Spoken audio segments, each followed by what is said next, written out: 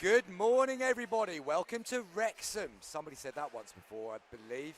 We are here live at the Diadem Welsh Open 2026 at the Wrexham Tennis and Paddle Centre. And we are straight into some mixed doubles action today in the 60 plus 4.0 plus category. Now, you'll notice a couple of potentially cool things. We have, I'm going to say, half a scoreboard on the show, but enough for you to get an idea of what's going on, okay? So you can't see all of the names. You don't need all of the names. You just need to know roughly who's on court. And who is on court for this game? Well, we've got Susan Jones and A.T. Jones. They are in all black. They've travelled down from Anglesey. And they're up against Corinne Patrick and Mark Meagru. But I'm going to say straight away, Leah, that I think there's been a bit of a body double swap here. And Jimmy Bullard is turning up for this first game in the mixed doubles. I'm, of course, joined by the number one pickle twin. It is Leah McDaniel. Leah, good morning. How are you? Good morning, Chris. Borada. I'm great. Yeah, really looking forward to another day sat by your side, commentating on some Excellent. You're sitting, I'm standing, Leah, yeah, because okay. I like to jump around like a jack in the box in the commentary booth. Have I, So, what we got coming up for you in the mixed doubles in this thing today? So, 2 groups, which is exciting, and this time, rather than 4 teams going through, only 2 teams from each of the groups will go through to the semi-finals, which does add an element of jeopardy, which, you know what I'm like, I find jeopardy a little bit exciting. So in Group A, we've got Angela McGilvery and Alistair Crockett. Both went deep in the competitions yesterday, as did Jane Portnell and Gordon Pimperton. They played yesterday as well. Jane won gold with Karen Farnhill. Karen Farnhill is paired with Paul Chard. Paul Chard won gold yesterday in the men's. Lisa Eaton and Paul Holmes, we didn't see them yesterday. They are in the group as well. And then Alison Shepherd, who really impressed me yesterday, is paired with Michael Muir, who's a good personal friend. So pleased to see Mike in the competition. In Group B, and this is Group B that we're bringing you in this first game, Caroline Bicknell and Paul Hardman. Hardman won gold yesterday with Chard. Morag Boyle and David Simpson. Simpson won gold in an epic yesterday. Boyle got silver with McElvery. Sue Jones and Alan Jones, A.T. Jones as we'll call him, are playing in this one as well. Corinne Patrick and Mark Meagru are their opponents. Catherine Kelly and David Parkinson. And then Pam Simpson and Andy Elliott. Now, Leah, I think you clocked off for the day by the time we got into the 60 plus yesterday. Is that right? That's right. Yeah. So some of these players will be new to you as we get into the game today. But one thing I did notice was that the game was genuinely a little bit slower in pace. Tactically, they were quite interesting battles, and the rallies were slower, and there was a bit more dinking. But also, we were seeing the lob come in quite a lot in the games yesterday, potentially due to players not being as quick to get to the back of the court. I think it became quite a valuable weapon. Okay, well, I set my stall out yesterday as being a fan of the lob, so I look forward to seeing a bit of that. Although I don't know some of the people in the group, all 4 of these players I do know, so I'm looking forward to commentating on this. I certainly know the game style of some of these. I expect that we'll see lots of long rallies. I expect that we'll see lots of athleticism on show as well, particularly from Mark Meagru. Who I've seen cover a lot of the court before in mixed doubles, so looking forward to seeing this. Right, so the referee's just getting into position. We're going to be underway in a second or 2. Just going to go to a very quick break, and we will be getting the action underway here from Wrexham. You speak up a little bit. Yeah, that'd be good. So just so I can hear you, but also so we're getting the levels about the same on the microphone. Yeah, try that. But yeah, just a little bit louder, so maybe so I can hear you.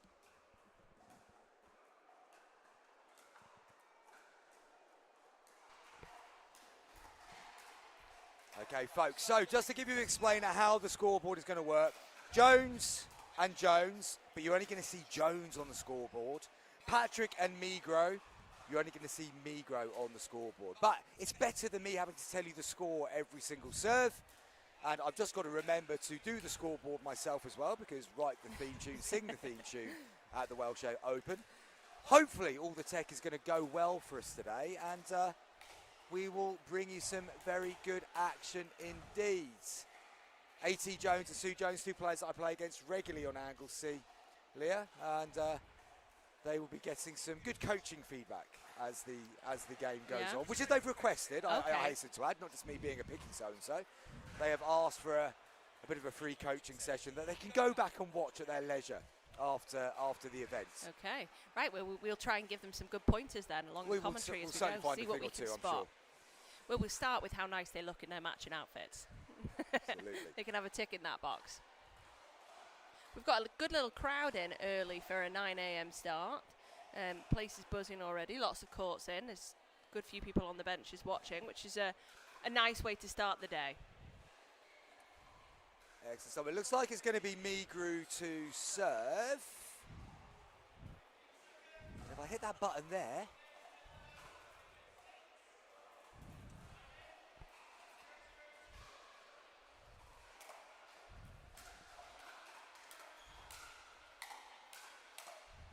Yeah, good attack from the Joneses. Gets Migru forcing that one wide. So side out. And immediately we find out that unfortunately the scoreboard situation isn't working the way that we thought it was going to do, Leah. So you just keep an eye on what's going on and tell I'll the keep viewers score. at home how the game is progressing. And I'm just going to do a little bit of work on the tech side behind the scenes. Early foot fault there from the referee. Spotted Corinne Patrick just stepping into the kitchen zone. That volley.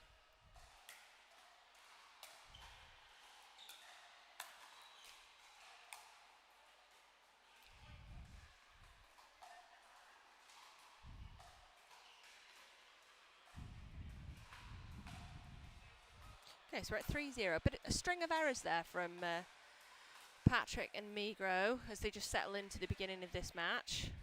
Backhand volley into the net there from Sue. Sorry, backhand drive, I think that was, third ball. So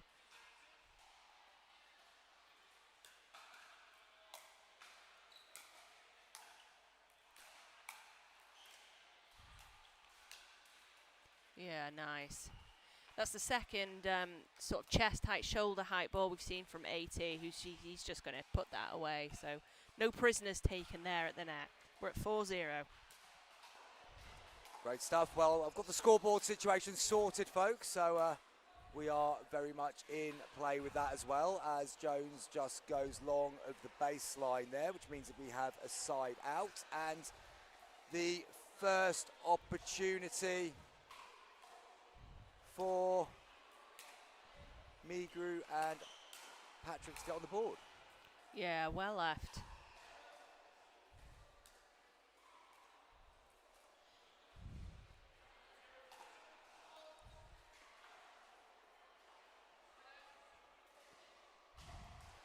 Right, well, the referees come into play nice and early. 2 faults from the referee. 1 service, 1 foot fault. So the serve goes back over. Yeah, not taking any prisoners there at all. Good shot down to the toes. Rather ironically, given our speech at the beginning, we haven't actually seen much dinking. So we're going lots of fast hands, but we're not seeing a lot of dinking. Yeah, that's true actually. There's been a little bit more rat-a-tat than we were expecting at the start of the game. And that's possibly down to early game nerves and just not quite into the pace of it yet.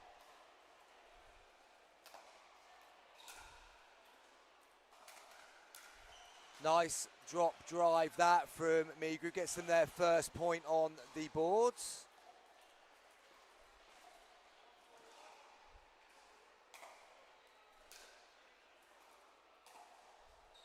But the drop from Patrick this time just goes into the net, so second server.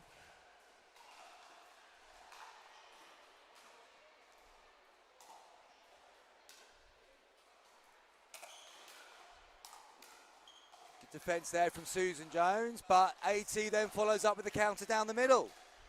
Side out.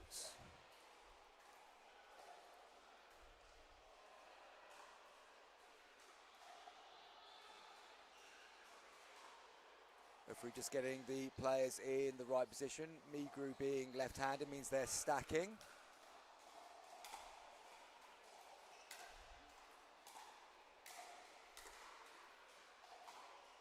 That's unlucky. It's a really nice, lovely, deep return there from Patrick, which set them up well, but couldn't quite trouble them on the follow-up ball. Jones just into the net on the backhand there, trying to go cross court.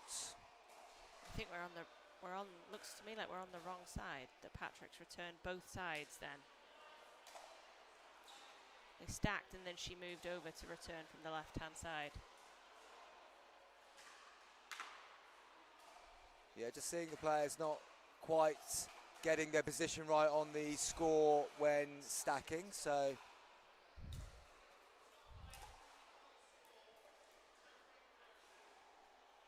Referee just trying to take control of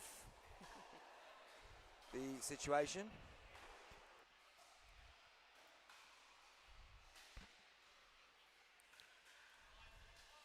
Okay, so he scored the score this time. We're at 5-1-1.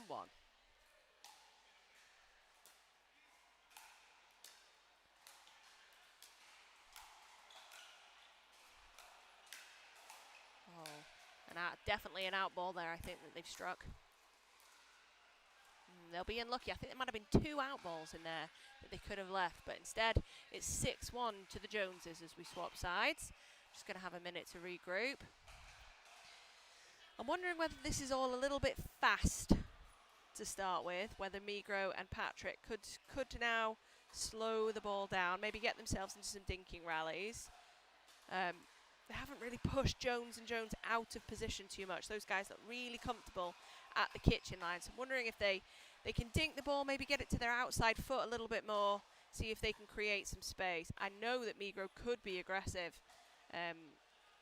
following some dinking rallies. I've definitely seen that before. Patrick's got excellent hands around the net. She's really good defender. She's got fast hands. So if they could just get on top, perhaps instill some different tactics, they may be able to come back here.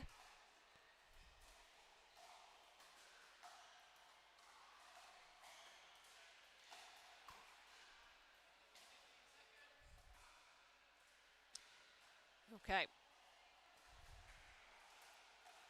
We'll wait on the referee.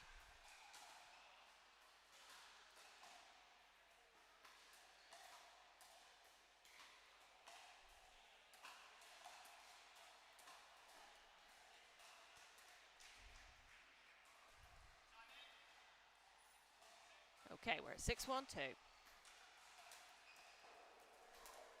Service fault there. Gives the serve away, side out. So let's see now they get a chance. Can they work their way back into this?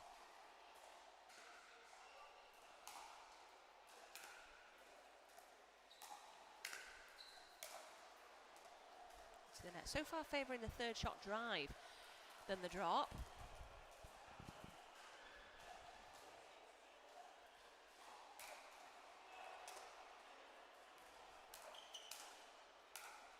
There we go, good deep serve, set that point up, third ball drive, and Patrick was there to smash it away.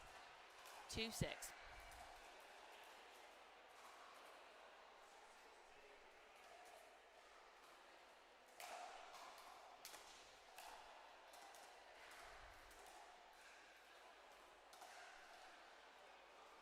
Sue Jones is asking a question of the referee there.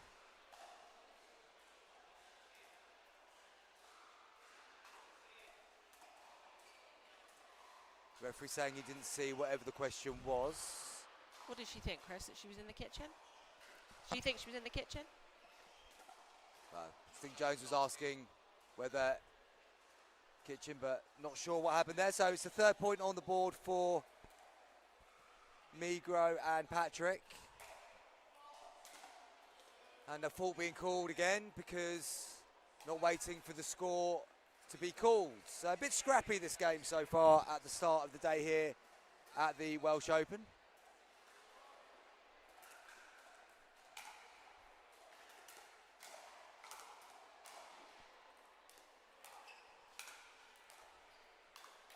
Nice reset initially by Migro, but then Jones gets on the attack, gets it off the paddle of Patrick. Move on to 7.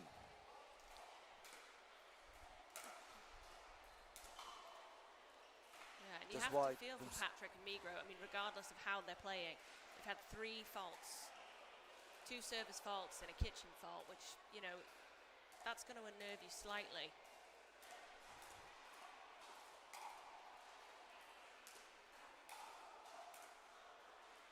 Just wide from Sue Jones, so side out. Patrick Amigru coming back in at 3-7-1. Jones with his return into the net. So opportunity here for Patrick Amigru to try and get it a little bit closer.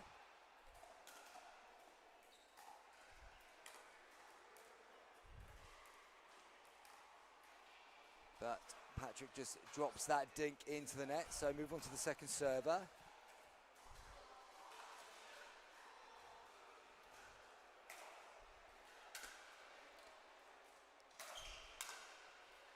Yeah. AT just countering that, puts it back down the outside of Patrick, gets the side out. That was And again, we're still not seeing it breaking into any form of dinking pattern. It's just very much attack Yeah. from wherever you are in court. It's very much suiting the Joneses, isn't it? We know that they're from a squash background, so they're used to a fast ball. Fast ball doesn't intimidate them or worry them. They're used to a fast-paced ball coming at them. So we saw AT there paddle out in front. He was just able to get his paddle on that last backhand volley. Good pick up. Patrick just punching down into the net once again. So yeah, you can see a little bit of frustration creeping into Patrick's game. Needs to just reset, get her head up. Jones pulling wide. Side out.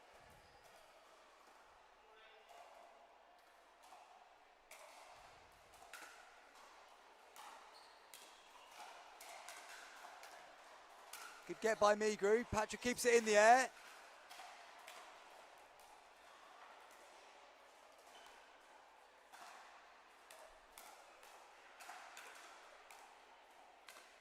Too much height on all these balls, and eventually it goes out from Karine Patrick. Second server. And we're just not seeing that control in the non-volley zone. Somebody needs to get the ball to bounce to try and take control of the point again. You feel like that's legs a little bit, like they just need to sit into their legs a Yeah. little. It's all very handy, isn't it? Yeah. Hand to chest, hand to chest.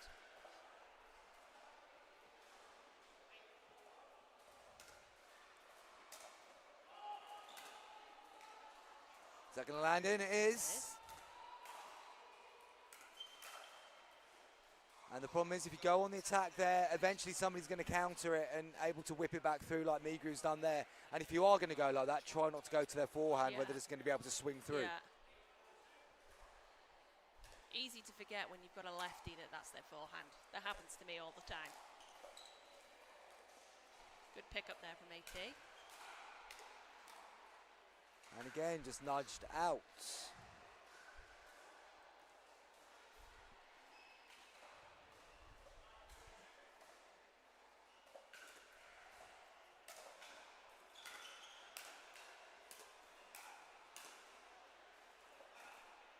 Jones just going wide.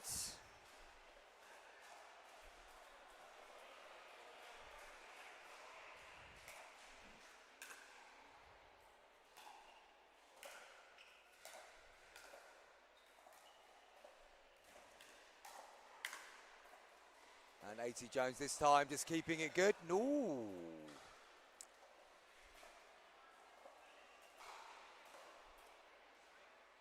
Jones is asking if their ball. I mean, I'm going to say that ball was good. Yeah. I can't paint a toilet door. That ball was absolutely in. Not the best call from Patrick.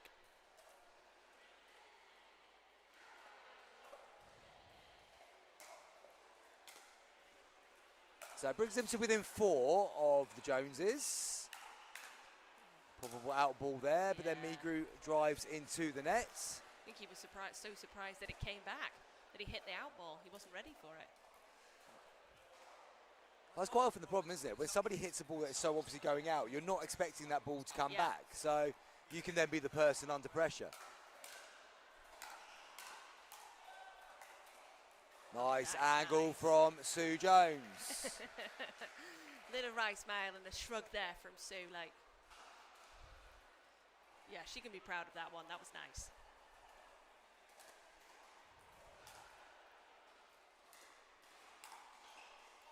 Fault there called on Patrick. Good spot by the referee. And we have the first match point of the morning on the paddle of A.T. Jones.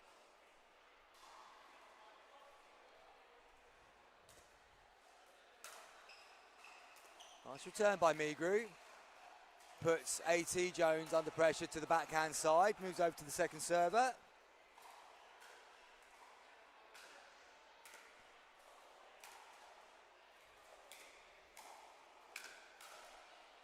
And they get the job done there, driving it to the midriff of Mark Migru. He puts the ball into the net. The Joneses get their first win of the day. And sort of a game just to get through, I think, on the first game of the day there, Leah. Yeah, I thought that was going to be a trickier run out. I don't think Patrick and Migro had their best game there. They'll definitely be looking to get stronger and build as the morning goes on. They'll be looking to find a way out of the group. Having a little hug there after the first match, which is nice to see. But yeah, that was pretty clinical from the Joneses. They didn't. We talked about them being able to get into a dinky rally, but they didn't actually let them. Yeah. You know, they kept moving that ball quickly because it suits them. So they kept the ball flying straight at them. They had no choice but to volley it back, and most of the time they put it away. So well done to them. Very few errors off their paddles, to be fair. Absolutely. Well, that is the first game in the book of the day here at the Diadem Welsh Open. We are going to take a quick break, and we will be back with the next game, which is going to be Charlotte Ellum and David G against Mei-Ling van Bommel and Dave Griffith.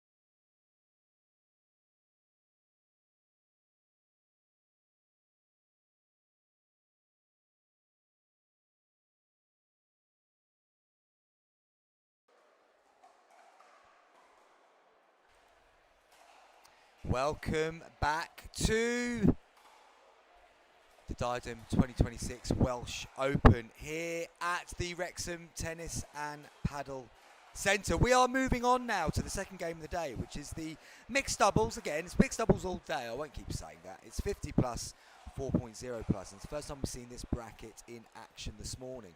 Just like the 60 plus competition, we've got two groups on the go. And in Group A, you've got Lindsay Thomas and Colin Cherry.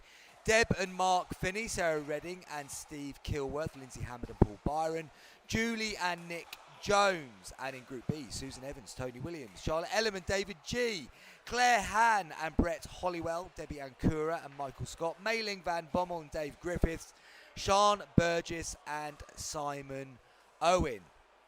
So we're going to be bringing you a Group Group B fixture here with Charlotte Ellam and David G, Mailing Van Bommel and Dave Griffith.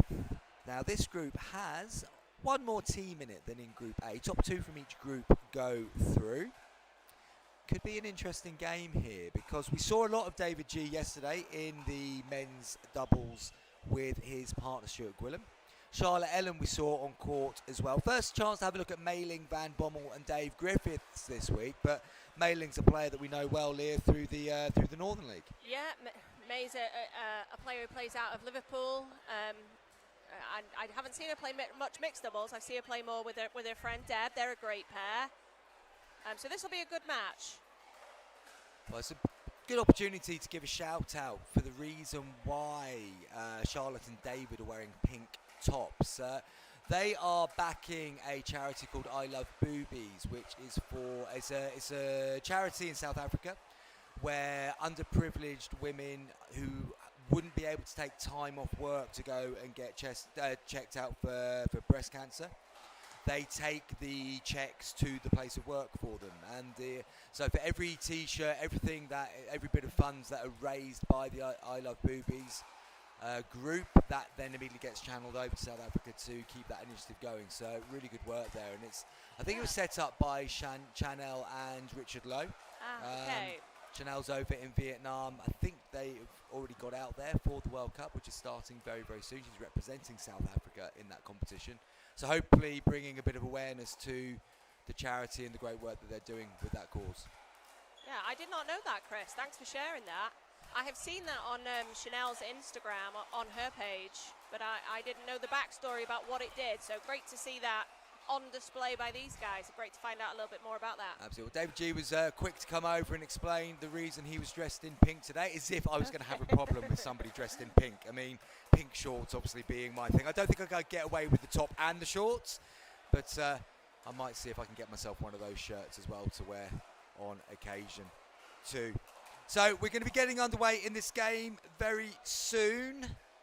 And based on what we saw yesterday, I was quite impressed with David G's all-round game. Charlotte's a nice, solid player. She was playing with Jazz Tutt yesterday, and they got really close to getting out of the group in the end, but didn't quite get it over the line.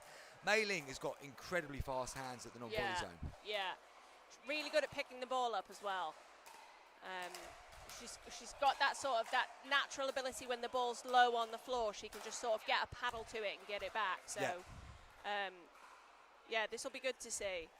We saw that great fighting spirit yesterday, late on, didn't we, from Charlotte? So she's in good spirits this morning. She usually is, but yeah, that should have given her a bit of confidence to close out the day. Absolutely. Well, it's important for both teams to try and get off to a winning start here because, it's a group of 6 with only 2 going through. So there is a chance that you could even win 3 games and not make it out of the group. Yeah. So I wouldn't like to call this group. This is a competitive group. Well, Ellam got us underway and they get the first point on the board of their campaign today. I think I'm going to join you in the standing up, Chris.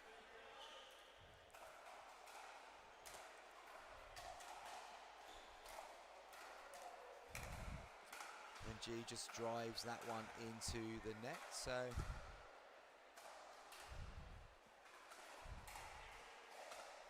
my apologies, I've got the score wrong straight away there. It's 0-0-2. That's a nice get from G. And another nice get from G. Yeah. Ellam gets up the court and tried to go cross court to Van Bommel there, but found the net in the way, so side out. Okay, so we're in a scrap for who gets the first point on the board. Nice deep serve that from Van Bommel. Griffith comes in to take the third. Yeah, good attack from Ellam. Just got to the backhand side of Griffith. Ball goes into the net.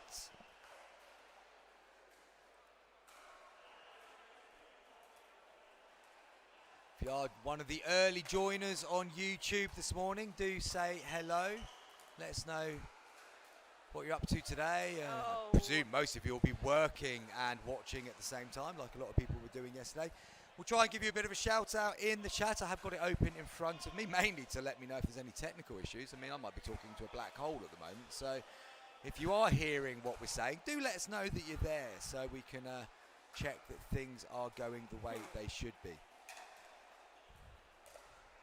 just saw Ellen telling the referee there she couldn't hear him calling the score because it's so loud, which it is. There are lots of courts in play this morning. It is noisy, lots of people milling around, but a great atmosphere. So they're having to pay attention to the referee, which is important because in that first game, those 2-3 fault calls for Migro and Patrick really cost them. So it's probably best that she tells him she can't hear him early on. Well, we've already noticed how difficult it is to hear each other today, just standing quite close to each other. We've had to swap microphones or headsets around, so I can actually hear the analysis that Leah is giving, so I don't keep talking over her, which one of my pet hates on commentary is when one commentator talks over the other, and I've been doing it all morning already.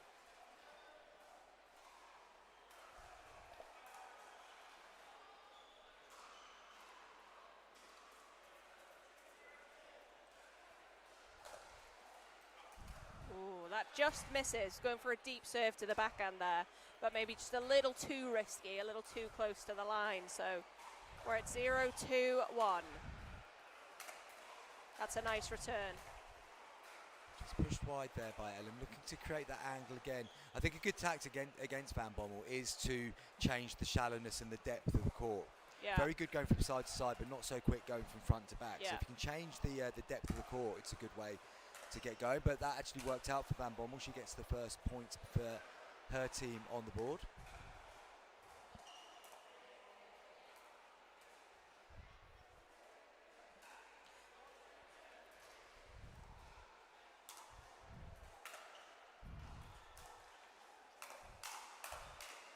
Good hands from the players there, and Griffith gets the ball down the side. He's called. Yeah, Ellen saying the call was good, which it was, fair enough, and Griffith immediately holds his hand up, accepts his partner's call, so we have a tied game at 2. Oh, and now we've got the rain pounding on the roof to contend with. We have indeed. The sound. Thunderstorm warning is showing up on our computer here, and it's certainly an accurate prediction because it is hammering it down now with rain. Just immediately thinking, did I close the top of the van window when I parked it up earlier? Oh no. I'm pretty sure I did. I certainly won't be worrying about that for the next 12 hours. I'll be more worried about whether I'm going to get a parking ticket again today. That was a big time out ball there that he's taken out of the air, but it pays off. They get the point anyway, but yeah, I think that was flying.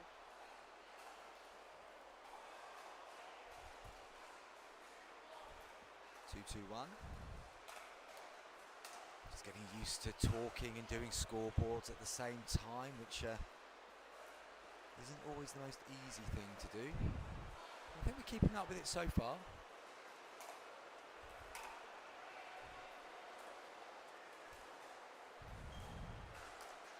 Van Bommel just leaning in, but slightly back from the non-volley zone line there. Again, changing the geometry of the court.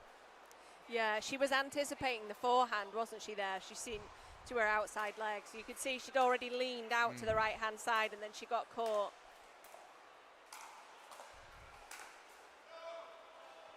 Time called out by Griffith and Ellen. I think Van Bommel was just saying to her partner, yeah, I thought that was out as well. Yeah. Suddenly, Ellen and G have a bit of a gap here. First to 11 win by 1 in these group stage games this morning.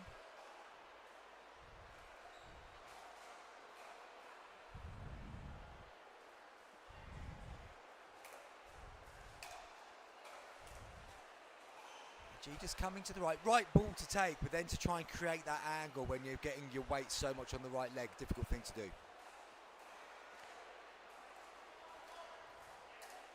Yeah, just ahead of that ball, I was almost about to say it's nice to see G playing so freely, because obviously he had that really tough game to end the day. And, you know, you wouldn't be surprised if he came in feeling a little bit tight, but...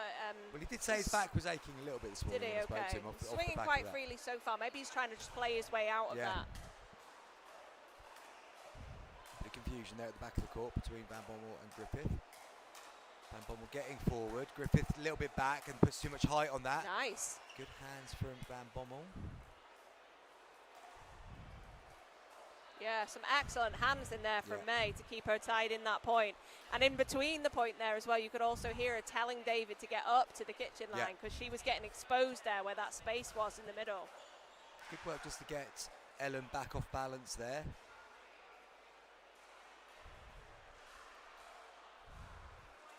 .352 is the score, which is what the scoreboard says as well. Look at that. Gee, a bit punchy on that one, but he's got that to the back of the court and it's worked out for him because Griffith is unable to reset from the back on the backhand side.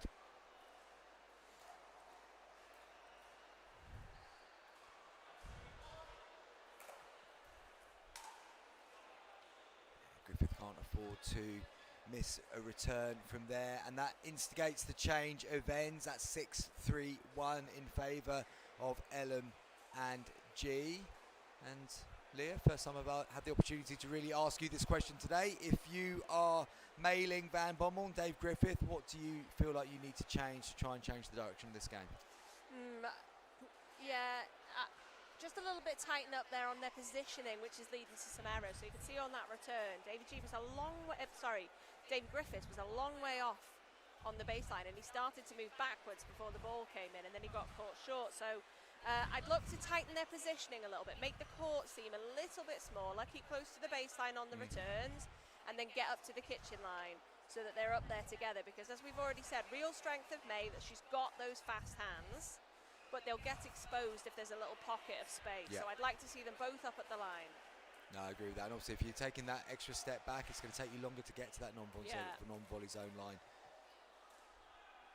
And then you often find the trouble is for players that maybe at a slightly lower level to this, but they then try to get to that non-volley zone line quicker than they need to and don't stop off along the way, get picked off in the transition zone. So it's the bar. Can be replaying the points at 6-3-1.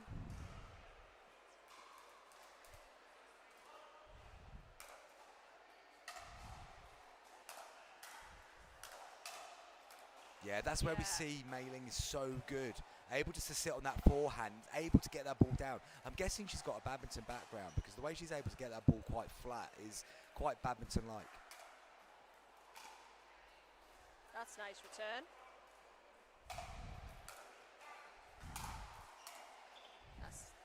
Always played it. Oh, they've got away with it. Do we think May left that for him, or do you think No, May left it because she knew it was going out and probably thought it was so obvious she didn't need to inform her partner that it was going out as well.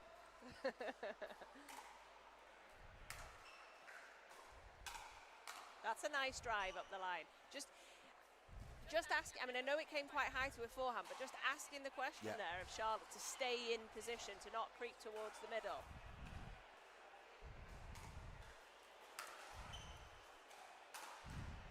Tried to repeat the trick that time, but found the net in the way, so we move on to the second server.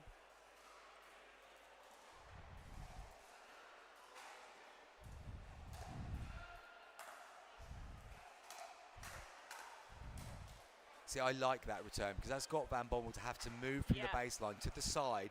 On the run means the ball's always likely to come up. G's then able to take control and then pick off Griffith as he's isolated.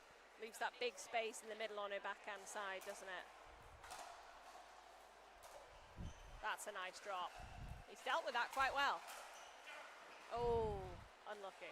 Well done from G, because there was a little bit of confusion there, which sometimes can throw you. You don't know whose paddle it's come off. So Ellen and G have a 3-point advantage again. Good depth on that serve. Sure did. That kissed the line. But then just still moving through there, not balanced for the volley, and finds the net. I don't know about you on that, Chris. That's the one where I get caught all the time like that, hitting it with one hand. And I know it should probably be two hands on that, the 2E backhand, but it's just a struggle, isn't it? I think for women it is a struggle, that one-handed backhand as you're moving forwards. Yeah, I think it's for a lot of players, certainly when you're getting up to like the 4.0, pushing towards the 4.5 category. But at times, yeah, you are going to get more stability from the two-handed backhand, but a lot of players don't have that two-handed backhand. So then they're in that bit of learning a new shot whilst playing in games at that level. So you're trying to bring it in, and then you go back to that one-hander. But yeah, it's difficult to get that stability. But for me, that really came from still moving forwards. If you're balanced, stopped and ready, you can still get a good contact with one hand, two hands, three hands if you're balanced. But if you're not balanced, you're going to make it, no matter what you're trying to do, it's going to be more difficult.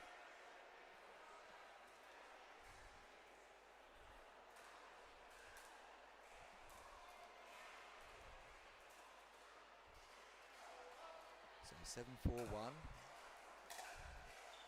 on the paddle of David G. Ellen does well to get it over there. Yeah, David G just giving himself some feedback there. We probably don't need to extend it. I mean, yeah, not attacking the ball when it's low from the middle of the court and you're hitting it flat.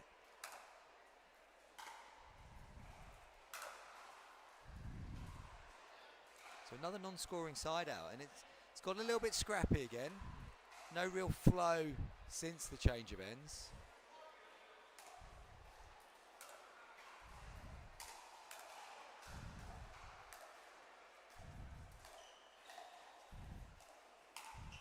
Well played, Ellen. She's kept herself in that rally. Clear tactic from Van Bommel to keep going across court. Bit of width there. And Ellen in the end keeps the battle going round the post, and Griffith puts it into the net.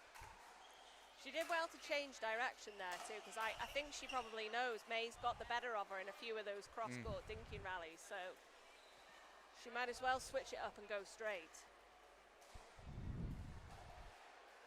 So point picked up that time by Griffith and Van Bommel. Means they've got it back to just 2 difference.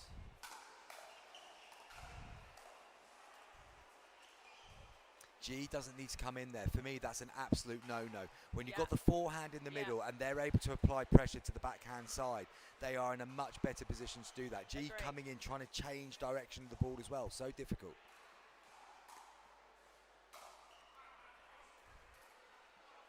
And the return then goes long. So suddenly, Van Bommel and Griffith have tied the game up at 7. As soon as they do that, they go significantly long on the serve and give the ball back to David G.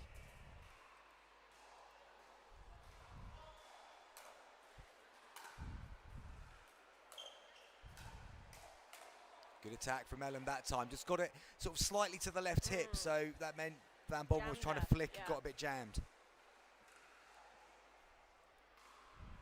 She is very good, Ellen, at keeping the paddle off her body. The opposite of that. You can see when she moves forward, she's got the paddle all the way out in front. She's sort of well drilled in that.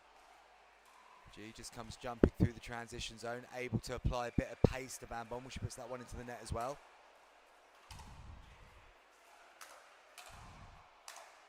Good shot by Ellen. Difficult to get it right down to the toes from there, and was able to do so, and we have match points.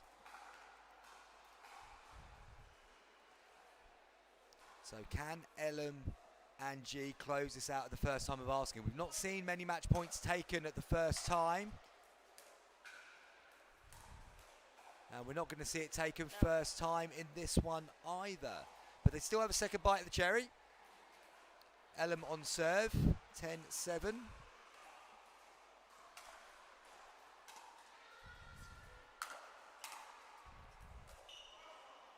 Don't close it out. How many times did we see that yesterday, Leah, that teams don't get it over the line at the first time of asking?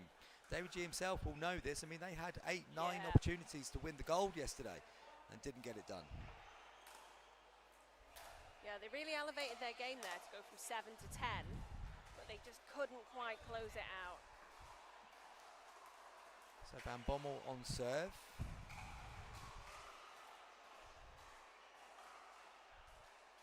Trying to decide what they're going to do with the serve. Considering, no, I don't think it was a case of, well, are we going to stack, are we not going to stack? I think it's just we forgot we were stacking. Griffith goes cross court. And he's had some joy there, hasn't he? Trying to get it across to the forehand of Ellen. Yeah.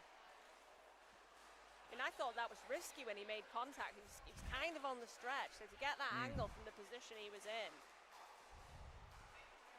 But he is a tall guy, he has got long levers, so perhaps he's got that in the locker.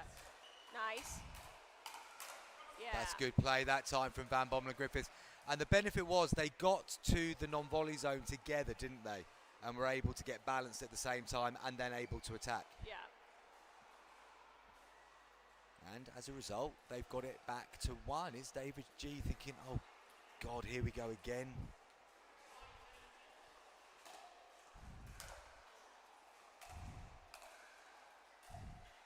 Van Bommel just walking through that cross court, puts it into the net. It goes over to Ellum and G. Match point once again, 3rd time of asking. Can they get it done? Oh. Oh no, nice drop. That's good pickup.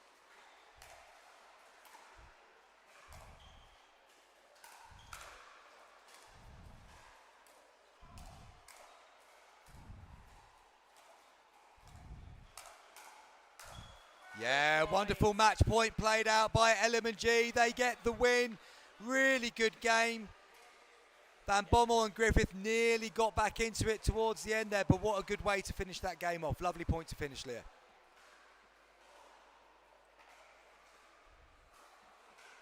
But again, Van Bommel and Griffith can take a lot of heart from there. They did quite a lot of good stuff in there, just not able to get the game over the line first. Like we said when they swapped ends, there was a few errors, but they cut down on their errors there. Once they got into the rallies, like we said, they both got quite fast hands. They can reset quite well. I think Ellum and G were just slightly more aggressive. They were the ones looking to put the ball away when they had the chance. Yeah. But yeah, they definitely could take something out of that from the group. I enjoyed that game. Good game. No, very good game indeed. Next up on Championship Court is going to be Jane Portland and Gordon Pimperton against Karen Farnhill and Paul Chard. We're flipping back to the 60 plus, 4.0 plus division. So we'll take a very short break and we will bring that to you in a matter of moments.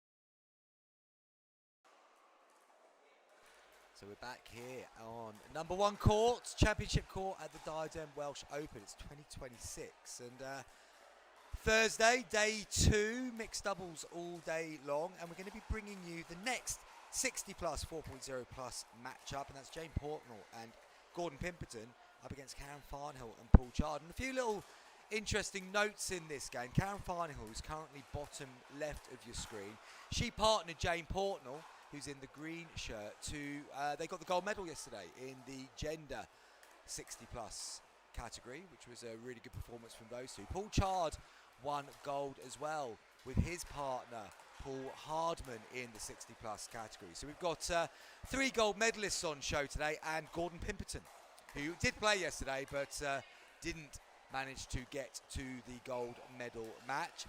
He is partnering Jane Portnell, Paul Chard and Karen Farnell. I'm looking forward to seeing this partnership today because Paul is a player that I really like and rate very highly, and Karen, very solid player, did so well yesterday with Jane to take the goal too. Now if we have a quick look, Leah, at what's happened so far. Portnell and Pimperton have won their first game of the day. They beat Shepherd and Muir 11-7. Well, Lisa Eaton and Paul Holmes, they beat Farnhill and Chard 11-9. So this is already a must-win for Farnhill and Chard in this category.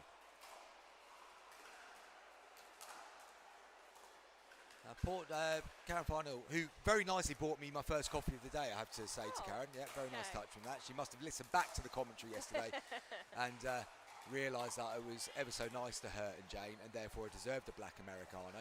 But she was telling me that actually Jane was her first coach when she started playing pickleball. I believe Karen's background might have been tennis before coming into pickleball. Jane was the coach that converted her, and now they're playing together. I was just having a little look at that backhand volley, thinking that looks like a tennis backhand. You can always tell a tennis backhand volley, can't you? Well, you're a level 4 tennis coach, aren't you? I am, yeah.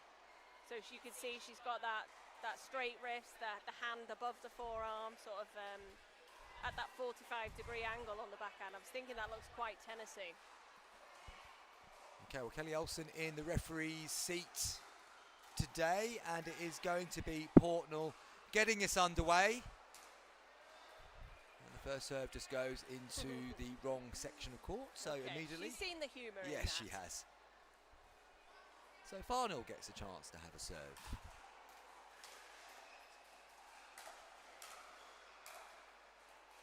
Chard just gets a little bit of good fortune off the net cord. First point on the board to Farnhill and Chard.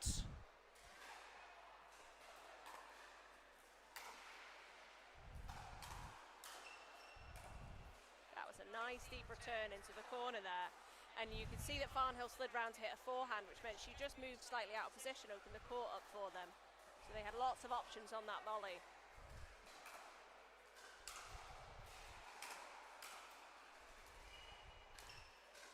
Pimperton gets his bit of luck off the net cord. Now they have us 1-1 now on the net cord, love. So side out.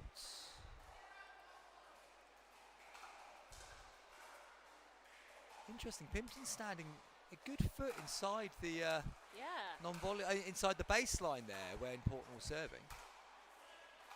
Pulls that shot wide of Karen Farnhill's left sideline. Don't see that too often. We've seen lots of people, haven't we, talked about people rushing as they move through the ball. I wonder if he trusts himself to take the step back more than he does to move forward good shout. the ball. That's a good attack from the middle of the court as well. Ball was quite high, so it was there to be attacked, and it's gone to Chard. He's put it into the net.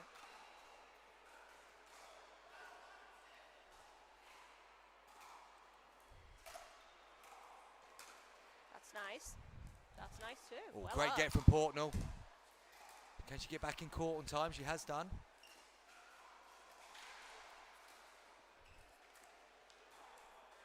Nice bit of spin being put on the ball there by Portnell as well. Just forces Chard into that error. Real cool, calm head there for Pickerton, who was essentially on the court by himself for 2 or 3 of the shots in that rally. Yeah, handled that very well. Portnell just taking the backhand there where Pimperton might have been better advised to go for the drop himself from the middle of the court on the forehand. So we have a side out.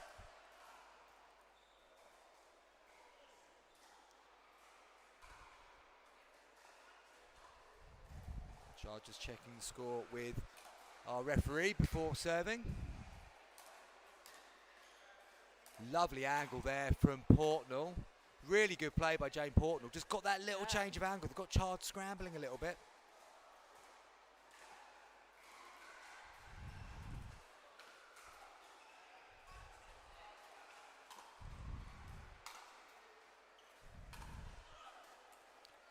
That was closer than they thought. I mean, it's a perfect call, but I think it was a little bit closer than Portnell thought it was going to be.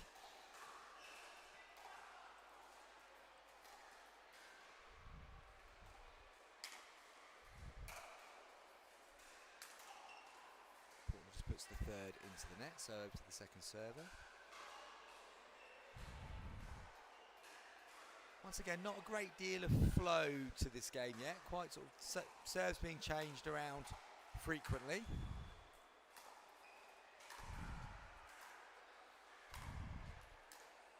Yeah, sometimes that is the danger, isn't it? When you're playing your partner, you're playing somebody who knows you so well. Perhaps some of those tactics that come off against other teams, they don't quite work. Maybe you feel the pressure to change your game style, do something they haven't seen before, and if you play together all the time, they've seen it all. Yeah, absolutely. Just long on the return there from Portnall.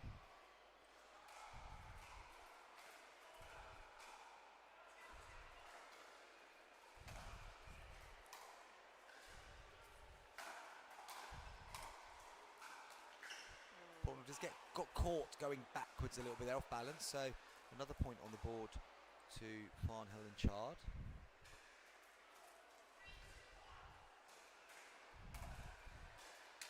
Just kisses the line. Good serve that from Paul Chard. Farnhill a bit slow getting up, but able to reset. Need to see her get forward now. Oh, hang on. Ball's been called out.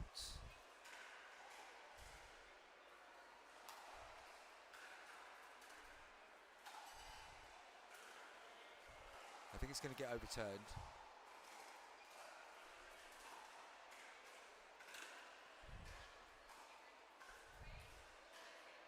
Yeah, the ball's in. Yeah, I thought it was going to get overturned. I think Portnall, the more she was talking, was realising more and more that the ball was probably in. So we see that so often, that the person on the far side of the court makes the call, and they've got the best view of it. So that is another point on the board. It did look into me from where we are. Yeah, but we've also got the advantage of being right close to this near sideline. It's more difficult for us to make the call on the far side of the court, of course.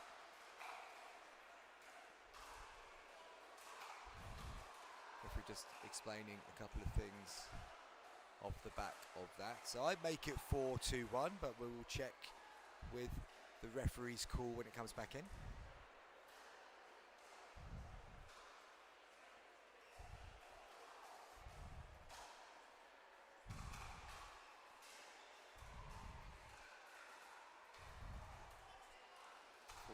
Indeed. Okay. Charge is checking. Yeah, there we go. We're in.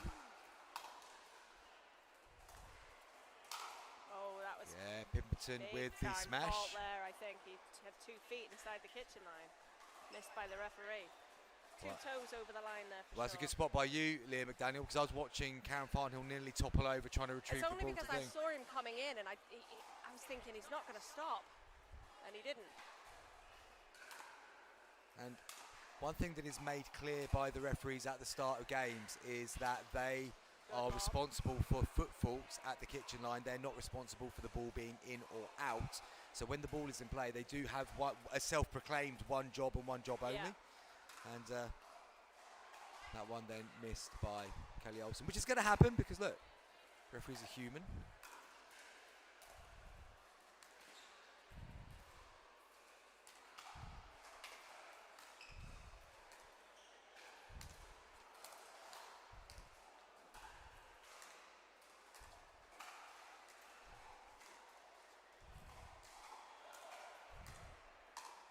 Nice attack from Farnhill. Just a little bit of lift from Portnall, but not in an ideal area to be able to attack for Farnhill. No, but able to get it down. Seeing a different trajectory on the ball off all 4 of these players to what we've seen in the first 2 games. So everybody here is hitting it with a little bit more spin. So you can see the ball's got that little arc in the air as it travels through. It's moving through the air a little bit slower than what we've seen earlier, which is presenting some opportunities for people.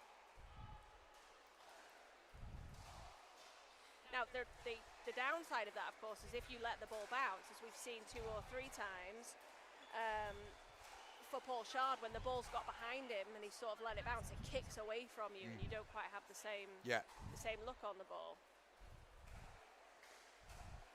And I think we do see at the 60-plus level just a little bit more that there's a reliance on paddle first, feet second. And that can mean it's a bit easier to nudge a player slightly off balance if they are prepared to let the ball go behind them or to the side of them and not take that little pivot step just to open up the footwork.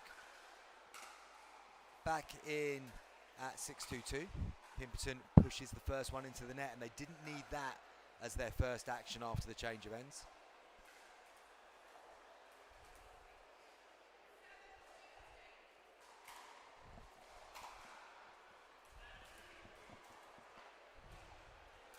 Okay, just needs to take a beat there, doesn't he, after the changeover and 2 errors straight off his paddle. Just take a moment.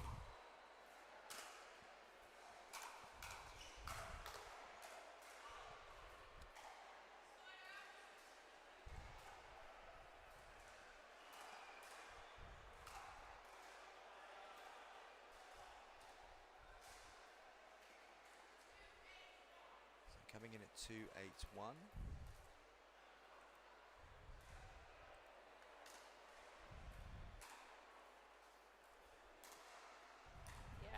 Some nice dip on it. But well done to Portnall. She pulled that out from underneath her feet and sent it long in the court, which they struggled to deal with. So serve a 2. Got to think they definitely would like to put some points on the board here. Yeah, they need to start making a run if they're going to get back into this game. Apologies if the scoreboard isn't showing completely accurately on the live stream at the moment. Seems to be running a couple of points behind. Not entirely sure why. It's showing correctly on my screen in the commentary booth. So I'll try and multitask again and keep that one right for you. Do it so well, Chris. Well, clearly not, because right now it's showing the wrong score on the screen. But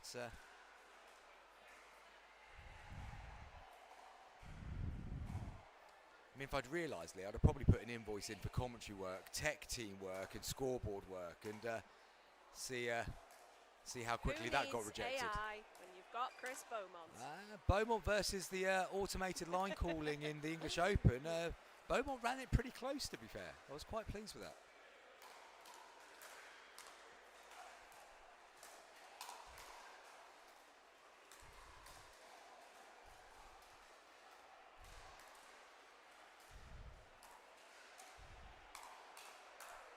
Well played, Jane Portnall. Well played, Jane Portnall. Just able to get a nice angle on the paddle there to keep that ball going down. I was getting a little concerned about her dropping off the kitchen line there. She was sort of tracking backwards, but I'm happy to stand corrected. Yeah, she obviously trusted herself enough to get that, to be able to pull that shot off into that space. Yeah, she managed that very well indeed. Drop though from Pimperton. Problem is a lot of their good work at the moment is coming against the serve, not on their serve, and therefore they're not able to add to their score, and they really do need to do so.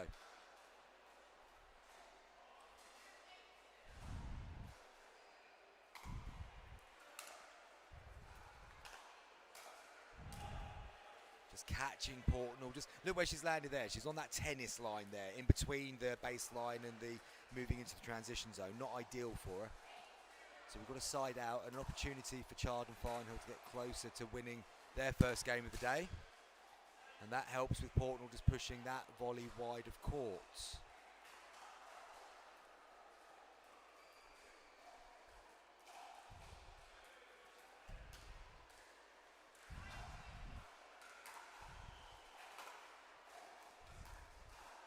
Nice drop from Farnhill. Unable to follow it up though with the next shot, which clips the tape. Yeah, she just reached at that one a little bit, didn't she? Half a step closer, and you've got to think she would have had that. Nice serve.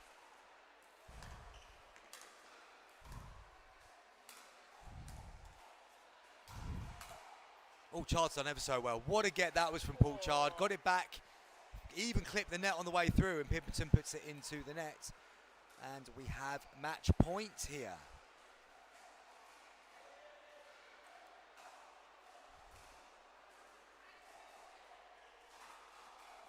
So one opportunity to get it done for Chard and Farnhill. Would have been if they'd left it. And then it goes into the net. Once again, match point not taken at the first time of asking.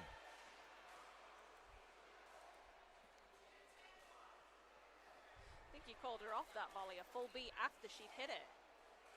Maybe it was just regret he hadn't called it earlier. Yeah, it does help if you call it out before the players hit it. Does increase the chances they might hear you.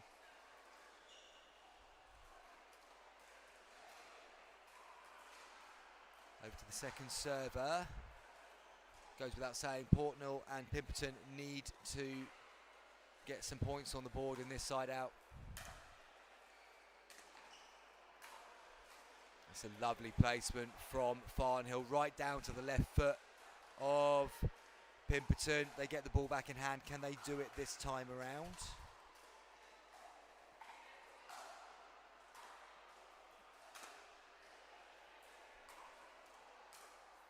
What an angle that is from Portnell. Little bit of height there from Farnhill on the drop, but that was a cheeky little angle. Yeah.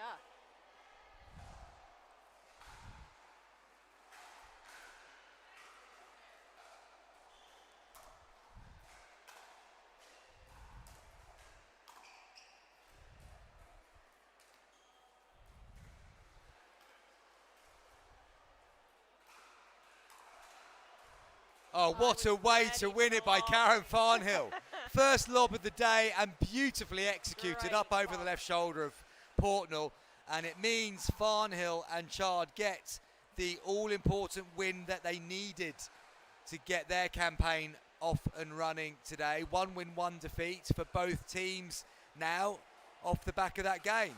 Nice performance that from Farnhill and Chard here. Yeah. I mean, what a shot to end that. That was absolutely That's a lovely fantastic, touch. that lob, yeah. Yeah, just don't feel like Farnhill and Pinkerton had the answers there, did they? No. The game just got away from them. No, absolutely. And it was, I mean, you get the feeling that maybe Chard and Farnhill just got going in their first game. They got to 9, but this was the game where it really felt like it was coming together for them, and a far more clinical performance. Well, look, next up we're going to be moving back to the 50 plus, 4.0 plus. We're going to have Lindsay Thomas and Colin Cherry up against Julie Jones and Nick Jones. We'll bring you that game in a few moments. I wouldn't go anywhere because it'll probably be back quite quickly. See you in a second.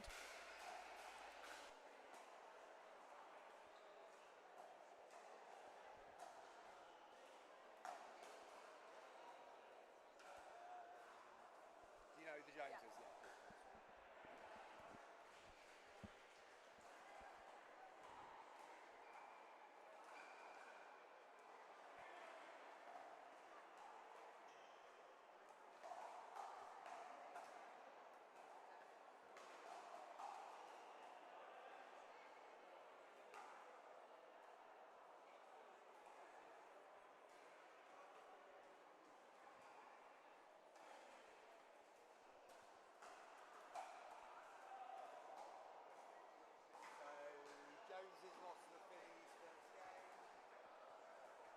Yeah. This is Thomas and Cherry's first. Still on. Right on that one. Spot.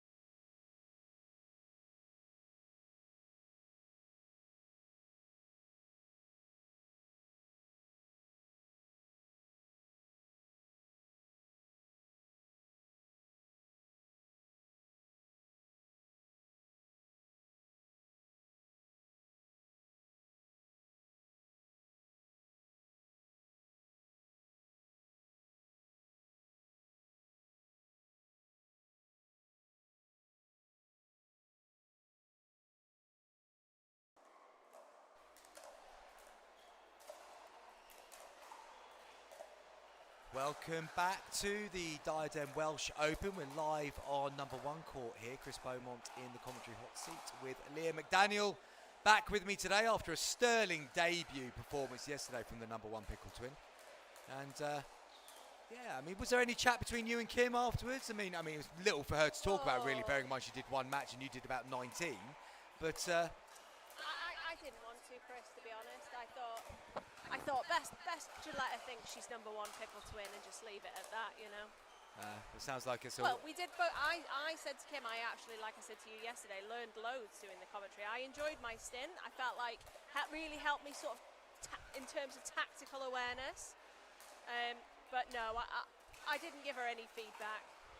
Well, her speaking to Kim commentary. briefly off microphone, she did say that she admitted you have got a very, very good tactical brain when it comes to pickleball. She then also went on to admit that she'll never let you say that, or she'll never say that to you in the middle of a game where she obviously just wants to take control of everything that's going on. That sounds accurate. The problem with me is my tactical brain seems to be in hindsight.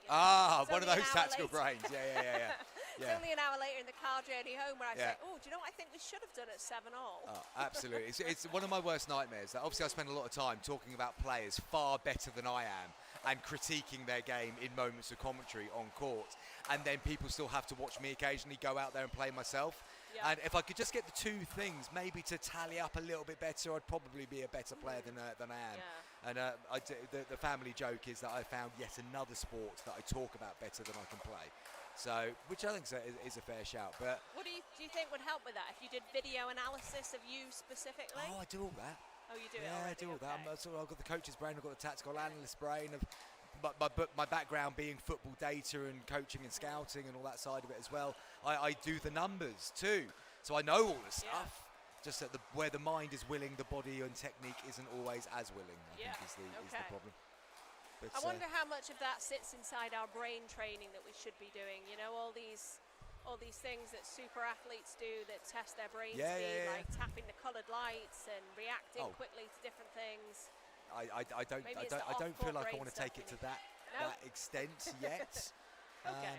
But I think we'd all agree as well that actually when we let the handbrake off and just play with a bit of fun in our games do invariably improve. And it's amazing when you come to an event like this how suddenly actually that made up pressure that we put ourselves under really can change our feelings of the game and our performances. So just reminding myself to keep an eye on the camera there, because I think we were frozen for a moment or two, but we are now back, and we're back with this game where we have got Julie Jones on serve. She is partnering husband, I presume, Nick Jones. It is husband, yeah. And Julie and Nick picked up gold last week in the 3-5 at the Open, so great to see them playing up this week.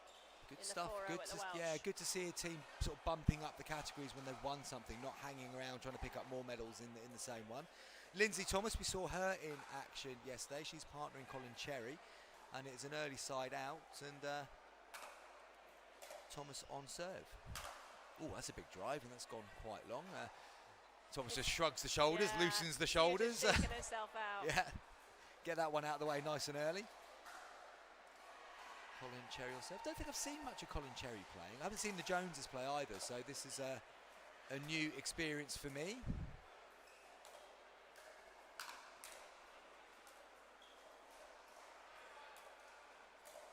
Oh, that's a nice lob. That's a very nice lob indeed from Julie Jones. Yeah, she's been watching. She's been borrowing the Karen Farnhill playbook with that one. Yeah, you can see Nick there holding his paddle. He's got that quite strong chopper grip, and he's one of these players who quite often he turns the paddle around, so you're going to expect it to come one way, you know, and he goes the other way. Oh, he's very good at disguising the angle of the paddle. Know a couple of them who play an Anglesey.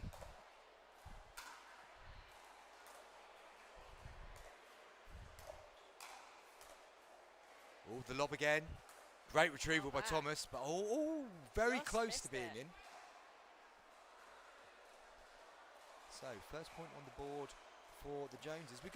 It's the second married couple of Joneses that we've got playing here today. We saw AT and Susan playing early we are on. in Wales. That's a fair point. That's a fair point.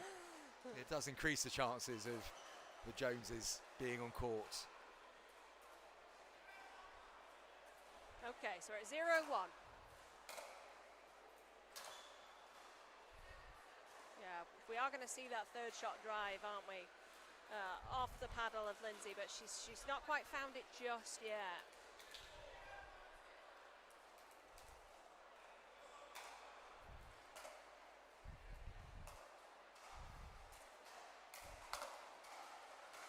I'm just seeing there, because Julie Jones took that step back, Nick felt like he had to go back a little bit, and that just meant when that ball came through, the ball was going to be lower than the net, and he's trying to play that shot as if he's at the non-volley zone line, and of course the height of the ball makes a big difference there.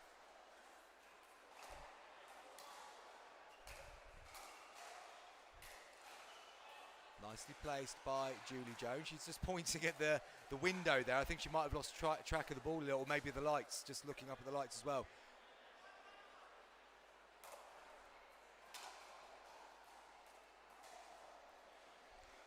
Yeah, good return there. You can see it skidded right off the line, really deep into the back of the court.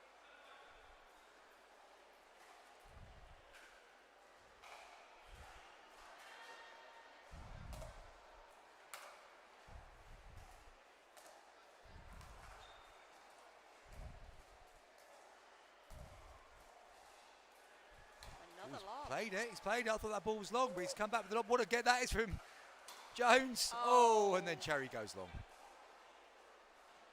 Good retrieval there from both Thomas and Jones.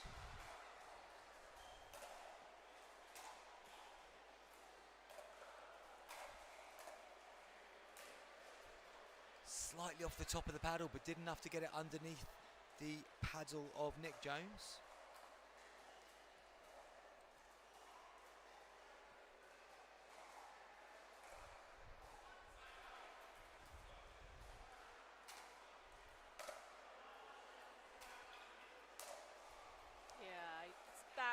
Just didn't quite get the dip on it that he was aiming for. It's like he set up for a drive, changed his mind, and as such it was straight into the forehand of Julie Jones there for her to put away.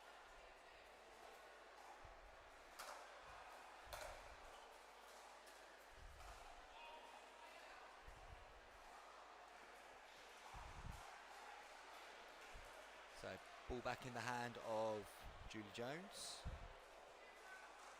at 2-1-1.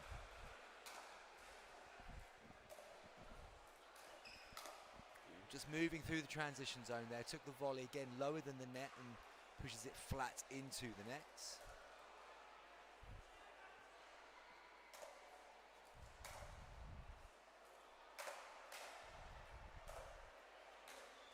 And that's the second time it's come off the top of Thomas's paddle and flies into the body of Nick Jones.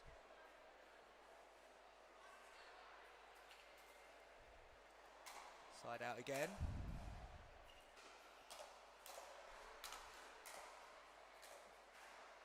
Thomas squirts that one out to the left-hand side. Bit scrappy this, no real flow to the game yet. Not unlike something we've seen this morning, it's quite fast. Yeah, hasn't really got into a slower, more patient tactical game yet. It's try and get the points done quickly, which makes sense. It's a good way to do it if that's your preferred style, if you're not as confident getting into the slower part of the game.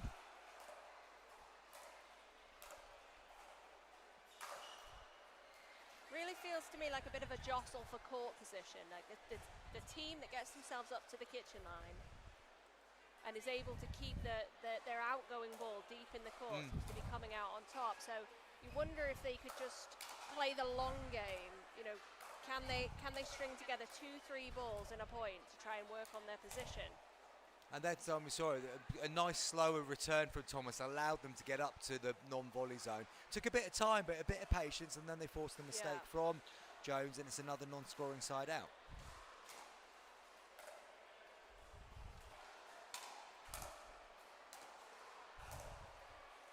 Good placement on that one by Nick Jones. Goes the other way.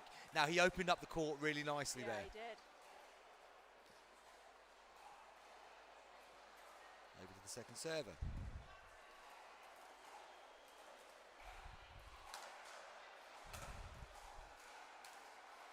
Nice drop. Didn't follow it in particularly quickly though, Cherry. Lob goes long from Jones. All square at twos.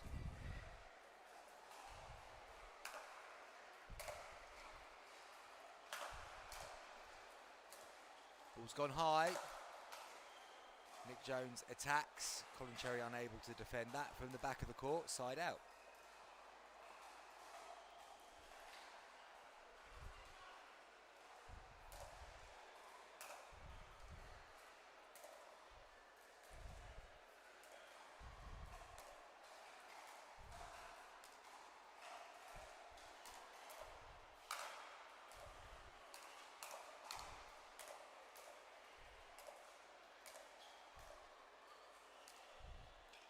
That's a great point. It's a nice point. Really nice point. Really nice play from the Joneses to start getting forward, but again, didn't get to the non-volley zone and get established, which left that little angle where then they're able to nudge it past Julie Jones.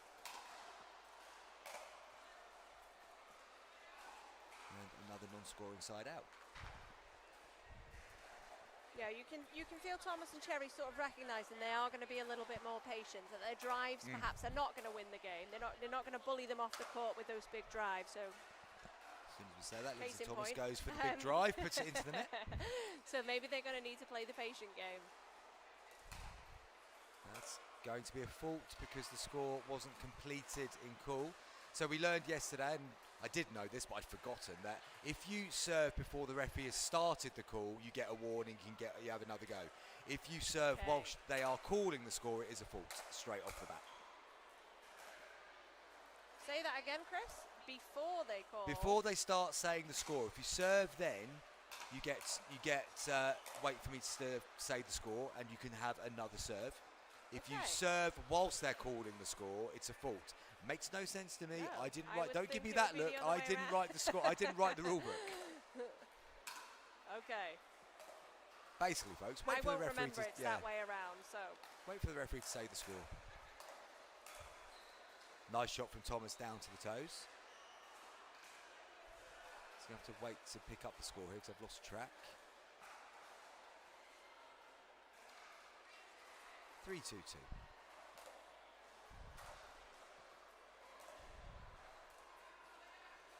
And side out.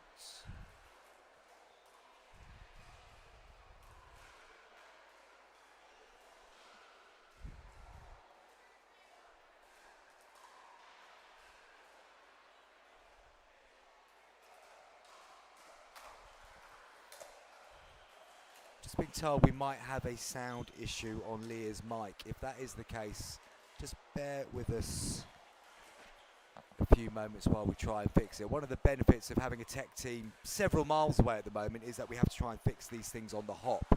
So do bear with us while we try and sort this out.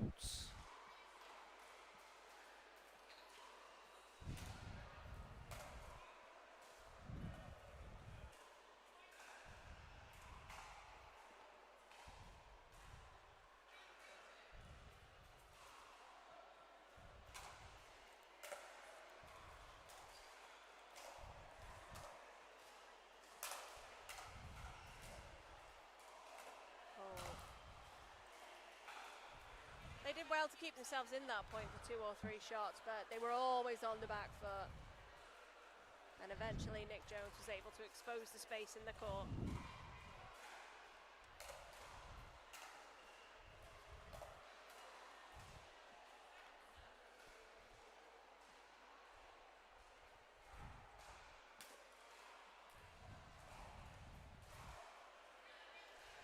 So 3-3-2. Oh.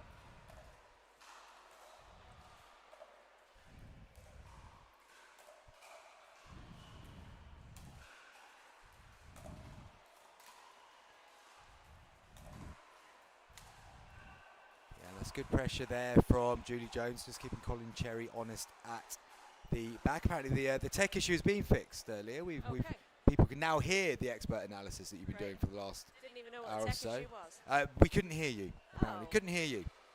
What a shame. What a shame. What a shame.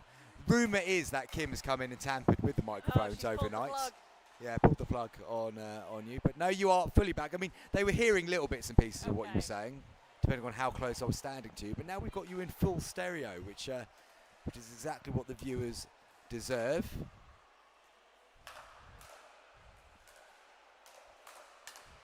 So in the meantime, whilst doing that, whilst trying to keep an eye on the score, what's going on in the game, Leah? Because I've taken my eyes off it for the last few minutes. Oh, well, that was unfortunate. You can see there Julie just reaching forward on one leg, and she had plenty of time. I think she could have waited on the ball a little bit, but maybe just some panic setting in as the ball was speeding up forwards and backwards across the net.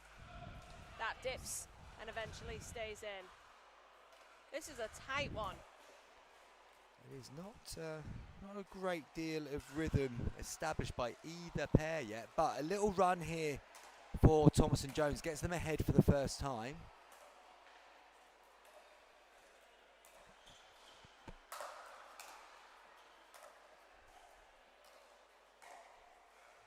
Jones just going for the clever, acute angle there, where he'd been better off using the real estate that was in the middle. Court, yeah. I think that's one thing you tend to realise as you move up the categories, when you go from 3 to 3.5, 3.5 to 4, etc., etc., that those clever little shots that might have looked really good in a lower category, when they did work, you get more opportunities to get away with them when you play at a higher level. If it doesn't work that one time, you might not see the ball again. So you've got to make sure that you take the safer options more frequently and keep asking your opponent to play one more shot, especially when you've got them at the back of the court. I found that out very early. Coming straight into pickleball, I was going all the time for the short, acute sort of knock-off volley angles. And then once I got up to sort of 4-5, I was getting ATP'd all the time, and I wasn't reading the ATP at all. So yeah, you're definitely right. Those short little angles, that they don't always translate across the levels.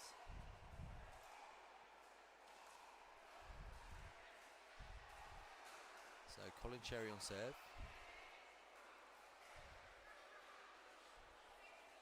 Now they've done well to nudge ahead by 2 points here, because it has been neck and neck. Yeah, it feels like a 3-point lead in this game would be a big lead. So can they get there now? Not on that server, but they have got a second server, so Lindsay Thomas will take the ball.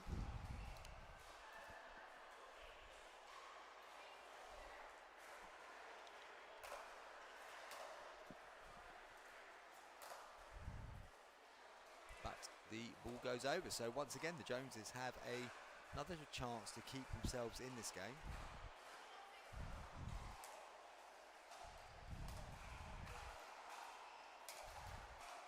And they get a little bit of luck off the net cord, but they won't mind that.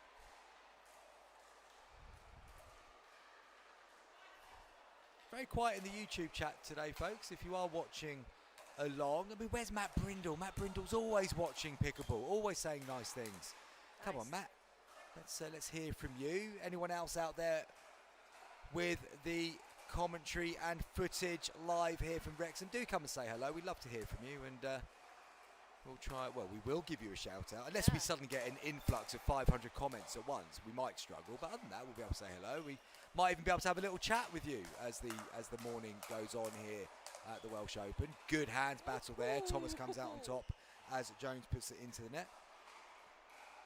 That was heating up, wasn't it? Getting faster and faster and faster.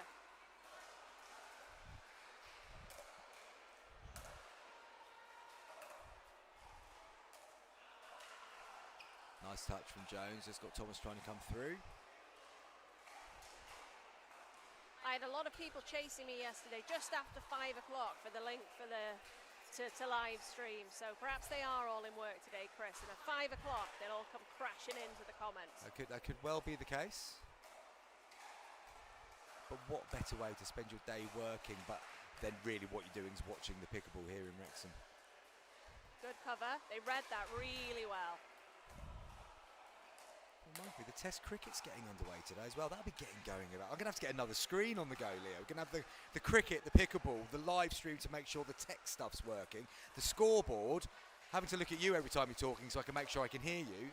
I mean, going to be multiple things going on here on number one court. So 5-6-2. And she just explained the rule that you told me, Chris. While you're serving is the fault. Absolutely. They get the score level though. That's got to be the 6th time that's been called already in 4 games today.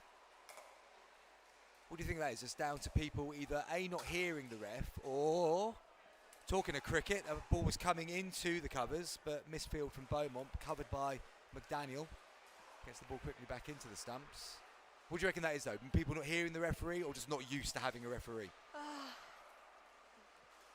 I think perhaps some of these people played yesterday and they were on the other courts without referees, so that could be the case. But as we've already said this morning, it's really loud in here. We've still got the rain intermittently bouncing down, and we're in an indoor tennis facility with a metal sheet roof, so when the rain comes down, it is noisy. It absolutely is. And it may be the case that they're just perhaps not hearing.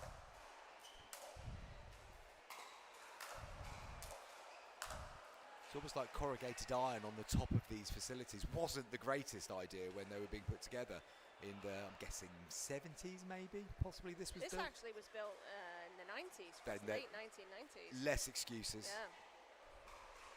Also think it changes the pace of the game, doesn't it? So all four of these players we can see favour the fast game. Yeah. And when you've got a referee on and you're calling the score, excuse me, there's that kind of a lull between points. Yeah. And actually, if you're a fast player, if you're a momentum player, sometimes it's automatic. Yeah, definitely. You are into the next point straight away because you like to keep the momentum rolling. So it just kind of changes the pace of the game, which you might not like. No, I completely agree with that. One thing I do when I've got a referee and I'm determined, obviously, not to do it, so as soon as they finish saying it, I bounce the ball another couple of times just to make sure. Opponents do love it when I take a little bit longer to get the game going again. Yeah, good attack there from Nick Jones. Nicely set up by Julie Jones. Got the ball low down to the paddler Thomas. There was the lift. Yeah, she got down quite low herself there, didn't she, to pick up that ball?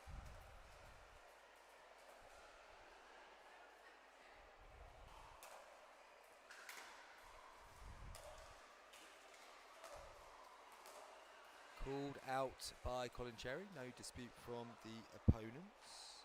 So we have the side out at 7. Neither team breaking away again. I think the biggest gap we've had in this game so far has been a mere 2 points.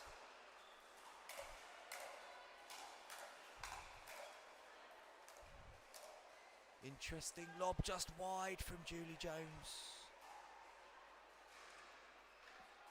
Thomas and Cherry sneak ahead again. I love that. Nick has just said to Julie, if that had gone in, it would have been beautiful. Yeah, that's beautifully coded marriage talk, I'm sure, for what were you thinking? Into the net, and now there's another 2-point advantage for Thomas and Cherry. Another 2 points, they'll take the game.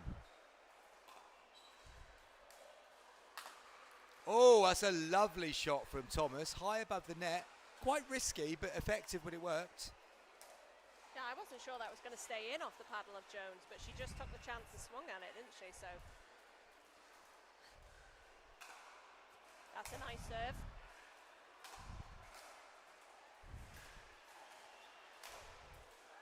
Just long from Jones, and we have a match point taken at the first time of asking. Slightly fortunately, because it wasn't the greatest lob in the world, but it's worked out for Cherry and Thomas. They take victory here by 11 points to 7, and that gets their campaign off to a winning start. Yeah, a good showing, I think, by Nick and Julie there as they move up the category. Yeah, so lots to build on, absolutely. Lots to take away. They'll have learned lots from that. Well, we're going to be moving on back into the 60-plus category, 4.0 plus. Morag Boyle and David Simpson up against Pamela Simpson and Andy Elliott. We'll bring you that game in a moment or two.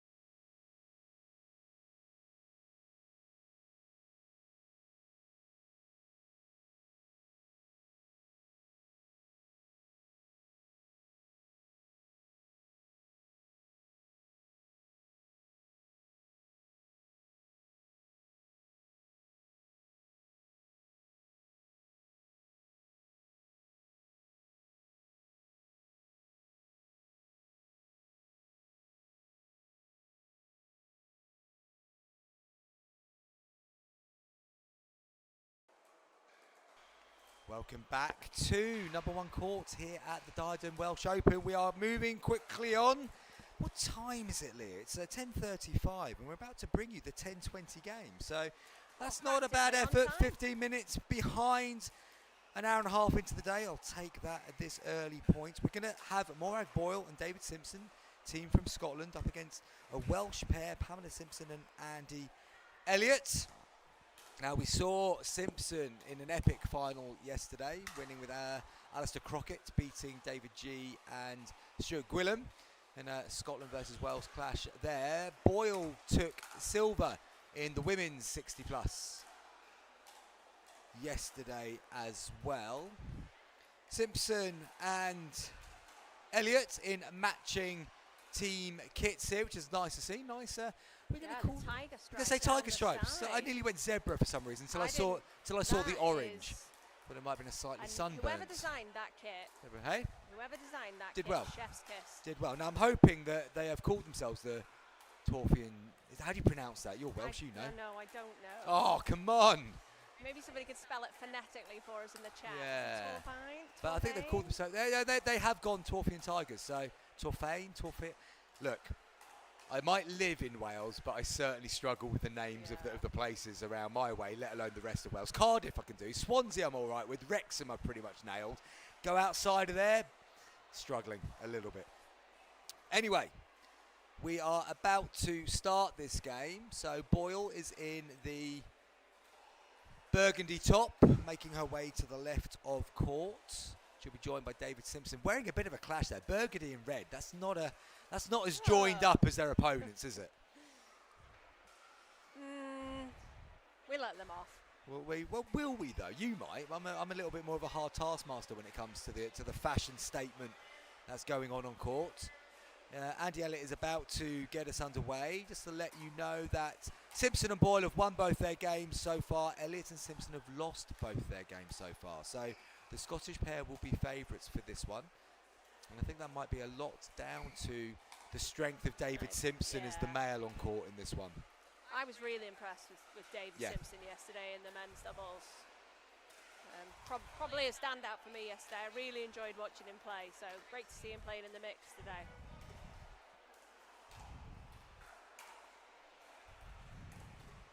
Nice drop from Boyle. Moves up to the non-volley zone. Just goes wide though, trying to get it to the backhand of Pam Simpson. Second server.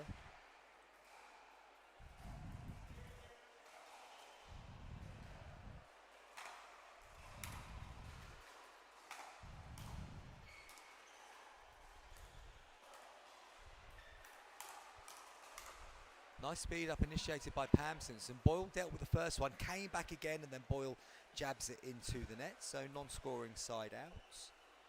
Now, just to let you know what's happening in Group B. As we said, Boyle and Simpson have won both their games so far, as have Caroline Bicknell and Paul Hardman. We saw Paul Hardman take gold alongside Paul Chard in the men's yesterday. Nice shot. Lovely drive down the line. From Simpson, just goes to the right-hand side of Boyle. Actually gives it a thumbs up and a little round of applause. First point on the board.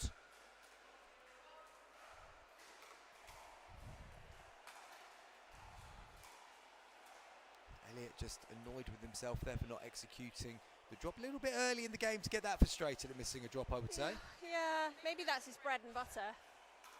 He normally makes those, I don't know, but it was a big ask. It was a small space he was aiming into, and of course going into the backhand side of David Simpson, which I said yesterday he was so good at, just pushing off that left leg. So I'm not sure I would be targeting that, even if that was my bread and butter.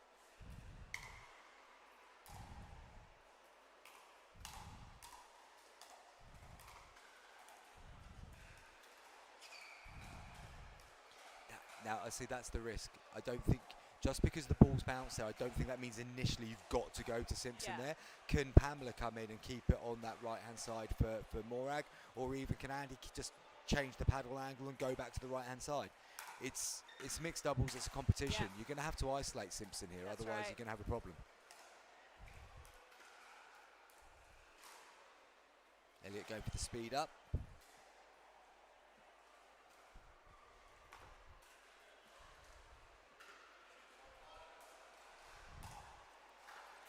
That's a nice serve to the backhand. Strong, deep serve. And And Simpson comes all the way over to the right-hand side, puts the smash away.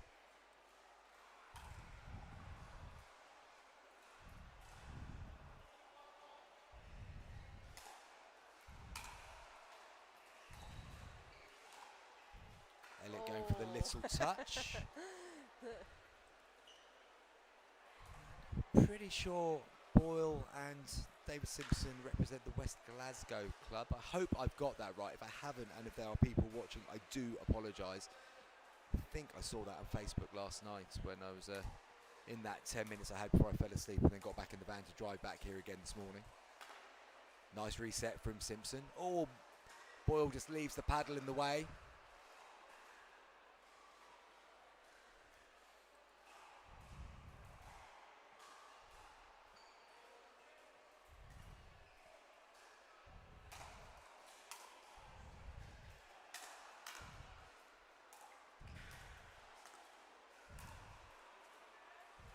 Good leave. Nice leave that from Boyle. Again, she looked like she was going to leave the paddle in there. Just got it out of the way in time. And suddenly this game's going very much in the direction of Boyle and Simpson. But that's a nice counter from Pam Simpson down to Boyle's toes.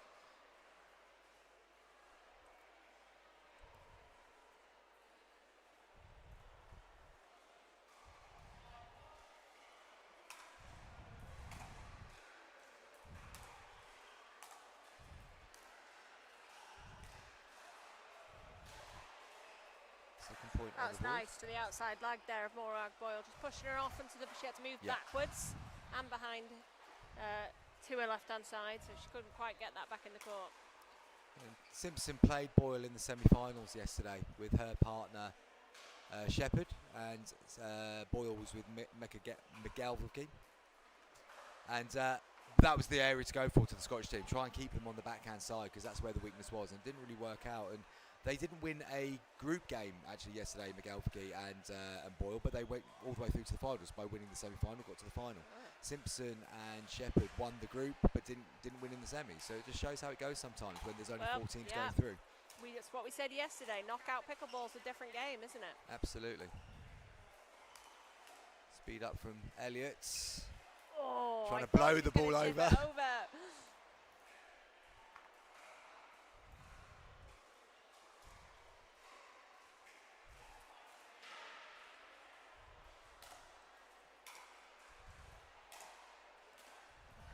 Interesting, she chose to stay back after that. I wonder if she just a little bit of frustration. I don't know if she forgot to come in after that return. No, I saw a couple of points ago that Pam Simpson was just sort of rubbing the back of her leg. Okay. So I'm just wondering if there was a little twinge there that means that her mobility might be slightly hampered.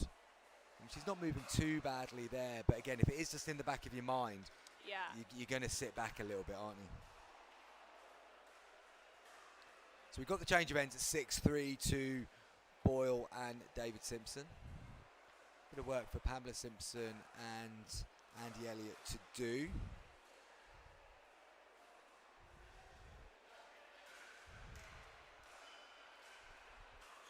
Referee calls time in.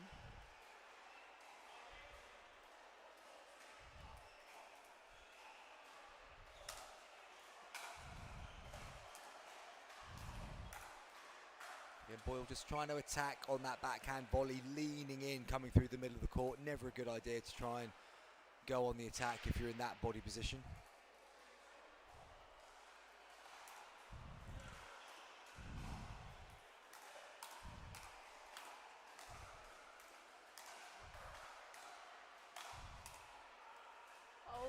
Nice bit of play by Simpson to set it up. Got the lift off Elliott's paddle. I think Boyle might have just lost it fractionally in the lights there, the way she indicated. Just looking up at the light, but they did well from that. I mean, Pamela Simpson was scraping the floor on the return. It was so short in the court, and then there was a few that they were just reaching to, but just goes to show if you can just keep yourself in the point. And again, just getting that drift across the body of Boyle. She gets quite set quite early and then leads with the paddle rather than the feet.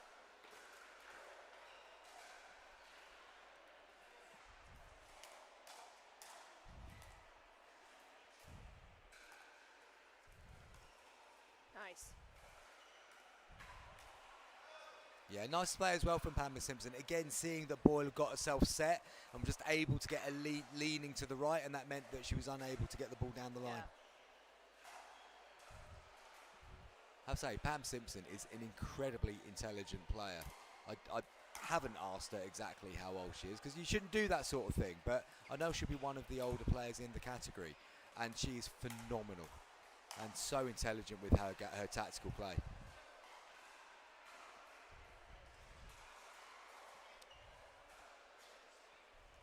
I was having a chat to somebody at the English Open, a former table tennis and badminton player, came from a different racket sports, but and I don't know anything about table tennis, but she said to me that her opinion is that table tennis players are the most intelligent on the pickleball court. Yeah, I think that's an interesting shout, and I think you certainly see that at the non-volley zone line, because I mean, I think the way we look at it, tennis for the back, table tennis for the front, the good bit, and probably badminton in the middle to be able to smash it. Maybe a bit of volleyball to be able to reset it. But yeah, I'd agree with that in many ways, because the way they're adept at changing the angle quickly and disguising, but it all happening in such a smaller space. Yeah, I think there are tactical elements there that do come through. Ben Corsten, for example, one of the top players in England. Actually, I think currently ranked #1 doubles player in Europe. He's a former very high level table tennis player, and again you can just see that with the quick hands, but also just the subtle changes of paddle position and wrist position as rallies go on. So 5-6-1 here.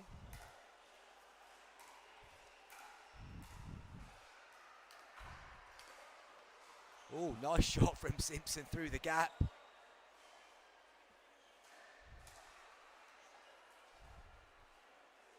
Yeah, you talked about exposing that backhand. I wonder if they've had a little chat between them, that Boyle wants Simpson to take the ball away from her on that backhand side and cover instead. Pam Simpson's kept that one going again. Oh, she nearly got to the next one. Change of angle from David Simpson, but really good comeback from Simpson and Elliott. They've got the game tied on their second server. They've got the chance to go ahead for the first time in the game. Don't take it though, because he's pushed his serve long. So frustrating when you get yourself back into the game and you hand the ball over easily like that.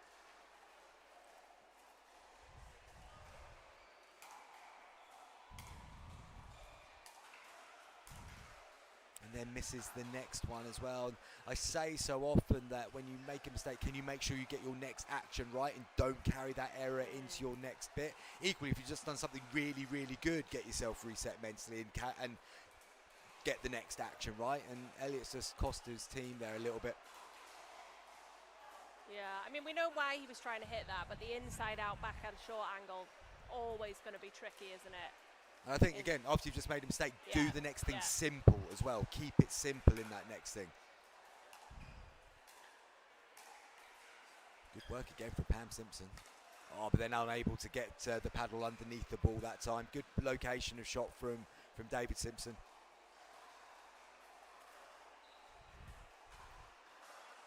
And suddenly, Boyle and Simpson have a 3-point advantage. They're 2 away from the finishing line. Make that 1 away from the finishing line. Match point.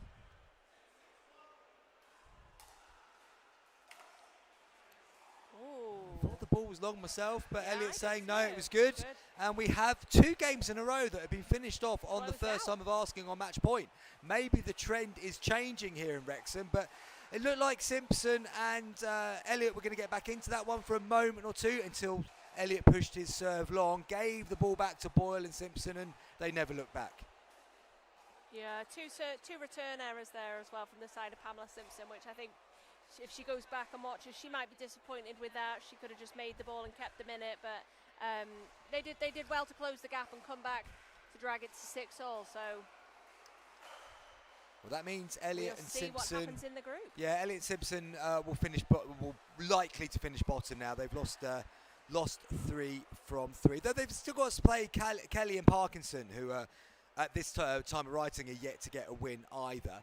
We're just going to take a very quick break, and then the next game we're going to bring you with Susan Evans and Tony Williams up against Ankura and Scott in the 50+.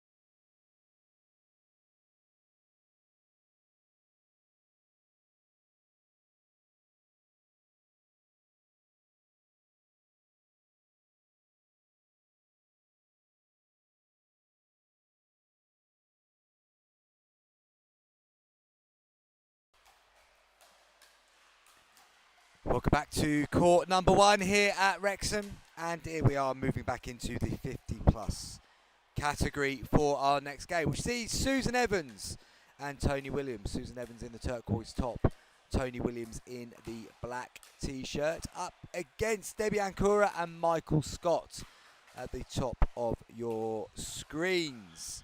So let's bring you up to speed on what's happening in Group B, which is where this fixture takes place. Evans and Williams won their first game, 11-5. Ancora and Scott have played one, lost one. So Evans and Williams looking to take a next step towards qualification for the semi-finals. Top 2 from this group of 6 will go through. And a must-win really for Ancora and Scott as well. As I say, 6 teams in this group, 2 go through. So you've definitely got to win at least 3 to get out of this one, I would say. Evans and Williams, 2 Welsh internationals, represented the country at the 2025 European Championships over in Rome. And Debbie Ancora, a member of the Cheshire, Mersey, everywhere else fusion heading into the Northern League. And I think I'll probably be slated to play a little bit of mixed doubles with Debbie, looking at the way the team's lining up for the group games, which start in October. Shot there from. Shout out to the Wrexham Tennis Centre team there, Chris, who made us our signs this morning to hold up when we need a cup of coffee. They've done a great job. And we flagged them down for our first coffee of the day. Excellent. Let's see if the process works as well as that forehand from Michael Scott that went down the line. First point on the board for Ancora, and that is a second point, which gives them a 2-0 lead straight at the start of this game.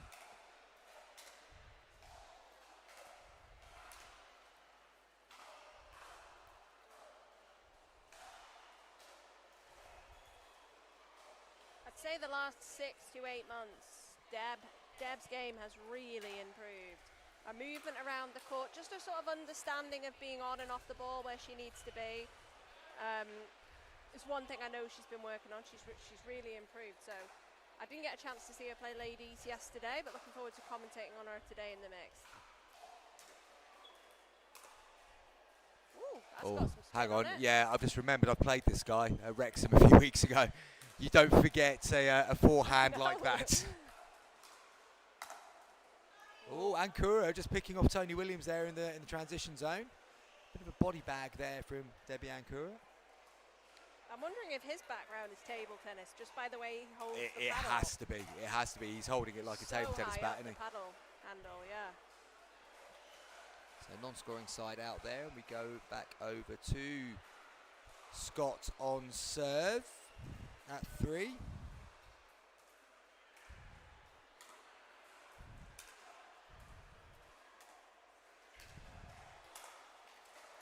Just gets again so much top spin, just dropping that ball late. 2 of those volleys where he's taken out of the air, he's transferred his whole body weight through the swing, hasn't he? I mean, he's almost come off the ground. Yeah. Both shots, which is hard to deal with because that's putting a lot more spin and pace through the ball that you might not quite be expecting. I'm trying to remember what, because this was a Northern League. It might be one of the trial days actually, where Michael Scott was down there trying out for the team, and I'm trying to remember what we did to counter that, because initially it is quite off-putting. You see all this energy going in. You see how he's holding the paddle. Visually, it's different to what you're expecting, and that can be quite off-putting when the visual cues are a little bit different. You can't read the paddle as quickly as you might do in other situations.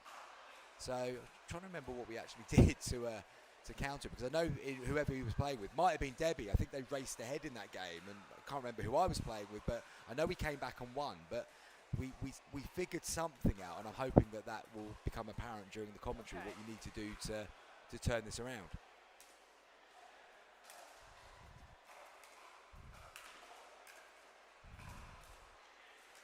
Because I mean, look, the whole body gets involved, doesn't it? So definite table tennis style. Yeah. You can imagine him on a smaller court, just really throwing the body into everything.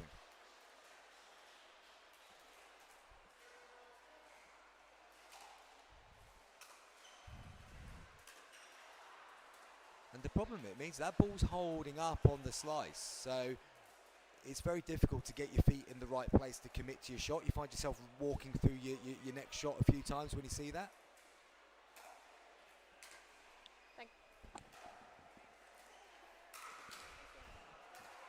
a big thank you to the coffee shop team here at the Wrexham Tennis and Paddle Centre. It was quick service as well. We only put the flag up about 3 minutes ago, and the coffees have been delivered. I think just from what we've seen there in that last point, I'd certainly be looking to keep the ball away from his forehand. It doesn't have quite the same effect on the backhand, so. But that's a nice touch from Susan Evans there. Just opened the paddle face up a little bit more and just nudged it slightly wider.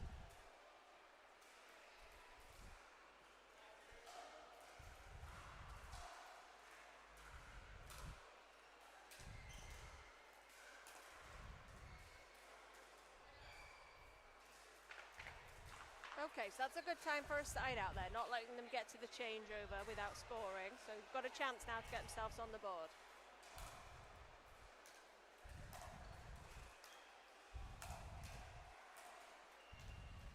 Oh, that's a good change of direction from Ankura. And again, I like that from Debbie Ankura. A really nice change of direction twice, and just a little roll underneath the ball. Just gave that little kick, which made Williams think the ATP was on, but possibly wasn't. Yeah, it was confident play as well, wasn't it?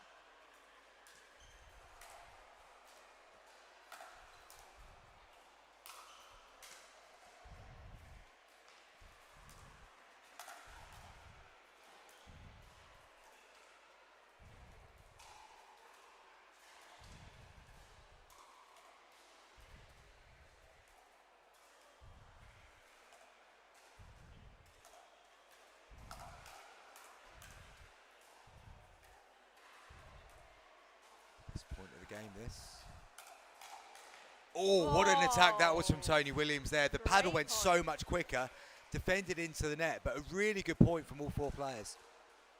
Yeah, well done to Susan, because she well easily in that point could have gone away from just going back at Deb. She could have tried to change it up. We've seen loads of the lobs thrown in today, but she didn't. She just stayed with it, so good patient play.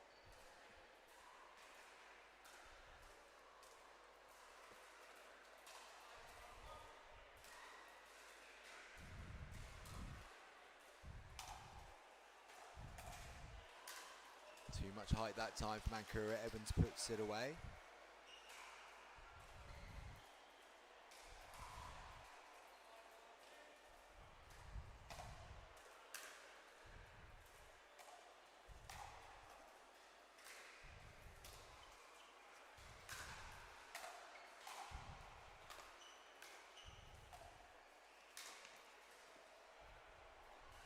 Oh, waiting for the I don't call know if they've there. seen that out call there from Deb.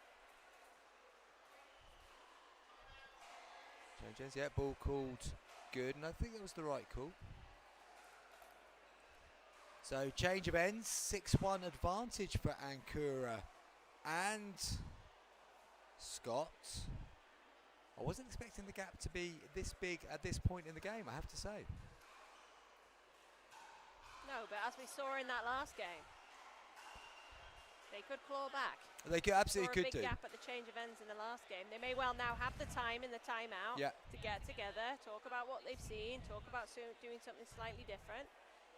And I think what we're seeing so far is, that different style from Scott. They've got to try and keep the ball probably more to his backhand, not necessarily keep the ball away from him, because Debbie Ankura is playing incredibly well so far today.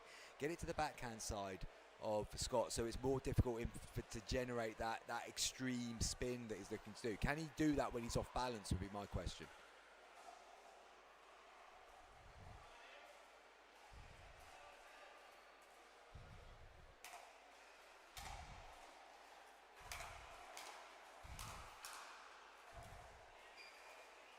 Really good from Ankura and Scott as well. They've gone on the attack, but Ankura's bounced through at the right, in the same line, so she's ready for the next one, and then it forces the error. Yep. You know, Deb won. I think they won gold in the Belgian Open with her partner as well. If memory serves me correctly. So game has gone up levels in recent weeks.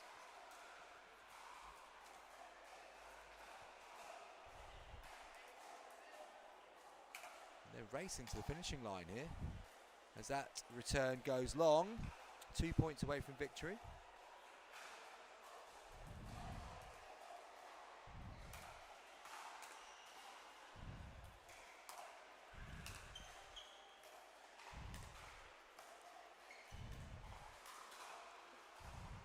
Yeah, just too much lift, and once again quickly taken advantage of. Match point at 10-1-2.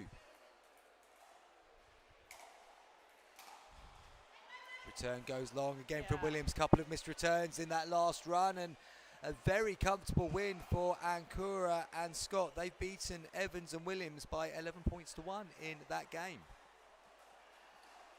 Yeah, that was a brilliant performance by Ancora and Scott there. You felt like they came into that with the game plan, and as we sort of talked about that unorthodox, maybe other people just weren't expecting it, but they just executed their game to a really high level. Well, there's two benefits for that win for Ancora and Scott. Not only is it their second win from 3 in the group, but a 10-point differential there, which adds brilliantly to what they've got so far. Others, doesn't it? Yeah, that's going to put their points difference up to a positive 15. Which is incredibly healthy at this stage in the game. On the flip side of it, Evans and Williams now they're going to be on a minus difference going into their third game, and that becomes really important for them because only 2 teams will go through. Elam and G are top of the group at the moment with 2 wins from 2. Ancora and Scott now just nudge above them but have played 1 game more. Evans and Williams are going to need to get back on the winning trail and hope a couple of results go their way as well in terms of points difference. Very interesting in Group B. In Group A in the same bracket at the moment, Finney and Finney have won both their games. Thomas and Cherry won their first match, which we saw. Reading and Kilworth will be looking to keep close to it, having won 1, lost 1. The next game we're going to move on to here will be Angela McGilvery and Alistair Crockett against Karen Farnhill and Paul Chard. That game will be coming up shortly here on court number 1. We'll be back in a moment or two.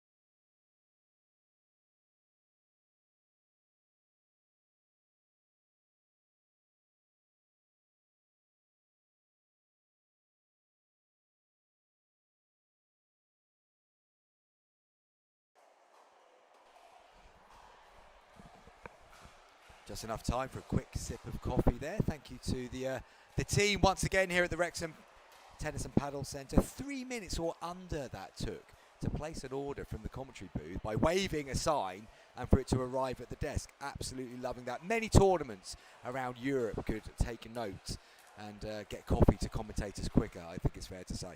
Anyway, more importantly, we are into, once again, the mixed double 60 plus 4.0 category. It's the 11 o'clock game, and we might be getting it underway by 10 past 11, which is phenomenal work by the players to stay on schedule today. What's been happening? Well, McGilvery and Crockett, who are at the bottom of your screen, they've won 2 from 2 so far, only conceding 3 points in those 2 games. And look, we were impressed with Alistair Crockett yesterday. McGilvery got to the final as well and took silver alongside Morag Boyle. She was beaten by Karen Farnhill, and Chard also took gold in the 60 plus yesterday as well. So it just occurs to me that Crockett and Simpson must have been playing down an age bracket because they were playing in the 50 plus yesterday. So They were, yeah. now, what have Farnhill and Chard done? Well, they've won one and lost two actually, which surprises me. I had them as highly likely to get out of this group, and they've got to win this game really to make that possible, I would say, because if McGilvery and Crockett do what they've done so far and win, they will have 3 wins from 3. Farnhill and Chard will have played all 4 games and only won 1, which means they are incredibly unlikely to get through. So must win for Farnhill and Chard.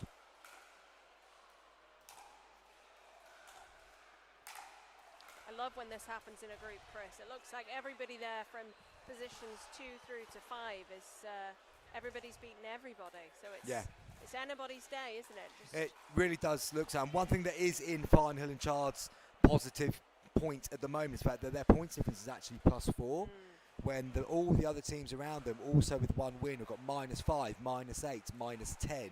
So if they can get the win here, that does put them into a good position, and 2 wins might be enough to get through in this group. So McGilvery goes to the right of your screen. She's going to be getting us underway. Farnhill returns. Great recovery there from Farnhill.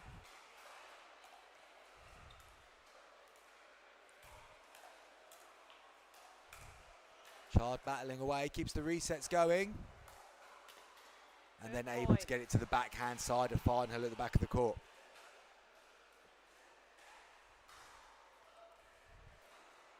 Good first point. If it continues like that, we're in for a good game.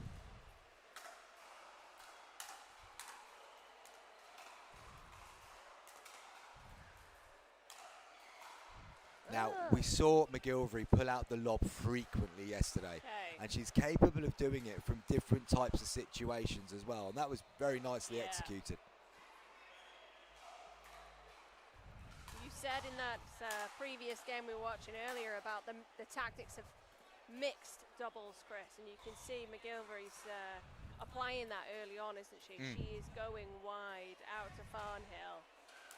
Just on the right, going right to right, just to isolate the man on the left side.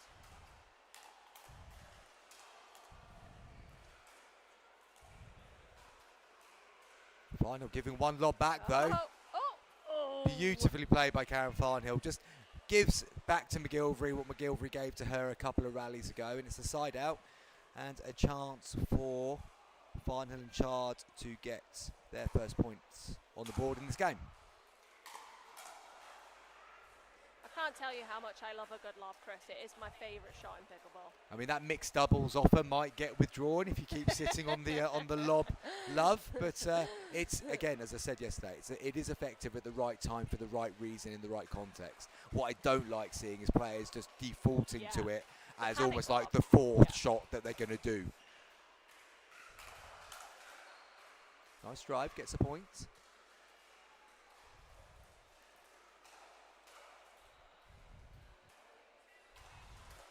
So that gap is back down to 1 quite quickly. And Farnhill now, you can see that from that position, McGilvery is determined to go to Farnhill, and that gets the court quite small on that angle. I know she came out on the wrong end of that, but I did think there was quite smart play for her when she took that first ball down the line. She just dropped back 1 because she was anticipating that Farnhill was going to drive the ball straight at her. And if she's a little less comfortable on that side, she was offering up the court position. Yeah, it's interesting. Both teams are playing straight up. There's no stacking going on here. And that inside-out attempt from McGilvery goes wide of court. So Farnhill and Chard have got themselves fractionally ahead here.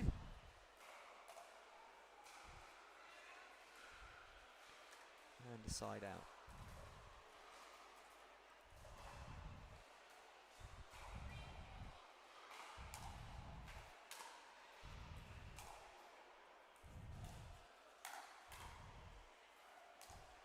Oh, ATP from Angela McGilvery.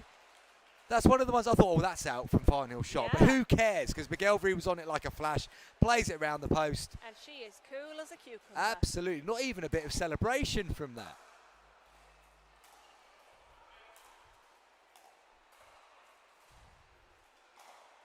But then unable to get the cross-court dink on the next big action.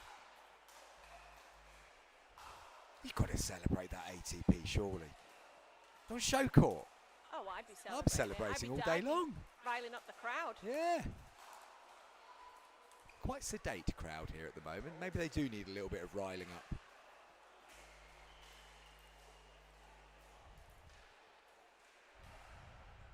I don't know if it's just me. It feels to me like Crockett and McGilvery have got all the momentum in this game because they went up, or they seem to be up, but it's the score is 4-all, so that is not how it is. But I think the way that Chard and Farnhill got back wasn't by doing anything particularly spectacular. I think the more memorable moments so far have come from McGilvery and Crockett, and that's a beautiful lob by Chard.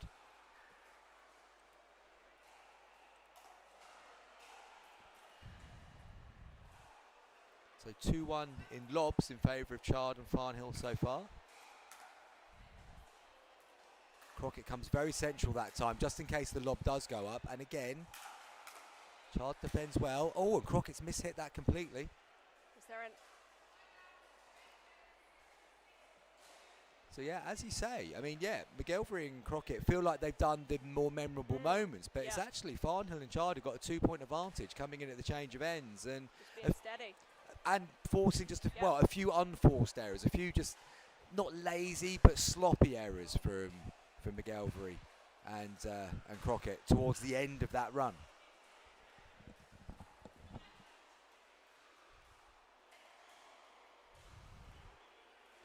So we're just going to see some running repairs to court maybe before we get back underway in the second part of the game.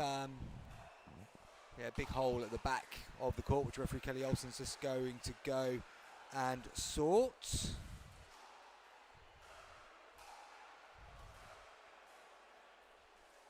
I think really just for McGilvery and Crockett, it's just a case of just try and get the momentum back in the sense of don't give away cheap points at this moment in time.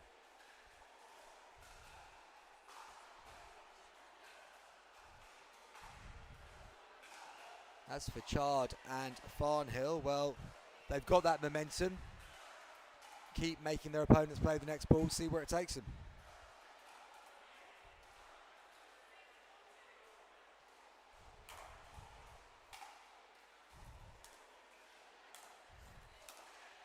There's that lob. Crockett having to go all the way back. And I liked the lob, but I didn't like the slow approach to get up to the non-volley zone, having played it. I wonder if that's because I feel like they should be anticipating the lob a little bit more now. So it kind of felt like he got away with it because they didn't anticipate quite as quickly. But I would be watching for that lob. Yeah. Then unforced error straight after. And suddenly 2 points quickly for McGilvery and Crockett. And we've got a tied game at 6. Don't forget, Chard and Farnhill really need to win this game if they want to continue in the tournament. No guarantees if they do win it, but guarantee of going out if they lose it. Once again, the team from Scotland have edged ahead.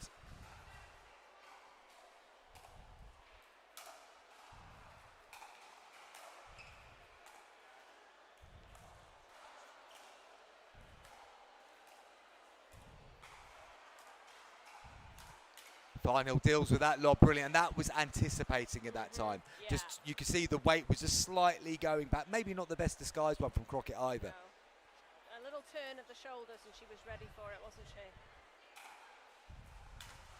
Good return.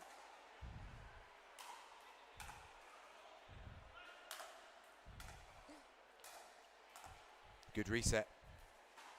Oh, but beautifully placed by Farnhill. Just saw Crockett moving forward, was able to get it behind him. Really well seen. But like that whole point was was set up by such a lovely return from Farnhill, so deep in the court, gave them the strength of court position.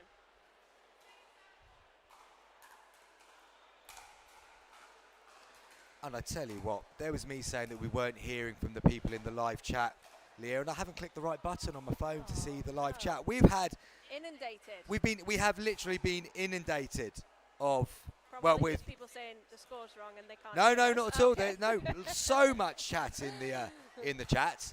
I'm gonna have to take a moment to go through it all. We can't do it right now because we've got quite a close game on our hands. Yeah.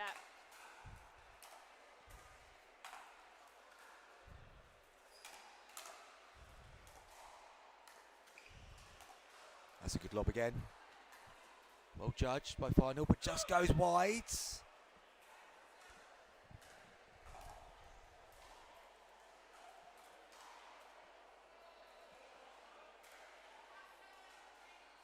Seven,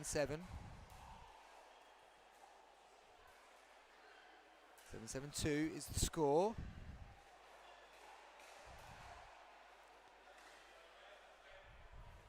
DLL Wales in touch. Kevin McCarthy, in fact, loving the commentary. Looking forward to playing over the weekend. Hope you guys will be there too. Not sure which guys he's talking to, but I'm going to be all week. Kevin. Leah will be playing at some point as well, as Chard and Farnhill get ahead once again in this game. Sharon Thomas, good luck and a shout out to all from Ronda Pickleball competing this week. Go smash it.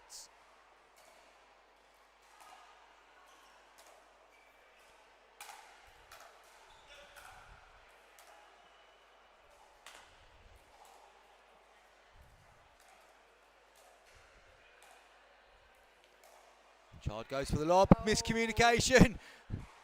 McGelvery ducking in case Crockett was able to get there, but he wasn't able to do so. 2-point advantage here for Chard and Farnhill as we get to the end of the game. Got a bit of referee chat to work through in a moment. We'll do that at the end of the game.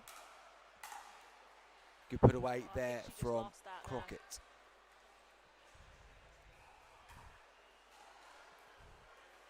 Gail Curtis watching from Ireland. That Mike and Gail Curtis get around. Nick and Julie, they're supporting. Reset from Crockett, ends up in the net, moves over to the second server. Bev Fielding, great commentary, Leah and Chris. You're getting the love again, Leah, which is good stuff.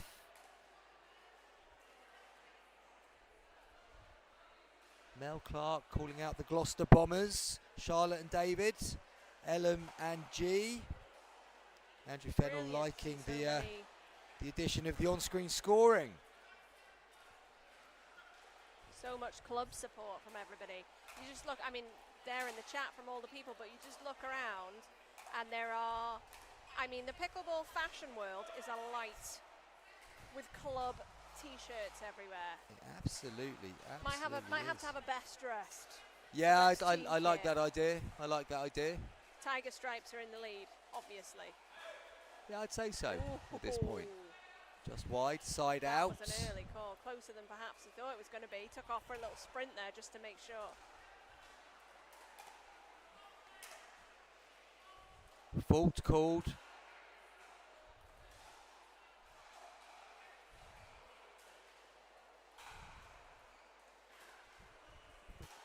Sure that was so right. rather than it being serving during the score, No, hold fire, hold fire. His foot was slightly Oh, over the so line. okay, fair It was enough. over to Okay. the left side, I think Yeah. she said. Interesting shout there from the referee. Little shot down to the backhand side of Farnhill. Gets them 1 point difference.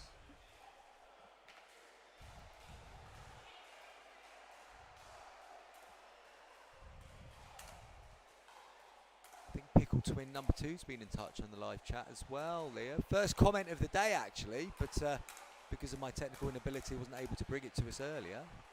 Great resets there from Chard and Farnhill. There goes the lob, just wide of the line. We have a tied game at 9. Looking forward to hearing some top-notch commentary from Chris and Leah today. Good luck to all the players taking part. Some excellent mixed doubles coming our way. Kim Roberts 4184. Can you confirm?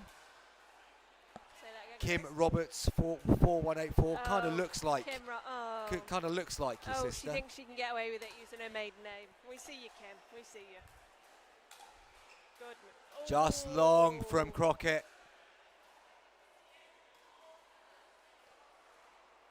Ball Think they did look thought long. Perhaps it had tipped his paddle. So side out at 9 apiece. The drama has ramped up in these last Yeah, few cracking game points. this actually. There's that lob again. It's worked again. It's worked again. They've gone to match point. Must-win game for Farnhill and Chard, and they've got match points. Now we've seen a recent run of it being done in one. Are we going to see that trend continue?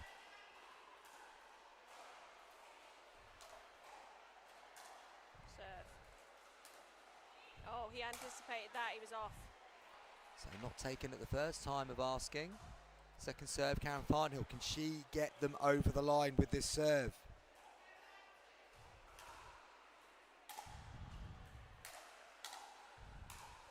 She That's can nice. indeed. That's the game done for Farnhill and Chard. McGelvery and Crockett lose their first game of the mixed doubles competition. Chard and Farnhill get a crucial win, which keeps them in the running for second place. Interesting game, and Chard and Farnhill did enough. Yeah, a hard-fought game. You could see just as it went to 10-9 server 2 there, McGilvery and Crockett just kind of shaking their head. They almost as if they didn't have an answer. And then the next point, Crockett was straight moving back like he thought he was going to see the lob again. But yeah, well done to Fairhill and Chard there.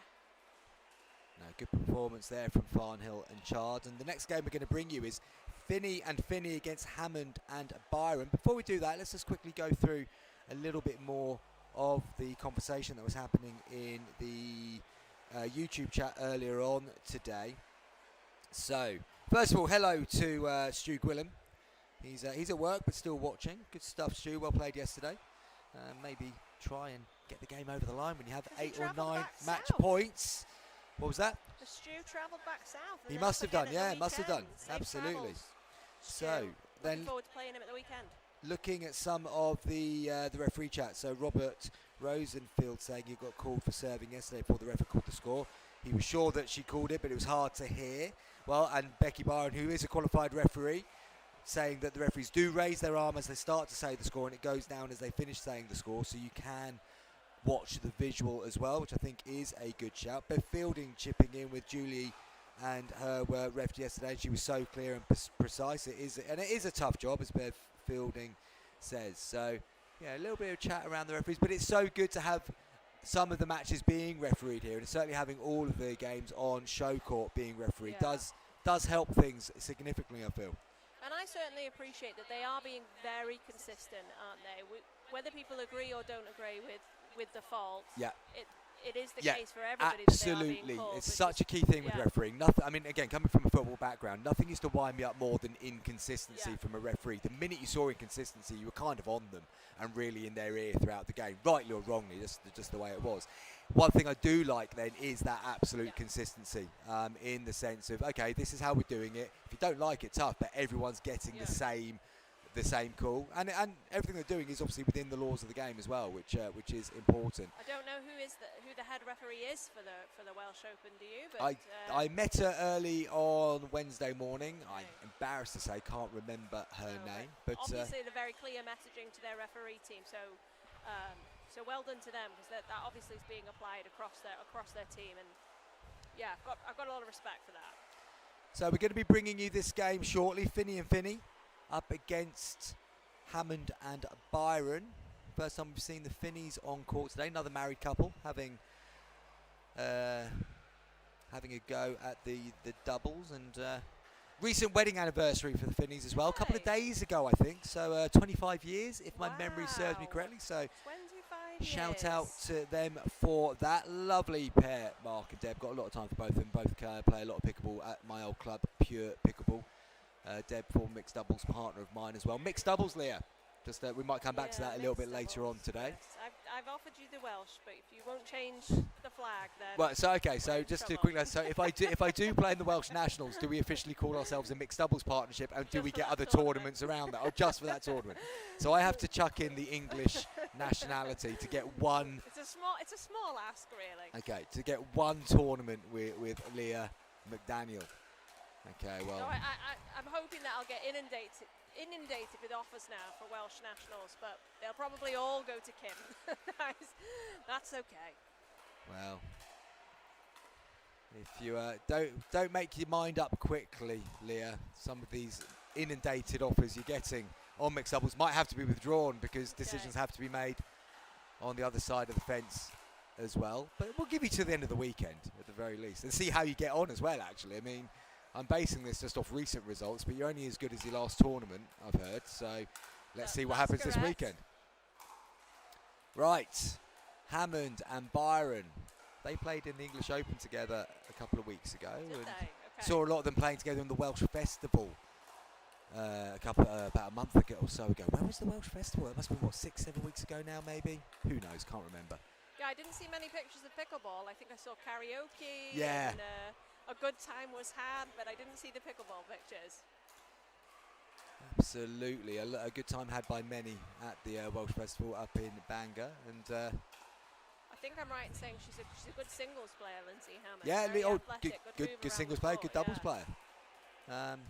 But Mark Finney played in the men's singles open category at 50 plus at the English Open, and I'm sad to say, but obviously happy for Mark, that he beat me in the men's singles final at the Telford Open a couple of months ago, and always a good battle when I get to play singles against Mark, and didn't even have a little smirk on my face when I heard that his son Sam is now absolutely battering the old man at singles. Sam's just one of those tall, talented sports people in his early 20s that probably has played pickleball maybe 5 times in his life, yet just happens to be exceptionally good at it. Anyway, it's in the genes, I think. Absolutely, yeah. Deb and Mark, both very good sports people in their own right as well. Looks like Lindsay Hammond's going to be getting our game underway. Oh, look, Matt Brindle chiming in, also joining the waiting list to tournament with Leah. We're getting cue, Brindle. He was. He didn't quite snap me up fast enough. Yeah. I had to put a plea out on Instagram, and Matt Brindle did respond, but... Yeah, well, I don't think it'll work very well playing with a left-hander for he you, was Leah. 2 of 2. No, Yeah, I think exactly. You've got to stay with right-handers, Leah, definitely. Not great on Definitely. the left. Okay, Lindsay Hammond, also left-handed, gets us underway in this game. 2 from 2 so far for the Finnies. Hammond and Byron lost their first game. But a nice backhand cross-court there from Lindsay Hammond. And this is always interesting where you get the lefty and righty in mix, playing against the righty and righty, because often you then see different people facing different people on court, in terms of straight in front of them, I mean. Yeah, because she does have a little bit more slice on that backhand, so it's not going to be the same ball that Deb would see, right-hander to right-hander. Good call.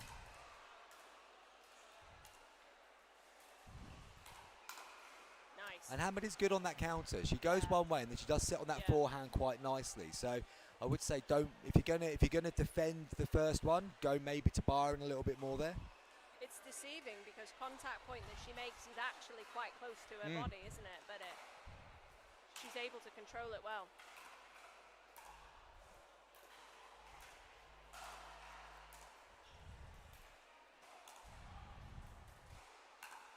And it goes for the speed up, slightly low on the ball there was Finney. So quick lead opened up here for Hammond and Byron. They've lost both their games so far, in fact, not just one, lost 2. Finney and Finney won both their games. So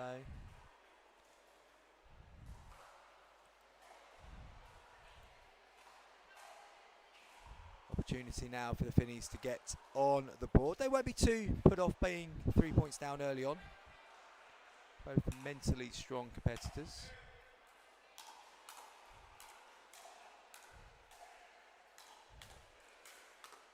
Yeah, good play there. They just sped the game up and not really able to stay on balance, Hammond and Byron, and that's the first point for the Finnies.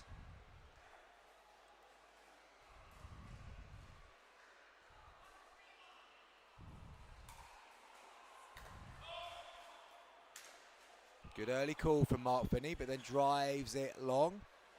One thing you won't be in any doubt of when Mark Finney is playing is whether it's your ball or his ball. Well, I don't know. I often call yours and then hit it anyway, so hope he's not like me. I do like that, though. But, I mean, shouldn't be a surprise for a married couple, but between points, they've got very good communication. There's lots of talking between the two of them. Yeah.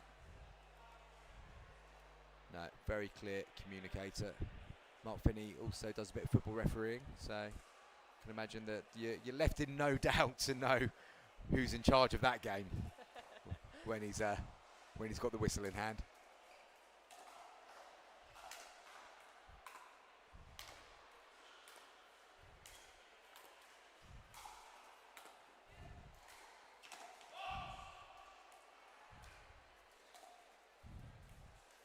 Which way are they going? They're not quite back in shape. I don't think Deb really knew whether Mark was wanting to switch or not there.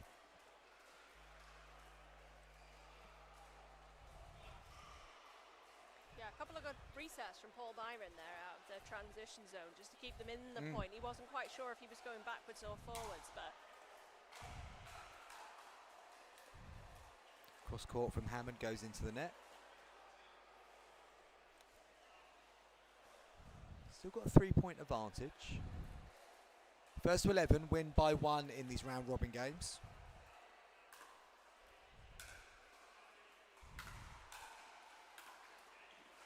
Hammond jumping through on the forehand there, puts it into the net, so side out.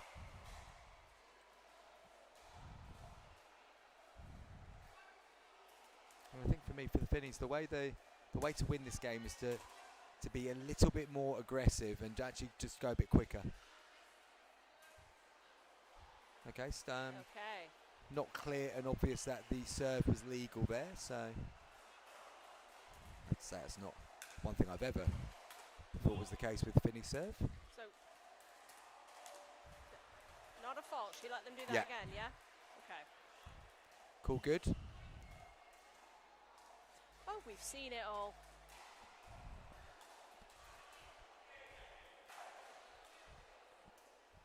So yeah, I'd just like to see Mark and Deb just be a little bit more proactive now, play with a little bit more pace, because I do think that's where you can get at Hammond and Byron, is if the game gets a little bit quicker.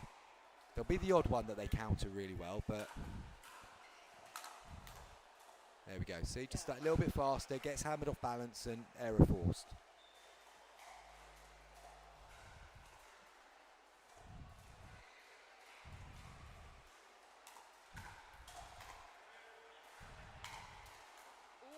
Nice touch by Hammond.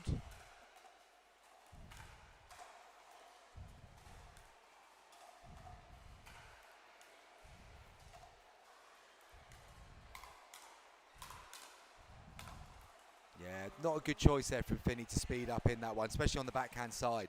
Just wanted to keep going so they got balance and could sit on the forehand, because that time when it did get quick, they were always going backwards from the line. Good confident take from Lindsay as well to move in. As you saw a few points ago where they had a little confusion about who was taking middle on that forehand, but I like that she stepped in and took that.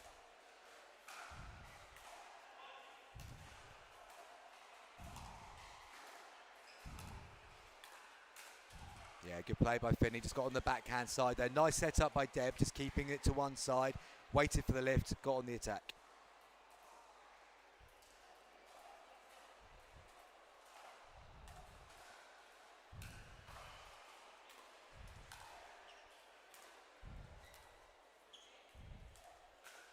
Yeah, well played, Mark Finney. Read that ball from Byron, got it back down to the toes. Side out.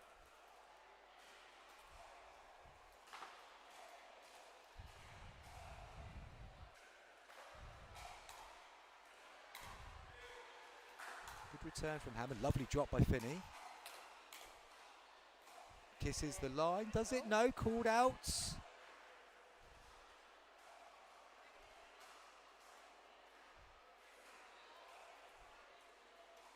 Yeah, good call there by the referee. I thought it was in at first glance as well.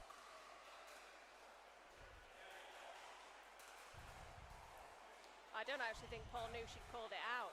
Oh yeah, Paul assumed it was good as well. Yeah, fair play. Yeah, good clear refereeing there from Kelly Olsen as well. Just I like it when when the referee does have a view on it. I don't like as much that I didn't see it. I like the fact that, but even sometimes if they get it wrong, just actually the fact they're prepared to have that opinion.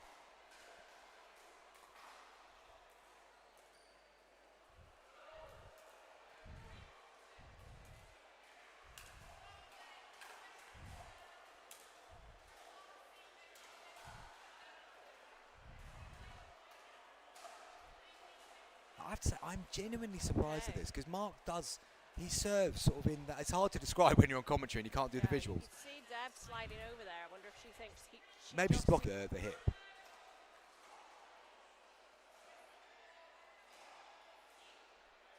Yeah, fair play again. Yeah. Okay. Referee taking control. No argument there from Finnies. But it's difficult when you're in a game and then suddenly people start questioning your serve and I know my serve's all right, but it's going to leave a little bit of a marker in your head, isn't it? Oh, certainly, because the tiny little margins changing the technique on a serve are going to have a big impact on what the outgoing ball looks like. So all of a sudden you're not confident in your delivery. Yeah.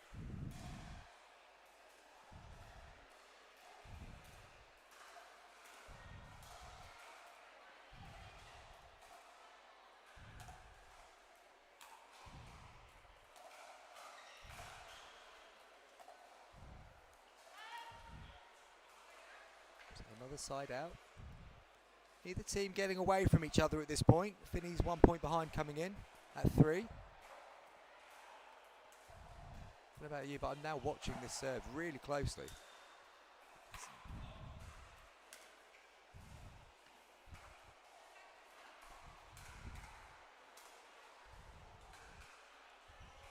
I couldn't quite see the direction of travel on that one, but it certainly was close. Yeah, I think the look on Finney's face. I think, Deb's just going over to check as well.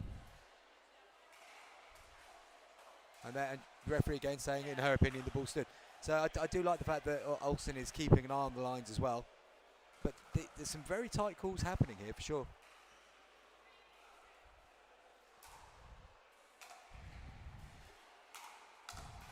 I do think it is tricky, but the court's laid the opposite way to the other courts here, isn't it? So where obviously we're playing on tennis courts with a tape, but the lines are different in this orientation across the other courts. Yeah, good attack from Finney. Beautifully set up by Mark Finney there. Again, just drifting it across Byron. Ball gets lifted, and then we see the frustration starting to get into Byron's head. And one thing with Paul is that he can lose his concentration quite quickly after 1 or 2 mistakes. I wonder if he could just squeeze up slightly on his positioning. I don't mind Lindsay being off the kitchen line, but I think Paul could go maybe 1 or 2. Yeah. And we're talking centimetres. Yeah, absolutely. I think he could go. But we are seeing that quite a lot in the tournament play in general, that players aren't really as close to the line as they could be safely to then be able to lean in and take the ball and be a bit more proactive. Because the minute you have to take a second step, you get off balance, and that does increase the chances you're going to lift the ball. What?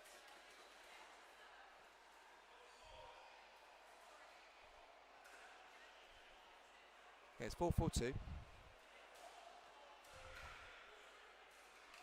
There's a bit of confusion over who's serving where. Okay, all they needed to do was ask Chris Beaumont what the score is. Well, I mean, I do. As I look at my computer screen here, it says 4-4-2 on the screen. Incredible. Just go on the live stream, folks. I'll tell you what's going on. Nice reset there. Can they get up to the line? Now see, he's moved back just slightly.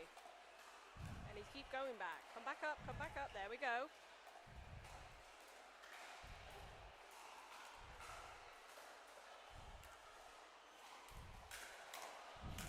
Finney's played that brilliantly. He knew what was coming, took that little step back, countered, got the lift, put it away. Great play there by Mark Finney.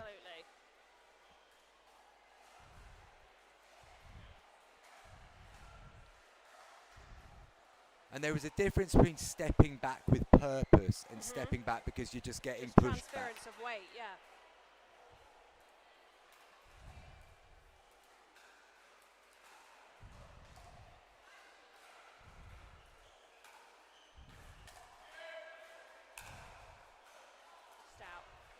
fractionally wide, that one from Finney. Having to run through because the return came a bit shorter than initially thought.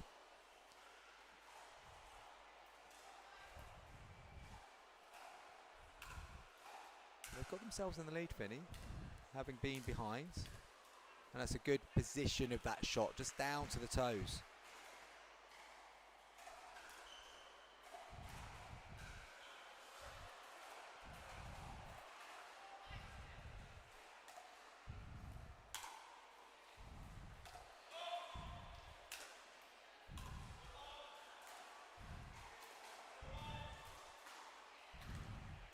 Really good from Finney again, just keeping Hammond at the back, unable to get forward. There comes a point on the second or third one, you feel like you should be moving forwards, and then you start to move forwards even though it's not the right ball to move forwards on.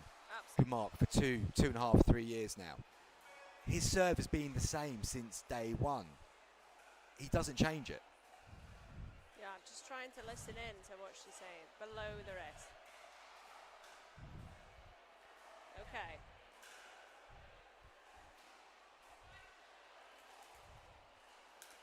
I mean, that's the serve I see every single time, and I've played a lot of pickleball against and with Mark. I'm going to try to demonstrate this, and we're not on YouTube so people can't see, but to me, he does speed up very quickly, and as he makes contact, I can see why it would be questionable. Okay. Why she could, if I like hit the speed up here is quite quick okay. click on the contact of the ball. So I'm not saying she's right, but I'm saying you can understand it, yeah. Okay. I can see why. I'd like a slow motion camera on it if we could. Paging. Look, I'd like a second, maybe a third camera on court. I don't think we're at the point where we can go to slow-mo on serves. I mean, just having one at the back of the court would be a step in the right direction here at the Welsh Open. Yeah. So I think if I was Mark, I would just slow down the contact point through the ball, just to clearly demonstrate. No, I'm not doing that.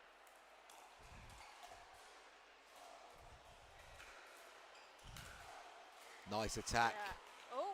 Called out again. She's called that out. Yeah. And again, I think Paul said it was in.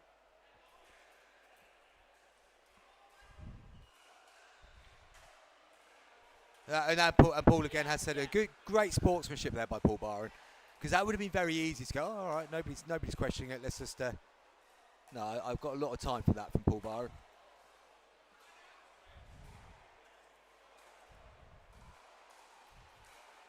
And there have been some very close calls there. I'm not for 1 minute suggesting that players are calling the ball in or out deliberately, but it's really good when the other player has a better view of it maybe and overrules it.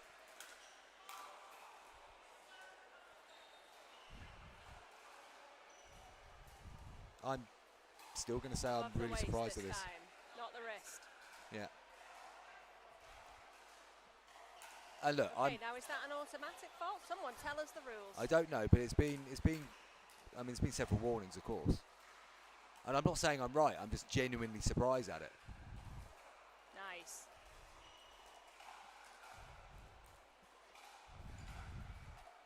Ooh. Oh. Kisses the net, goes out.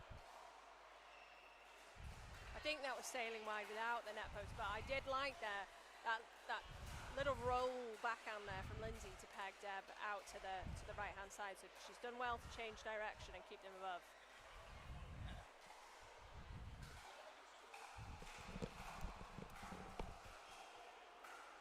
So as the players change sides then, they're all just having a little regroup. I think Deb and Lindsay are over there discussing maybe what is going on with the serve, because I don't know that anybody's very clear, Chris and myself included, but we learn as we go. So as it stands, it's 6-4. All right, now he's getting a lesson from Paul. Yeah, absolutely. I think Mark just came over to me because I played a lot of pickleball with Mark, and I'll openly say that I've just said to him, I've never seen a problem with it, but just make it really obvious that it's right. The best advice. But it gets into a place there. What you don't need now is Paul Byron, who just came over to me and said, no coaching, please. Which, okay, fair comment, absolutely fair comment. Then going over and having a chat with the opposition about the legality of their serve as well. So it's all very well saying no coaching at one point, but you can't then go in and coach your opponents in the middle of the game as well, I think. So consistency on both I sides there, can't coach maybe. anybody on this, Chris. I don't know what's happening. Absolutely, absolutely. But really important then for Mark just to try and get this out of his head, because it's clearly rattled him a little bit, and it takes a lot to rattle Mark Finney. Score is 6-4-2 coming back in. Yeah, and I think sometimes if it's something that genuinely you do not know, and genuinely you do not know what you are doing wrong, absolutely.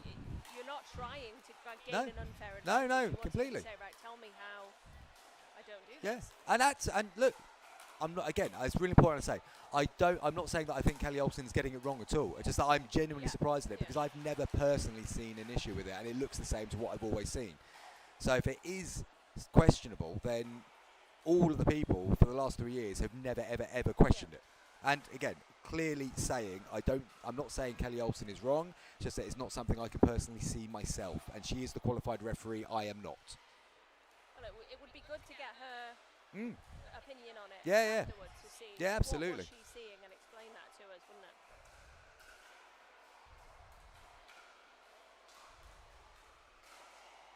And I tell you what, it's great to have something to talk about in a game, because these are the things that really do make it more interesting to commentate on. Jason Parry joining us in the YouTube chat. First thing Jason comments, of course, is on the lob. Jason Parry, never known to not take the opportunity to lob the ball. Jason likes to lob. Is he looking for a mixed partner? Brilliant, yes. Jason, let me introduce you to Leah, my co-commentator. She's currently on the market for a mixed partner. She's in favour of lobbing the ball. I think... also by the name of Jason. Yes. And I'd like to see the reverse of that. Well, yes and no. I think it depends on the situation. I don't mind the person who might be the one who's there to take the counter just being that fraction ahead, but not all the time. It depends on how that pattern of play is opening up.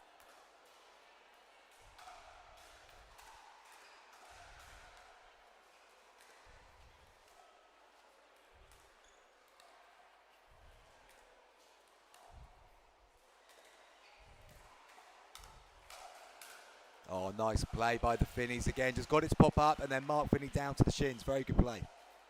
I'm going to labour the point there that I think if he was up, he could have taken 2 of those out of the air. Yeah. No, and again, as I mean by the context, the way the point's playing out. That's nice.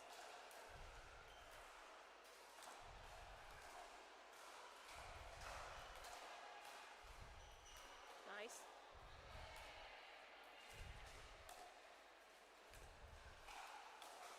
Byron went for the lift, and Finney sitting on the forehand pushes it down the middle.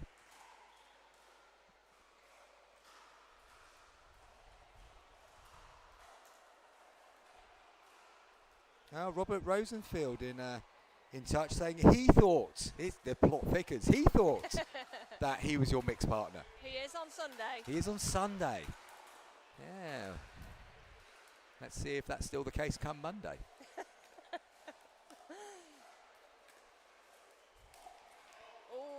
Probably not enough width on that one for Byron to go round the posts. Shout out to mixed partner Rob, who obviously co-hosts podcast Everything But the Kitchen Dink. I'm sure he'll have some broadcasting tips for me, some microphone tips for me come Sunday, as well as pickleball tips. Absolutely.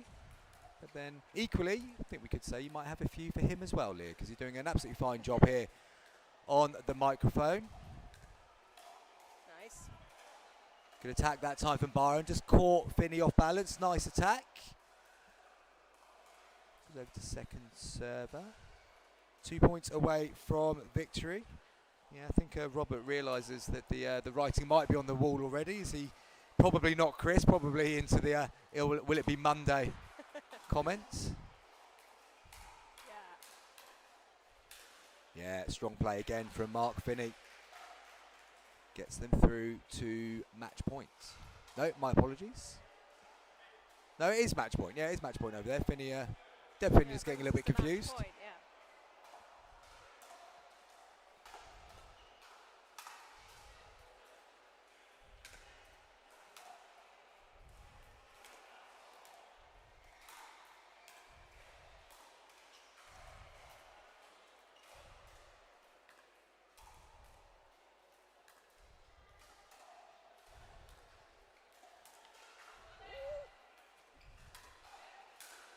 Oh, that's really, really good there from the Finnies to finish it off. Lovely lob by Deb.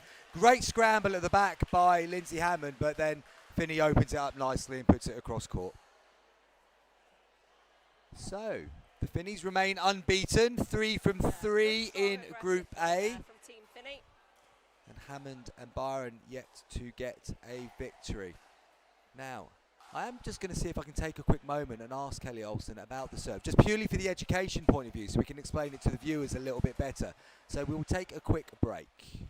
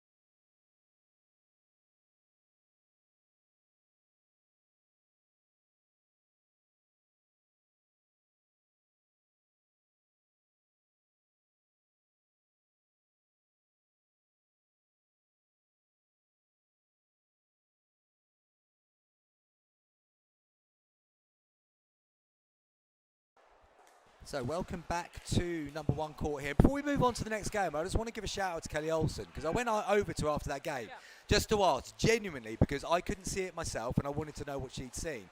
And she explained it so clearly that, I think you called it as well, Leah, you had a better angle than I did, that at the point of contact, the paddle was raising up slightly. So although Mark was starting with his paddle very pointed down, as he came through and accelerated, as you say, it was getting questionable. And then the one that she did call, she said there was no question in my mind by that point. It was getting higher and higher as time went on.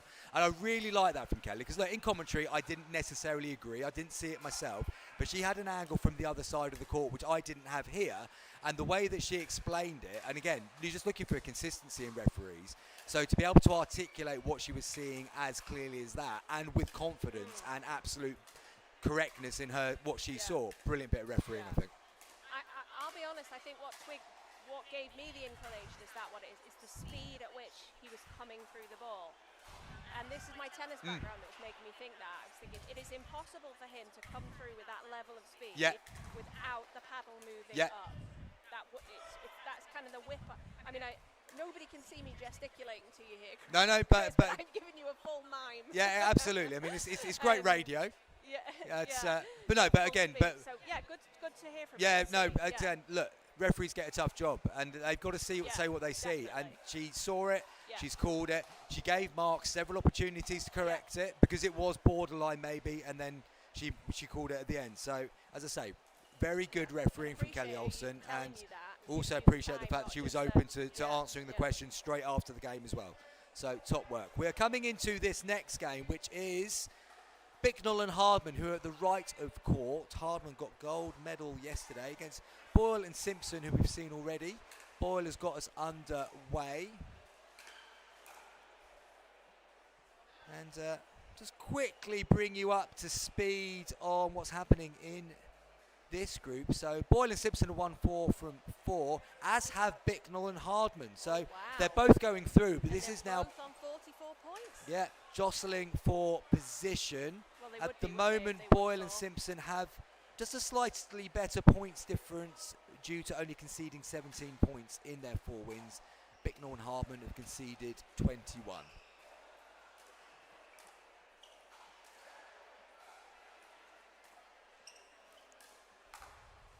In a Northern League team, I've seen him at Northern League practice this year already. Oh, okay. Well, Bicknell I've seen a few times, I think, and yeah, very, very, very solid player.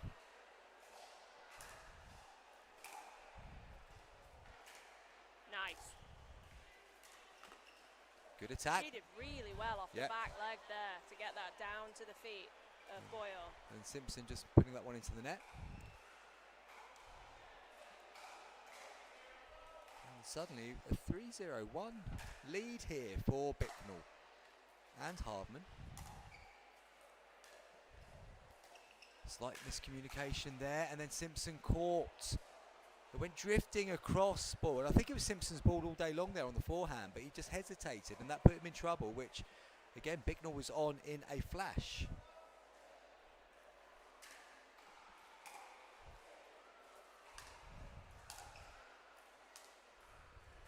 Hardman just unable to lift it from the back of the court over to the second server. Yeah, Caroline Bicknell's one of those players whose name I often forget, I will say, but the minute I see her on court, I go, oh yeah, her, she's really good. Yeah. Boyle getting very low on that volley, pushes it wide of court. They raced out of the traps on this. Yeah, indeed, 5. First to 11, change at 6. Got a 5-0 lead. Simpson trying to do a bit too much there, pulls it wide of court himself. So, change of ends, 6-0. This has suddenly got away from Boyle and Simpson. They served first, handed the serve straight over to Bicknell and Hardman, and they've not seen the ball since. Yeah, I'm lost for words ever so slightly. I felt like I blinked and I missed it. Yeah, I'm going to say it's probably the worst 2 minutes of pickleball David Simpson's played so far at the Welsh Open. He's been absolutely Mr. Consistent so far, and suddenly he finds himself 6-0 down with his partner Morag Boyle. But we know the quality of Simpson. That doesn't necessarily mean this game is done and dusted. Far from it. But the ball is in the hands of Paul Hardman, gold medal winner yesterday, as was David Simpson. Yeah, that's good placement that time from Simpson. Got it down to the toes of Hardman. So a chance for Boyle.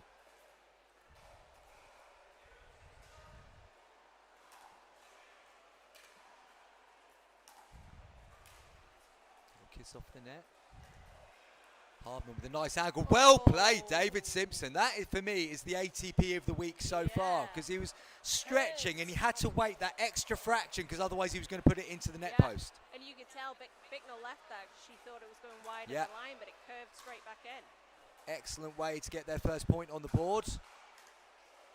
Yeah, not a bad way to get your first point on the board, that. But then follows up with the next action going into the top of the net.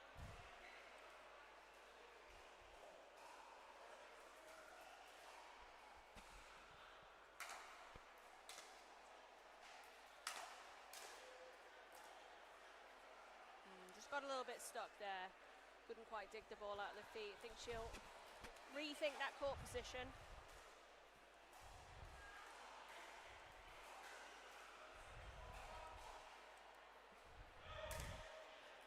Ball serve again.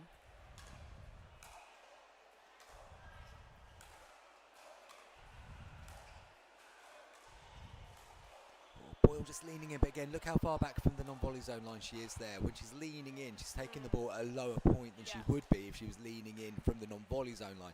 At that point, you've got to try and take the ball at the highest point, otherwise you're running the risk the net's going to get in the way.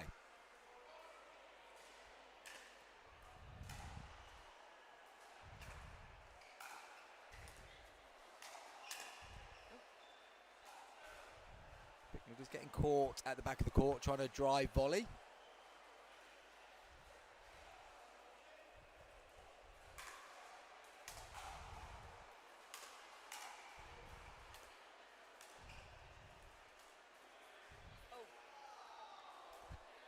Harbour going cross court.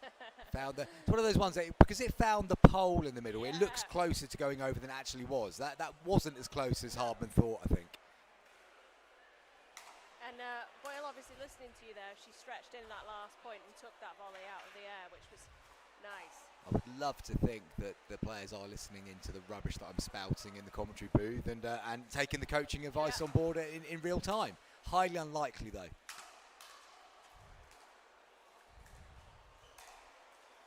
Nice put away by Simpson down the outside of Hardman.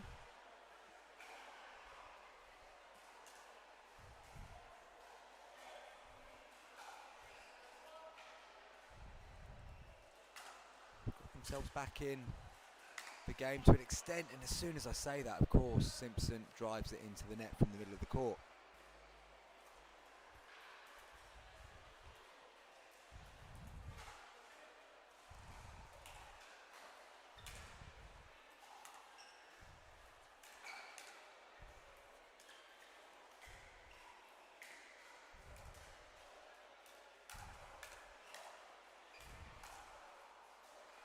Boyle just goes on the outside, gets a little bit of help off the net core, but I don't think Bicknell was going to be able to recover that one anyway.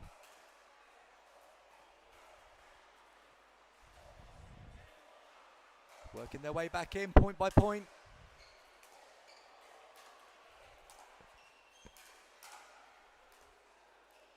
That's lovely. She did a big sigh there, like it came off by accident, but I don't think there was anything accidental about that. She just softened her hand so well as she made contact to come underneath it. Simpson giving it a round of applause, side out. Ian Shaw, my doubles partner, men's from the English Open, getting in touch, loving the commentary, Chris and Leah. Caroline is also part of the Lancs and Lakes Northern League squad, and David Simpson represents something surge. The reason I can't tell you that is a heart on the Scottish surge. Yeah, Scotland have got Oh, their David team in, Simpson. Sorry, haven't I was thinking Keep about Paul plugging the Hardman. Northern League. Yeah. Yeah, no doubt Simpson was going to be in the Northern League for the Scottish team. I was thinking about Paul Hardman that we thought might have been playing. Well, I'm relieved that both of these will be. Well, I don't know. I'm going to assume they're playing in the Legends, but. Good question. Good question. It's a good squad, the Scottish squad. It has to be said. They've got some options there. Bearing in mind they're bringing a whole country to the league. Yeah. Nice. Yeah, we'll play nice. David Simpson. Big swing, but it was enough. Yeah, and whilst we've got Ian Shaw, who's one of the organisers of the Northern League, on the line, I mean, be interesting to find out how a country was able to enter the English Northern League. It's great to have the Scottish team, but could it not be Glasgow or something like that? Do they have to bring the whole country to the table? Sorry, Chris, I was distracted there by the Hardman flying through the air for that smash. 2 feet off the ground and it went sailing long.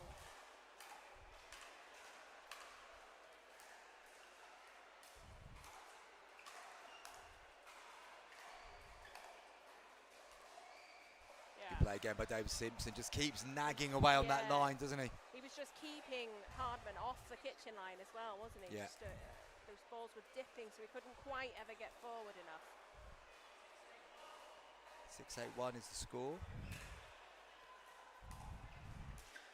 Close game as you'd expect from the two teams that have already qualified for the semi-finals and are unbeaten. Nice disguise. Direction.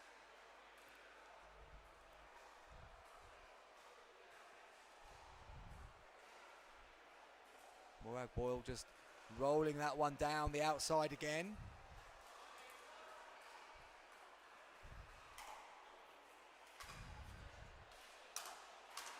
Oh, and Hardman just jumping through on the forehand volley, puts it into the net. Got to be balanced at that point. Yeah, you can hear him there. He's frustrated with that. Tied game.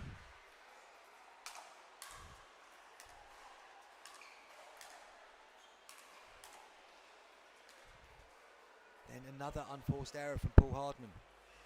Suddenly, Boyle and Simpson are ahead, having been so far behind for most of this game. It's a game of momentum, isn't Really it? is. All of a sudden, the momentum's gone in the favour of Boyle and Simpson. Yeah. Down to the toes. Better from Hardman that time. Really important he got the next thing right after missing two fairly simple things in a row.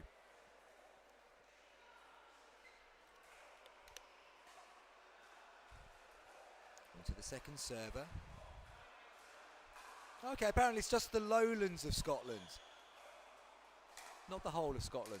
They've taken the, maybe the lowlands Scottish surge didn't sound as good in the team name, because it certainly sounds like Team Scotland have been entered into the Northern League from how they've named themselves. The lowlands, that means nothing to me, by the way. This lowlands, is that the nearest bit to England?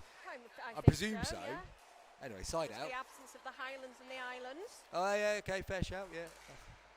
My Scottish geography is about as good as everything else. Unless it involves football, I don't know where anything is. My brother-in-law is Scottish. Kim is married to a Scotsman. And so you're not with McDaniel, as you said? No. Okay. Getting to know more about the Pickle Twins here as time goes on. More importantly, no offence, Pickle Twins, but it's 9-9 here on the serve of Bicknell.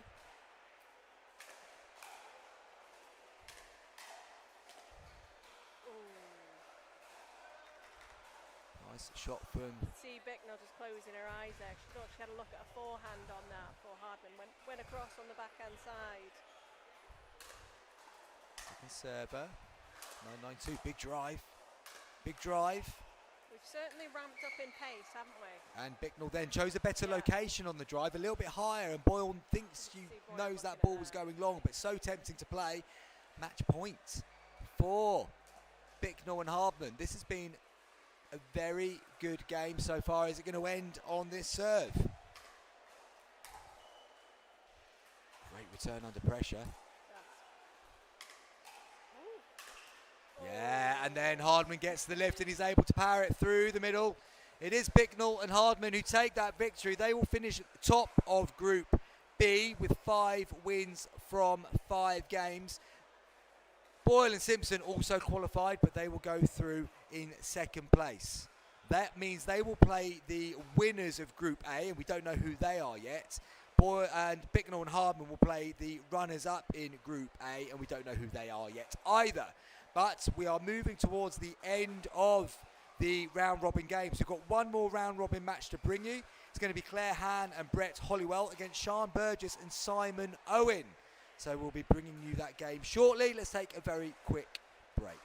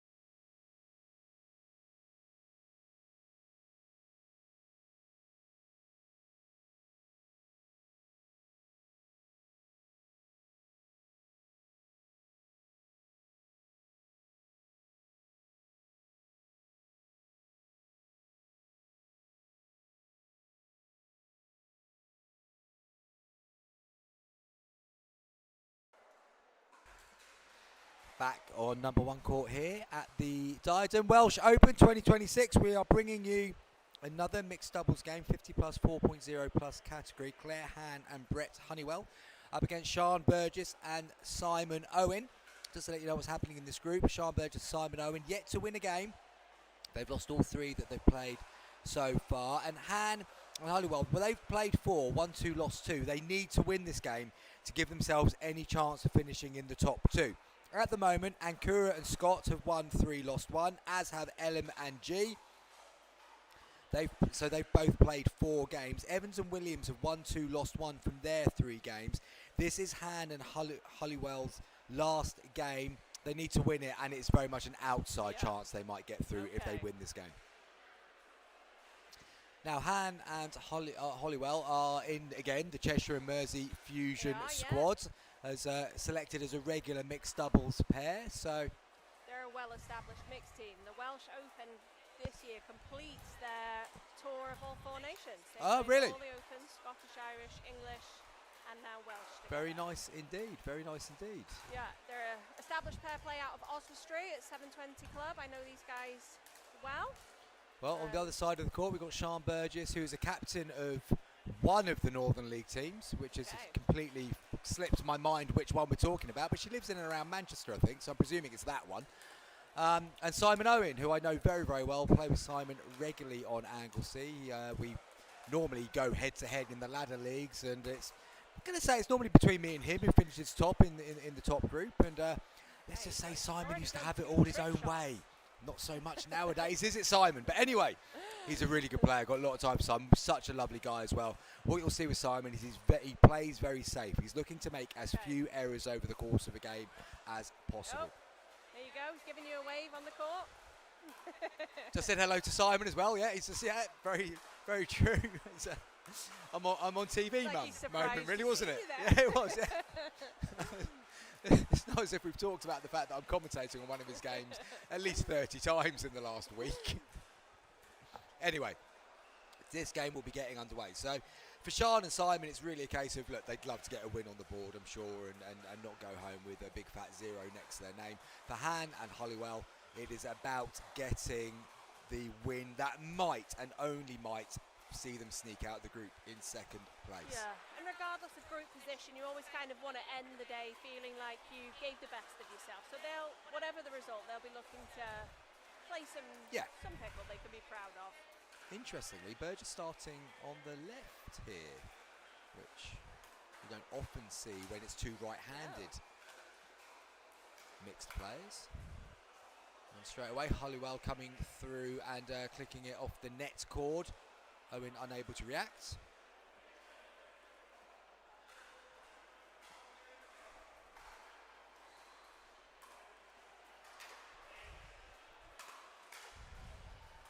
Yeah, it's a nice deep ball. So first side out there just held them to the 1 point, so over we go at 0-1. And also interestingly, it was Brett who served first there, even though he's playing left. So I can often get a little bit confusing when teams do that.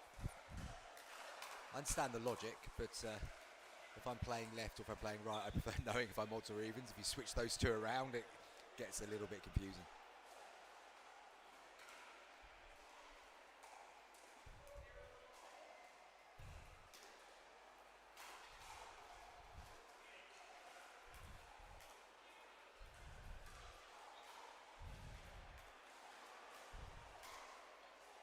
Han misses out there on that side, and that is a weakness of Sian's game, which we've spoken about a few times when sort of trying to coach her, that she does lean on that backhand a little bit, doesn't get the left foot over across, so there's quite often a lift coming.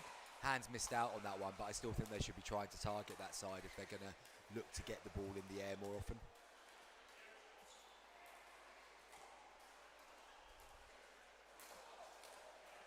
Owen still going backwards, needs to get back up the court, unable to do so. Looks like he may have just twinged something. Hope it's okay. There was a little bit of an audible that came out of him there when he went back for it, wasn't it? He's been struggling with the knee injury a little bit for last couple of months, and they'll need to watch for that because Claire Han has got an absolutely wicked lob. Yeah.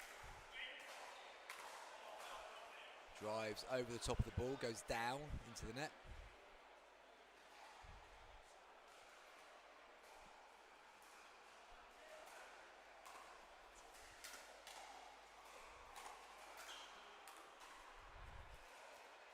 Just does well, but puts it out. She did well to get there after the net cord, but again, trying to be too precise in the location. Yeah. I mean, I think we forget that actually it's better to go to the left foot, not outside of the left foot, because if it's a straight line, that's into a nice little hitting zone. Got to go up and over, yeah.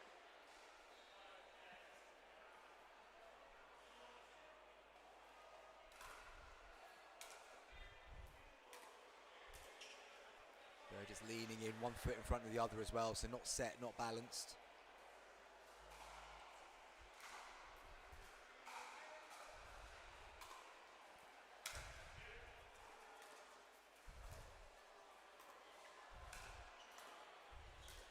Pick up there from Brett.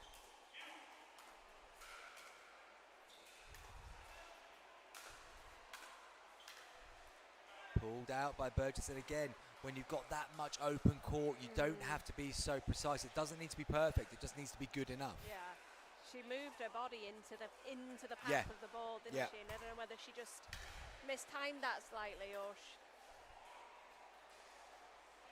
That's often the case, that your paddle's actually in the right place initially, but then if you twist a little bit through the shot, your paddle's no longer in the right place.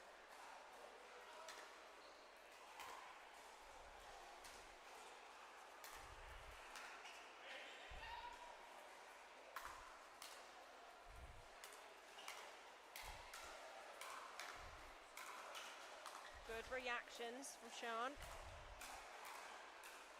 Nice. She did really well there to keep her hands out in front and off her body. 1, 2, 3, 4, maybe even 5 balls. But she had some fast hands on there. Great point.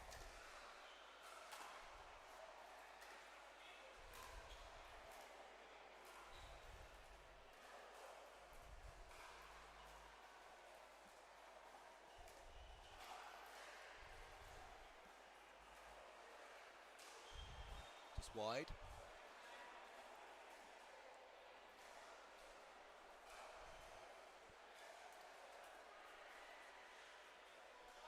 So 3-4-1. So we're 3-4.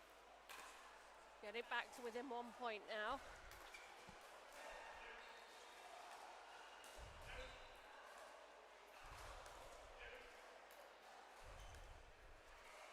Creeping closer and closer to the to the line. I was wondering. Yeah, that's good play. That's nice play because they were nice and patient. Then they went a little bit quicker, got the lift, put it away. Good tactical play there from Burgess and Owen. And it brings them level.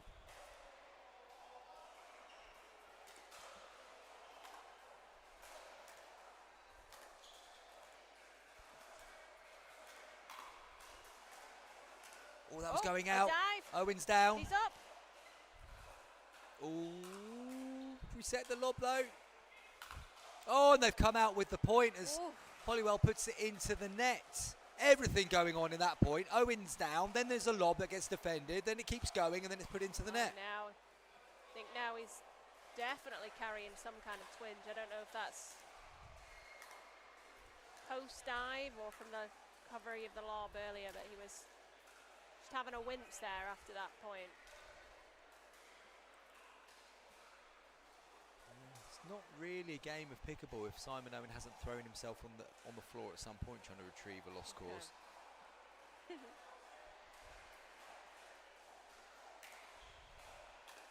his credit though, that time it worked because he did win the point, but puts this third into the net.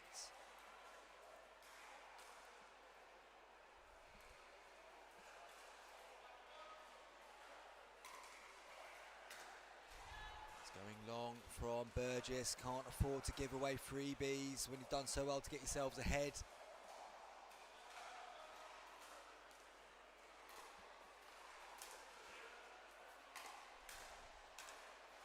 Just jumping through that again, Han didn't get set, was still moving forwards.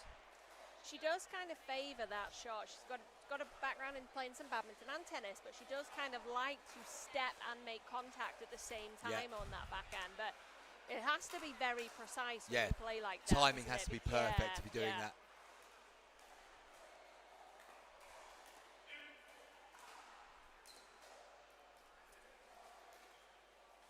That's well watched.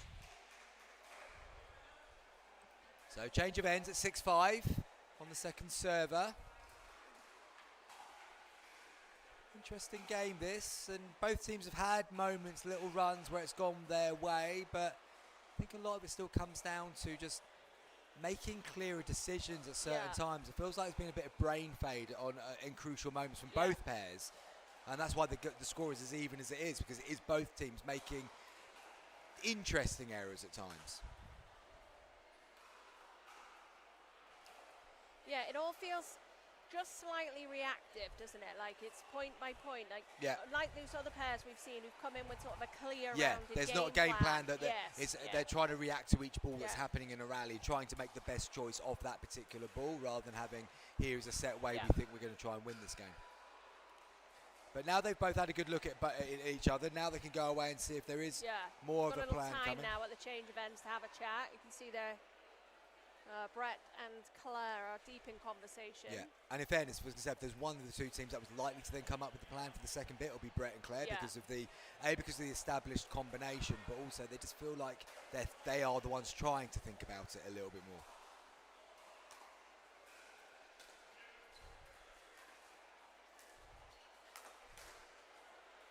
Owen just giving that too much height, and then Hollywell able to lean in and roll it down to Burgess.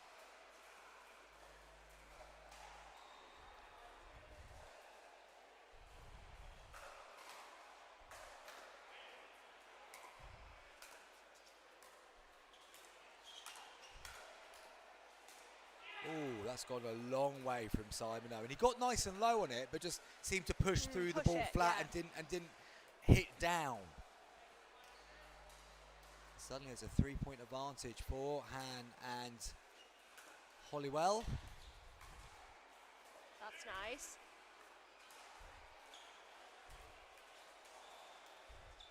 Lob. Good call there from Leah McDaniel. Good recovery from Owen. And then Burgess just almost thinking too much about how can I get up to the line once I've played the shot and forgetting to play the shot. Yeah. Good variety in there though from Hollywell and Han in that point, just mixing it up a little bit more. Yeah, I've been very impressed with how they've gone on this run. They've realised what needs to be done in this game and now they're executing. Hello, commentator's kiss of death. How are you? It's 12:30 on day 2, and I think that might be one of the few times I have jinxed a player so far. Well, interesting that they started with Claire on the left and that Brett took all 3 of those middle balls and came quite a long way over then on that ball, given he was playing on the right, and that probably could have been Claire's forehand.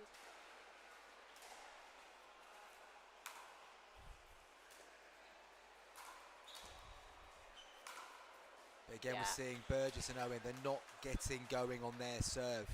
A lot of their good work is happening against the ball at the moment, not with the ball in hand.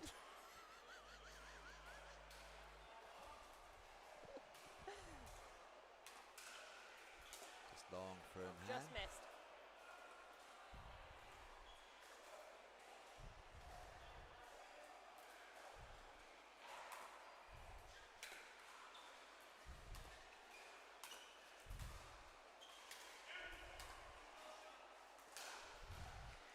Nice put away by Burgess.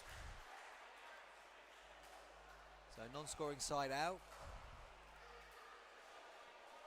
Got to make some inroads in this side out. Can't afford 2 non-scoring side outs in a row when you're 9-5 down.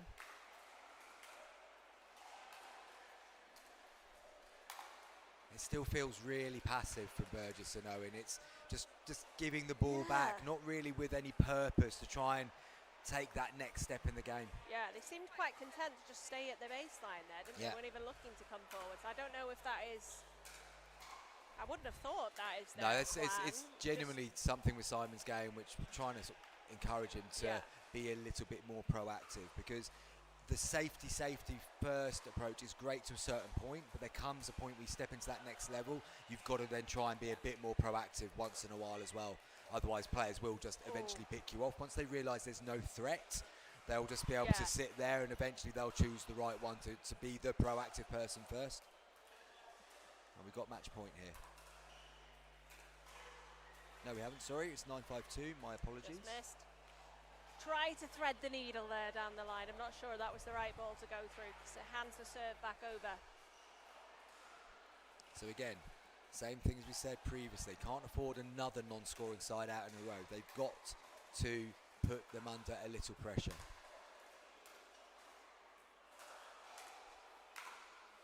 Well played by Hollywell, just saw the gap where the ball was likely to go, got in there and able to put the smash down the middle.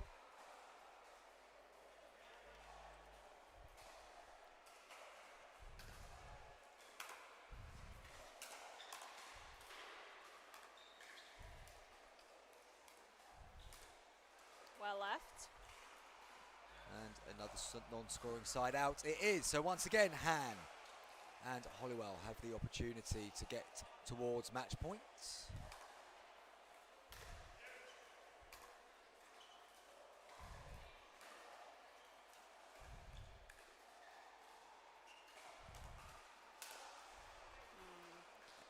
Not the right, not the lob on that. No, that not one, well no. disguised, not well executed.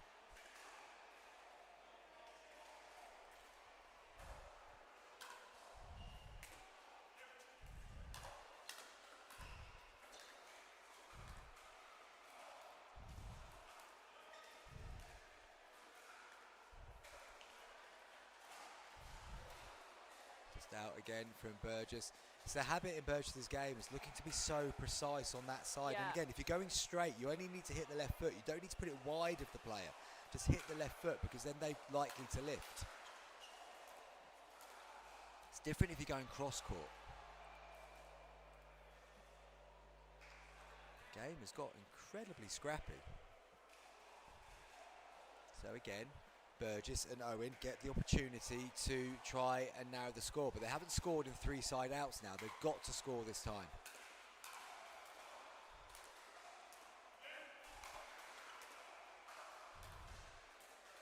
And it is all defence from the back of the court. They're not moving forward. Not moving up, are they? No. Again, now they come in, but only one of them's come in. Now they're both up.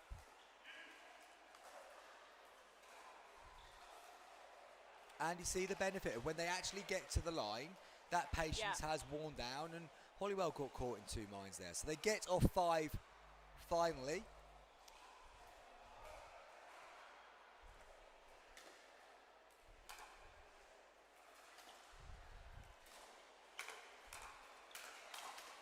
Yeah, well dealt with by Han. They did go a bit faster that time, didn't they, Leah? But this time Han stood up to it.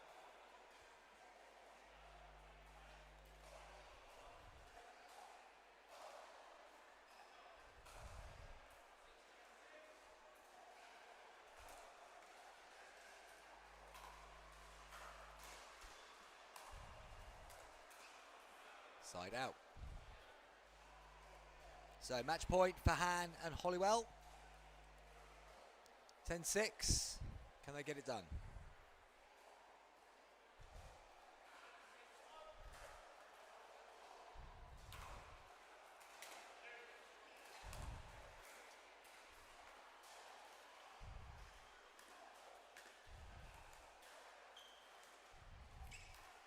That's nice. That's a really good lob. That's a really good lob from Claire Han. Got it into a really nice location. Closes the game out. Han and Hollywell have given themselves an outside chance, only an outside chance of getting out of Group B. Burgess and in Owen. the hands of the group gods now to see how it shakes out. Burgess and Owen, they've got one more game to go. They'll be looking to shake that one off, and maybe they can finish their day with a win. And if they're going to win a game, may as well be the last one, because at least then you drive home feeling like you have finished on a bit of a high. We will be moving in, I believe, to the semi-finals of the 60-plus category. Once we know what's going on there, we will be back after this short break. Go and grab yourself a drink, come and join us again, because we'll be moving into knockout pickleball.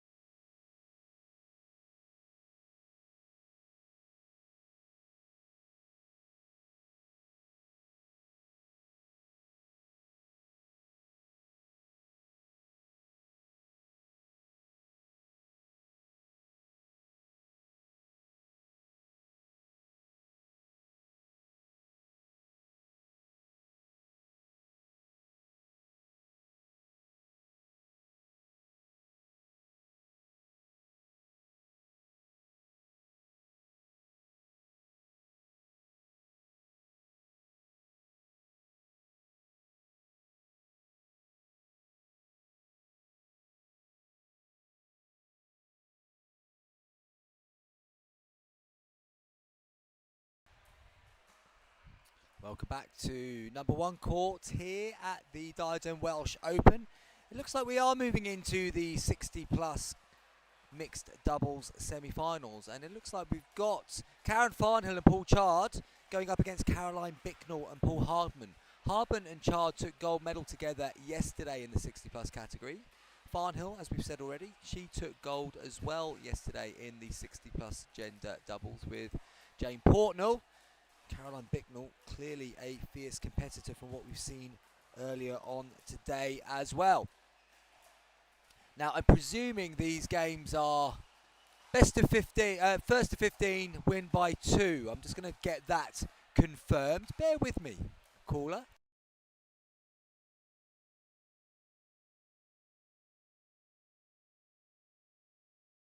Yep, just had that confirmed, that it is first to 15, win by 2 in the semi-finals. And just to remind you how the teams got on, Farnhill and Chard finished second in Group A. They won 2, lost 2 from their 4 matches. And in Group B, Bicknell and Hardman, well, they won all 5 of their games. So I think form would suggest they're probably favourites going into this semi-final, certainly coming in as the team with the best record out of the group stages. Played one more game because Group B had 6 teams and won all 5. So they've had a little bit more court time. Don't know if that's a good thing or a bad thing for Hardman and Bicknell.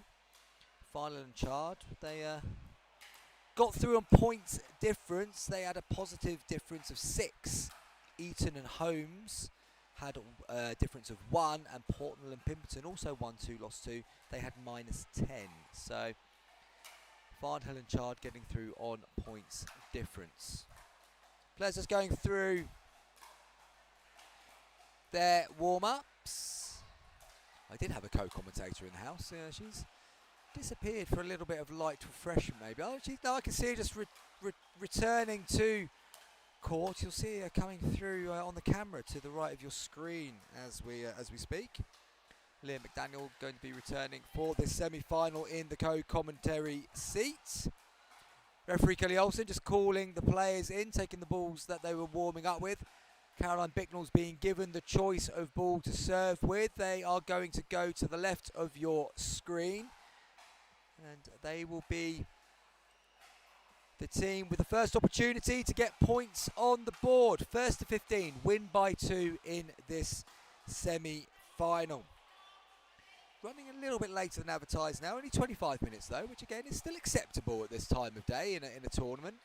Games have been coming thick and fast, which is good to see. We haven't had major delays between games, which is pleasing. It's just that some games have gone on a little bit longer because they've been so good. Leah is back with us, and we're underway in this semi-final. There we are. Hardman just looking to go cross-court to Chard. Goes into the net. So, Leah, we've got another situation where Hardman and Chard, gold medalists together yesterday, going up against each other on court, and they'll know each other's games so well.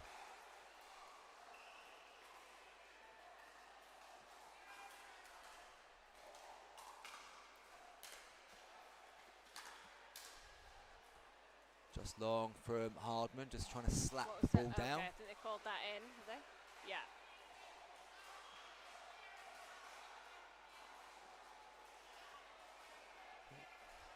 So, ball was called out, it is 0-0-2.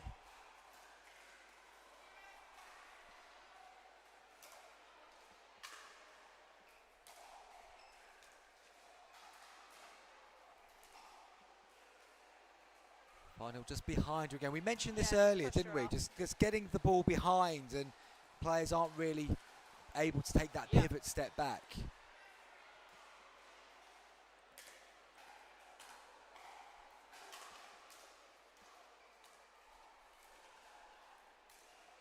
Nice shot, Caroline Bicknell. That was nice. It came through so fast. I wonder if they thought that was going to go out or just a bit of confusion between the middle of them, but it dipped really well there to stay in at the end.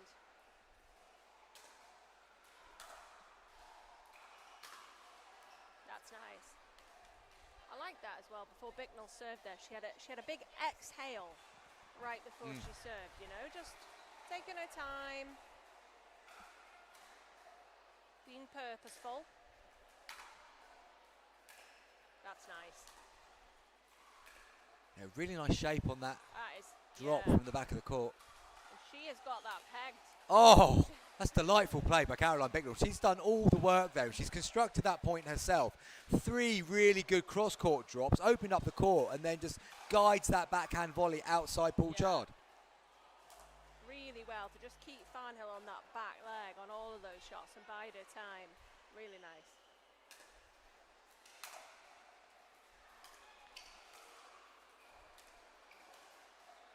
Hardman just not balanced coming through the transition zone. Moves over to the second server.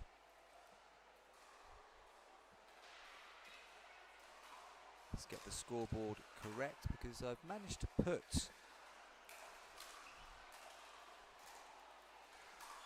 Chard on the scoreboard, when of course it should be Bicknell. So Oh.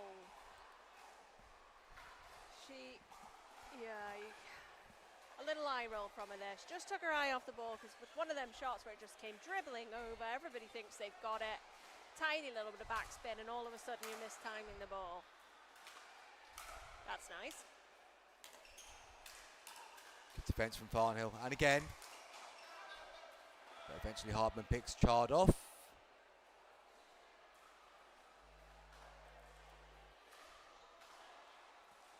Just feel at the minute like Bicknell and Hardman are controlling the points with these drops that they've got from the back of the court. Good lead by Farnhill that time though. Drive came in, got out of the way. Gives them the opportunity to get on serve.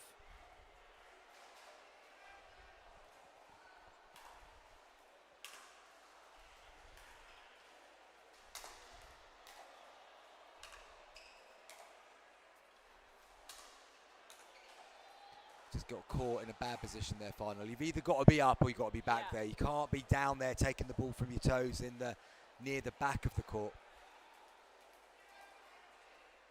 No, because even if you make that, you're not able to get underneath the ball or get any power on it to do anything with it, are you? So Bicknell just using the net cord there to her advantage, gets the side out.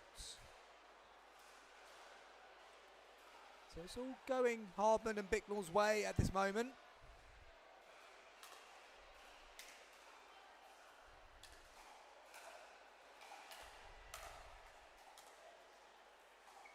And just running through that backhand and net gets in the way.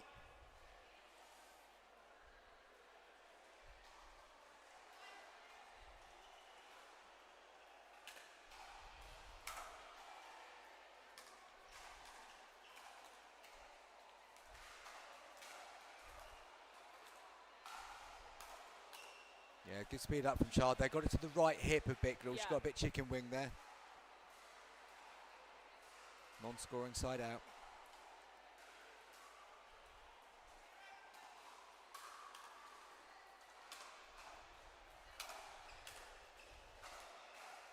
Chard just travelling backwards. They started creeping in and was unable to get underneath the ball. Like we said before, it's difficult to get underneath the ball when you're on the back foot and stuck at the back of the court. yeah, and Chard telling himself there, I should have gone back. What he said.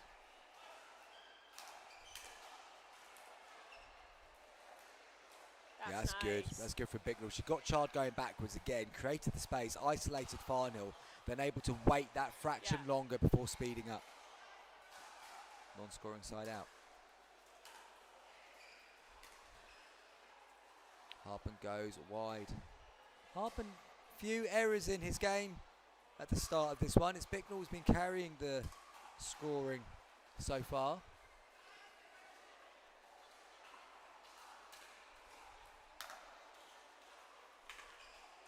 And once again missing his third. So another non-scoring side out, and despite the quick start getting to a 5-point lead, the game has certainly broken up a little bit since then. Net cord helps it go out. That wide.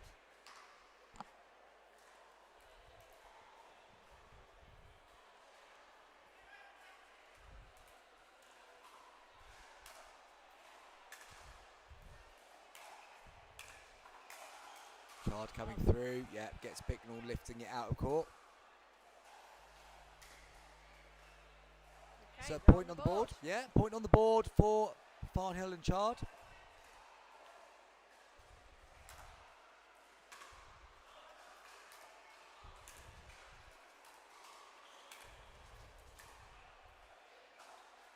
Stays in play.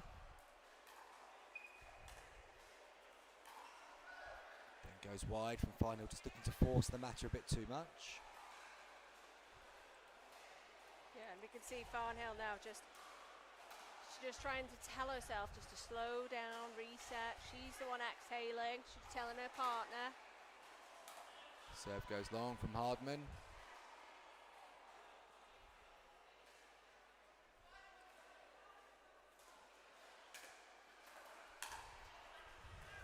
Return goes long from Farnhill.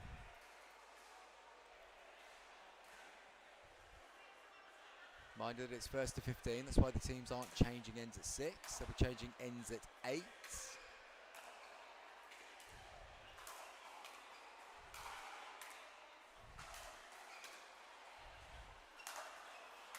Good defence from the back of the court. Can they get one to bounce? They can, and look at that. Nice. Lovely shot from Hardman. Got the ball to land in the non-volley zone. Forced Farnhill back off balance. Couldn't lift it up. Yeah, and then because they have been so composed, so calm and steady, they didn't panic in that point, even though they were 4 or 5 balls defending. You know, they just trusted that they could probably work their way out of it. Not that time. So side out, but healthy 6-point advantage for Hardman and Bicknell.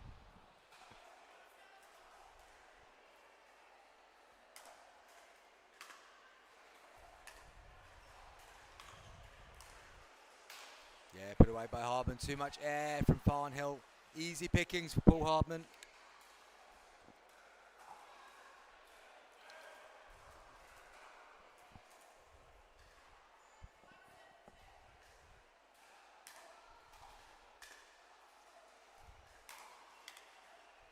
Catch in the outfield.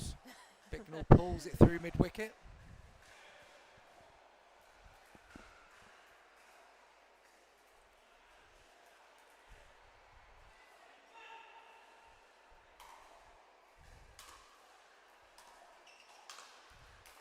Chard's done well, I think, has he? No, just goes wider court. So side out, and they've kept a 5-point advantage as they come back in at 7-2-1.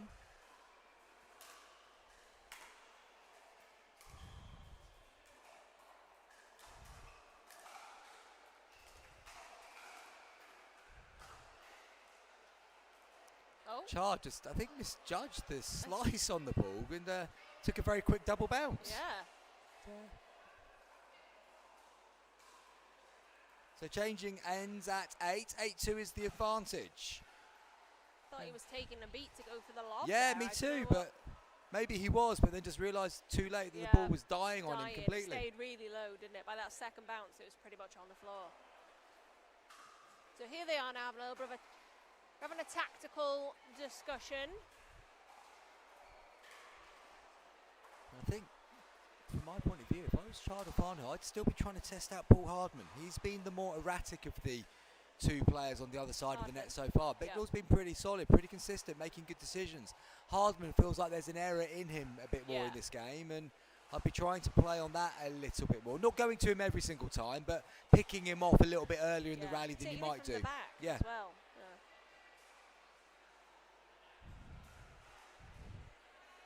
But other than that, it's a classic case of can they cut out the unforced errors? Can they just keep themselves in rallies long enough to force the issue with the opponents? For Bicknell and Hardman, if Hardman could just cut out his unforced errors, then they take this game pretty comfortably from here.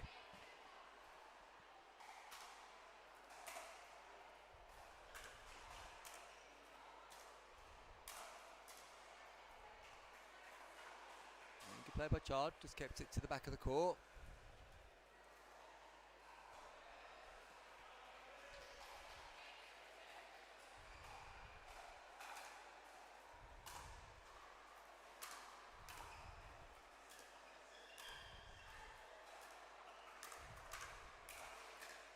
That's a good Oh. pick up for Bicknell. Ooh.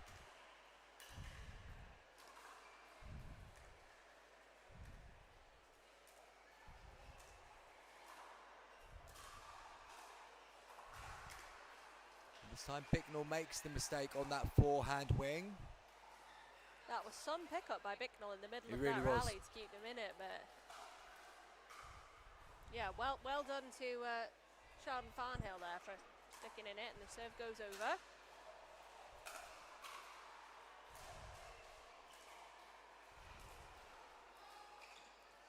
And she spotted it.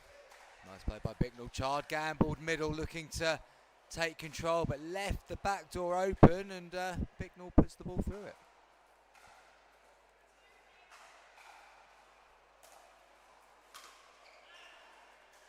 Hardman again with an unforced error, puts the return long. Got to play on that. It's got to be in his head a little bit.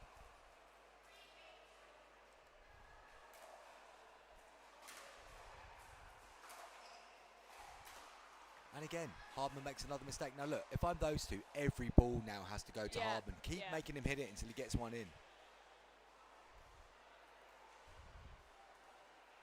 Bicknell has missed far fewer shots over the course of this game. Hardman's error count has to be very high.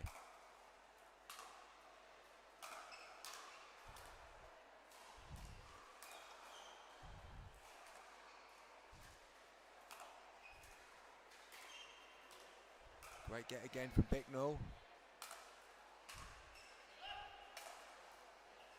And Bicknell misses it. Hardman gets in her way slightly. But there was a point in that rally where they went cross court to Bicknell again. I don't think they needed to. I think they could keep applying the pressure. They've got the point, yes they have, which is great, but they gave themselves the opportunity to lose it maybe.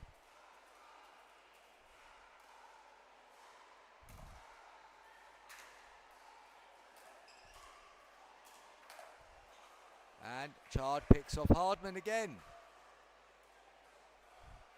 So 6-8. There's only 2 points in it now, and they haven't conceded a point since the change of ends. Farnhill and Chard.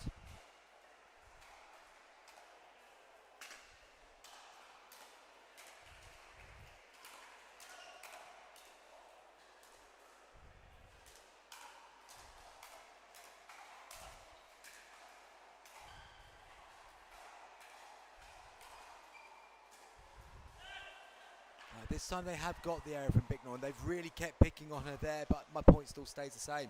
Bicknell was keeping up in that rally really, really well indeed. And now you just wonder whether Bicknell tries too hard. Yeah.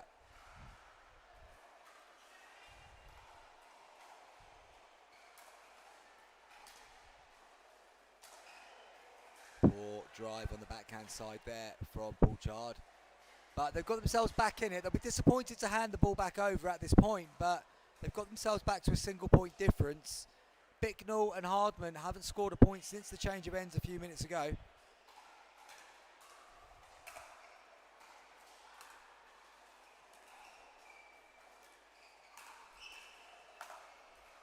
that's the side they've got to go to. Nicely constructed again. They had such success early on with rolling that ball down at the feet of Bicknell and Farnhill. Yeah, Farnhill and Chard, didn't they? And just as we've gone on, we've seen the ball just get higher and higher and higher. So we're seeing more balls now. There you go. Like to that. the chest, to the shoulder. And momentum is definitely with Farnhill and Chard, as that's a non-scoring side out. They've been stuck on 8 for some time, have Bicknell and Hardman.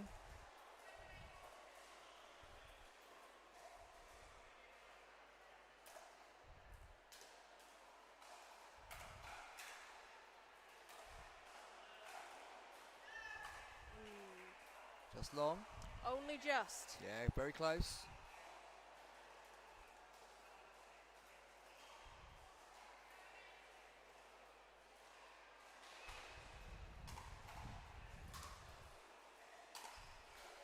Good drive this time to Bicknell.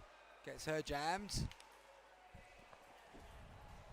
Now, this is where the game changes. I was saying go to Hardman, but now the game is even and you've got the momentum and the other team on the back foot. I think you can go a little bit more even again in your targets.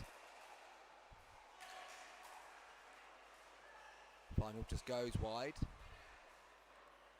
So just 1 point in that side out. But we have a tied game at 8.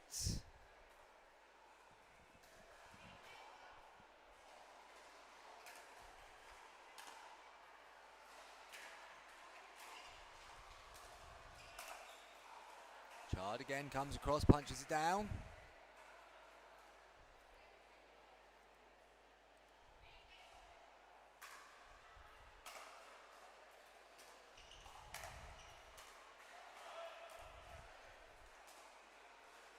Drop in the back of the court from Hardman, unsuccessful. Non-scoring side out. It's got a bit closer, got a bit more tense, hasn't it, Leah? It sure has. I'm feeling the tension. That's an... Oh! And Hardman Felt like gets that a bit was of luck. such a nice lob. It was just hanging in the air. Now, will Hardman feel like that's the change in luck, change in fortune for him? In order to sort of assert himself at the kitchen line, and did so rather convincingly.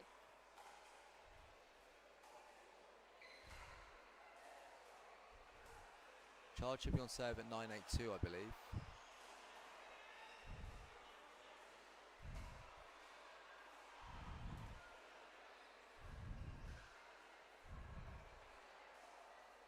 And so for the first time, they pip ahead. Yeah, they do. Yeah, they've got themselves nudged ahead in this game. Bicknell and Hardman still yet to score since the change of ends. Been stuck on 8 for some time now. Yeah, that was a bit high from Farnhill, put away by Bicknell. But now it's a different game. They're coming in behind for the first time in this semi-final. First to 15, win by 2.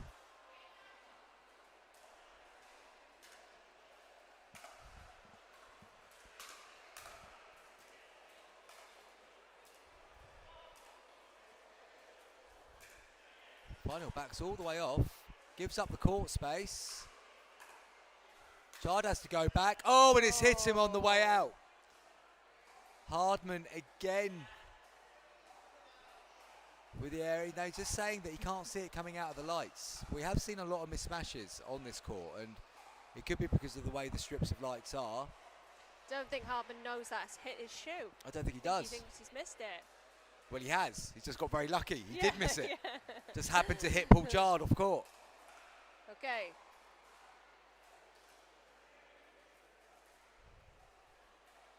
Score is 9-9. It is. It's 9-9. Okay, 9-1.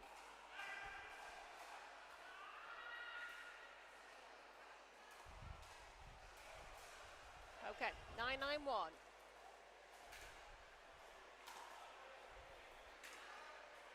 Final pushes her return long. So Bicknell and Hardman back in the lead for the first time in a little while, and certainly now getting off 8. So they've got picked up a couple of points. Yeah, I was just thinking, Chris, before that, we're at the point again now where if you're returning, I'm sending the return to Hardman. Absolutely. I still want him playing as many balls from the back of the court as possible.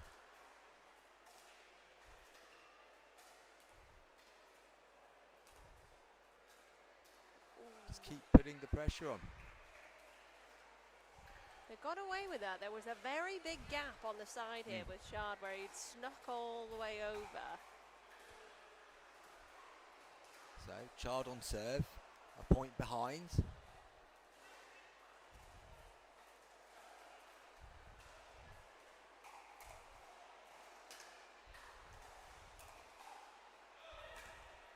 I think Bicknell's lost that one in the lights as well, in fairness. It's the least controlled She's shot. favoured the backhand quite a bit though on that side, hasn't she? Moved around to hit a backhand rather than a forehand on the volley.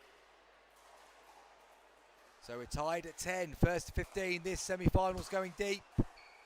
Return goes long from Hardman. Chard and Farnhill find themselves in the lead once more.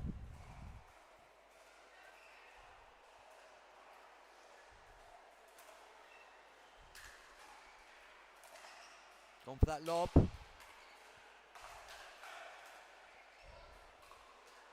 It's going long. Finals played it. Oh. Yeah. Sometimes that's what you need. Yeah, absolutely. Chard gave it a big call, but Farnhill was already committed to the shot. Can Karen Farnhill put that out of her mind in this rally? Chard. Out. Now, I don't mind that from Chard, though, actually. He was trying to be proactive, trying to take middle, trying to take control of the point. Pushes it long, though.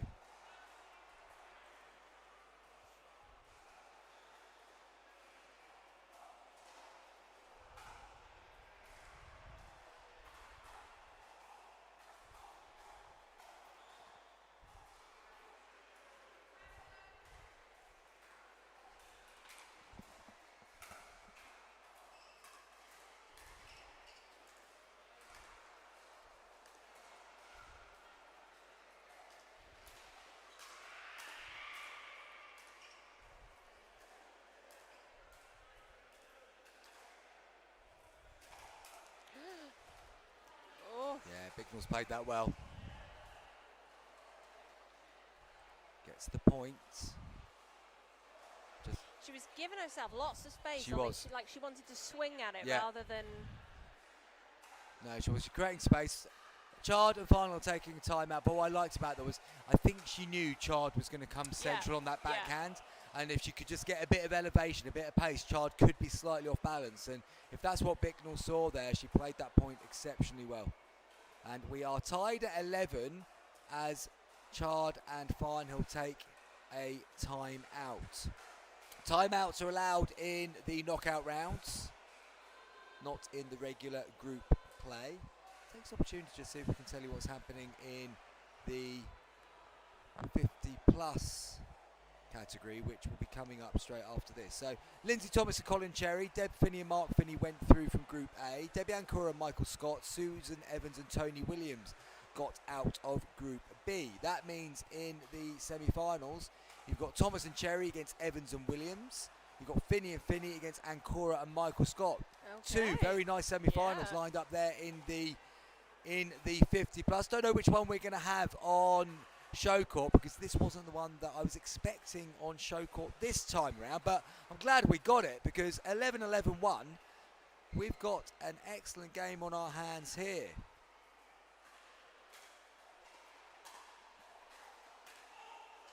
Nice drop again from Bicknell.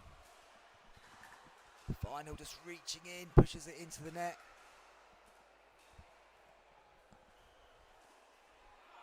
Bicknell just bringing the consistency again when needed.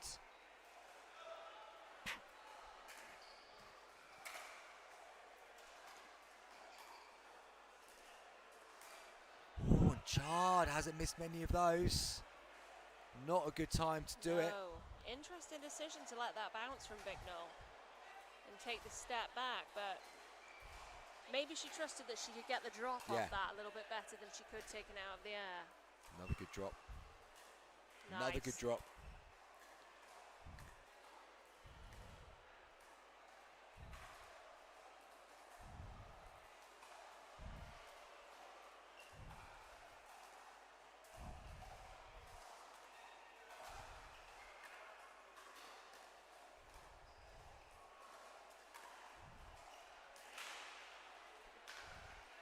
Farnhill and Chard come out with that point, but again, there were several times I was thinking, just play into Hardman there, play into Hardman, because he immediately went a bit quicker. He was looking for work. He was looking to feel like he was part of that rally.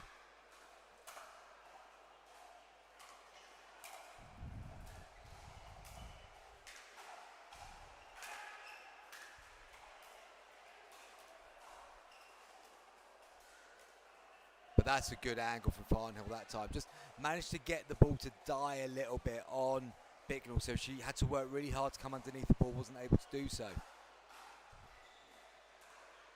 She did well there to stay low on the front foot as well, because these two transitioned together. They came up completely in unison to the kitchen, and sometimes you see that out of the corner of your eye.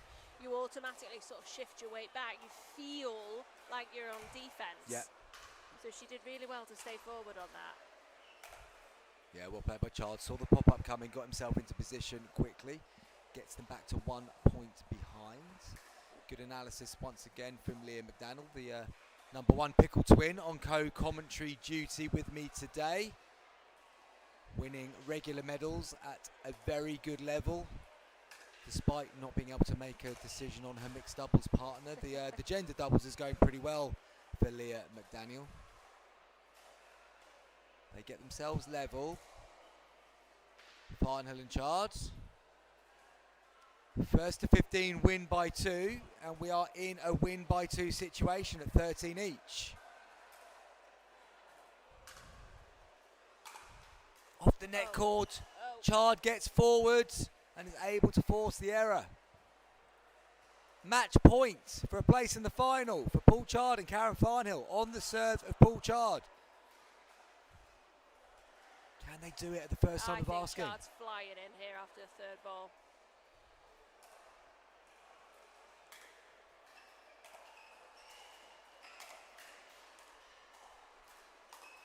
You've called it correctly. That's exactly what he did, but good defence from Bicknell there. Able to get the ball up, and Farnhill trying to force the issue, puts it wide. They do have the second opportunity though. I'd be sending the return to him to keep him back. I wouldn't be giving him the opportunity to come in. Yeah, very good point. Give it to Chard now. They That's do. it. But he drives it down the middle, yeah. and they take the game. Excellent semi-final here. What a win for Chard and Farnhill. They were way behind. They clawed their way back in very nicely indeed, and then they stayed calm at the crucial moments at the end. Really good semi that, Yeah, Leah. brilliant semi-final. Thrilling stuff. Some really good pickle from all 4 players. Well, they make their way through to the final. Just going to see if we know what happened in the other semi yet. No, we don't. So we'll wait to see who we're going to have in the final, which I believe will be coming up after this 50-plus semi-final. That will be coming up on #1 in a moment or two. We're going to take a very quick break, and we will be back with more action shortly.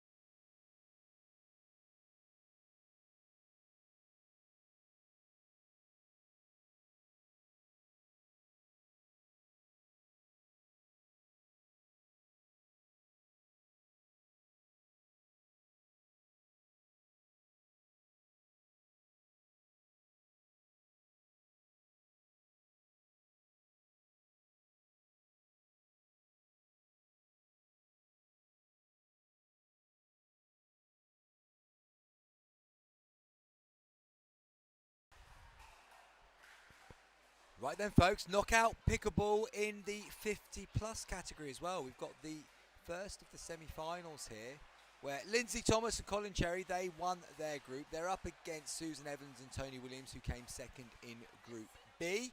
They are playing off for a place in the final, where they will meet the winners of Deb and Mark Finney against Debbie Ancora and Michael Scott. Referees just going through the last few checks before this semi-final gets underway. And this one, it's one of these ones I think is too close to call, to be honest with you. If we just look back at the how they got here, well, Thomas and Cherry did win 4 from 4 in their group. Evans and Williams shared the same record as Ancora and Scott, but finished second because they had a 5 points. Well, they got 5 points fewer in their difference, which meant they finished second. Finney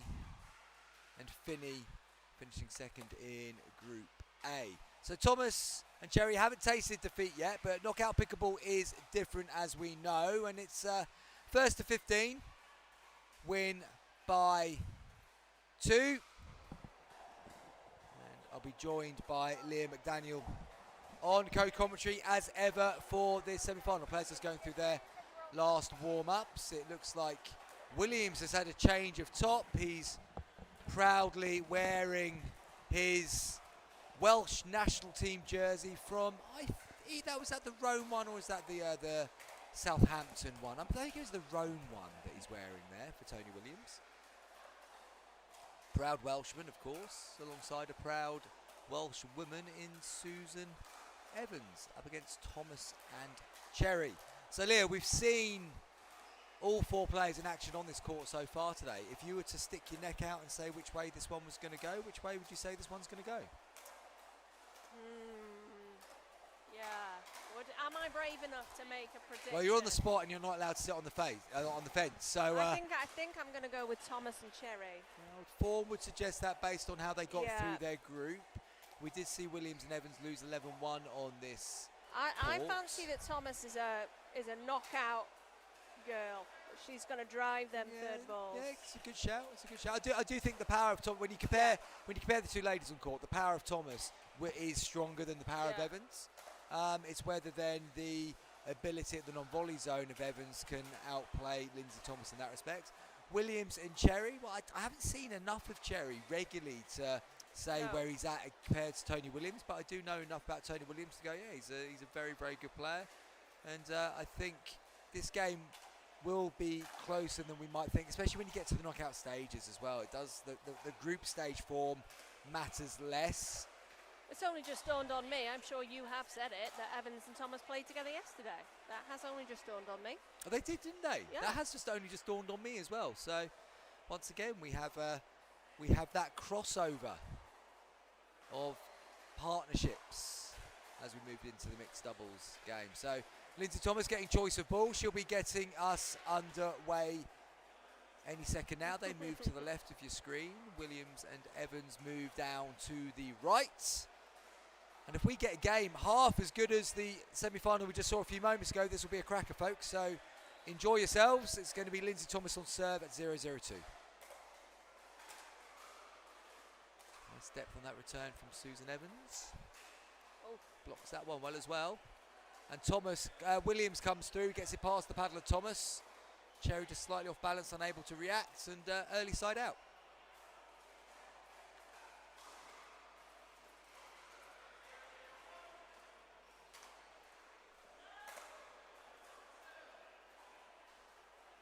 Serve out from Evans.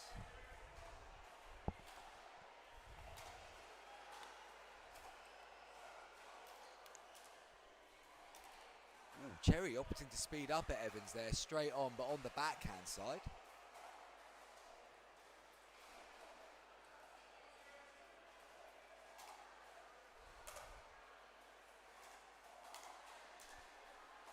Evans just walking through that reset, hits the net cord. One thing you do see quite a lot with Susan Evans is that she doesn't get stopped, doesn't get balanced enough in that transition zone. She's got good enough hands to be able to then do well if she does, but quite often she's still walking or still reaching, and balance can be a little bit of an issue.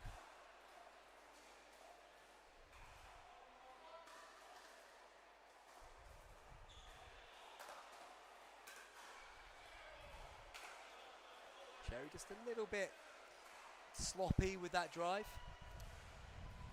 Yeah, he's two of those into their net. He's going to want to ask the question of these guys to make them play, isn't he? There we go. That's Nice shot from nice. Thomas, well dealt with by Williams.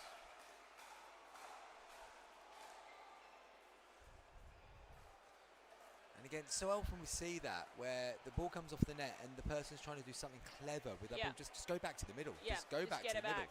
Absolutely. Give yourself, because if you give that angle, you've given them a bit of a side to have a go at you from there anyway. Williams on the drive. Cherry goes long. This is feeling slightly frantic for me to begin. It's like a heavyweight bout. Somebody's looking for a knockout, and we just need to maybe figure each other out. I'm certainly feeling that from the side of Thomas and Cherry so far, but they're slowing it down in this rally. And then Thomas tries to speed up from her reaching, toes. yeah.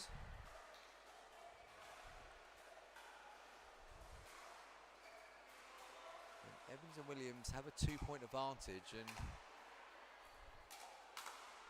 liking what Tony Williams is doing here. He's taking control, but he's hitting a lot of the balls to the middle, Yep. which is then forcing them to try and change the angle, and they're not getting it quite right yet.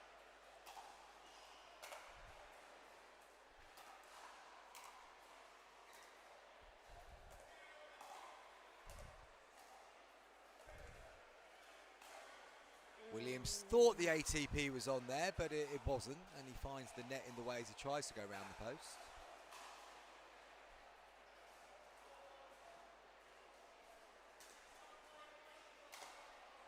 Yeah, Evans just being said that she's applying force to the ball as she lets go. Sue Evans does have a few problems with her serves from time to time, so again just needs to clear her head quickly there and make sure she gets the next one in, which she does.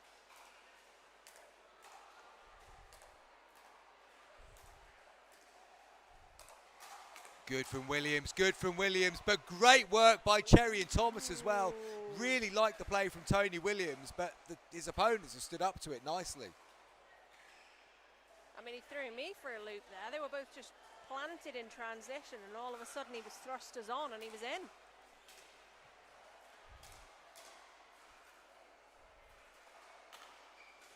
Cherry again just being a bit impatient. Yeah, feel like he got caught there, taking a big step across his body, Yeah. didn't he?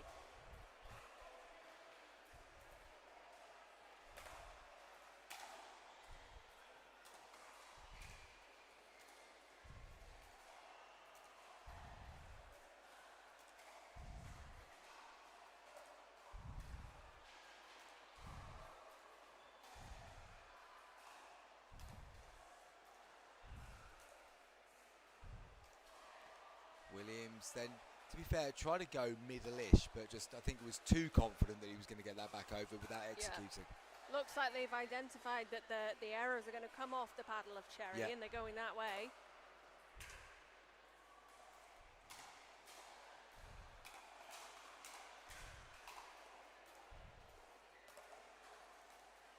But again, just catching Williams on the dink. It's a nice position to put the ball into from Thomas.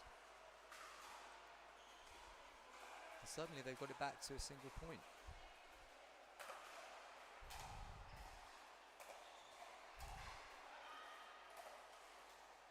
Oh, that's well put away from Tony Williams. Gives himself a round of applause with that one, and rightly so. I do like self-appreciation when you do a good shot.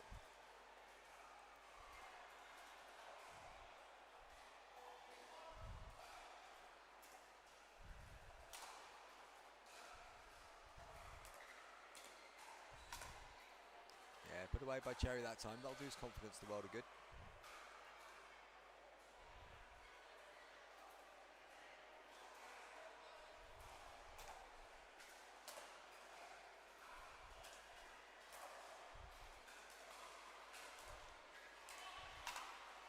And that's where I want to see Evans just be a bit more proactive. That ball's sitting up there. If she comes through with a bit more belief, a bit more confidence, she can take it on the attack, not just lift it up again.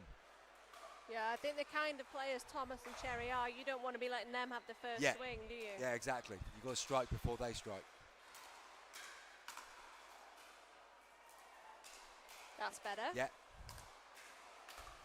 But well done again, Cherry. Just got himself balanced and was able to play a couple of shots from the same balanced position. Gets it to go down past Williams' toe.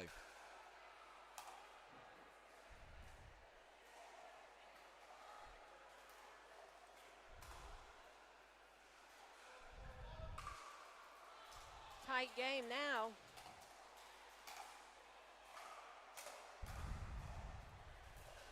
Oh, lovely angle from Thomas.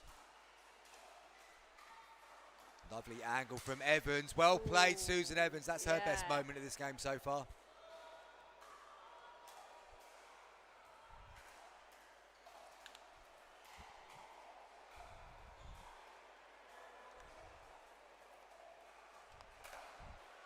Good serve.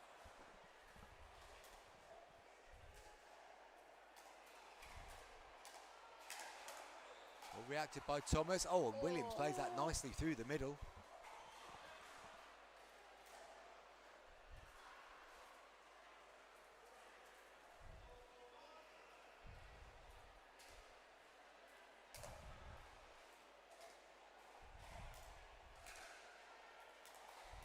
Same thing again. Great drop on the first Yeah. one. Slow to get to the line, therefore able to be picked off. If she could have got in there, she could have taken that higher and more aggressively and put the Yeah. pressure back And on the opponent. I think they can take some confidence. They have surprised me with how well they've coped with the drive when they're at the kitchen line. It's positional, so if they are up with their hands out and they're in front, they can deal with it well. Whereas if they're in that transition zone, they're Just sitting leaning. duck. It's like, Yeah. yeah. So they need to have a little bit more confidence.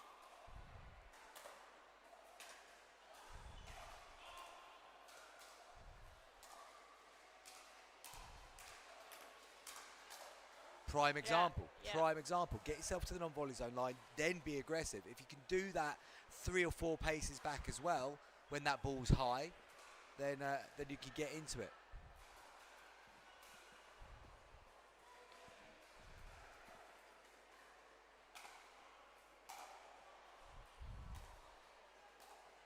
Yeah, that was a nice Yeah. ball. That was dipping quickly. And he'd already committed to trying to volley it. Yeah.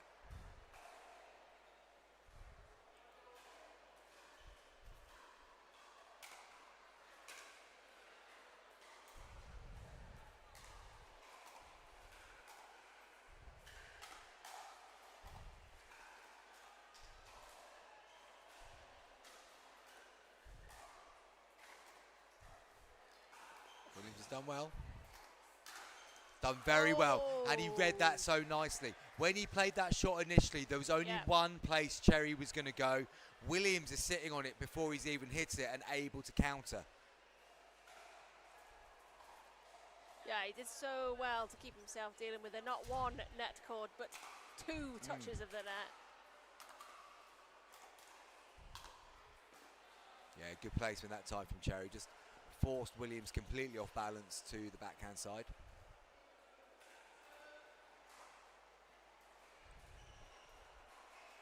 Feels like Williams and Evans haven't scored a point for a while. We can do with one now. Nice drop, but then takes that step back again.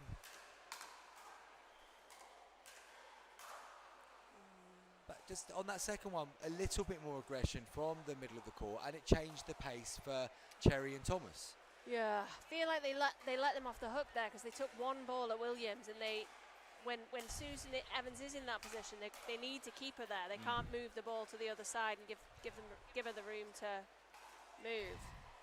Well, shot down to the toes of Williams that time though, gets the side out.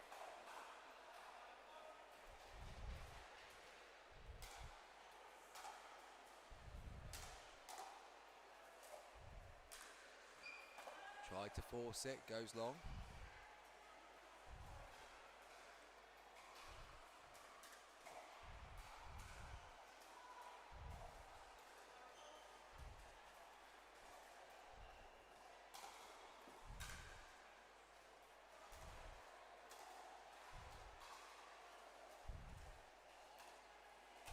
Oh, the Ernie. First one of the day. And Cherry follows up by putting the ball into the net. That's our first Ernie of the day, Chris, after seeing about 900 yeah, yesterday. it's true, isn't it? It's funny how some days bring things and other days don't. I mean, we haven't even seen that many lobs today, really, in comparison. We saw a few early on, but they've not been flowing regularly since then either. No.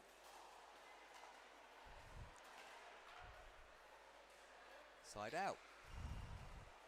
So Evans and Williams come in 1 point behind.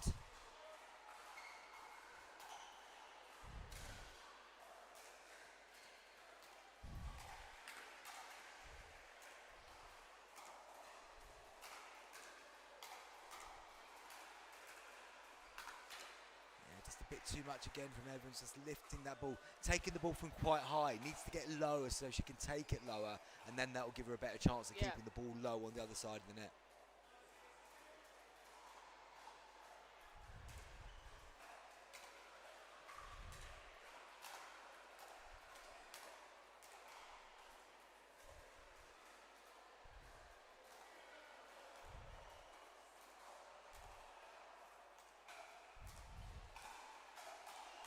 Yeah, good play that time. They got a good court position at the non-volley zone line, able to attack at the right time.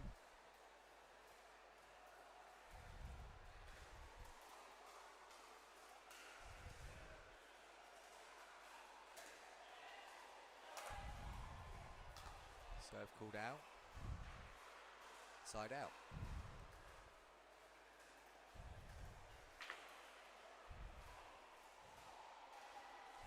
They'll be looking to nudge ahead now to get to the changeover. Yeah, first to 15, win by 2. Change ends at 8. Thomas drives into the net.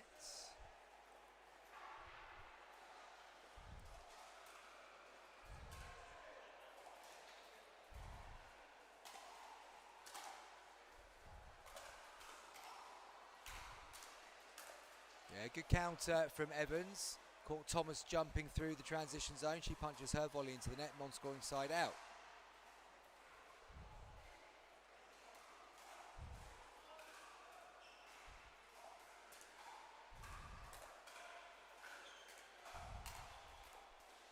Yeah, Cherry again, just seeing Williams and Evans sometimes just creeping in and getting jammed because they've just taken a couple of steps in from the baseline.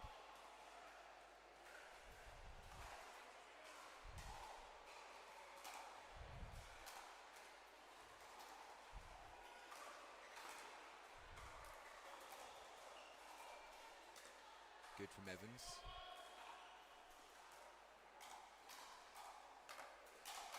Yeah, well played. Really nicely constructed point. And that shows the benefit of taking 1 or 2 properly out in front of you, leaning in at the non-volley zone.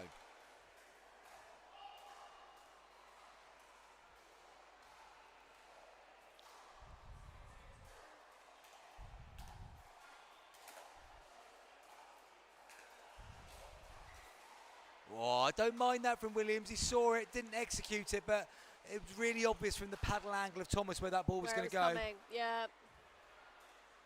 Yeah, and even if he misses that, you know, it's got to keep them honest, isn't it? Absolutely. It's a good miss sometimes. It just keeps it in the back of their mind that that might come. Might force Thomas wider next time.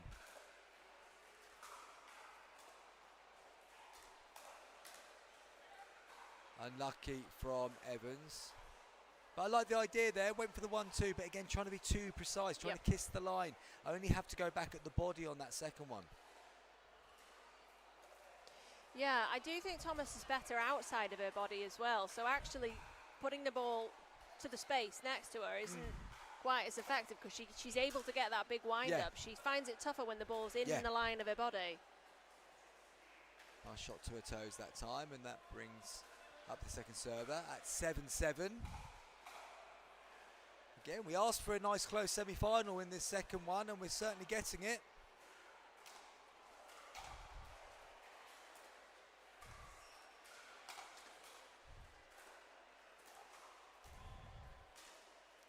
Reaching in again, back from the non-volley zone line. If you're up at the line, you take that ball further in front of you, it's not lower than the net. Change ends.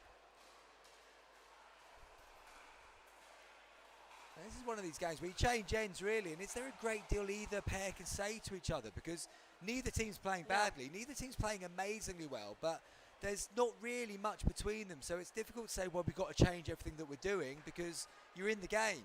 Yeah, and it seems to me that the things that Thomas and Cherry do well actually suits Evans and Williams. So it's not like they've got to reinvent the wheel,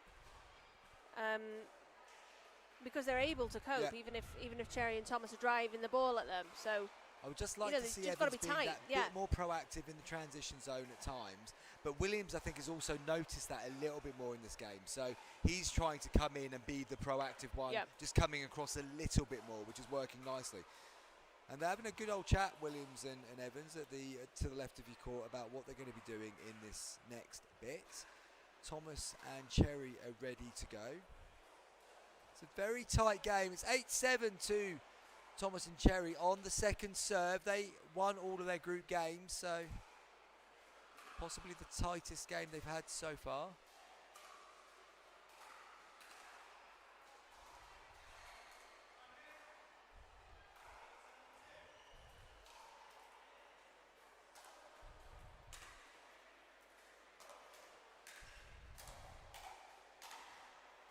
Drive from Cherry on the volley just inside the baseline, puts it into the net, hands the ball back over to Evans and Williams. I feel like Cherry could have pushed in a little bit more there. He could have got closer, given Yeah. 2 balls, went back to Thomas.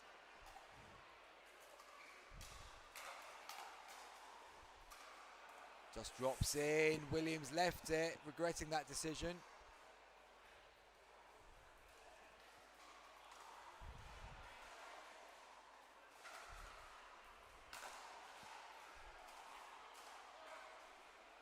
So, easy point picked up there on the serve of Evans. Cherry pulls his return wide.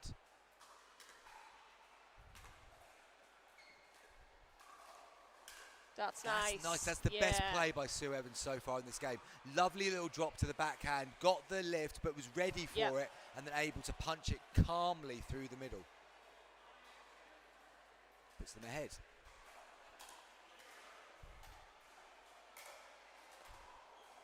Williams just playing that a little bit too early. I think he'd have been better off just taking that pivot step back, Yeah. let the ball get a bit more air, and then play it again.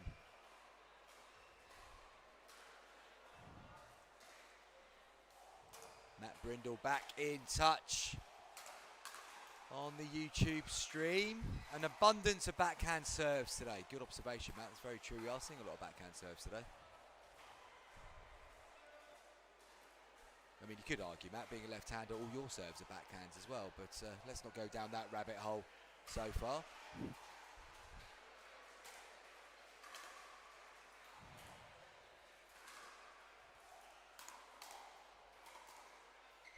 Ooh, I think that was going out.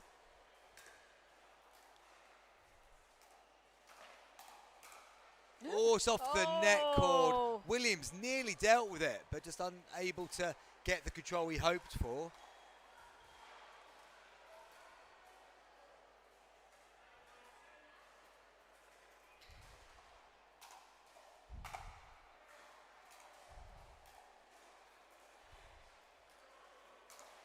Off the net cord again from Thomas. But Oh. Evans really calm that time. Got it into a nice location. Cherry stretching on that backhand dink, puts it into the net.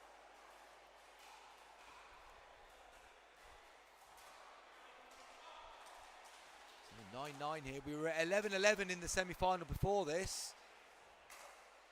Very close in the knockout matches so far. Williams just wasn't balanced, trying to flick that whilst moving. Neither team really getting a good run of points, not stringing 2 or 3 points together at a time. First team to do that.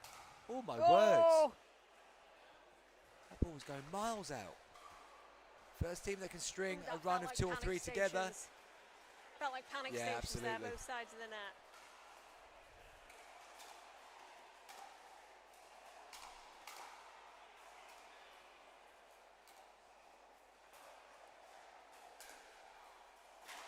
Clash of paddles.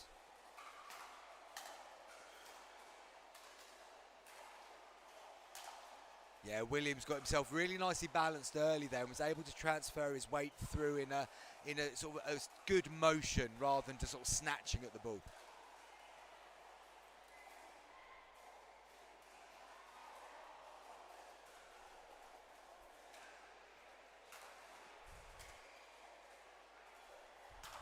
Big drive from Thomas, goes long, so non-scoring side out. Once again, Williams and Evans, if they could just string 1, 2, maybe 3 points together here, the game looks very different.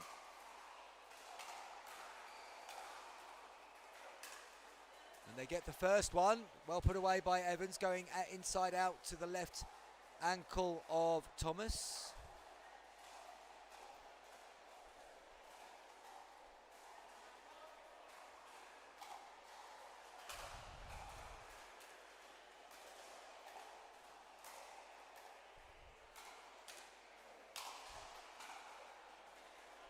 Two nice backhand volleys there from Lindsay Thomas to keep both Evans and Cherry at the back of the court, just allowing, Evans and Williams at the back of the court.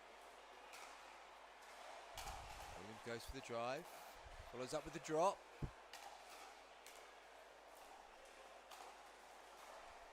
Yeah, good play by Tony Williams again. Got the opportunity to go to that backhand side, left ankle, just slightly behind Thomas as well. Made it difficult to reset, and they do have a 2-point advantage. First to 15, don't forget.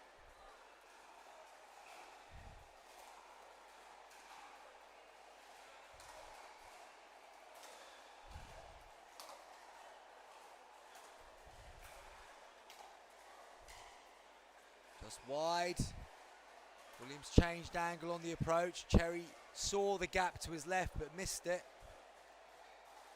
3-point advantage now.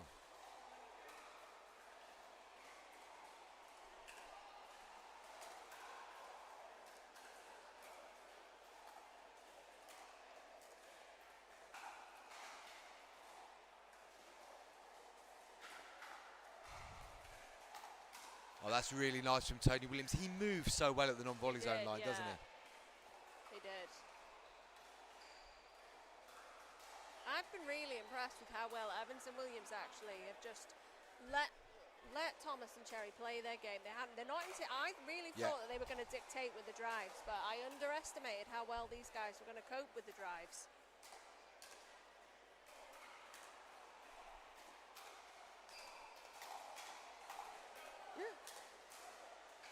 Good attacks from Williams and Evans. Got a bit of a lottery there, but they came out with the winning numbers. Match point for a place in the final.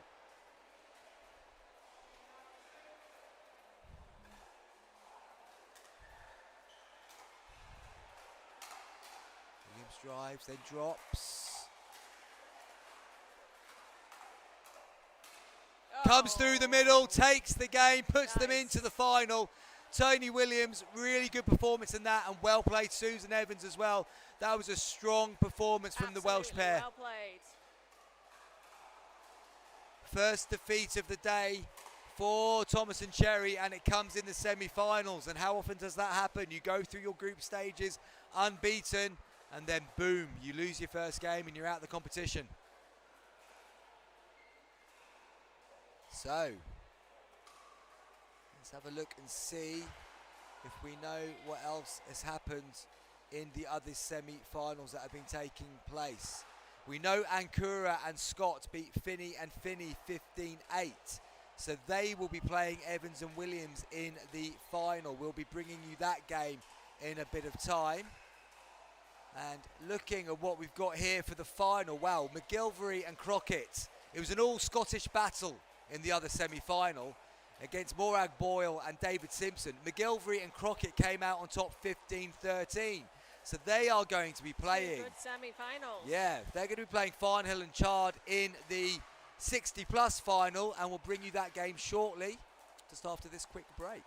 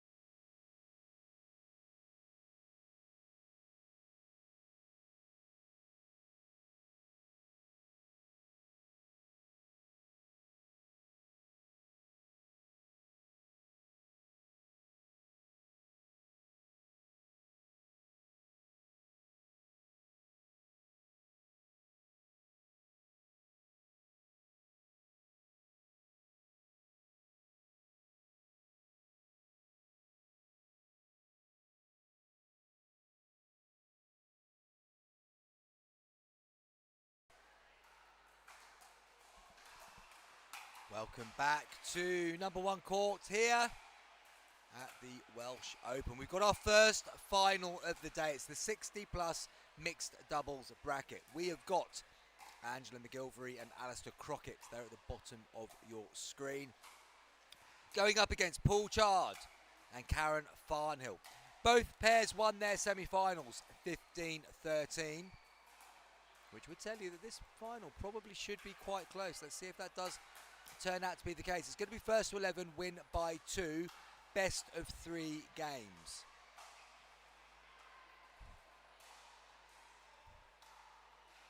And the all-Scottish pair of McGilvery and Crockett, they beat their Scottish teammates Boyle and Simpson 15-13 in the final. Farnhill and Chard beat Bicknell and Hardman 15-13 in their semi. McGilvery's got the ball in her hands to the right of your screen.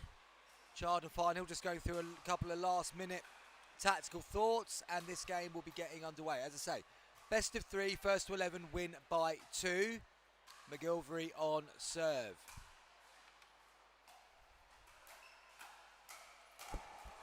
Crockett comes straight into the middle there, gets the attack to the left wrist of Paul Chard, gets the first point of this final on the board.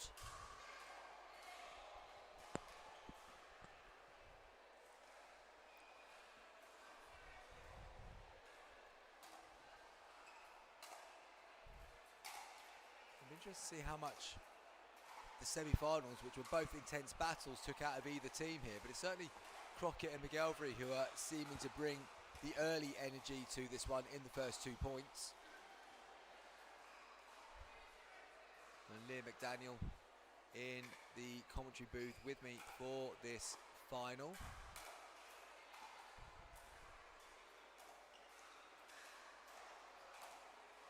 There's that lob that we've seen a few times from McGilvery.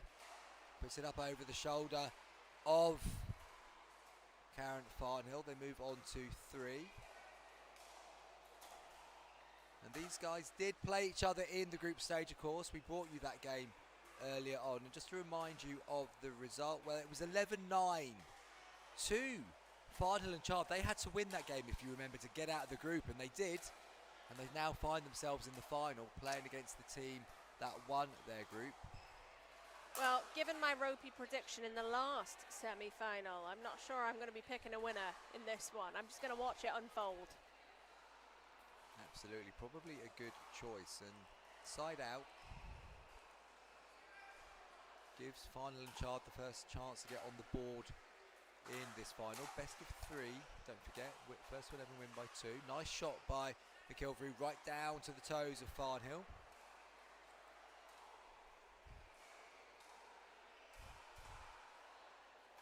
Chard on serve.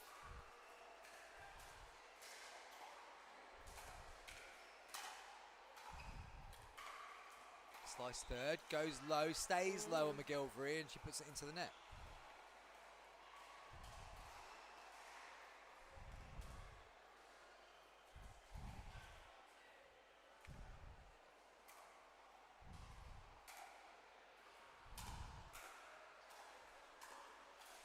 It's in the air. Farnhill still caught in the middle of the zone though. Got away with it though.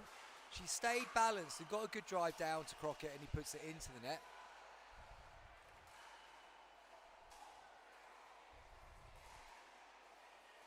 Chard just checking he's got the score right. Starting to claw back that early deficit. Good location of that return from Crockett. A little bit shallower into court, got it to the backhand side. Yeah, I don't know whether Chard thought that was going to land on the other side of the line, and it just crept in. Nice from Chard though. We like it when Paul Chard is able to get central and start to control the game from there, and that was a good example of it.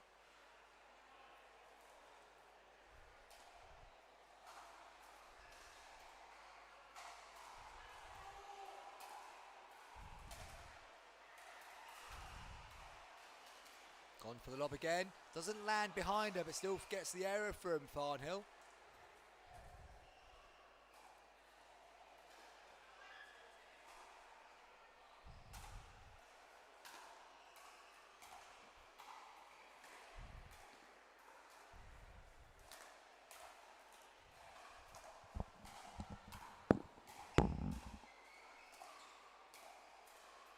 Pass long from Chard, stepped in to try and roll it down the middle, but the ball goes long.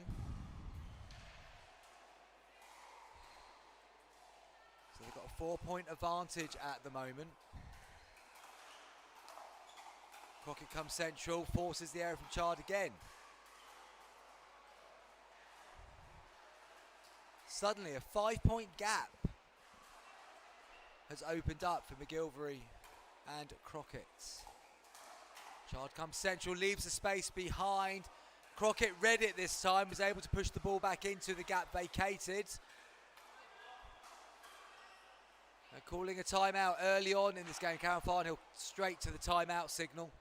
They'll take a minute to reassess things here, but what we do know is McGilvery and Crockett have raced into an 8-2 lead in this first game. So Farnhill and Chard are just going to take a moment to discuss what's happening, or maybe just break the momentum of McGilvery and Crockett by just stopping the game for 60 seconds. Sorry, Chris, I just had to run off there, try and tell reception that, and this is for anybody listening who's travelling to the tennis centre imminently, that the roundabout that they would exit from on the A483 is currently closed. So they're going to need to find an alternative route into the tennis centre through Wrexham Town Centre. That is an important bit of information being passed out there. There's been traffic issues all day. I was driving in early this morning. A junction on the A55 was closed, which meant quite a few of us took a little bit longer to get to Wrexham than would have planned. Obviously, being the consummate professional, I left well in time to account for at least an hour and a half delay, to mean that I was still here to switch the lights on first thing this morning. But yeah, there has been a bit of travel issue so far today. On a Thursday, who has travel problems on a Thursday? Yeah, we've had such torrential rain that we haven't seen in quite some time, so fair point. Just be careful if you're travelling in. Crockett steps central, pushes it long. So the timeout's had an immediate effect for Farnhill and Chard. They get the ball back in hand. They're 6 points behind in this first game. Crockett was almost surprised that he moved and the ball came straight to him. Yeah. I think that was his. Yeah, so if you're gambling on it, I think you're supposed to realise it might come that way. Third goes into the net.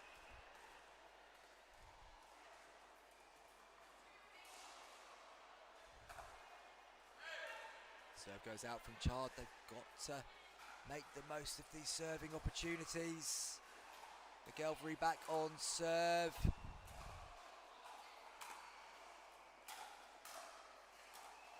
Ball goes up. Chard deals with that one.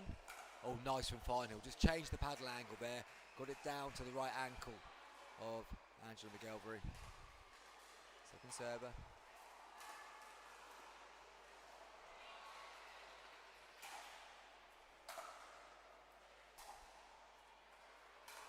Farnhill deals with that one nicely. Chard comes all the way over, punches it into the net.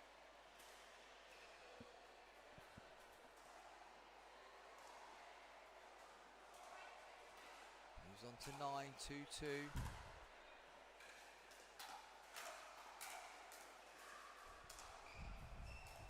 Up goes the lob. McGilvery deals with it. Yeah, Crockett does well there. Just waited a fraction longer on that last one to see the gap and put it into the gap. Good play from him coming across and taking that first ball just to apply the pressures to Chard. The battle of who's going to take the middle first. Crockett came out on top on that one. Game point here in the first game. Crockett defends from the back. Stays in. Yeah, good play by Paul Chard. All got a bit quick there, but Chard was the more balanced and able to hit down.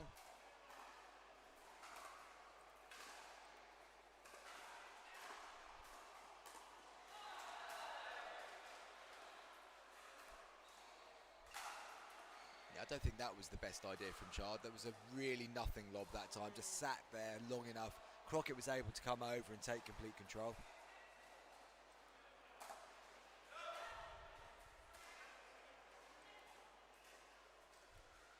So game point once again in this first game of the final. Fault called because serving whilst the score was being called.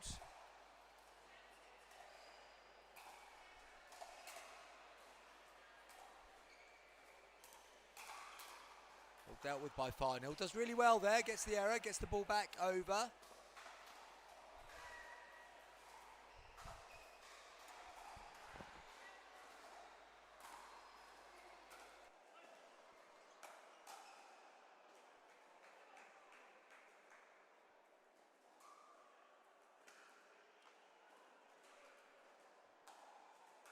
He's just getting rushed a little bit now, Crocky's trying to get this game over the line.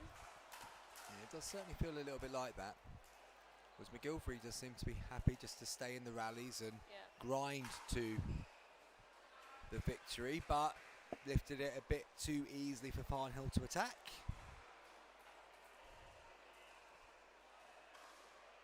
They're just starting to chip away at that lead.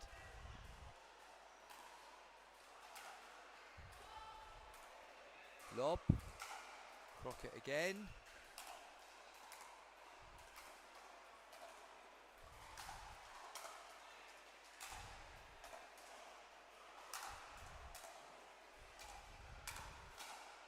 Yeah, nicely played by Karen Farnhill. She just came in and changed what it looked like for Crockett, and I think that just made him adjust his paddle position late and force the error. Because even though he'd sent every ball into the corner of Shard, all of a sudden he felt the pressure to send the ball in exactly the same place he put it to for 3 or 4 points. But yeah, you're right, just changes the look. Timeout called by McGilvery and Crockett.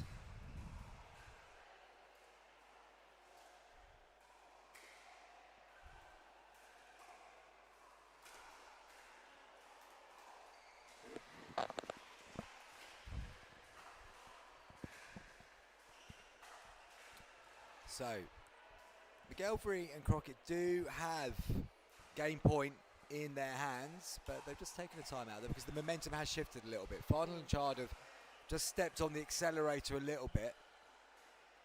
And I think, again, just a good opportunity to take a timeout. Use them, they're there. Breaks the momentum of that flow of Farnhill and Chard and just makes things slow down again. And if they get the opportunity to get the ball back in hand soon, obviously they'll get the chance to close the game out. But they've got 2 serves to defend first. And I do like the way that Farnhill and Chard have played those last couple of points, sort of saying, like, listen, you're going to have to beat us. We're not going to give you this, and we're not going to make it easy. And even if they go on to lose this game, it just sort of presents a different opposition. Yeah, and it feels like you're going into it still with a bit of positivity rather than just a battering in game 1. Farnhill misses her serve straight after the timeout. Used by the Scottish pair. So game point once again.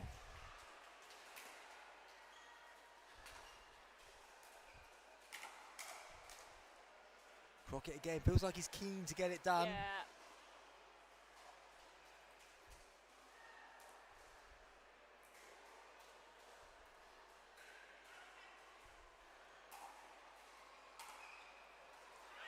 Goes long, gets the first game in the book. So, McGilvery and Crockett strike first in this final. They take that one 11-5. But again, as we were saying a moment or two ago, until that timeout, until that second timeout, plenty of positives for how Chard and Farnhill were getting back into it. But they just seemed to switch off after the timeout. And you're right, really good play there from them to take the timeout right there, just to take the time to reset, because they had played 5 or 6 really long points in a row that they'd come out on the wrong end of. So yeah, now all of a sudden they get a minute to be on top. And we can already see Farnhill and Chard deep in conversation, see if they're going to change something up now when they come back out.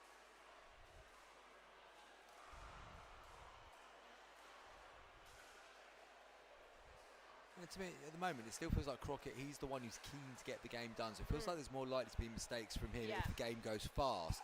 When the game goes a little bit slower, I think they're going to McGilvery as often as possible, because although she's patient to stay in there, she's not looking to be that proactive. Which means then you can probably sit on her for a little bit just to get the establishment of the non-volley zone right, line. While Chard moves himself to the middle. And the mistakes from Chard really is coming when he's tried to come middle when he's going quick with Crockett, or going quick in general. Difficult then to get there balanced and be ready all the time. So it's going to be Karen Farnhill who gets game 2 underway.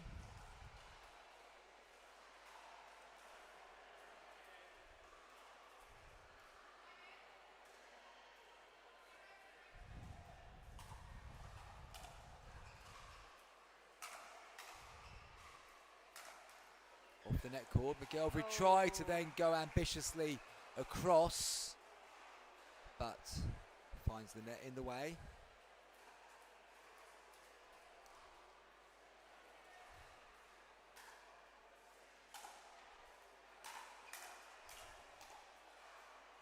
Good play again from Chard and Farnhill. They get a quick 2-point lead in this game. Of course, they've got to win both these games now if they're going to take gold. Couldn't have got off to a better start in this one.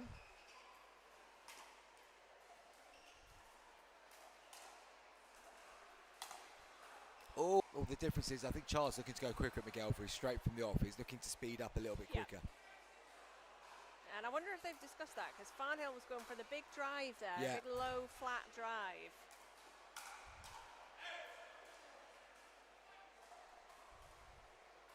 First point on the board for McGillivray and Crockett in game 2. This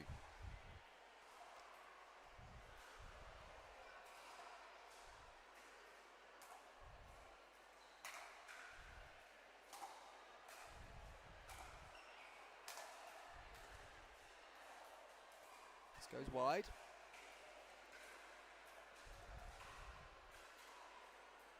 We talked yesterday, didn't we, about the lob being a 2-shot pattern. Yeah. You've got to be ready for the second shot, and you felt like there just wasn't ready for what was coming back after that lob. Yeah. There's a bit of confusion about where players should be, but I think they're in the right place at 1-2-2, yeah. So Crockett on serve.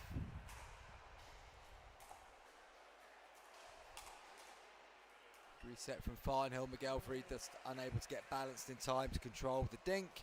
Side out.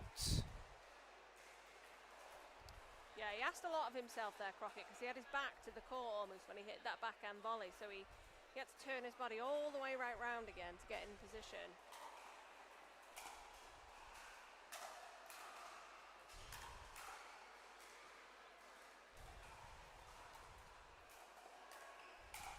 Yeah, good put away by... No messing on that one. Crockett just got himself nicely established, nicely balanced in the middle, able to put it down the middle.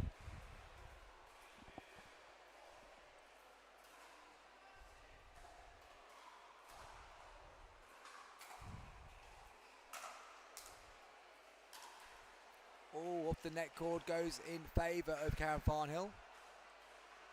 3rd point on the board.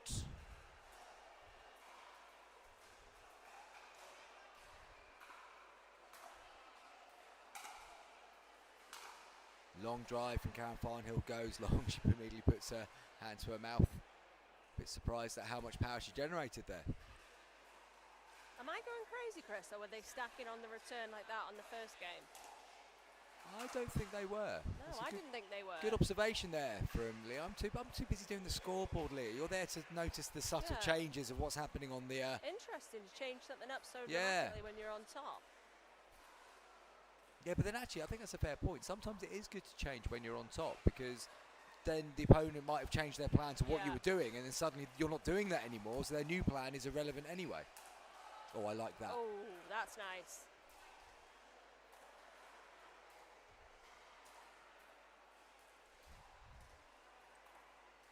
It's quite unique that she's better at the lob off the volley than she is off the ground.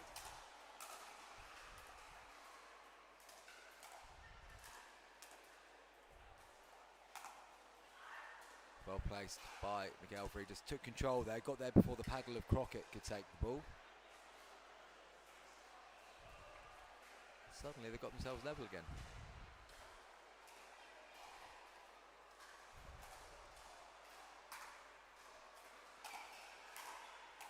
Yeah, good attack there from Farnhill. Crockett still moving through the non-volley zone. Side out of threes.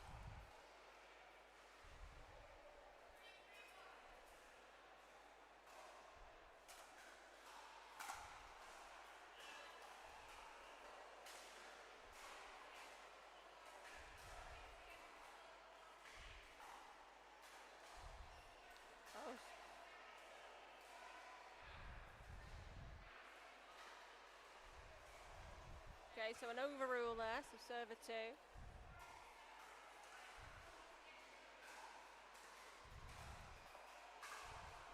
No arguing from the pair. They trust that the referee's called it as she's seen it. So.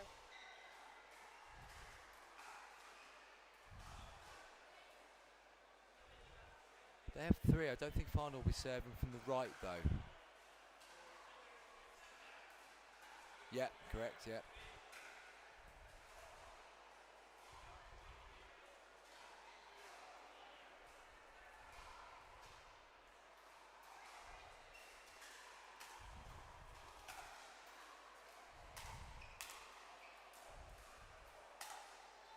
Long from Crockett. Farnhill and Chard edge ahead again. Just a reminder, they need to win both the games because McGelvery and Crockett took the first.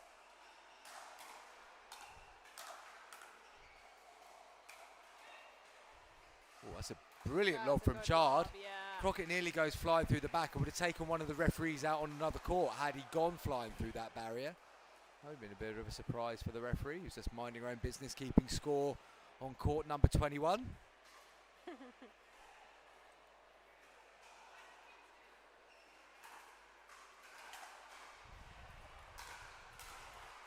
Yeah, that's again, I like that. Chard's coming central, Crockett's just, McGelvery's just put it down the outside. And we've got a side out, so 2 points behind McGilvery and Crockett in game 2.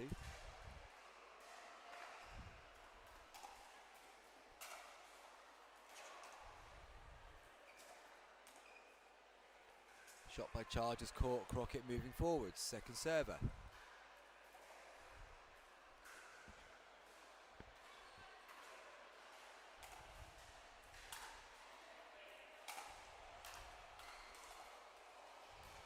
Good touch from Farnhill. Nice, ooh, just long from Chard. I like the idea because Crockett was moving all over the place he there. was.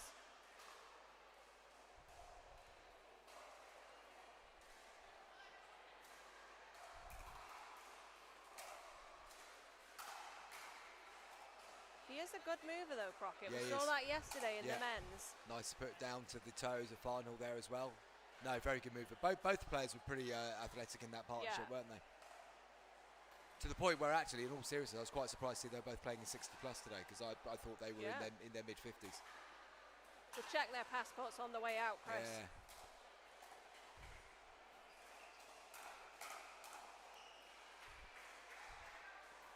So side out, the score is tied at 5 apiece.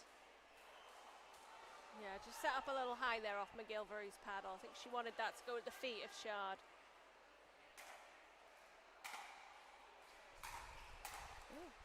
Oh, Chard trying to reset from the middle of the court, unable to do so, second server.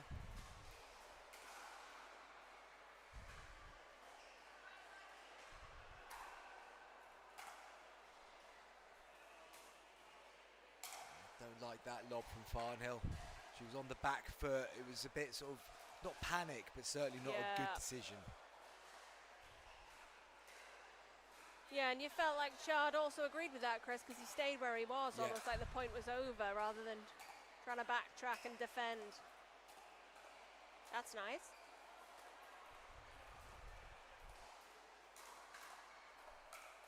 Yeah, that's good from Farnhill initially. Just kept nudging McGilvery backwards and then Chard very nicely with a inside-out Turn the paddle. paddle round, yeah.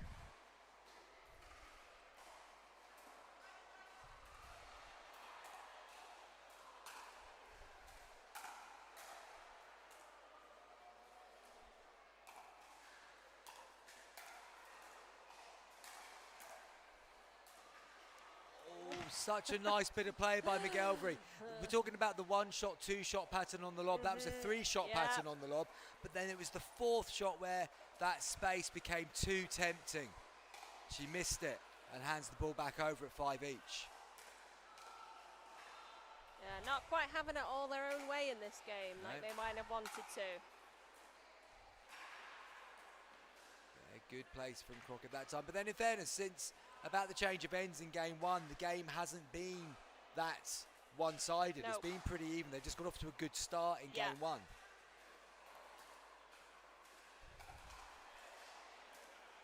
Yeah, just a shorter return meant the final had to try and get through the court quickly, stretching. Non-scoring side out again. Now, what is happening to our left, Chris? We've got quite a crowd building over there. Yeah, something happening on one of the courts.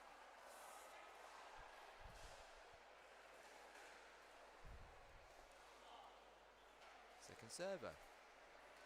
Points not flowing at the moment in this final. Non-scoring side out, courtesy of the net cord.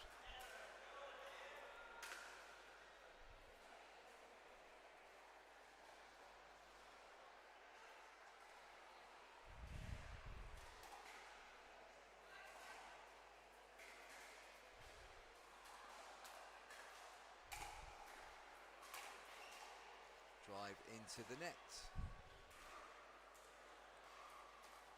Quality just gone a little bit in this final now.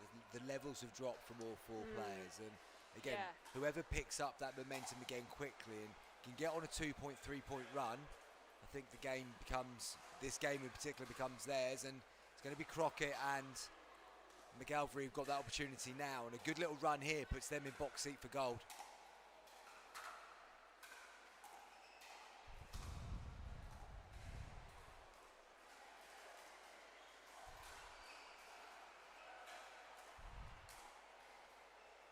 Pushes it down the space. They do get a point on the board. So Roth fives, been sitting there for a while. Yeah, they did well there, didn't they? Because there's a few errors beginning to creep in off all four players, and you know, we're looking at the 6th, 7th game of the day, 9 a.m. start. So you can see as fatigue sets in.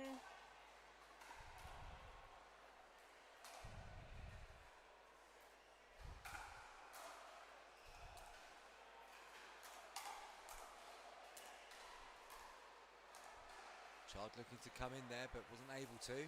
Oh, no. Not the no, one. no, no, Not no, the no. one. Straight over the right shoulder into the path of his overhead. Yeah. Tallest man on court.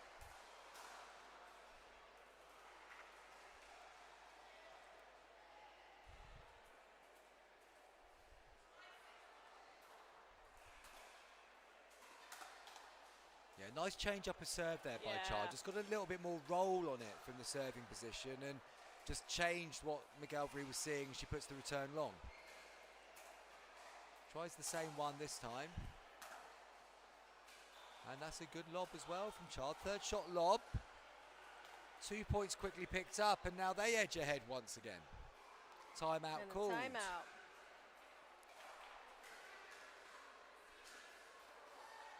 Good use of the timeout. Yeah, I agree. I can understand that. I mean, this time the game's been quite nip and tuck, so I think this one might be more of a tactical one. It's not as if you're breaking a great run of momentum here from Farnhill and Chard, because they've only picked up 2 points in a row there, really. But yeah, it might be an opportunity just to go and reassess, because at the moment they're only 4 points away from taking gold medal. It's up to Chard and Farnhill to keep this going themselves to take this to game 3. Yeah. Yeah, and you have to feel like Farnhill and Chard are playing like the front runners. They're playing like. Yeah, they've certainly felt like they're in slightly more control of this the nerves second are game. appearing on the other side, I think. Yeah.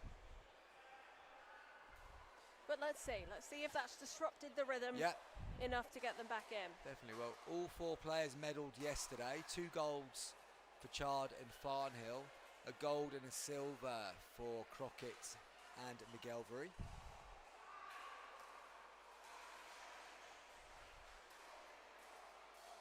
Farnhill and Chard are going to have to come from a game down if they're going to make it a double gold.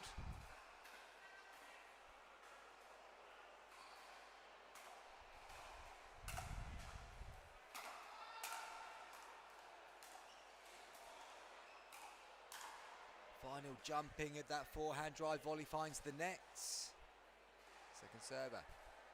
Still got that single point advantage.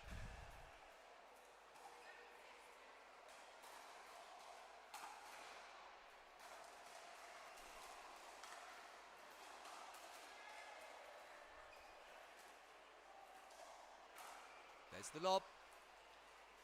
Farnhill nearly goes through the window trying to defend that one. As soon as she leans in for the volley. So So in a way, you're almost betting at just giving her the dead Yeah. ding because she can't lob off that one.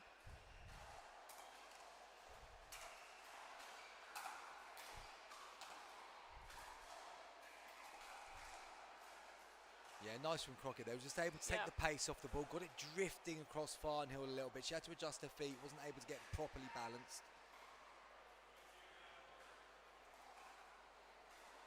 We're all square again at 7.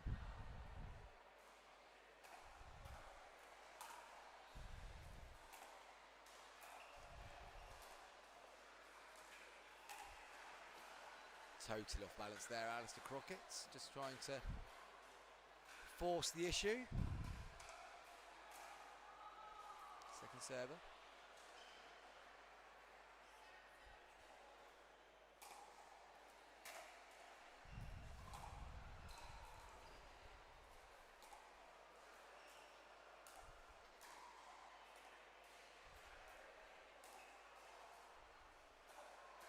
Farnhill hits the net, and the frustration showing on Chard's face there. That's not particularly helpful for his partner if she caught that in her eye line. It was a big point though.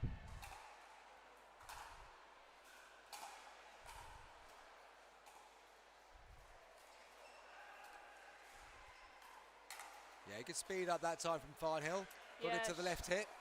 She did well on the point before that, didn't she? She really got jammed into the body, but she was able to just reset enough.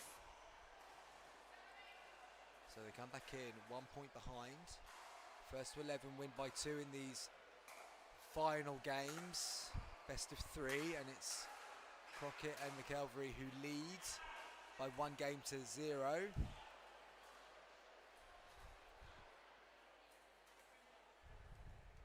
Yeah, he's frustrated about that, Chard, because we're at a point in the match where you can't really afford to just give them ones away. No, you've got to get your thirds in at this point, and then going for the lob, putting it long. Can't afford too many non-scoring side outs at this point in the final either.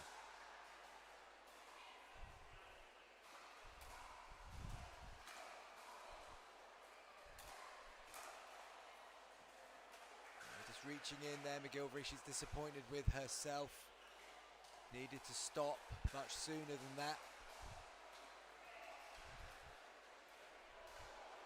Both teams edging towards 11 rather than racing towards 11 here.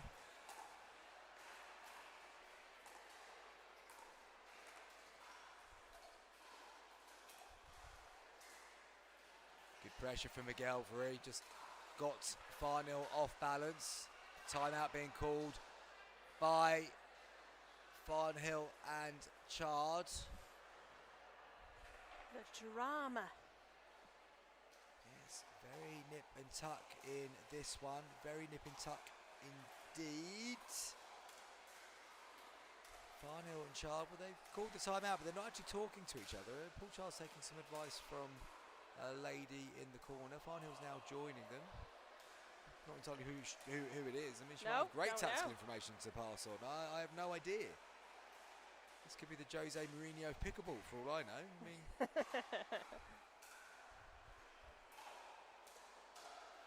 well, I think I can lip read that. You've got this. okay, cool. So we've gone for the motivational Yeah, style we've gone for the coaching as motivational opposed to the speech, yeah. stop doing that, do a bit of this, Yeah. try that. Okay. Well, at the moment they haven't got this. They're 7-9 down. They're a game down. And they need to come up with a solution to this puzzle. Right, you need good feet now on this return. Yeah, they've got to get this. They've got to apply pressure. It's second service, so one good action following the timeout gets the ball back in their hand once again. One bad action means it's gold medal point.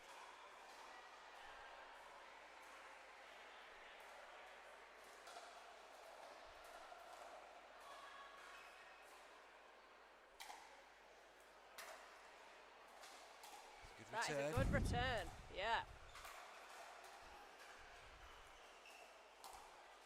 Good pressure from Paul Chard. He's played that point so nicely. Yeah. All started from such That a good great deep return. Yeah.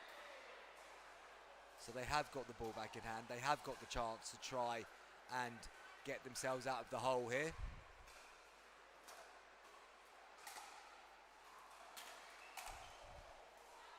And they've got a point.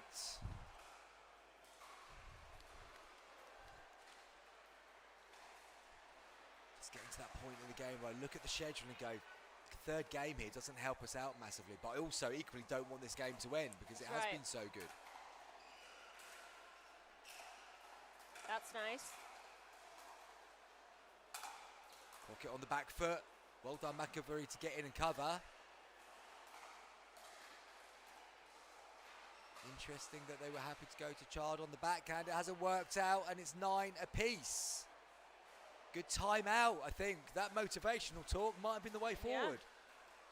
All they needed was a reminder. Yes. Because now they might got this.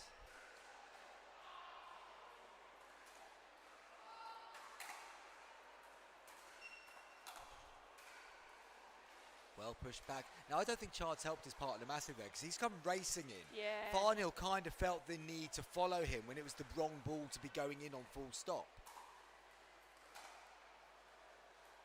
And he's done it again, but I know he wants to get there to try and crash, but...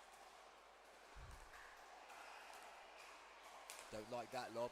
Don't like that lob at all. It's game point.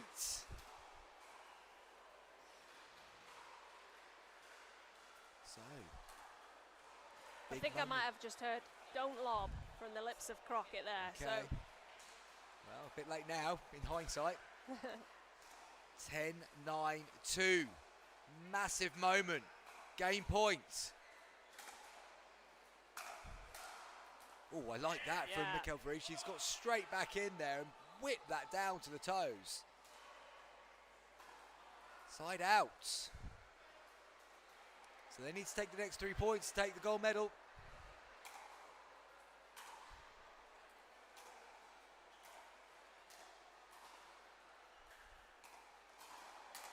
Oh, it was there for Crockett, but he was just moving a bit too quickly.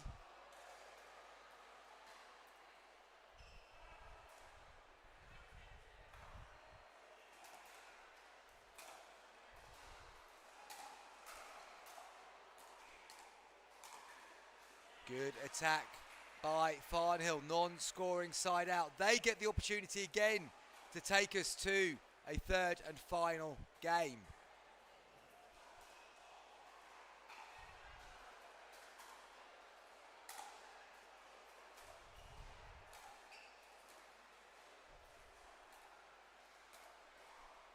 Drop goes into the net.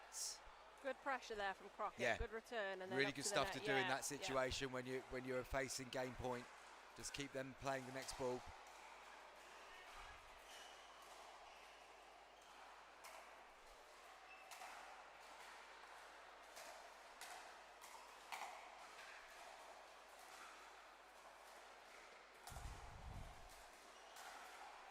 Out it goes, and they do have a game point taken, and we are going to a third game. Yeah. Leah McDaniel, just analyse what you've seen so far on. Yeah, well done to Farnhill and Chard there. Crockett and McGilvery are going to need to regroup because they've just walked off like they've lost the match, but it's all to play for now in the third set. So they just get a minute now to regroup. They're not out of this. It's not like they've got completely wiped off the court. It's been 11-9, and they were very nearly clawing that back to game point for themselves. So let's see here if they can just take a moment.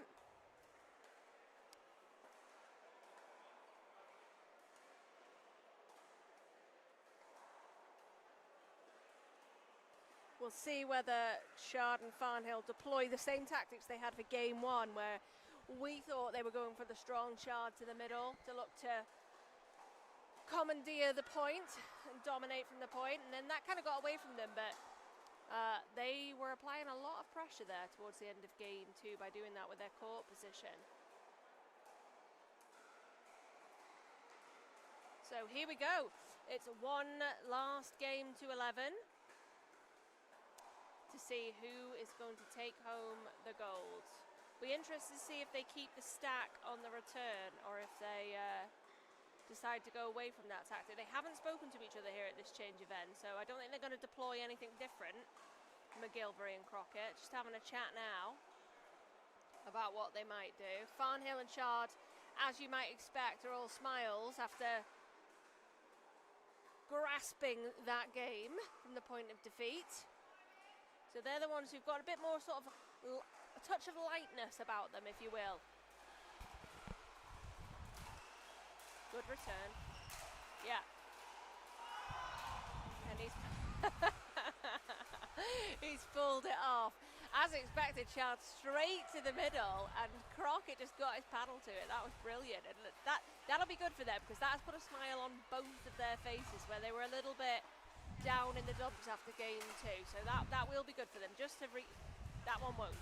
Bit of confusion there, but that's okay. Just a bit unfortunate on that second one. After such a good moment, so Yeah. important just to get calm again. Follow it up with another good one. There we go to side out. Farnhill and Chard on serve.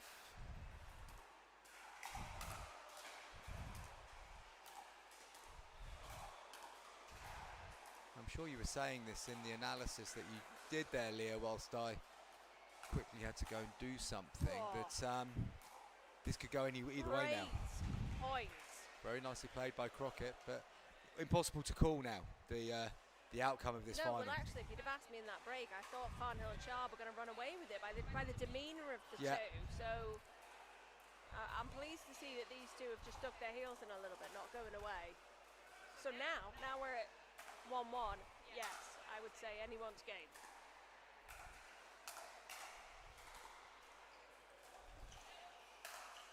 Good attack. Just nudged wide by Paul Chard.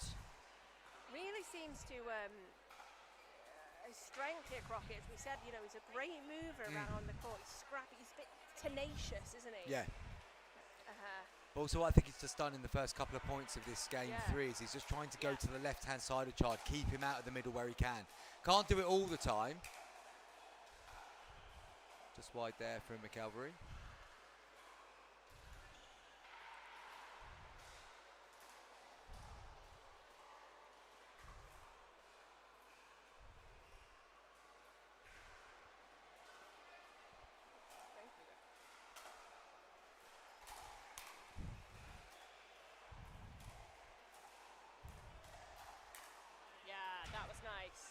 Speeding it up into the backhand side from Farnhill, so she had to get the paddle around to the other side of her body, and she did manage it, but then she just sort of poked at the ball.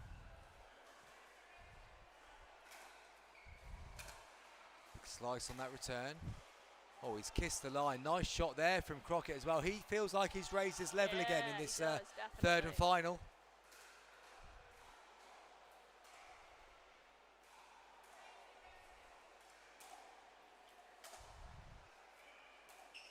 Chard and Farnhill have just got to be careful that they don't find themselves too far behind in this one, but they've got the side out again, so opportunity knocks for them.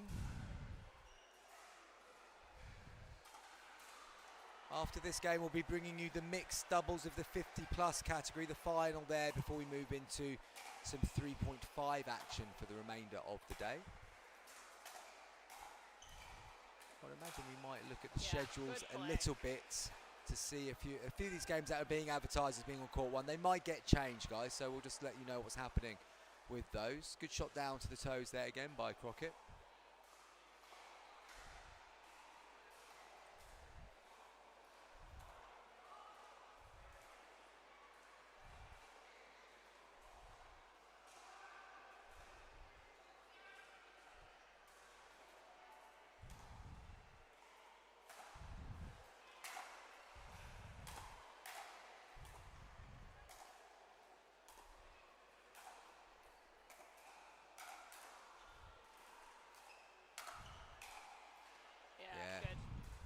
Nice cover again by Crockett. I'm seriously impressed with Crockett now in this third game. Yeah, if he can keep this up.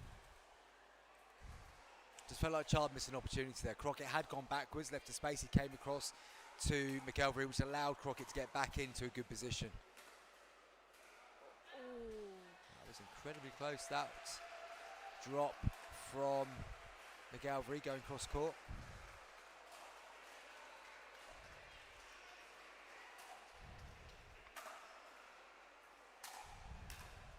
Dry, Farnhill not balanced, puts it into the net. 4-0-2 now. Crucial run of points, I think. If they can get another one or two, it's absolutely there third game to lose. Oh, it's such a good lob. She's done it again. Off the volley. It really is a lovely touch. I need to find out what her racket sport background is, because that is a skill set there that she's got to be able to do that and keep it so well disguised.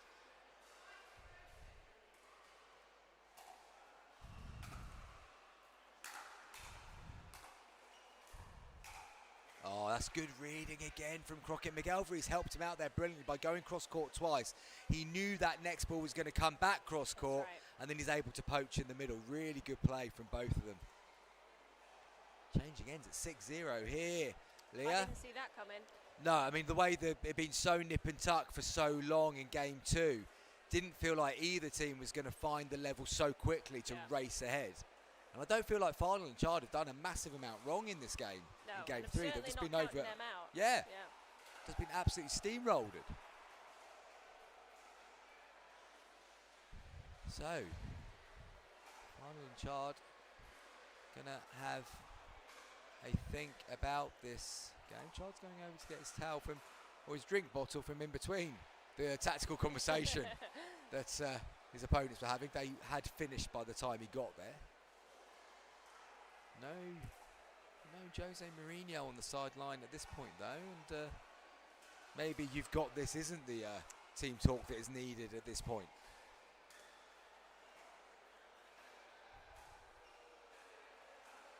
So we're going to be coming back in at 6-0-2. Angela McElvery is on serve. First to 11, win by 2 in this third and final game of the 60-plus mixed doubles final.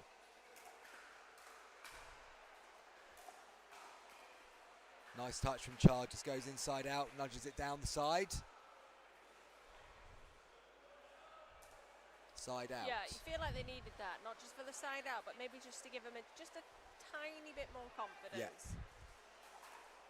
And hopefully from their point of view, a couple of points in this side out and they'll be back in this third and final game. Chard looking to gamble. So good again. Nice. Oh, I love that from Crockett. That's such a nice shot.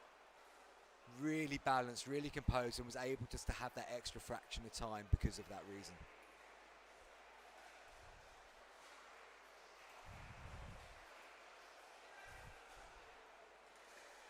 We've got the rain pouring down in Wrexham once again. Thundering off the corrugated iron roof.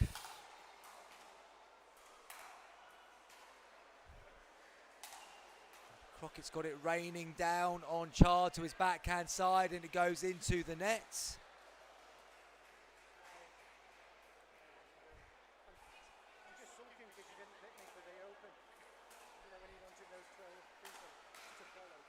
Crockett comes power through again. Chard's reset it somehow. Up goes the lob. Crockett again. Chard's reset it again. And then it comes off the tip of his paddle. Great point. Nice play from Chard initially with his resets, but the pressure told.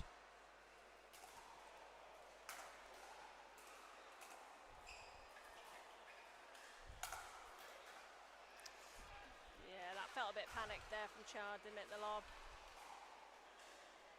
And it's racing away now. Mourinho from the bench is calling timeout. Yeah, okay. It's a bit of sideline coaching there. Technically, a bit cheeky, but could have done with that call at 6-0 when they had the timeout. Yeah. 9-0. It is racing away from McElvery and Crockett.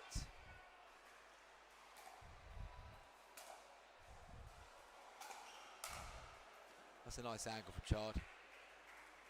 Gets it over to the second server. They need a few more of those.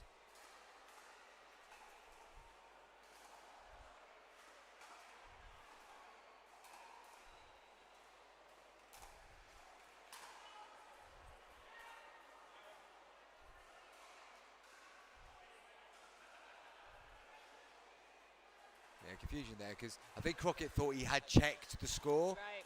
But I don't think the referee had started calling it. No, she hadn't, which is why then Crockett is allowed to serve again.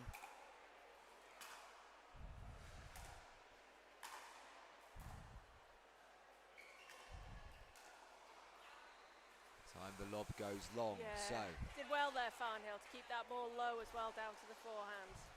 yeah, and as you identified, much better on the lob volley rather than the lob off the floor. 0-9 feels like it is now or never for Chard and Farnhill if they're going to get back into this game. Chard pulls it wide. Second server.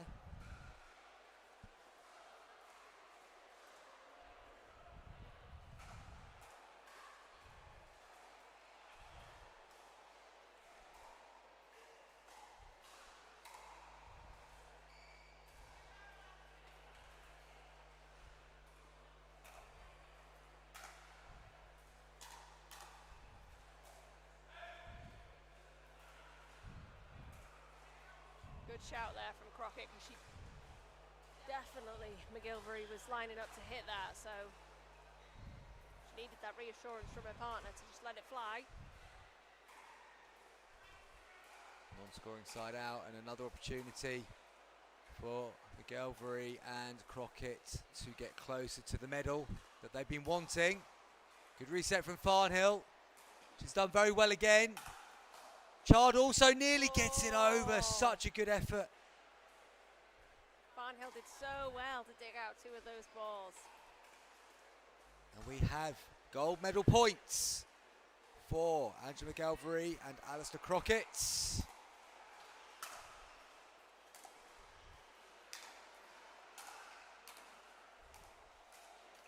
But Chard does well there, just got the paddle out in time, deflected it to the right-hand side. McGilvery. They have a second opportunity to win the game.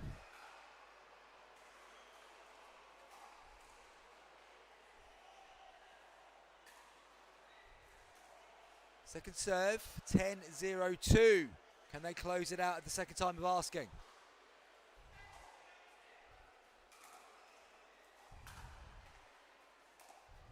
Nice. Oh. They can indeed. Just lost the ball. The result goes the way of Angela McGilvery and Alistair Crockett. I don't think we were expecting 11-0 in the third game, given the games up until that point, but I think probably the fair result. Well deserved, really well deserved for that pair there in the third set, yeah.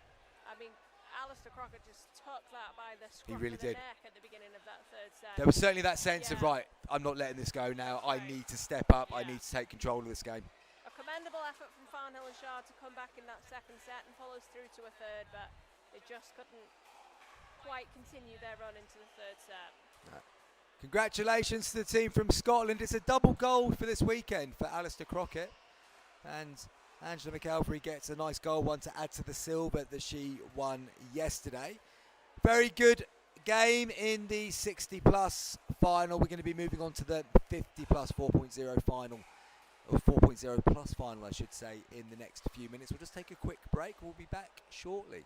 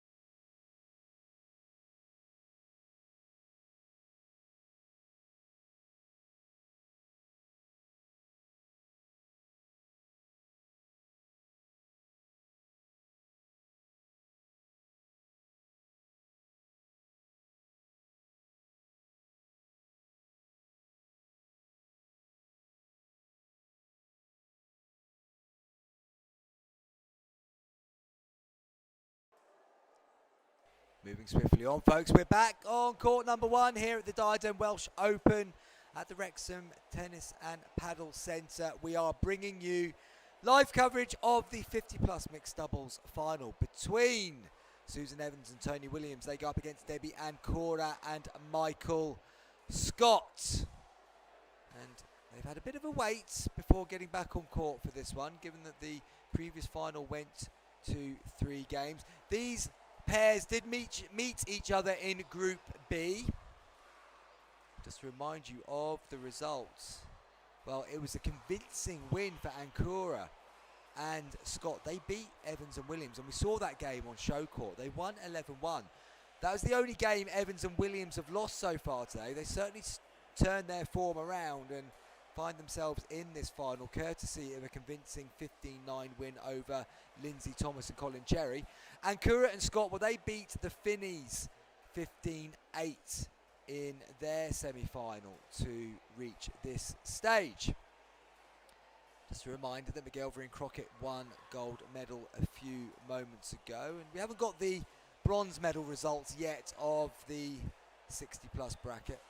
We'll keep you up to date with those as they come in. Just going to have a quick look whilst the players are warming up, see if we've had any medal winners so far today. We have in the 70-plus 3.0. Well done to Valerie Jones and Tony Shingler. You've taken gold medal in that category. Leslie Greenwood and Andy Cree came second in the silver medal. And Valerie Thompson and Patrick Ridley picking up his second medal of the week as well. He medalled yesterday. So well done to all you guys. No other finals completed in today's championships. Day 2 of the Welsh Open here, mixed doubles day at the Masters age category. So, now we can only assume that we're not going to see a repeat of an 11-1 in this one, Leah. I mean, I would think that Evans and Williams have hit a bit of form now and got some early nerves out of the way and will be much more into their rhythm. They've had a bit of a break off court there, haven't they? That also is so to factor in. You've got to be thinking that Evans and Williams will have spent that time coming up with a tactical plan, having a little thing. Well, if they haven't been doing, Leah, what have they been doing with that rest? I mean, I know the coffee here is good. I know the food here is decent, but you'd hope there might have been a little bit of a chat about what we're going to do in the final. I don't know. Sometimes you're at risk of over-analysing. Yeah. I don't know. If that was me, I'd be like, just leave it. I'll just go on and play. In all seriousness, and this is good you say that, Leah, because we might be on the same page when it comes to what we do in gaps, which would be good for a potential mixed doubles partnership. I like to walk away and forget about it for a bit of time, and then literally just a couple of minutes before we go back on, right, should we look at this, and this? Tune in. And then go, because you can spend too much time analysing something. I do like to try and switch off completely in between games if you have enough time to do so. It's another little tick in the we'd be a good mixed doubles partnership box there, Leah McDaniel, and just going to leave it there. I don't know. I think the partnership for commentary is A+. Well, I'd say it's a good sign, isn't it? Clear communication, good agreement on many points. Susan Evans gets us underway. And if you didn't watch the game earlier, you might have forgotten Michael Scott's table tennis body movements. Oh, that's a good attack that time. No table tennis in that bit from Michael Scott. He was just whipping through quickly. Susan Evans took that one straight to the back of the hands, just rubbed it off. She's all right. And she said to Tony there, be patient. So we got an early insight into what their game might be.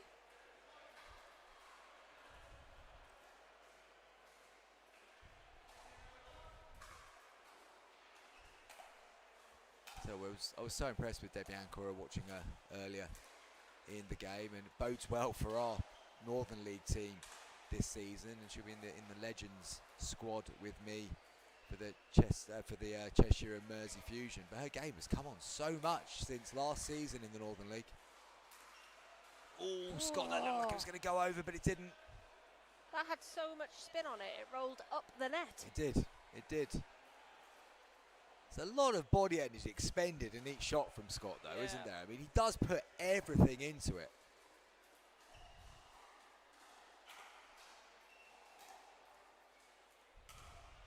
And that time too much because the ball wasn't really there to get under and over in one movement.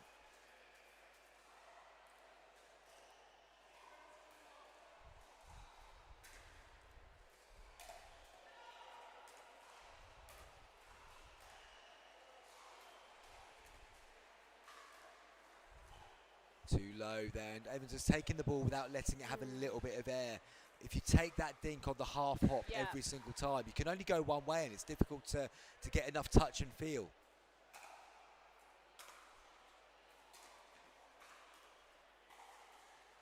Just That's wide. good. They're much better at reading that slice ball now, so they've got one of the shots. Yeah.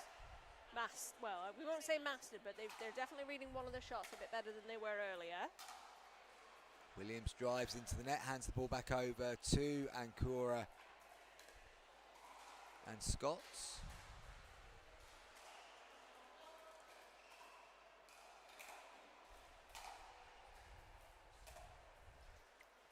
Cora just finds the net cord as she tries to drop from the back of the court, just checking the time maybe. Or Maybe she's forgotten to start a pickleball workout on the Apple Watch. Possibly.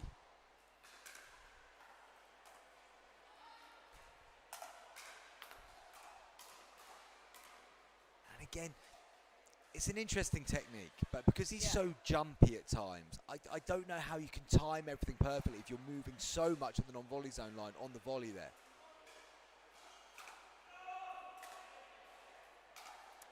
I wonder if I would be deploying that into his body a little bit better, you know, if he can come over the outside of it. Yeah, on exactly. If you both get it wings, tight but in. actually in his body, he can't get that full motion over the top of the ball. So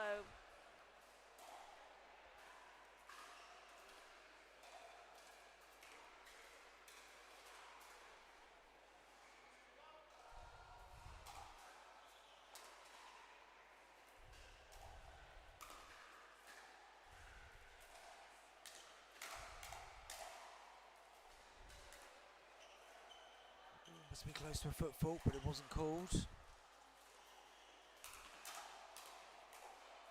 Yeah, I think Williams has got the measure of it a lot better in this game, hasn't he? a little bit more trust between the two of them there as well. They weren't getting in each other's way. They were sort of trusting each other to handle their own ball a little bit better. I think, and this is why it's great you get another go at people in the in a later round, because if that's the first time they've seen him play, then that will be like, oh, what's going on here? But now you've seen it, now you're expecting it a bit more. You're a bit more settled into the visuals of it as well. Becomes a bit easier to play maybe.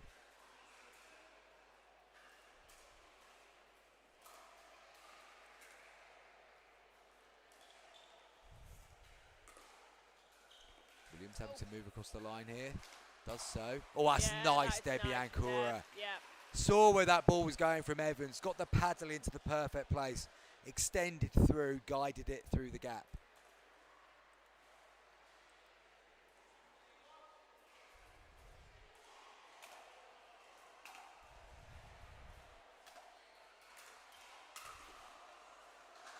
And again, where you're trying to come over the top of the ball so much and it's in the middle of the court, you're only likely to hit the ball down, aren't you? Yeah.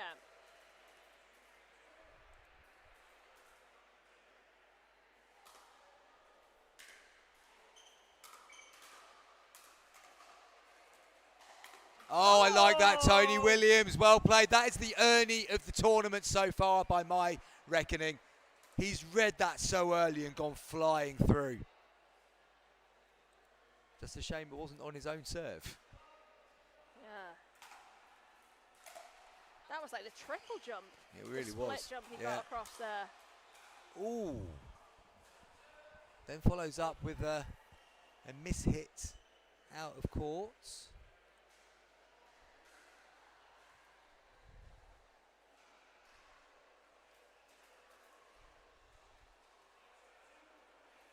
I can see in the court behind us, they're having an absolute battle over there for bronze in that over 60s. Yeah.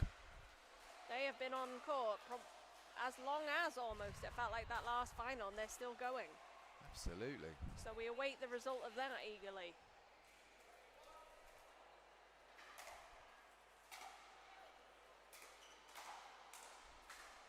Yeah. able to get over it again. When he can get over the top of the weight, it just dips in such a violent way.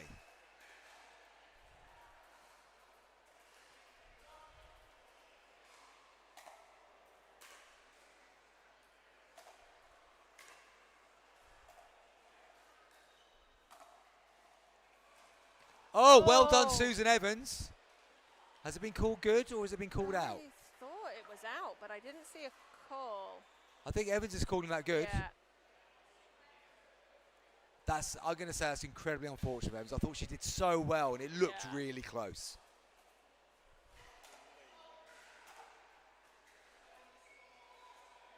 Serve gone before, or serving when the score was being called.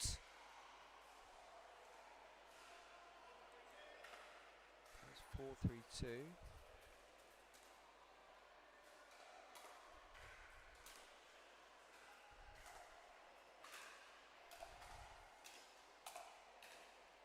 Just jumpy there from Evans at the non-volley zone line. Didn't get the control she was looking for.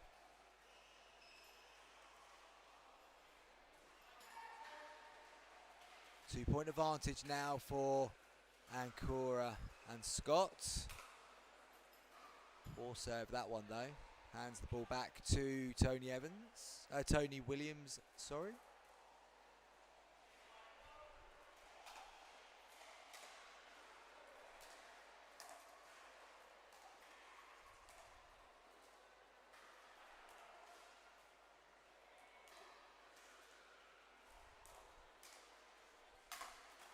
Good defence.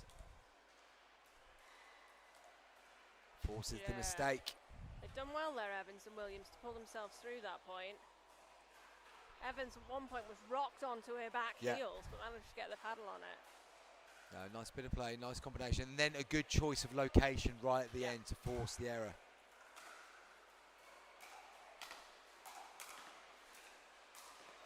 Nice. Goes wide. Got a tied game in game one.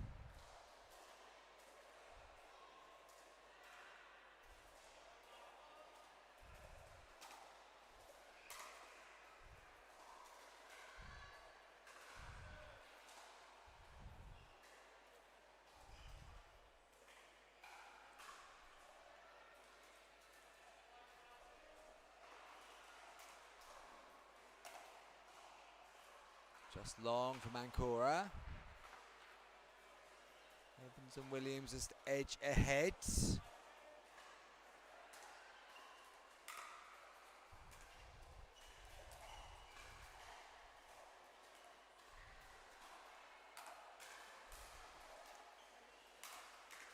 Yeah, Ancora does, but she got really low there. Bent the knees really nicely to get low to still play that flat paddle.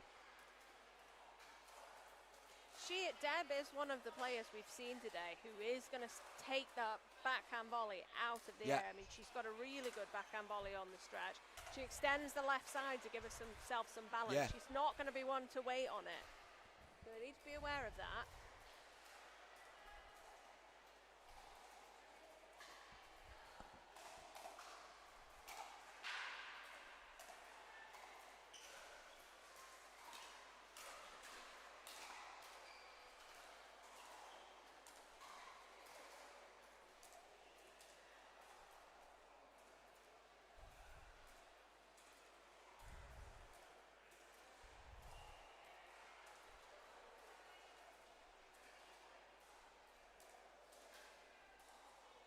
Yeah, good patience from Deb Ancora there. Been called in. Evans was adamant straight away and the referees overruled the call. I didn't know that looked long from here. It did from here, but the referee's got a good line of sight there on that side of the court. But sometimes you just feel it, don't you? You feel it off your own paddle, you know? Yeah. Yeah.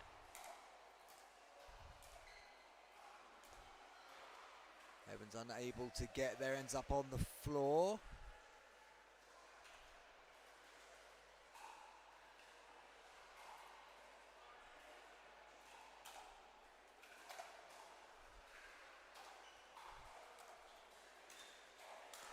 Oh, that was going, I think, but Williams has reacted well. Still got himself balanced, having hit the out ball and then able to force it through the middle.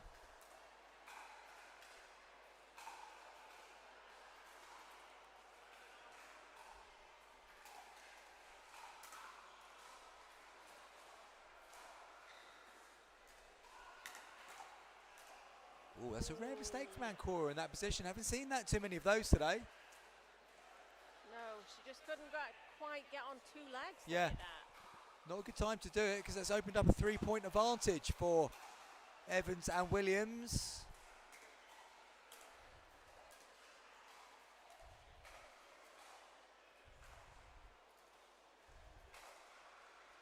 And Ancora, 2 unforced errors in a row. And we were saying it was going to be a different game to the group stage game, and that's certainly the case.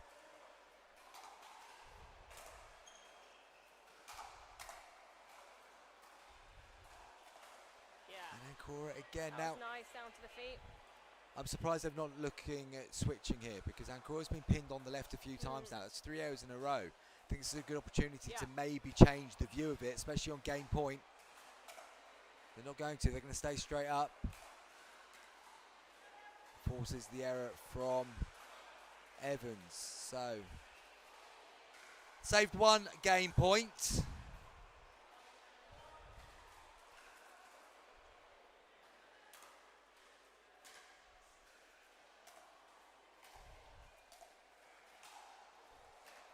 Put away by Williams, just going under the paddle.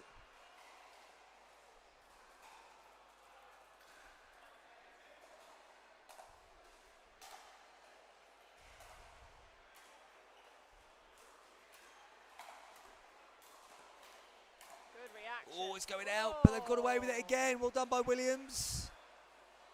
Not so much of a problem if you hit the out ball and then get the next one down to the toes.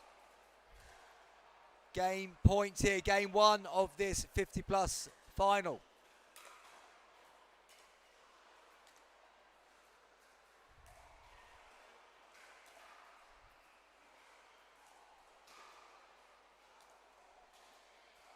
Either one of them going to be tempted by the Ernie?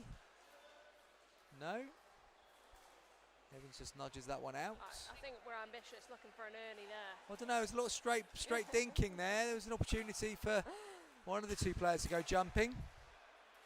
Good pressure there from Ancora, so non-scoring side out again. They've had 3 looks at game point, they've not taken them yet.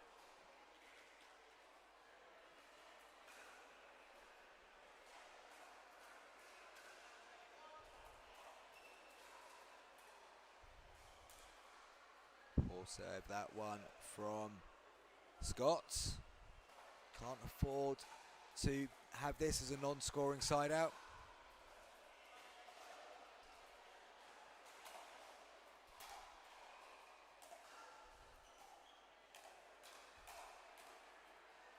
Williams deals with it.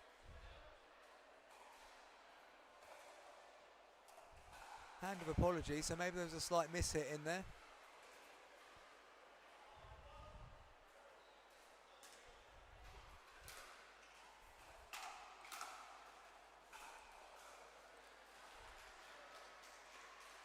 Going to need the second server again. 4 opportunities to close it missed. Gonna have to deploy some patience here.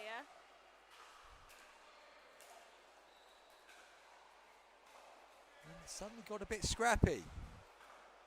Ancora and Scott won't mind that, but they've got to trouble the scorer in this side out.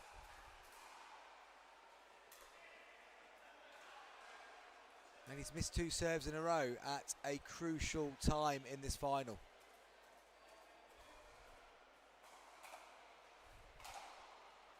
Good return. That was Yeah, a nice very good return. Into the corner, yeah. Just pinned back there. Another non-scoring side out, yet another opportunity for Evans and Williams to put game number 1 to bed.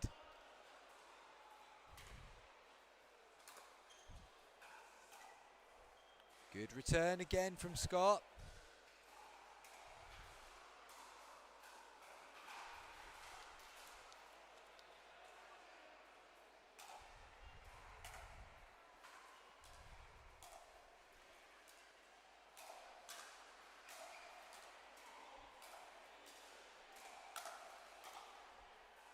Reset from Williams, that gets them forwards. Good pressure from them. Evans is up at the line, she can attack that. At the moment she's leaving herself open to attack.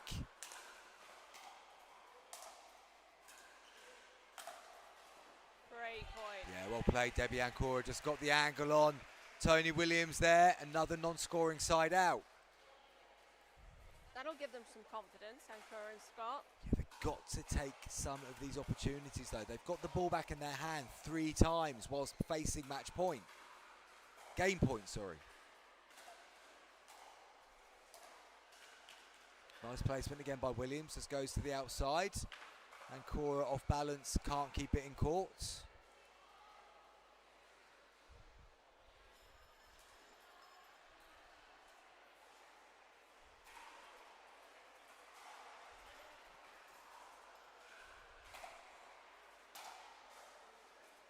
Kisses the line, Williams punches it. Goes long. They don't score again. So once more, Evans with a chance to close out game number 1.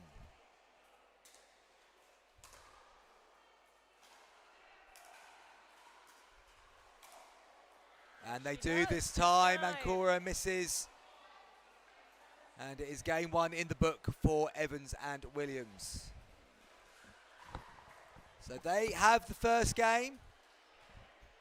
And we're going to say goodbye to Leah McDaniel, who has to vacate the commentary box. Another great shift from my favourite pickle twin. She is off to do whatever she needs to do this afternoon. Thank you to her for such a wonderful shift. And you're left with me now for the remainder of this game.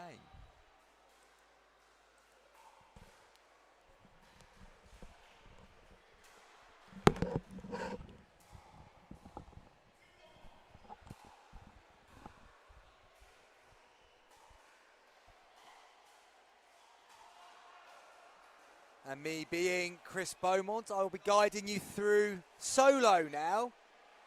And Evans and Williams took game 1. Ancora and Scott just fell apart a little bit towards the end there. Some uncharacteristic errors off the paddle of Debbie Ancora, which gifted Evans and Williams a few points at the end there. Not in quick succession because it took a while to get off 10. But they'll just want to make sure they regain their composure at the start of game number 2 here.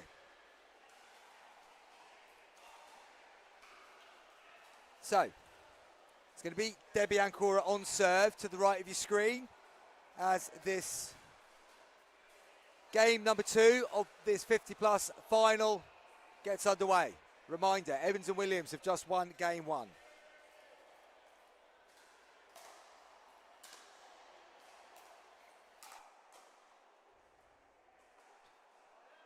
Just goes wide, early side out then, so ball straight back into the hands of Evans and Williams.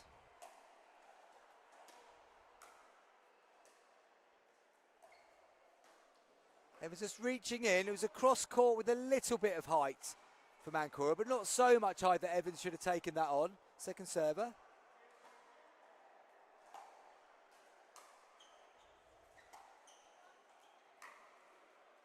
Again, we're seeing that unique style of Scott. That's a good reset that time, though. Oh, Tony Williams guides it to the outside. That's a lovely touch by the man in red.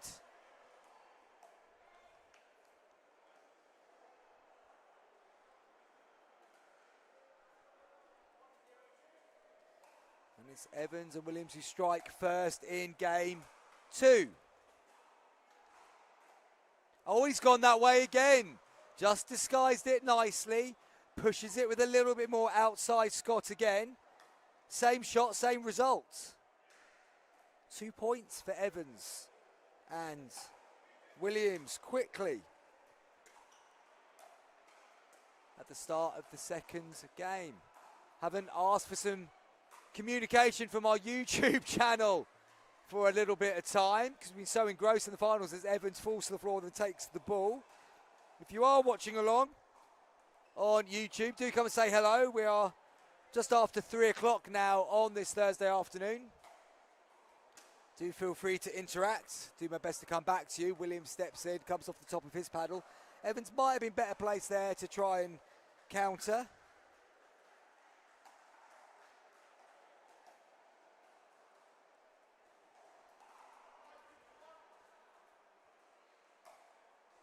So Ankura and Scott are on the board in this second game. They've got to win this second game. Yeah, well played by Ankura and Scott. Ankura just plugging away. Eventually the lift came. Scott was able to punch down through court.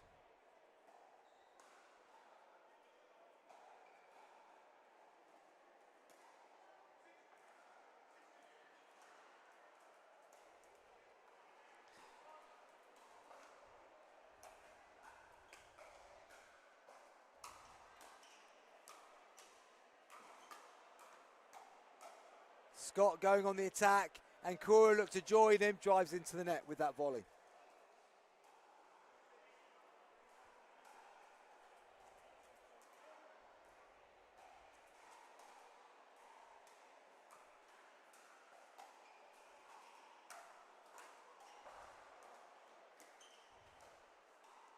Just gets that deceptive late topspin roll. Again, does Scott, and clips Evans on the way through.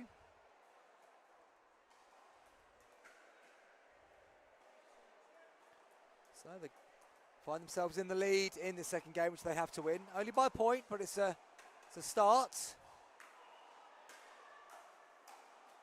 Williams on the attack, just gets it to the right hip of Michael Scott.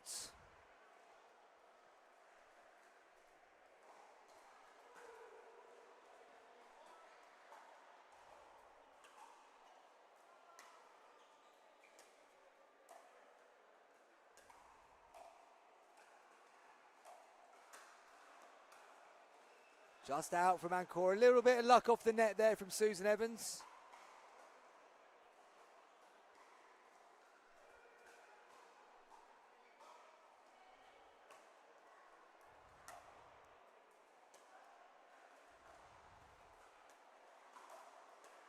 Yeah, a bit of height on that first one from Evans. Ankura able to get the ball lower than the net next time. Evans just pushes it into the net.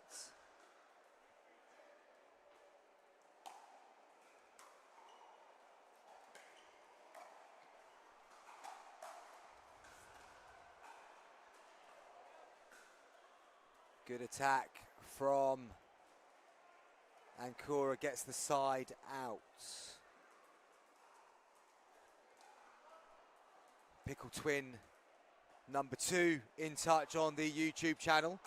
Looking to throw me under the bus, I reckon, because I've relegated her to number 2. Asking me if I think the game has changed from last year's Welsh Open to this year's. Any changes I've seen across all types of player? Well, I was playing more than commentating. I wasn't commentating at all at last year's Welsh Open, Kim, so I didn't really get to see as much of it as possible, and haven't seen the category I was playing in myself happen yet, so I can't really answer that question.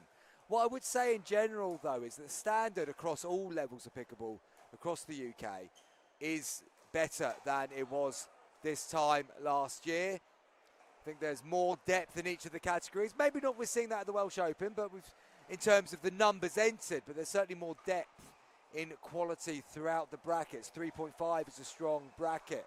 4.0 is stronger than ever. So on and so forth. So I think the game might be a little bit more attacking. I think the game's getting a bit faster still at all levels due to the paddle technology, etc. But in general, can't really answer the question, Kim, for the Welsh Open specifically, but thank you very much for your question. Do keep them coming in, guys. Make them a bit easier to answer, why don't you? Ask me what my favourite colour is, what my favourite cheese is, how I like to take my coffee. They're the ones I can cope with. Meanwhile, Evans, Williams have got themselves back in the lead at 4-3-2. And important to call out Kim McCall, Pickle Twin number 2. so fundamental to the growth of pickleball here at Wrexham at the Wrexham Tennis and Paddle Centre. And I'm serious when I say it can't be long before it is the Wrexham Tennis, Paddle and Pickleball Centre, because pickleball is growing here very, very quickly and should be noted. They'll need more space for the signage, of course, but it's an important part of the growth of this very, very good facility. What they've done here is really nice. The cafe area is superb here in Wrexham. And yeah, it's a really good venue to come and play, come and commentate at, all of the options.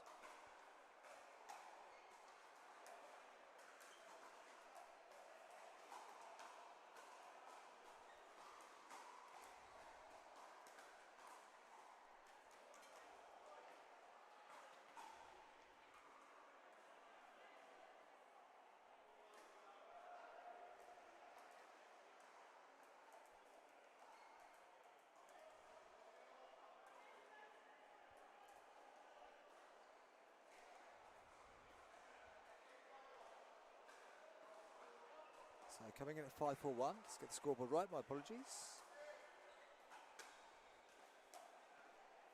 Drive from Ancora just goes into the net, moving through a little bit there. Wasn't quite balanced or stopped.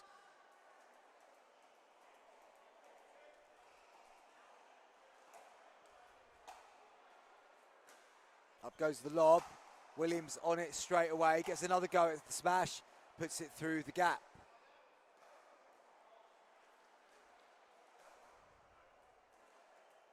So Evans and Evans and Williams slightly ahead. They've also got the first game in the book as well. Nice change of direction from Williams. Evans left herself open to attack there by lifting, and both Ancora and Scott able to take advantage of that. Second serve.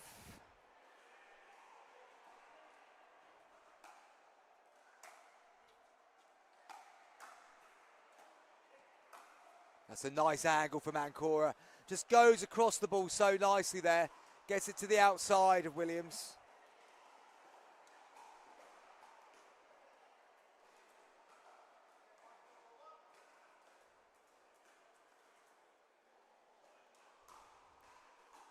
Just had a question come in from referee Kirsty Fish on the YouTube channel as Evans just drops that dink into the net, and Ancora and Scott are able to move on to 6. What is my favourite cheese? Well, I kind of asked for that one, really, didn't I? But again, context is important in these answers. What is my favourite cheese? It depends on the situation, referee Kirsty Fish. I mean, there are different situations for cheese. But as I've got the cricket on in the background at the moment as well, I immediately think of a traditional cheese and pickle sandwich at a traditional cricket tea on a Saturday afternoon. So in this situation, I'm going to go cheddar if it's coupled with a nice bit of pickle and we are playing a bit of cricket. But we're not playing cricket now, we're playing pickleball, or certainly the 4 people on court are, and it's back in the hands of Evans at 4-6.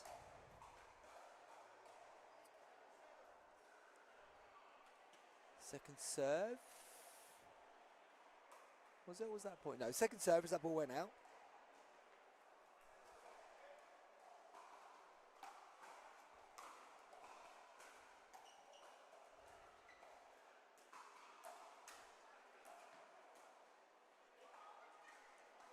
Good pressure.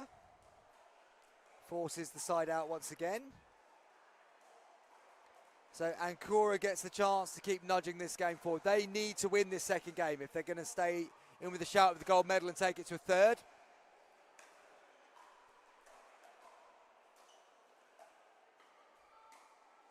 Nice shot from Evans, goes down the middle. Scott pulled the paddle out of the way thinking it was going long, but it wasn't. Second server.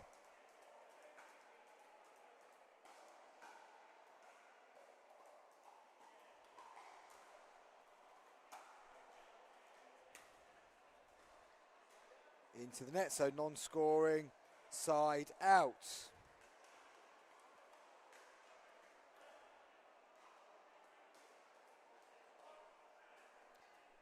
Coming in at 4-6-1, Team Wales.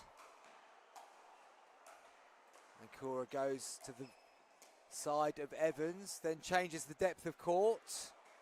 That's nicely dealt with though by Evans. She then was able to get there and nudge it to the outside of Scott. He then goes wide on the straight dink. Evans and Williams move on to 5 in game 2.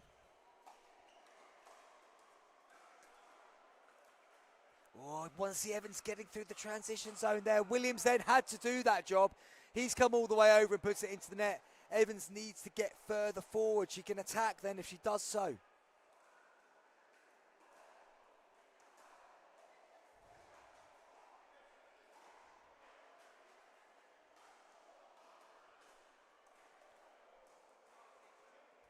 Five, 6, 2. Emma Scargill in touch, asking if I'm still rocking the pink shorts when I play. Yes, absolutely, Emma, without a doubt. I mean, I wouldn't say that it's for any lucky reason at the moment, given my lack of medals over the last 12 months. But yeah, still very much going with the pink shorts. In fact, invested in some new ones for the English Open.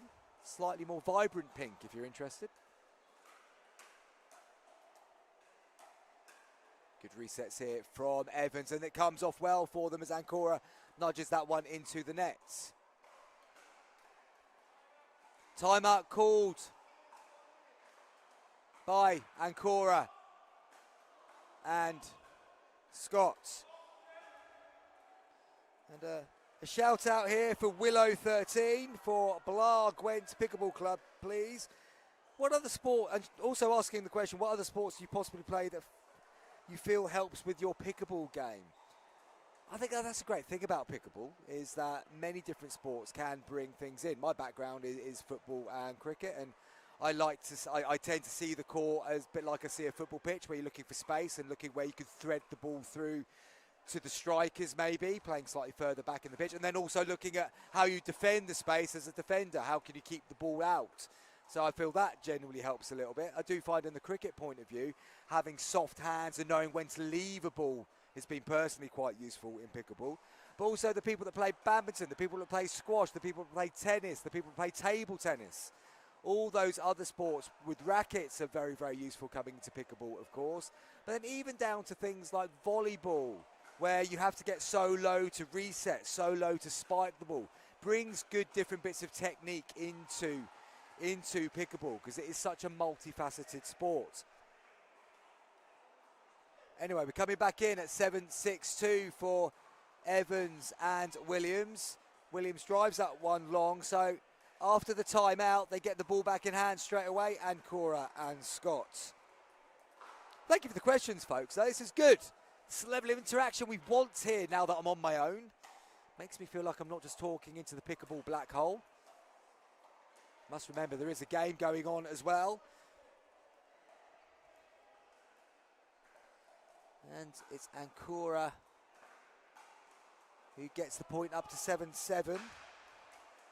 Do I finally know where West Kirby is now, Chris? I was unaware that I didn't know where it was in the first place. Grandparents came from Liverpool, and slightly familiar with that neck in the woods. Two of them on show court, Debbie and Michael Scott. Yeah, we're aware of that too. Debbie Ancora, as we've been saying, part of the Cheshire and Mersey fusion. Brackets, Shropshire, North Wales and anywhere else that will have them. Nice reset from Evans getting forward. Can she get forward again? Williams comes in. Williams looking at the Ernie there, then able to pick Scott off with a nice bit of play.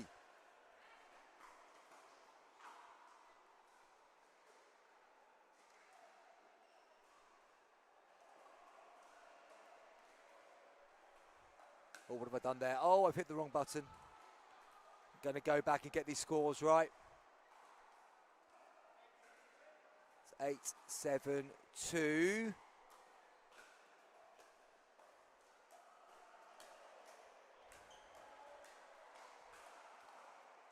Evans just pulls that one wide, so 9-7-2. Ancora and Scott getting close to giving us a third game here.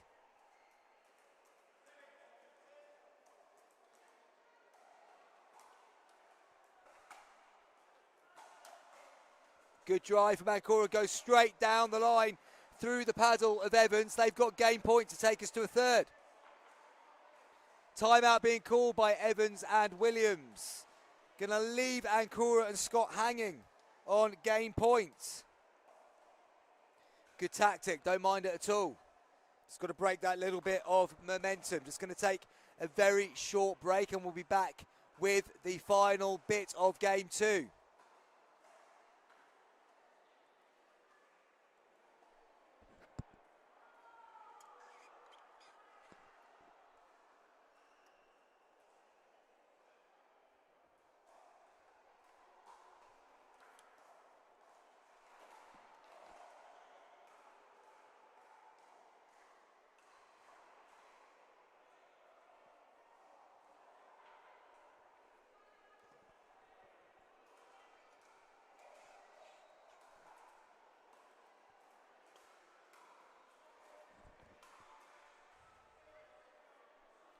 So we are back here. It's game point to Ancora and Scott. They need this to take us to a third and final game.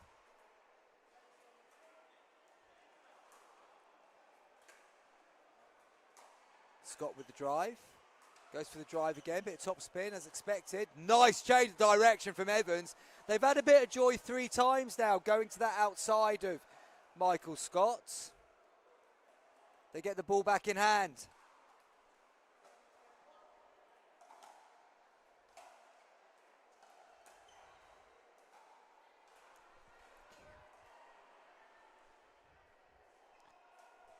And they get the points.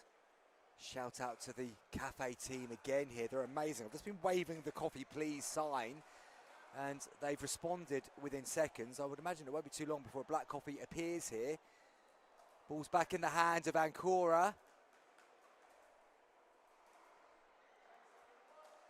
Coming in at 10-7-1.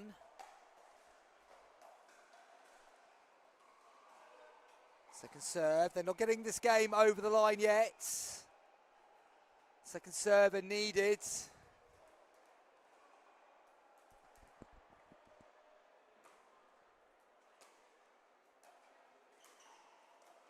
in the air. Evans attacks. Great reset from Ancora. But then falling through, unable to do it on that occasion. And we're over to side out again. So another opportunity for Evans and Williams to try and close this out and take the second game, which would mean they win gold. And they've got 1 more point. It's a close run thing here. Williams on serve. 8-10-1. Can they win the next 4 points? They can only win the next one. And they're not going to win it on that one. The reset from Evans goes into the net. They move over to the second server. Evans will be serving. Stephanie Edwards recommending the carrot cake to go with the coffee. Unfortunately, Stephanie, I've only got a coffee please sign, not a coffee and carrot cake. I did have a bit of carrot cake yesterday. It was lovely. I would also agree with that recommendation.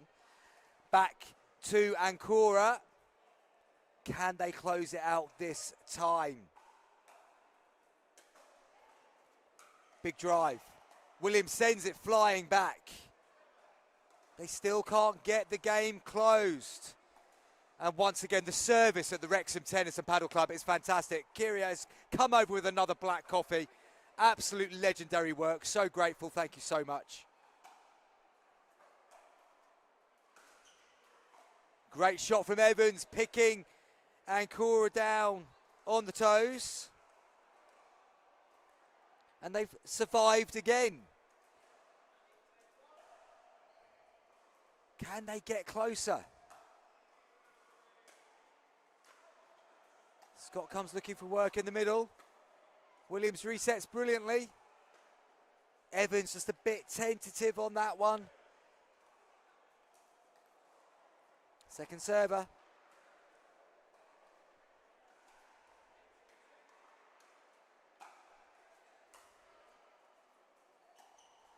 And Williams uncharacteristically tentative on his third shot. Once again, they can't take advantage. Once again, Ancora and Scott get the opportunity to close it out. And they do this time. It's going to go to a third and final game. Ancora and Scott win that one 11-8. As Evans' serve goes long. It took them some time to get off 10, but they did. And we will have a third game here in the 50-plus doubles final. Now, just to update you on a couple of things, if you were expecting to see Susan Wilkie and Carl Sparks go up against Nicola Day and Paul Semple on court number 1 after this one, that game has been moved, as has Mary Thomas and David Barker against Sally Williams and Derwin Owen, which would have been an all-Anglesey derby. As I understand it, at the moment, Rachel Adams and John Adams against Sarah Darby and Chris Darby is still slated to be on this court. But I will let you know if that changes, given the fact that we're going into a third game here. But with those two games moving, we are almost back on schedule on court number 1, which is easier for you to follow then if you are looking to jump into the live stream when people you know might well be playing. So we are going to a third and final game here on court number 1. Evans and Williams took game 1. Ancora and Scott have just taken game number 2. It could go either way. Let's see what happens as the players reappear. Has Scott just changed his shirt there? Trying to second guess myself here. Has he changed his shirt? I don't know. He might have done. Is it a superstitious thing? Is it I just need a fresh change of clothes thing? I'm sure he's changed his shirt. If you are watching along more closely than I am, maybe Bidston and West Kirby Pickleball Club, do get back in touch and let me know. Are my eyes deceiving me, or has Michael Scott changed his attire? First point on the board. Sorry, side out. And Ancora on serve at 0-0-1. Confirmation from Stephanie Edwards that yes, he has changed his shirt. I am not having my eyes lie to me. Quite frankly, Bidston and West Kirby, I don't care what Nick Hobbs would say at this moment in time. He's not here in Wales. He's resting up before heading off to Split for the weekend. Croatia and the RTA Tour. So you're going to go with what Beaumont's got to say on this third and final game. Good pressure from Williams. Keeps it down to the middle. Comes off the edge of Ancora's paddle. Flies out of court. 0-0-1 on the paddle of Evans.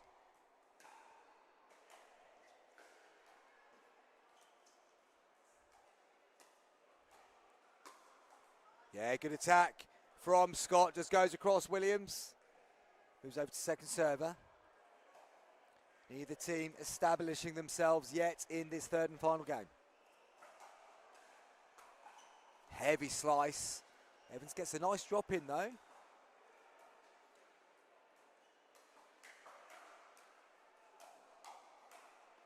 Good reset.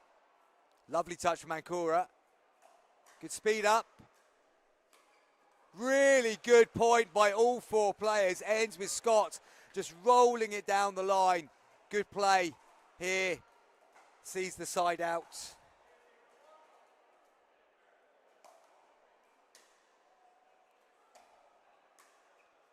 Evans just reaching in. Takes a bit of time away from Ancora. That's why I like it when Evans reaches in at the non-volley zone. Takes the time away from the opponent. Ancora got a bit hurried then and puts that one into the net. Good deep return from Williams. Big drive from Ancora. Bit of height. Bit of height again. Great reset. Good hustle from the back of the court. Doesn't come off for Scott and Ancora. So serve changes hands once again.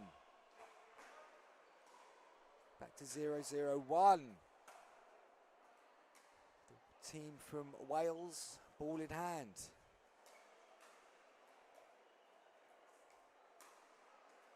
Yeah, Williams baited Scott into thinking the attack was on. The attack goes wide. Evans and Williams strike first in game number 3.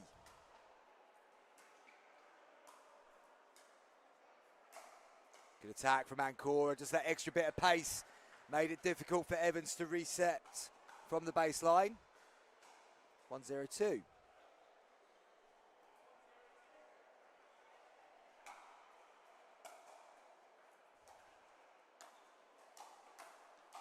Good play, Williams took control of the middle there, came flying across, punches it down through the middle. Gets the second point on the board.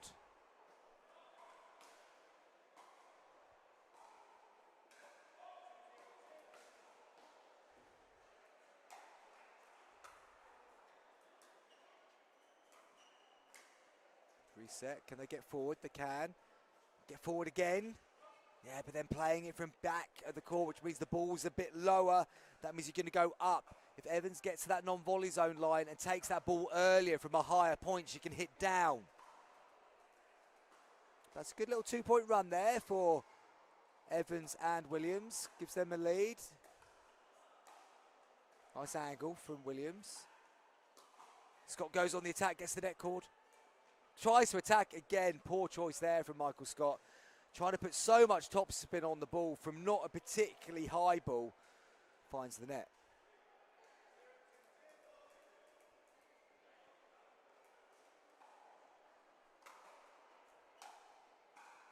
Another good return from Williams. Leans in, takes the volley.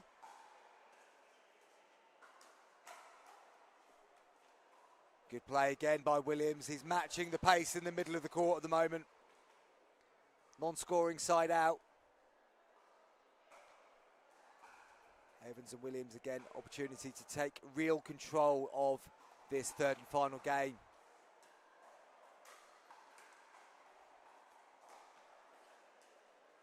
Just a little bit shorter that ball from Scott, and Evans didn't realise soon enough, so was reaching in to play the reset, couldn't control it.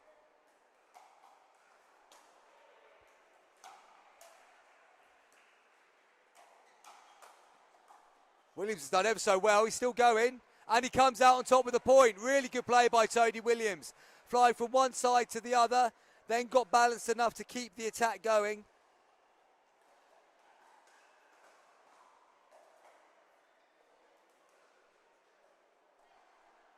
(3-0-2).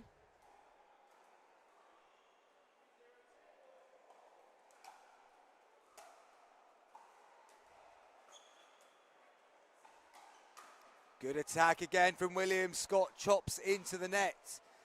And they've got a 4-point advantage. They are now in control of this third and final game. They're going to change ends at 6, as it is the third and final game. And they're 2 points away from instigating that change.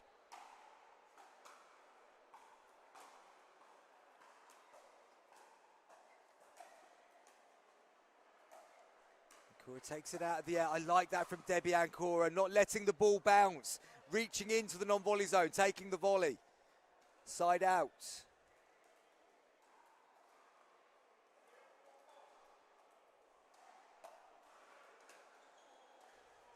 Nice return. Williams comes central. Oh, that's a big attack there from Scott.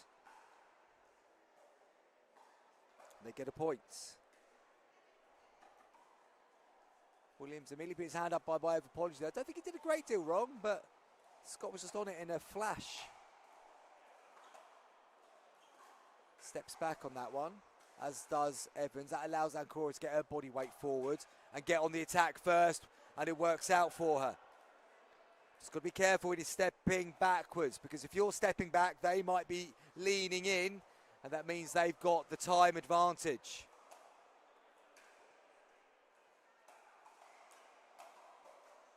Evans just about keeps the ball in play. Oh, long from Williams. Long from Williams. Third point for Ancora. And Scott, they are working their way back in. They were 4-0 behind. It's now only 3-4. That's good placement from Williams. I like it when he gets balanced in the middle and he can just keep pushing the ball down that central channel.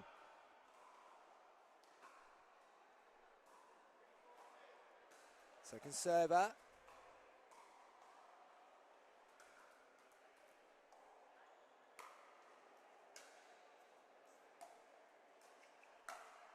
off the net cord.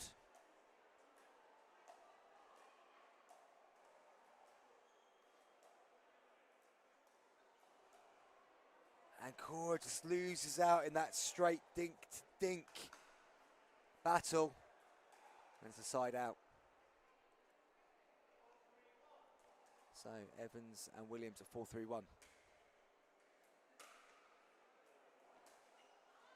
Not enough confidence on the drop on the third shot.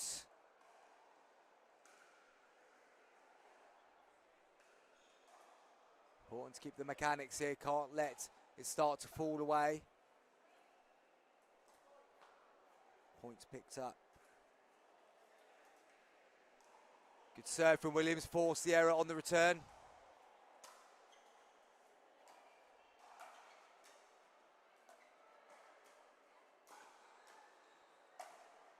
Out from Ancora. She likes that cross-court backhand, but overcooked that one, and we've got the change of ends here at 6. Changing ends at 6 in game 3, and Evans and Williams have a 3-point advantage as they head into the final knockings of this third game. It's going to take a very short moment. Be back in a second with the final bit of this final.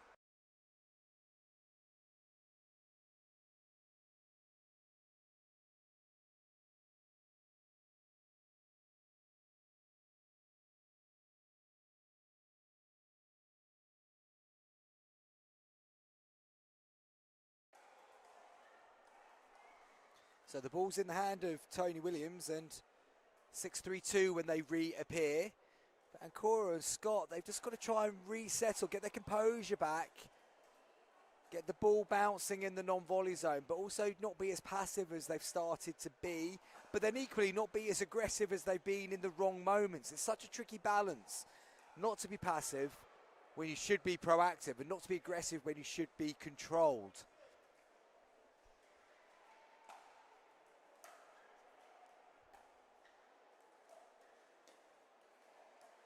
And again, I like that initial start from Williams, put the pressure on, and Cora goes straight to Evans. She just changes the direction so fractionally, and Cora unable to keep the rally going.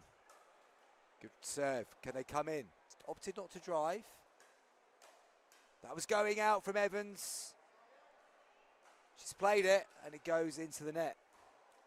Side out.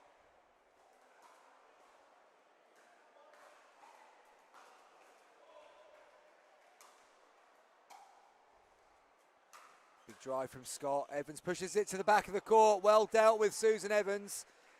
Gets it to the back.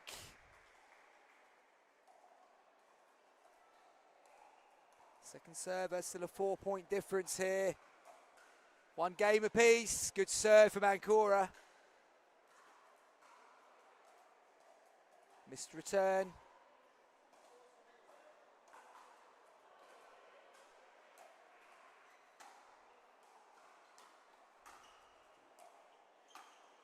Nicely played by Tony Williams. Rolls it down past the left shin of Michael Scott, side out. First to 11 win by 2, of course, in game 3. All medal matches are best of 3 games.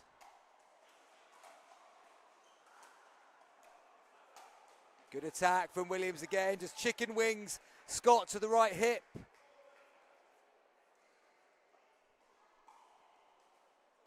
They are 3 points away from gold. Williams taking control here. Such body movement by Scott to get the topspin on the ball. That's good from Evans. Just dangled the carrot. Scott fell into the trap. Attacked the ball that wasn't there to be attacked and sends it flying long.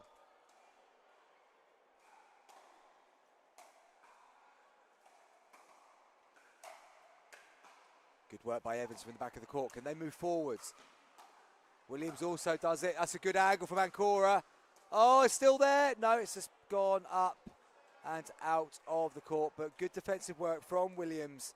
And Evans. They've got a little bit unfortunate there with the net cord. Moves over to second server.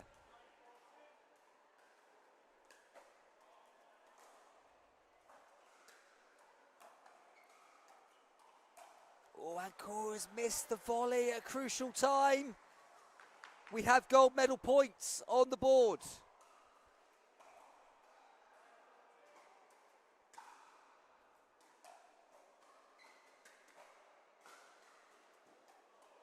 And Williams has missed from the middle of the court. Hands the ball over on match point. It's now or never for Ancora and Scott.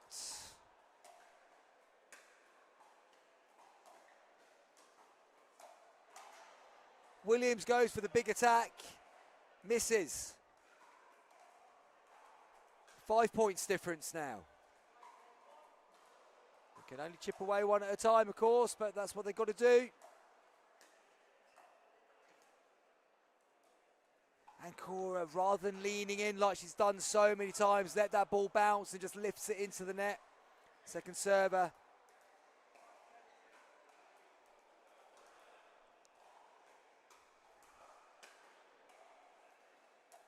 Nice drop. Comes off the net cord. Ancora changes direction. Brilliant. What a get from Tony Williams. Gets it round the post. Scott wasn't expecting it. Hits him in the right hip area. And it's a side out and gold medal points once again.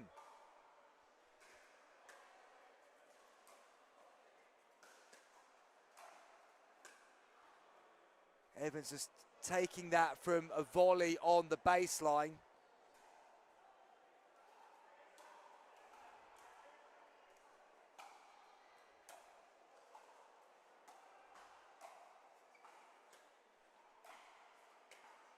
And again, pressure put on, and once again, they can't close it out. We've seen that so consistently in the Welsh Open over the 2 days, that teams who get to game point, match point, aren't getting it done. First time of asking, second time of asking, third time of asking.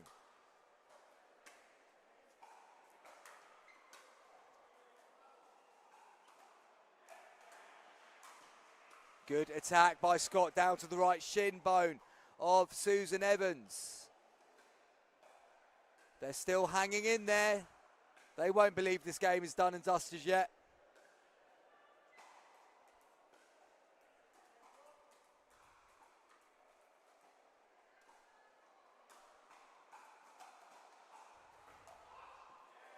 And Cora tries to drop from the back, can't get it over the net. So important to get your thirds in at these crucial moments.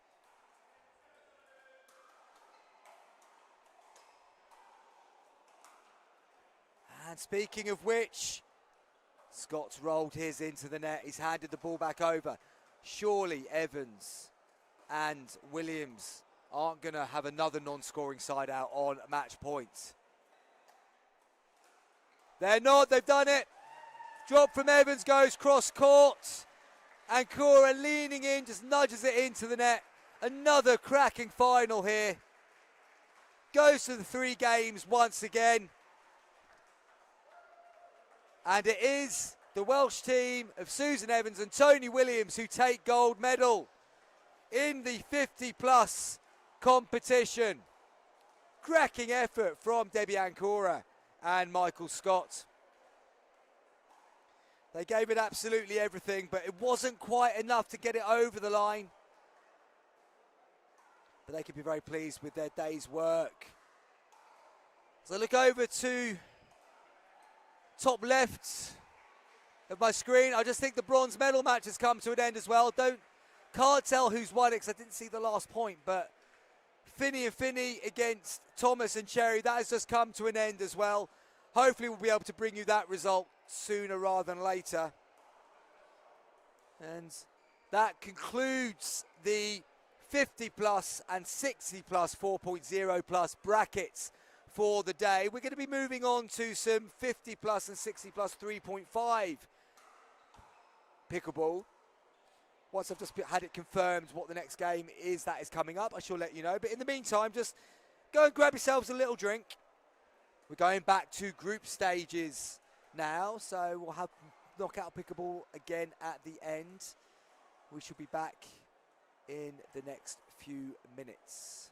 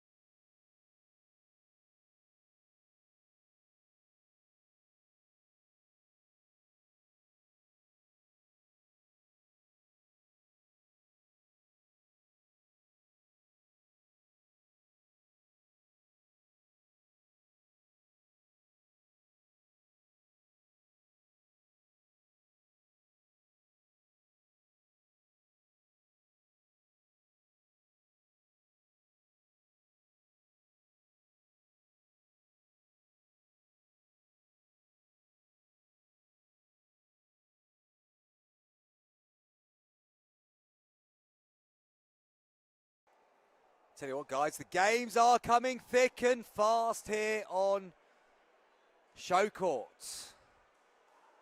No rest for the wicket here whatsoever, because we are moving quickly on to the 50 plus 3.5 division, where we've got Rachel Adams and John Adams. They are standing to the right at the top of your screen, up against another married couple, Sarah Darby and Chris Darby. Just congratulations to Deb and Mark Finney. They've taken bronze medal in the 50 plus competition, so that brings that one to a conclusion quite nicely. Morag Boyle and David Simpson took bronze in the 60 plus competition. So I think we're up to date on all the medalists so far. And we are about to be getting underway with our first bit of round robin action. Now what I'm going to try and do, talking and scrolling at the same time, probably not the most intelligent thing to do. I'm going to try and get an update of where we're at on the 50 plus 3.5 plus mixed doubles. Yeah, I'm able to do that. Okay, so we've, I tell you what, three groups in this one, and this game is a Group B fixture.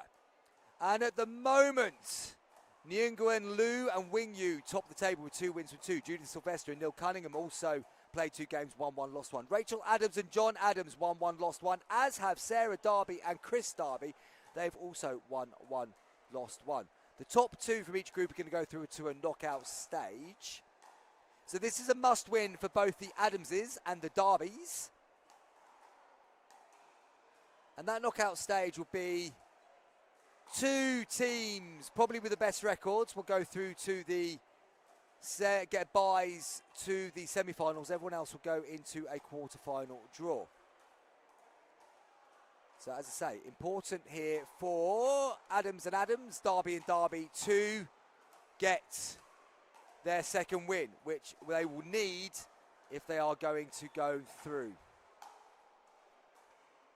Adams and Adams, top of your screen. Rachel in the orange sleeveless top.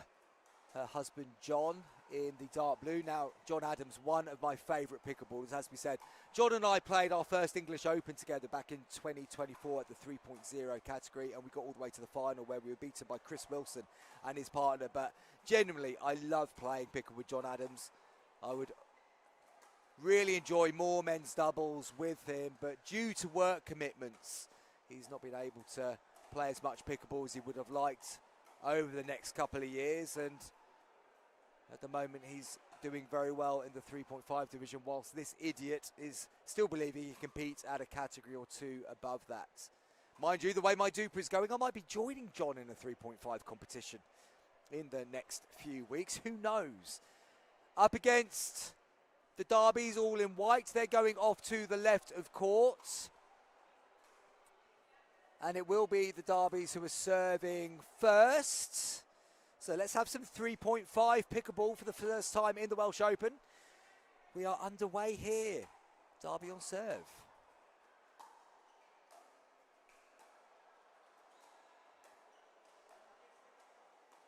Yeah, good pressure there from John Adams. Just pushes it to the backhand side of Sarah Derby. Gets the side out early. Rachel Adams on serve. Bit of height on that third from Adams, and then again. And Chris Derby is able to step across and put the volley to the side of the court.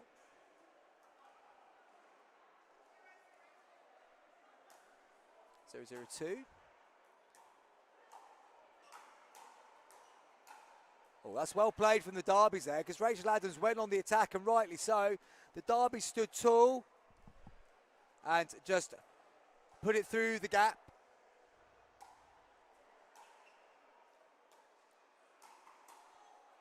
The ball's going out, and I think Sarah Derby's just realised how far out it was going. They've still come out with a point.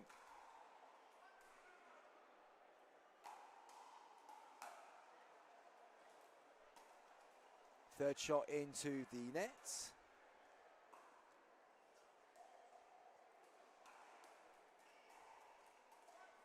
So this is the 4 o'clock game getting underway. No, it's not. It's the 20-4 game getting underway at 4 o'clock. So we're nearly back on track. Good attack from John Adams. Rachel Adams goes to the backhand side. Comes off the net. Thought about going over. Chose not to. Big XL from Rachel. They come in at 0-1-1.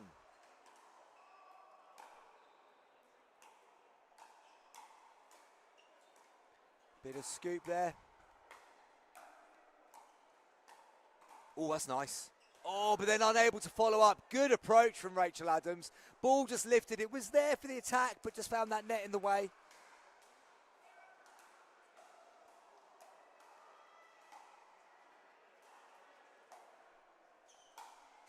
Bit of height on it again, and Sarah Derby smashes it through side out.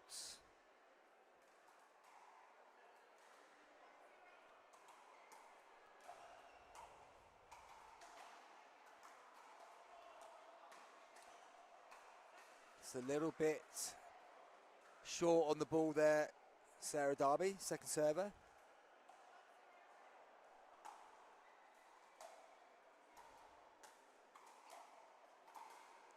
Yeah, good placement by John Adams. Just got it down to Sarah Derby's toe. She's unable to reset from there.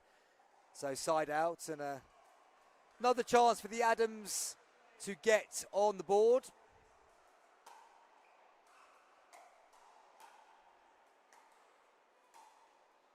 Good depth on that one from Sarah Derby. Then comes shorter. John Adams comes through. Ball's in the air. Nobody's attacking it. John Adams is trying to go down to the floor to try and scoop it up. I think Rachel might have been able to take that one, but good point in that one.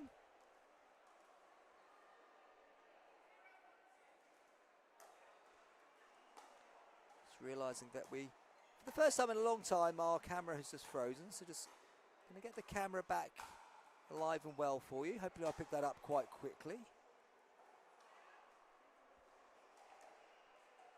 So side out still at 1-0, I believe. Yeah, 1-0-1.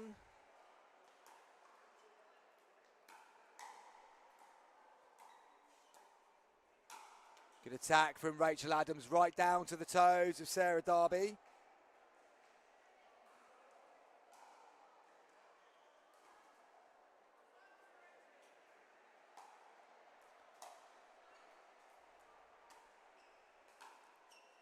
Depth. Good keeping her back. This is nice, as does John Adams. That's a good bit of play from the Adams. Just kept Sarah Derby at the back of the court, and then as she started to move through, just kept it down to her toes.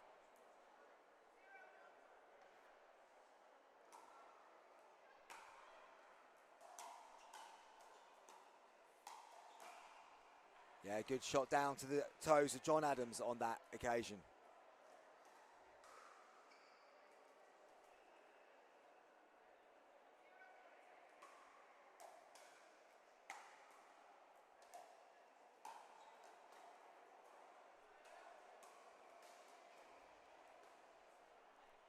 Side out again. So, points not coming freely here yet.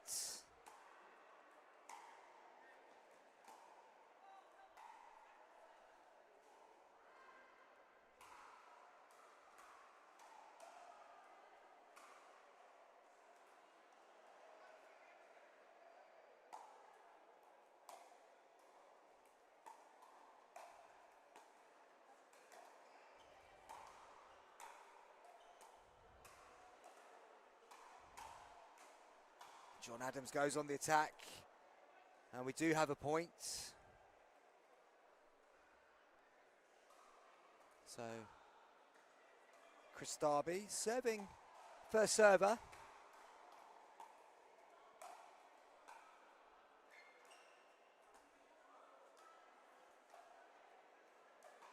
Patience here, well played John Adams, just gets the ball to go across, and Sarah Darby leaning in, just knocks it into the net. Side out at 0-2. Good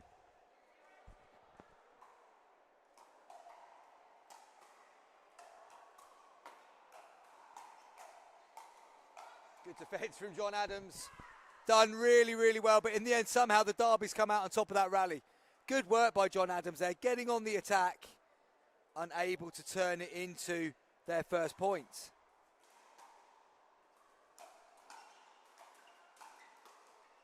He's reset that as well.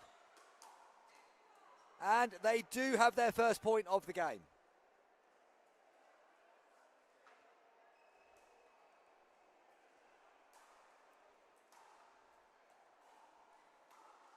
So, good stuff here from the Adamses.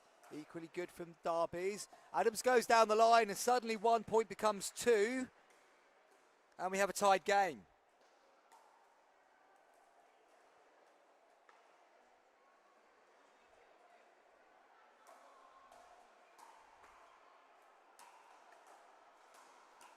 Oh, Rachel Adams is coming through the transition zone there quickly as she could. Unable to get the ball over the net. But they've got themselves level. We have a tied game. Fault on the serve.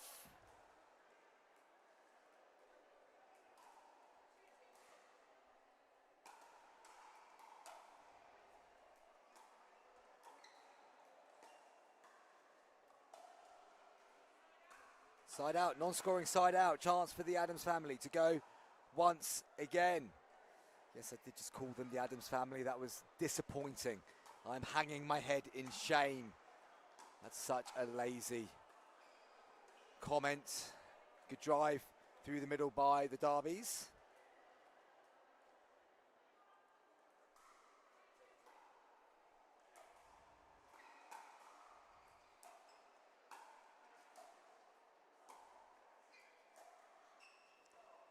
Like the location John Adams was trying to find there, going inside out, trying to get to the backhand side of Sarah Darby, but wasn't able to execute.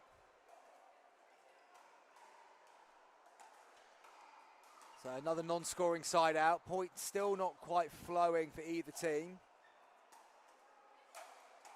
Good reset. That's nice. Can they get up to the line? No, they're hanging back at the moment. They need to get forward if they can. That's good location from John Adams. And then Sarah Darby coming across the middle when she would have been better leaving it to her partner.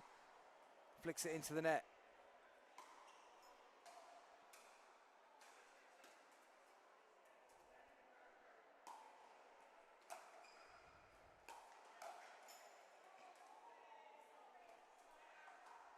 Non-scoring side out.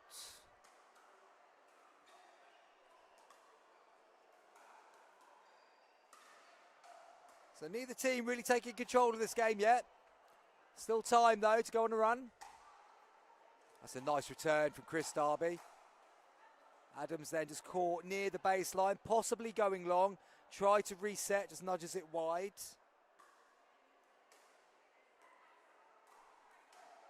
Second serve, 2 apiece.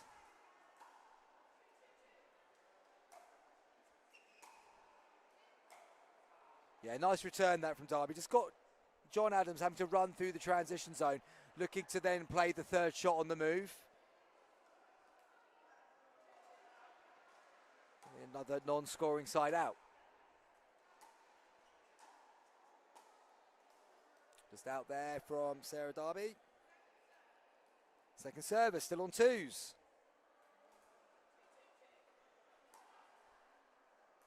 Change up on the serve, quite like it. But then Adams gets on the attack, forces the error, another non-scoring side out. More non-scoring side outs than points so far in this mixed doubles 50 plus 3.5 category. Good attack from Adams, and we have a point. They move on to 3.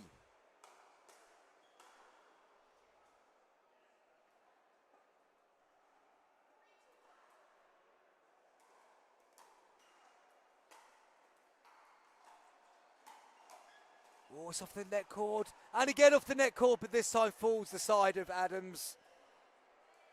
Second server.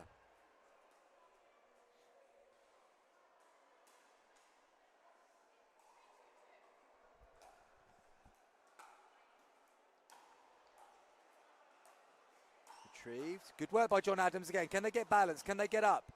Can they get the ball bouncing? Go on the attack. Good put away by John Adams. Nicely set up by Rachel Adams. Got the attack, got the lift. John Adams there to punch it down the middle.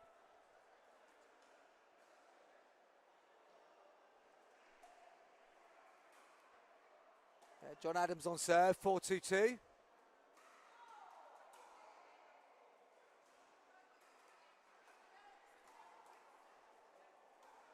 So John Adams about to serve at 4-2-2. Back to first to 11, win by 1 in these round robin games. Change ends at 6. Just clips the net cord. So it's a side out. Another chance for the Derbies to get themselves back in.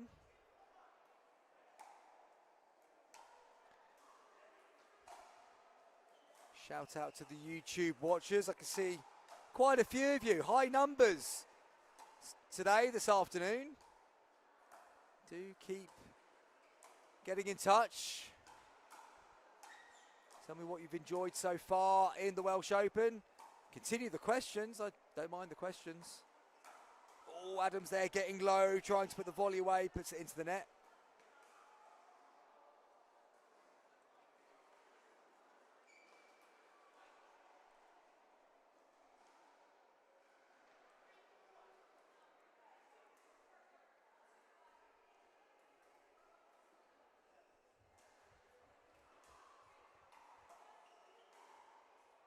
Checking what the score is here. I think it's 3-4. I'm going to go 3-4-2.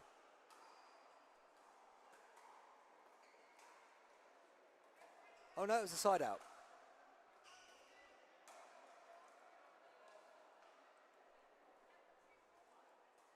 Two, 4-1. There we go. We got it right. Off the net cord.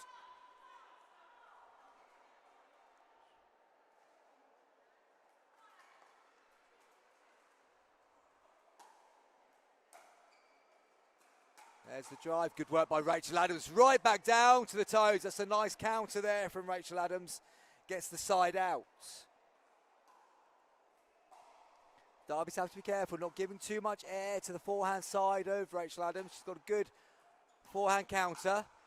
And then she goes a little bit high to the left-hand side, and Sarah Derby jabs that two-handed volley down into the net. So,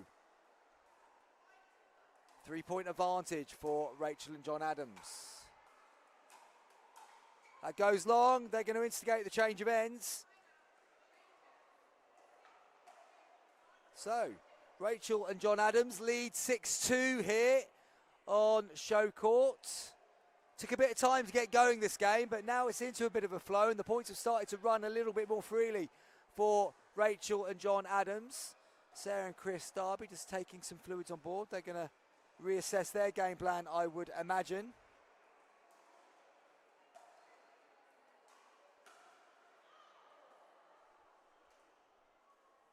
John Adams at the back of the court, just assessing the situation. Little chat between Rachel and John as they get ready to get the game back underway again. The ball will be in their hands, and it's 6-2-1.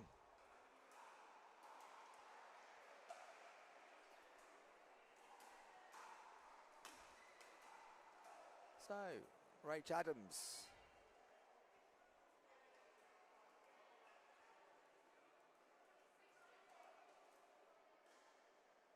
On serve.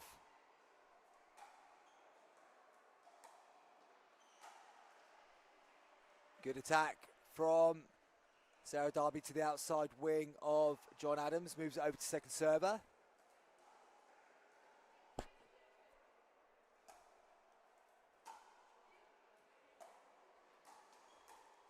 Nice combination there. Little drop out to the left-hand side.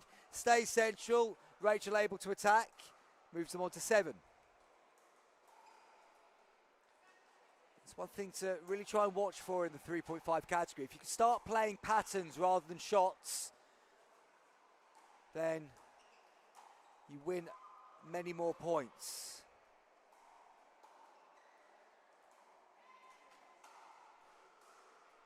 They're on to 8.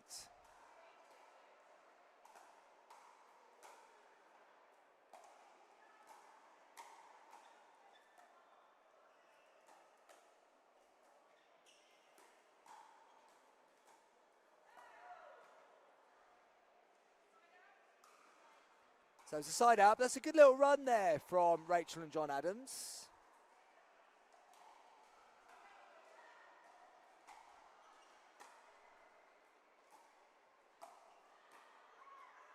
And Darby just not getting balanced in the transition zone. Bit of a weak paddle on it. Second server.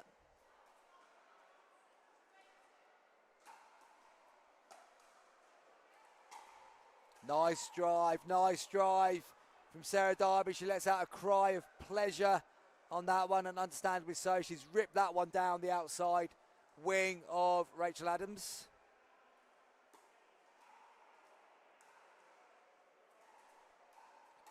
Just had the saddest news of the day. Apparently they've sold out of carrot cake here at the Wrexham Tennis and Paddle Centre. That's disappointing.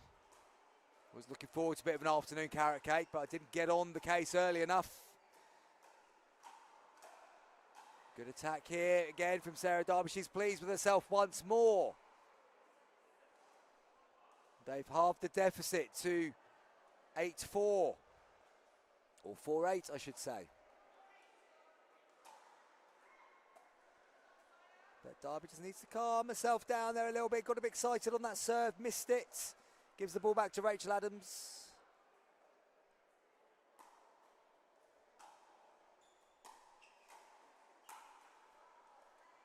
Rachel just coming through the transition zone, puts the volley into the net. So second server, husband John on serve. Married couple Darby here. Yeah, John Adams is calling it out, calling it out, calling it out.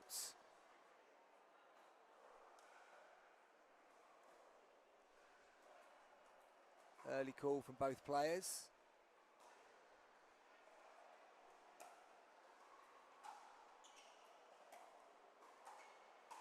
Good attack, Rachel Adams down the middle. They move themselves to game point here in this 3.5 50-plus category.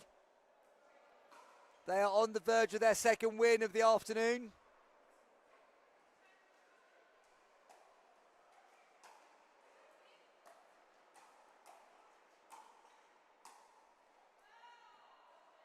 Yeah, good call there from Sarah Darby. Was in the process of calling it out, saw the ball dropped in. Good sportsmanship there from Sarah and Chris Darby. Really good game. Enjoyed that one. Good to see two good friends do very, very well on court indeed. But of course, completely unbiased commentary, I hope. Difficult. It's genuinely difficult, actually, when you've got two people that you absolutely care about on court against two people that you don't know. But credit to the Adamses, they take the game and will continue their hopes and dreams of getting through to the knockout stages of this bracket. Quick photo being taken before we move on to the next game. Just going to take a very quick break and we will come back.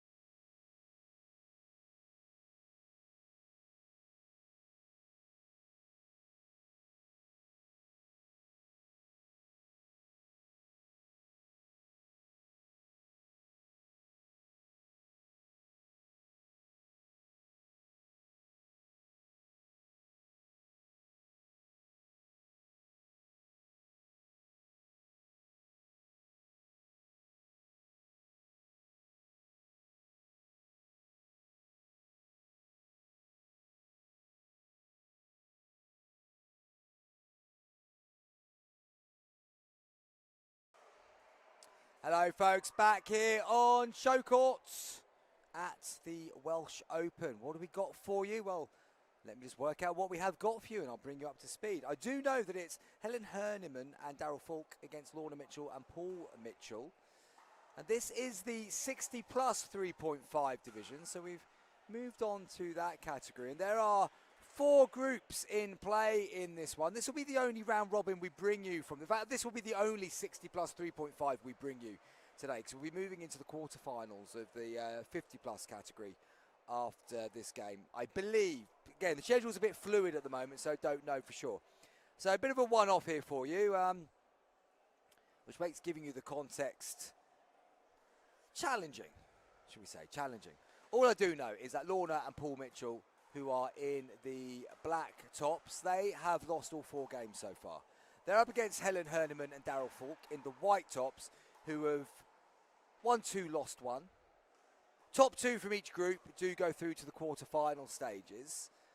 And just in case you're following this at home, Jill Jones and Chris Allwood, Kay Goodridge and Mark Goodridge, they are in the top 2 spots at the moment in Group D. In Group C, Mary Thomas and David Barker, 2 players I know well. Top ahead of Kath Broach and Peter Hope, 2 players I know well from Anglesey as well.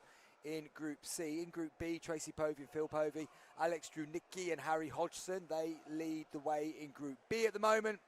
And then in Group A, Jan van der Pilge and Robert Allen top, with Carol McKenzie and Robin Carson in second place. So, as I say, this is probably the only 60 plus 3.5 game going to bring you this afternoon from the Welsh Open.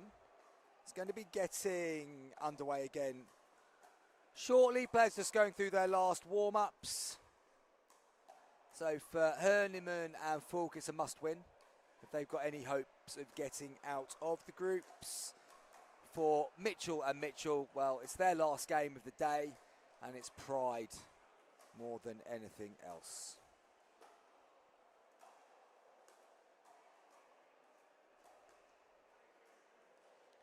If you are watching along on YouTube still, thank you. Hope you've been with me all day. If you haven't, no judgment on that whatsoever. There's things to do, other things to be paying attention to. Some of us might have the Test cricket on sneakily to the side of the commentary desk, and currently seeing England up against it against Pakistan. 178 for 5. Which, bit of a comeback needed from England there, but we're just waiting for this game to get underway on number 1 court. As I say, after this, we might have a mixed doubles 50 plus round robin game, or we might be jumping into the quarterfinals of the 50 plus 3.5. Who knows? Who knows? Fluid schedules at this time of day in Wrexham.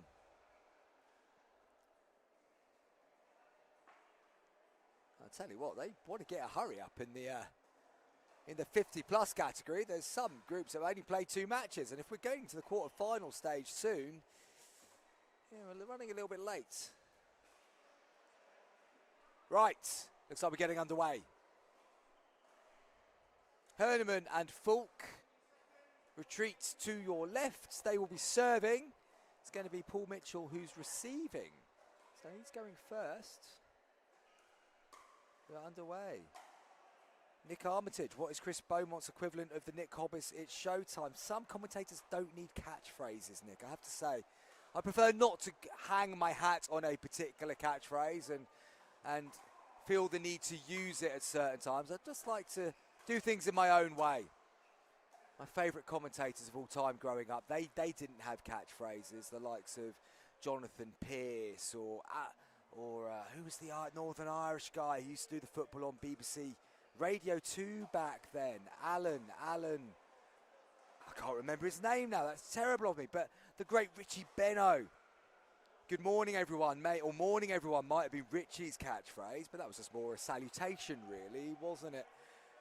Yeah, when I think about my favourite commentators over the years, not saying that Nick Hobbs isn't one of my favourite commentators, let's just get that clear straight away, but they didn't necessarily go catchphrases, and I'm not inclined to go that way myself. Just talk rubbish, Nick, is basically my equivalent, I suppose. We're underway here with a bit of patience at the non-volley zone line, and that goes into the net from Mitchell.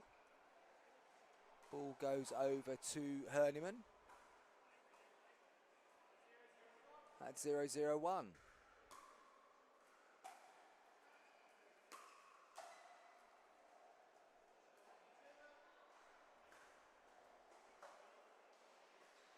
So the ball's gone off court, so it's going to go retrieve it.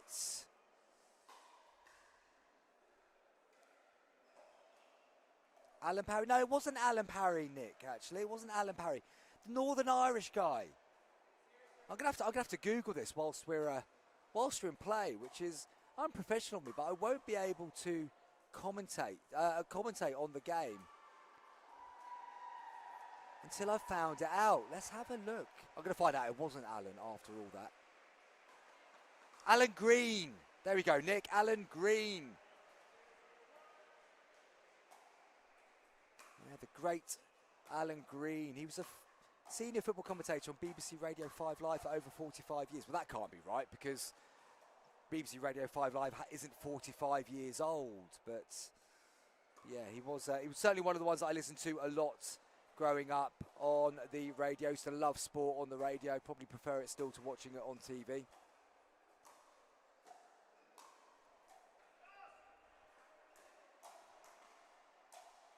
All picked off. Herniman just retreating in the transition zone there.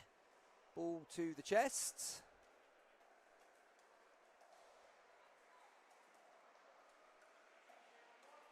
It's 2-0-1 for the Mitchells. Just out, called by Herniman and Falk. Second server.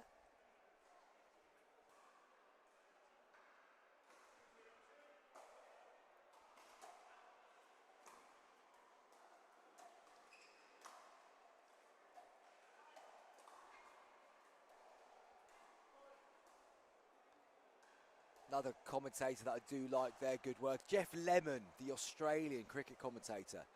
I do enjoy Jeff Lemon's dulcet tones when Australia are battering England down under. England swinging the bat far too consistently and getting out far too easily. He does provide good entertainment himself when doing that. So yeah, pretty much football and cricket really are my two favourite commentary groups. Goes long there from Mitchell.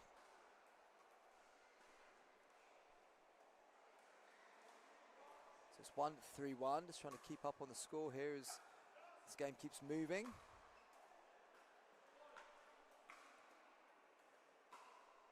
Two, 3-1.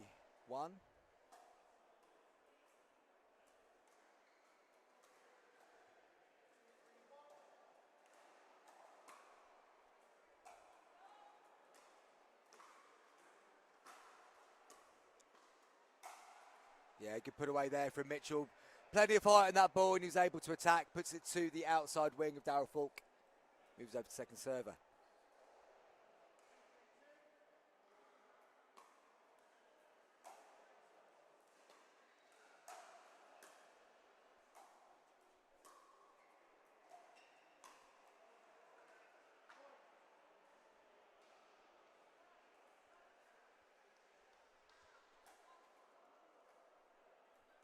Up to 3 apiece here.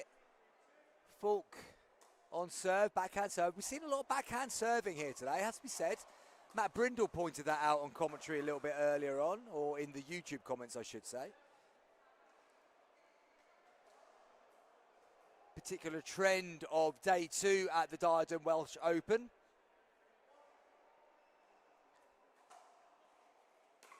Three, 3-1. Falk just pushes it through the legs of Mitchell. Second server.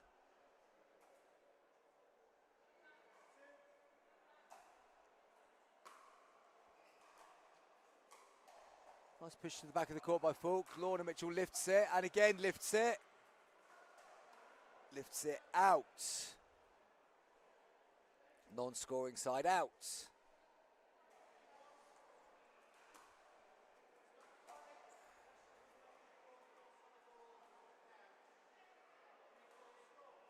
Okay, so it's the warning there. I like to see that first warning rather than just going straight to a fault. Good refereeing there from Mark Pearce.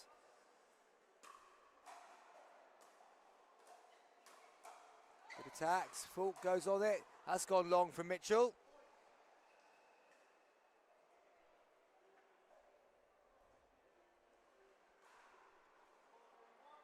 I've just learned today as well that there's 2 Mark Pearces in pickleball in the UK.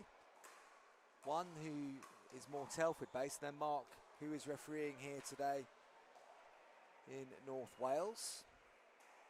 Could have thought it. 2 Mark Pearces, both heavily involved in pickleball in the UK. Full court serve, 5-3-1. Set from Herneman.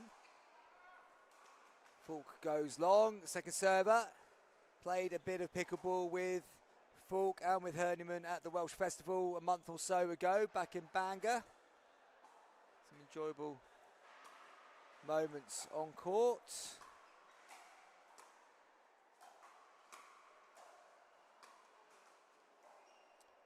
Mitchell just looking to reset, doesn't get it up and over the net. So, change of ends here. Got to 6, 6-3-2.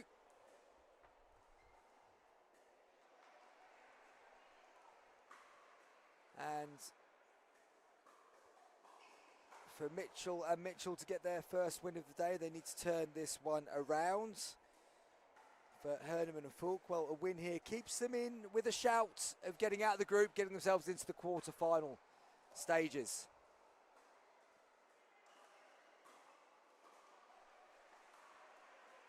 They will have the ball in hand. Big cheers at the far end of the arena. I wonder if that's a medal match. That's a good point, actually. Let's have a quick look, see if I've missed any medals out. I'm sure I have. Let's see who else has won medals today and deserves their moments on the commentary. Let's have a look. Oh, wow, yeah, missed a few here. Let's go to the 70 plus 3.5. Congratulations to Anne Tuck Brown and Paul Seller. You took gold, beating Rachel Moore and John Roberts in the final. Susan Whitehouse and Richard Whitehouse taking bronze in that one. Well done to Susan and Richard.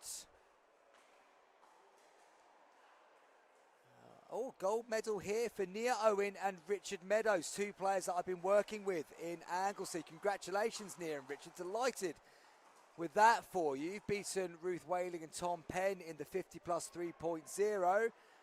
Rachel Twiss and Jos Medinger taking bronze there. Great stuff there for Nia and Richard. Really well done. Very pleased. Stick another gold medal pair on the coaching CV.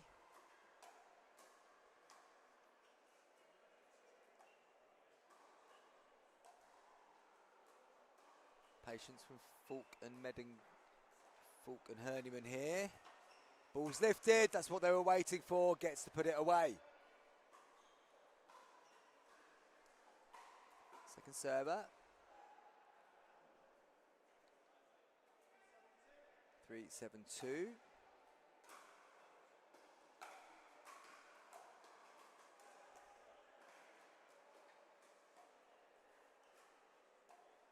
Nice little touch there. Bit flat-footed at the moment, the Mitchells at the non-volley zone. Herneman steps back, but then by stepping back allowed herself to be attacked. And that is what Lorna Mitchell did successfully.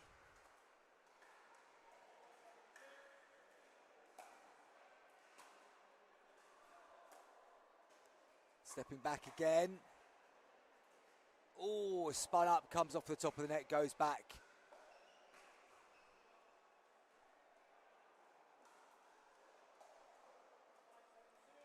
To 5-7-2. The gap is now 2 points, but then Mitchell misses the serve, so it's a side out.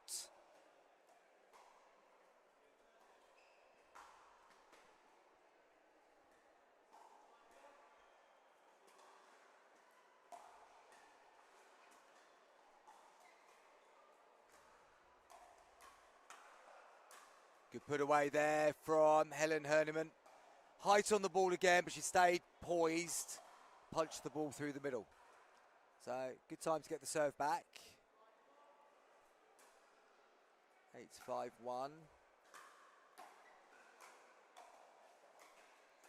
Falk goes on the attack. Herneman's right at the back of the court. Now she can get forward. Falk can put it through the legs of Mitchell. Very nicely played. They're now 2 points away from taking the game here. First to 11, win by 1.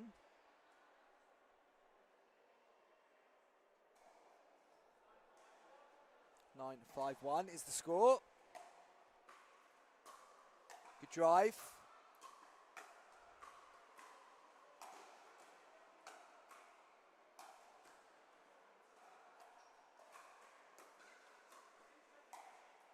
Yeah, well played again by Mitchell. Just gets it down to Falk's left ankle.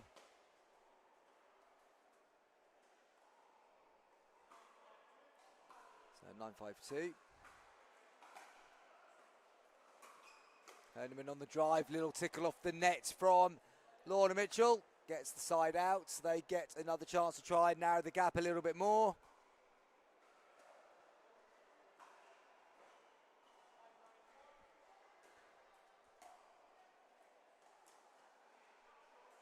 Yeah, cool shot serve there by referee Mark Pearce. Good spots. Second server.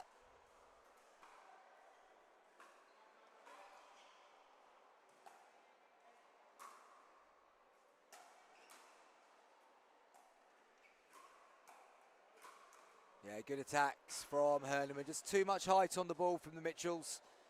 Allows them to be picked off. Second server.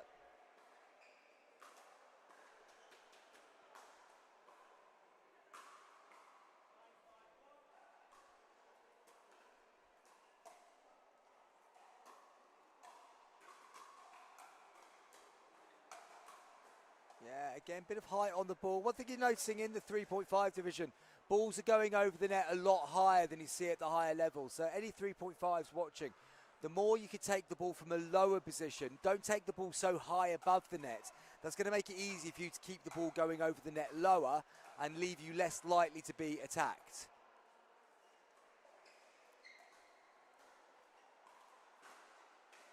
But then also just lifting it up for the lob is an invitation to be attacked.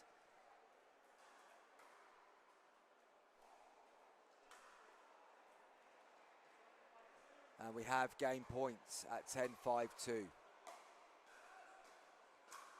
Big drive from Herneman, gets the job done.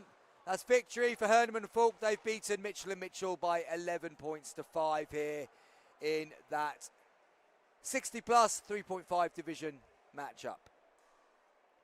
We will be back shortly. I don't know exactly what is coming next, guys, but as soon as I do, I will let you know.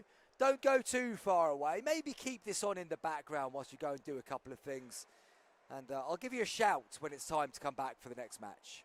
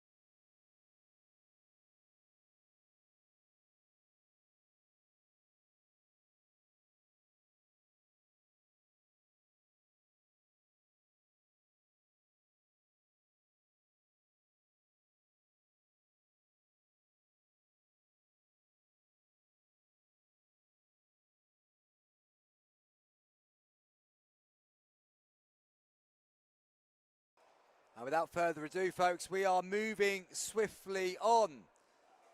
So, it is back to the 50-plus category. And we've got Karen and Richard Whitaker up against Karen Burnett and George Monahan. This is in the 50 plus 3.5 division. And quite frankly, it's a game that's got nothing riding on it. So other than a moment on the live stream for the players involved.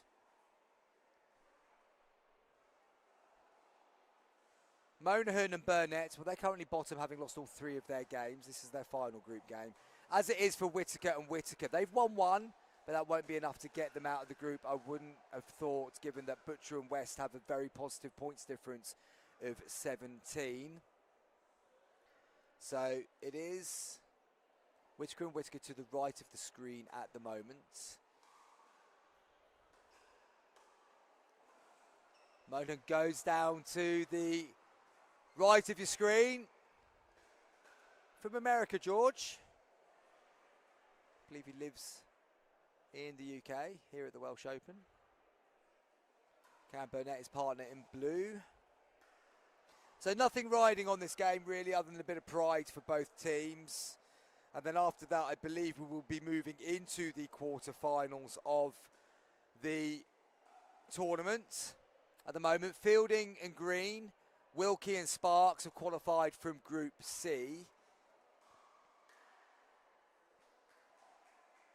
Lou and Yu are pretty much there, I would say, in Group B. It's down to whether Sylvester and Cunningham or Alt and McBride go through. And at the moment, it's really Sylvester and Cunningham's to lose. They've got one more match to play. And in Group A, well, Sunderland and Baxter are all but through. And Butcher and West are going pretty nicely too. As I say, there's not a lot riding in this game here. So this game, well, we had Fulton Herniman. They bumped up the schedule. So this would be, in effect, pretty much like a 20 to 5 game taking place at 5 o'clock. So we're not in a disastrous position here by any stretch of the imagination. The referee says, Mark Pierce, come back to do some running repairs on the court.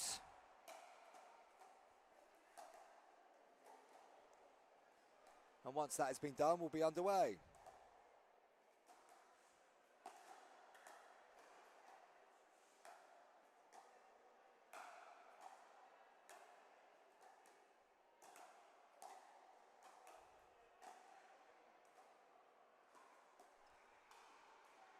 Bit of help there from Paul Chard, who's medalled twice this week. He's getting the baseline sorted and all hands on deck often here. We've got Evans and Byron doing the same with the other baseline.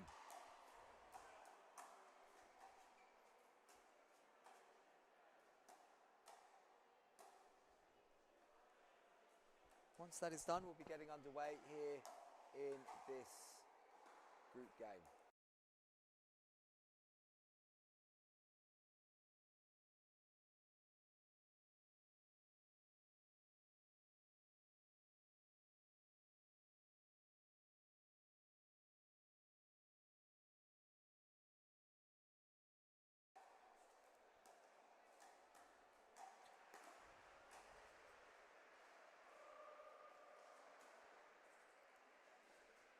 Oh, hello. We've got a bit of interaction in the YouTube chat. That's what I like to see. Seasider Dave. Come on, Karen and Richard. Team Apex. And Ishua Wook 1980. Ishawook 1982. Let's go Team Apex. Karen and Richard. So Karen and Richard leading 2-0 when it comes to the support on court. Will they quit? Oh, make that 3-0. Michelle Neal's in. Cameron and come on, Richard and Karen. Are they going to be able to turn that into points? Can they cash that into points? Can't give them a 3-0 head start on the court, but they're certainly winning in the YouTube chat. And look, folks, if they do end up losing, we'll just put it through as a win anyway, because they are so far, they are leading in the YouTube live chat. If there are any fans of George and Karen out there, we need you to get talking in the group chat as well, so that it doesn't feel like a one-team show in the YouTube live chat. Anyone else watching, please do keep interacting, get involved. As I said, I've lost my co-commentator for the day. Liam McDaniel had to go off and do other things. Oh, wow, it's 4-0. Diesel McClure coming in with Come On, Richard and Karen. One more bit of support for them, and I'm going to make them officially the most supported team of the week to date in the YouTube chat. So even if they're not going through, they're certainly going to walk away with one award this week. Byron and Evans taking their time to get the lines back in place at the back of the court. As soon as that's done, we can get going. Referee Mark Pierce is ready to go. The players have had an elongated warm-up. Oh, and there we go. We've got Go Apex from Pan Cheatham. It's 5. It's 5 messages of support for Karen and Richard Whittaker. Oh, no, Richard Burnett. Oh, good man, Richard. I'm presuming you're related to Karen in some way. You might be a husband. You might be a son. You might be a brother. It could be anything, really. Could be the father. I don't know. But Richard is in there giving a bit of support for Karen Burnett and presumably her partner. Oh, liking this now. Jack Payne's in there. It's 5-2. Tell you what, this could well be more entertaining than the game itself if it ever does get started. It's currently 5-2 to Apex in the live chat. Apex went rushing off into the lead, and credit to George and Karen. They're clawing their way back. They've got it back to 5-2. Diesel McClure, I'm afraid I can't give you another point there because you have already commented. So it remains 5-2. That one is out, I'm afraid.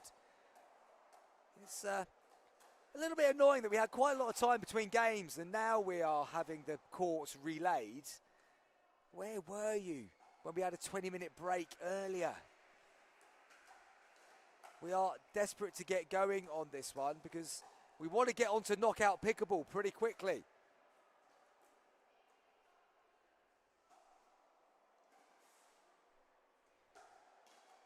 Anyway, James Wilson, that's a new name. Apex go 6-2 up. I mean, first to 11, win by 1 here in the group chat. And it's currently 6-2 to Team Apex. They'll be delighted if they get to 6-2 at the change of ends in the actual match that is still waiting to get underway. Anyone else? Anybody else out there for Karen Burnett and George Monahan? Oh, Richard Burnett's got... No, yeah, I'm going to give you that one, Richard. I'm going to give you that one. You presumably forgot to mention George in your first message. You come back with Come on, George. I'm going to give you that one. Make it 3-6. I need to keep the entertainment levels flowing here whilst we wait for this game to get going.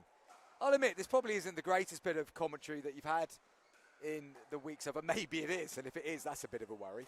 But we're trying to keep things going. Oh, hello, Mark. E7898. Let's go. Karen and George for the win. It's back to 6-4. Kaz and Rich go with Jess Isles. It's up to 7-4. Karen and George are in there from John Raven. It's 7-5. Points flowing thick and fast in the live chat. Quicker than Paul Byron and Susan Evans are getting the courts remarked. Treacle's in there with Karen and Richard. I believe that makes it 8-5. Now you don't get 2 bites of the cherry, Mark. Nice try. I could have easily missed that, but you've already been there. Bidston and West Kirby have come in George and Karen. I think it's 8-6. I don't have time to go back and count up correctly. You're going to have to take my word for it. So, 8-6. Of course, it's not in the real world. It's 0-0-2 with Karen Whittaker on serve. We're underway here on court number 1 and not a minute too soon. Jen McAlpine goes, let's go Apex. A little bit late there, Jen, but thank you for coming in. Can't add your point to the tally. George leaning in there puts it into the net. So the point on the board for the Whittakers. Team Apex going ahead just like they've been ahead all along in the group chat. Mark hoping George is sober. He's looking pretty sober to me at the moment. Not looking too lively given they're currently bottom of the table. That's a sobering thought for George. They're currently 2 down here, so he might need a little bit of a pick-me-up after the game.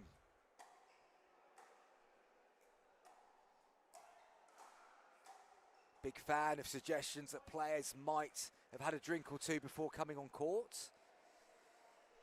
got any more dirt on the players that are playing, do tell me. I promise not to keep it to myself.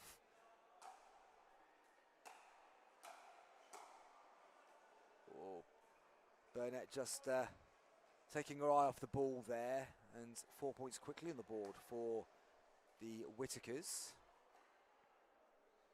Team Apex in the lead at 4-0-2. Straight off the first serve of this game.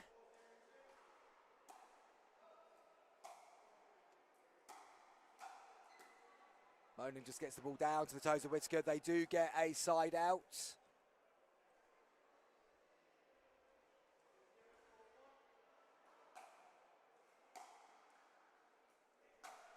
Big drive, nice little touch by Whitaker, and then he holds his hands up, miss hit then, I'm going to presume, from his reaction. Second server.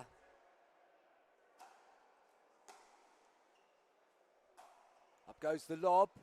Whitaker pounds it through, then second time, equal power, not equal direction, goes into the net.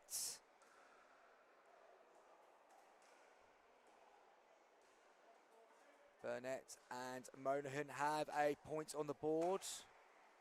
So what, Apex, I'd love to know a little bit more about Apex Pickleball, because there's a lot of love for them in the group chat. Nice play by Richard Whitaker, just steps central, punches it down the middle, gets the side out.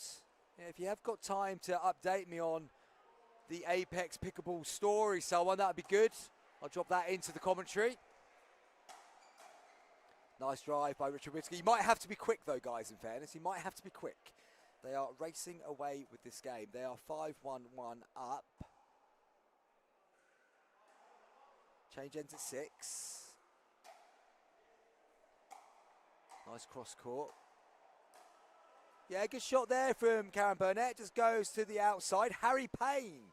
Let's go Karen and George. Bit of Merseyside. I'm guessing Harry Payne, Merseyside, possibly. I believe he's in the Cheshire and Mersey squad.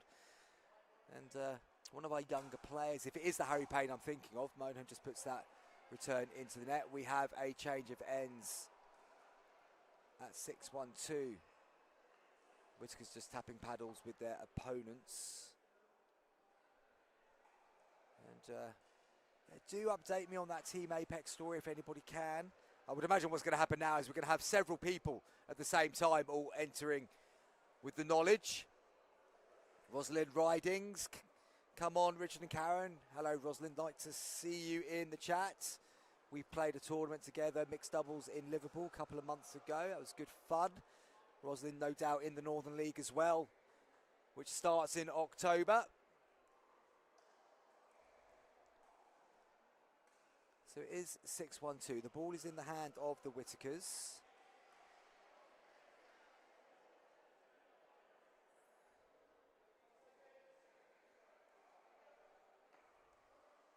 Oh, Ian Adams. Go Karen and George. I tell you what, this has got a little bit level. I'm going to say it's 10-10 now in the group chat in terms of love for each team. Whoever gets the next comment in wins the game. Here we go. Michelle Neal coming in with information we've been waiting for. Apex, hugely friendly team playing at Carnforth near Morecambe. Played their socks off in the English Open. Carnforth, where the Northern League took place for season 1 last season. Of course, that near Morecambe. I was driving all the way up to Morecambe, was I, for that Northern League. Wow. Certainly covered some miles going north, and but absolutely worth it. Great competition, the Northern League. Looking forward to season 2 getting underway. Big smash from Whitaker. The reset goes out.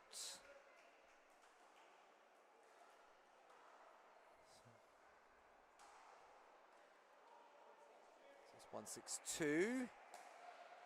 Rosalind Ridings also coming in with the Apex story.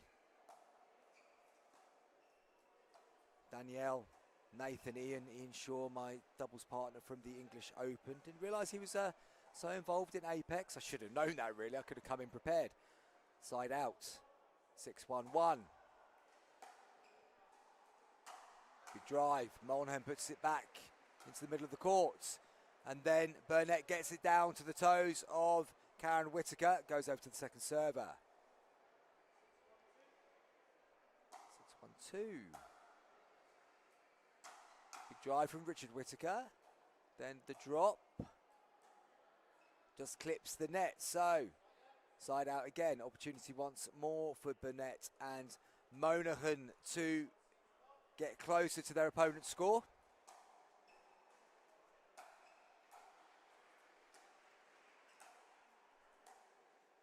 Oh, let's go Karen and George from Paul Price. I believe that means Karen and George take the group chat victory, 11-10. Good performance there from Karen and George in the group chat. They need some of that luck and performance to transfer to the court.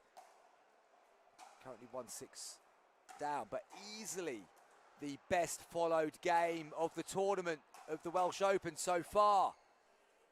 Lots of love in the group chat.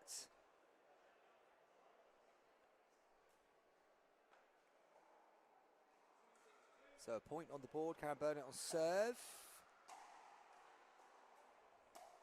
Nice drop. Oh, Moynihan came running across court. He saw the opportunity. Didn't quite pull it off. But I like the intent from George Moynihan. He saw the angle of the paddle. But it's a side out. Ash Goosey, let's go Apex. Thank you for commenting, Ash. Lewis Jackson, let's go Team Apex. And let's go Team Apex indeed as Whittaker jumps high, punches that down to the toes.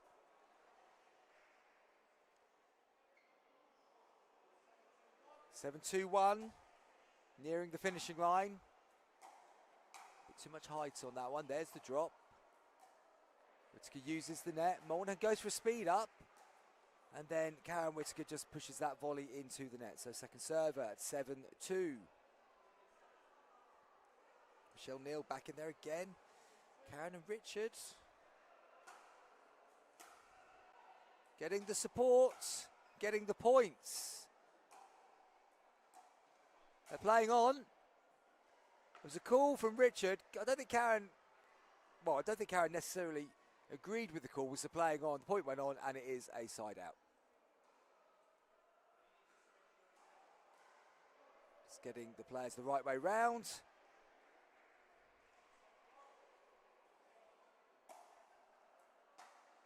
Unwinding the stack. Bit too much height on that one for Burnett. Just goes wide as she tries to get it down the line. 2-7-2. One on the serve. Whittaker gets up to the line, blocks it. Too much height again, too much height again, too much height again, and goes out.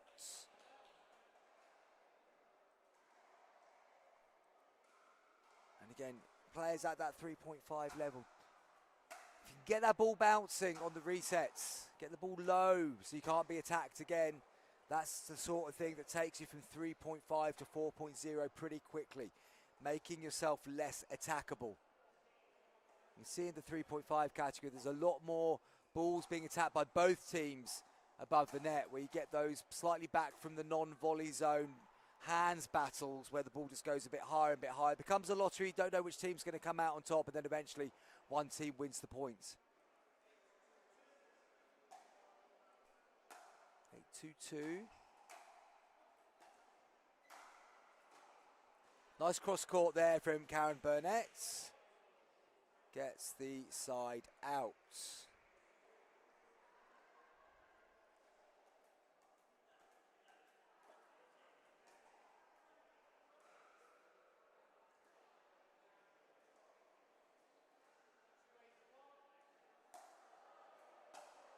It looks like got visibility on what the quarter-final is in this competition that we're going to be bringing you. I think we're going to have Susan Wilkie and Carl Sparks up against Nguyen Liu and Wing Yu.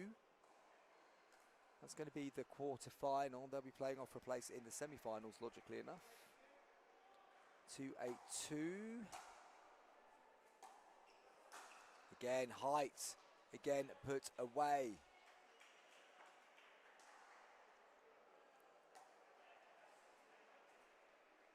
Just try and take a little bit off those shots from the back of the court, from the middle of the court. Get it bouncing in the non-volley zone.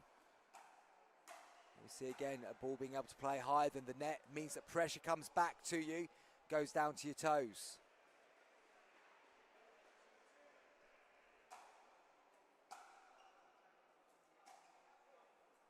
Oh, miscommunication there from Monahan and Burnett.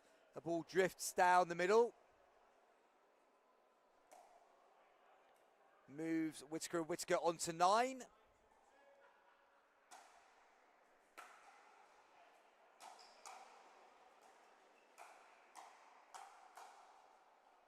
Just drops in off the paddle of Whittaker.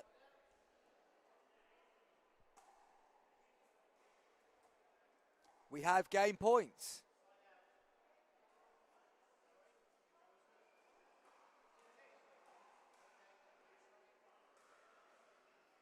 Lewis Jackson, let's go. 2 more guys. Well, that's actually 1 more. They need 1 more point for your favourites to get the win over the line. Game point. Oh dear, another wicket's gone down in the cricket. England 6 down against Pakistan. I think it's Cox who's gone. Disappointing. Not disappointing for Team Apex at the moment, though. They're about to close this out by the looks of it.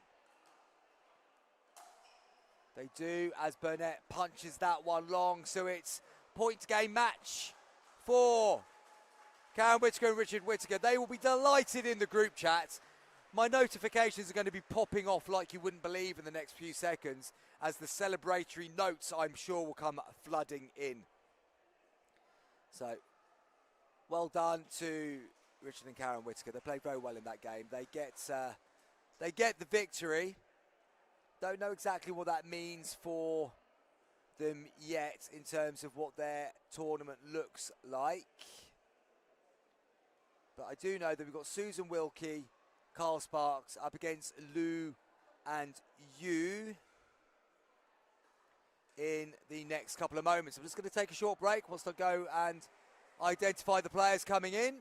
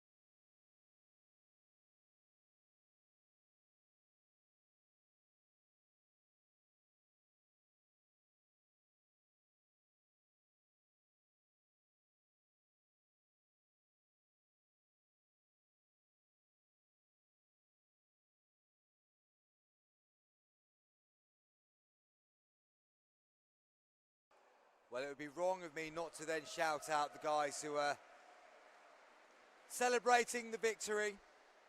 Pan Cheetham, Lewis Jackson, Michelle Neal, Seasider Dave, Jen McAlpine, all celebrating their team's victory in that last game. And tell you what, it's a really nice touch to have so much interaction on the YouTube chat throughout a game like that. And good to see Rosalind Ridings getting involved as well there. So we're about to bring you the next game. And this is the quarter-final in the 50+. We've got Mel and Jason, who are to the right of the court at the moment. They're going up against Susan Wilkie and Kyle Sparks. And just to let you know how these teams qualified for the quarter-finals, well, Mel and Jason, they finished second in their group, just on points difference behind Judith Sylvester and Neil Cunningham in Group B. Susan Wilkie and Carl Sparks finished second in Group C, behind Bev Fielding and Tim Green, who won all their games there. We're still waiting for the conclusion of Group A. In fact, we've had that conclusion now, so we know that unfortunately for Team Apex, the Whittakers, they didn't get through in the end because Sunderland and Baxter, Butcher and West did take the 2 qualification places. That means that buys through to semi-finals, you've got Lisa Butcher and Christopher West. Also with a bye through to the semi-finals, Judith Sylvester and Neil Cunningham. Susan Wilkie and Carl Sparks play Mel and Jason now in this quarter-final. And then Biv Fielding and Tim Green will go up against Jane Sunderland and Andy Baxter on court number 2 in the other quarterfinals, sorry. Let me see if I can update my medalists here, see if there's any that I've missed for you. No, not at this stage. I think I'm up to date on everything. Okay, so Lewis Jackson, he's got fingers in all the pies that is happening on court at the moment. Let's go, Jason, his doubles partner for Saturday. Good luck, pal. What's occurring on Saturday? Are you guys here in the Welsh Open playing in the open age categories? And I have to say, I've just looked at Jason, and I tell you what, I want to be eating what he's eating. He doesn't look 30, let alone in his 50s. That's got to be disconcerting when you look over the net and you see in the 50-plus category somebody who is in incredibly good shape and looking pretty young facially as well. Fair play, Jason. If you could let me know your secret later on, that'd be awesome. So, we'll be looking out for Jason and Lewis Jackson on Saturday. But in the meantime, we've got all eyes on this quarter-final clash. It's the 50-plus 3.5 category, mixed doubles, of course. Referee Kelly Olsen is going to get us underway. Just going to confirm that this is first to 15.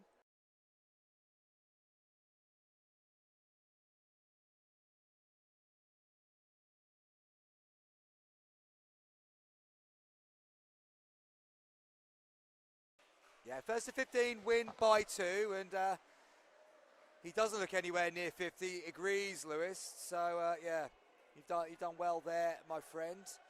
Let's see if you get yourselves on show court at some point on Saturday. That would be good to see. Hopefully, you'll be getting the same levels of support that you've been giving out, Lewis. And it's going to be Carl Sparks on serve, getting this quarter-final underway. Just as a big cheer goes out for some medalists receiving their medals over in the other part of the arena. That's the first point on the board for Wilkie and Sparks. Cole Sparks, nice serve. Played Cole Sparks in the singles in the English Open back in 2024. He beat me, the swine. Probably shook me up, that did. I managed to recover and get through to the final. But yeah, good solid player, Cole Sparks. Also American, living over here in the UK. Yeah, nice drive down to the toe to Jason. Gets their second point on the board. First to 15, win by 2 in this quarterfinal. Sorry, up to 3. Points coming thick and fast right at the start of this semi. There's the lob. Just long from Susan Wilkie. Robin Peris go apex. Does this mean that Mel and Jason are Team Apex as well? I don't know. I need the narrative, people. Tell me, are Mel and Jason also Team Apex? I know Lewis is playing with Jason on Saturday, but that could have been a cross-border partnership. Update me, please. So, side out. 0-3-2. First point on the board for Mel and Jason.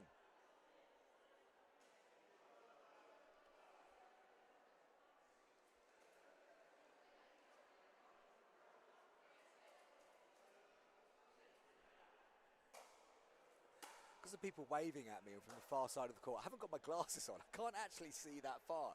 I have no idea who it is. Maybe it might be people I know relatively well, might be people I haven't got a clue. Or is it just, no, I tell you what, it's another group of, these Apex people get everywhere. Don't know who they were, but they seem to be on the side of Team Apex. They're not listening into the live stream, so I don't think they realise the love that Apex are getting in the group chat. Nice attack there from Susan Wilkie, just to the outside of Jason's paddle. Moves them on to 4. Still unconfirmed as whether Jason and Mel are part of Team Apex. The fact that it's gone quite quiet in the group chat would suggest that maybe they're not, and they've gone off to have their tea. Sparks gets up to the non-volley zone. They're both back a bit from the line though. Can they get forwards? Good communication from Sparks and Wilkie though. Sees them through that point, moves them on to 5.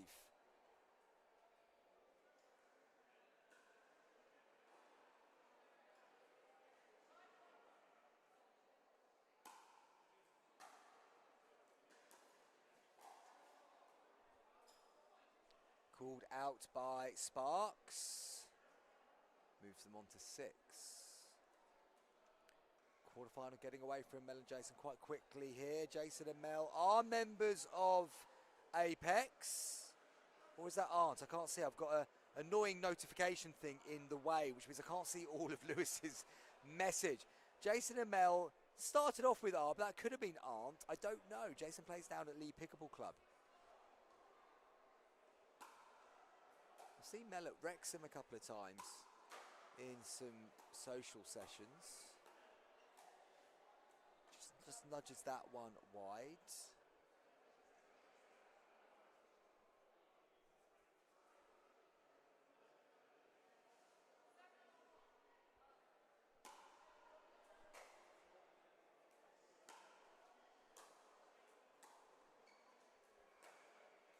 Mellors, Bidston and West Kirby. Thank you, Paul Price. Jason's at Lee.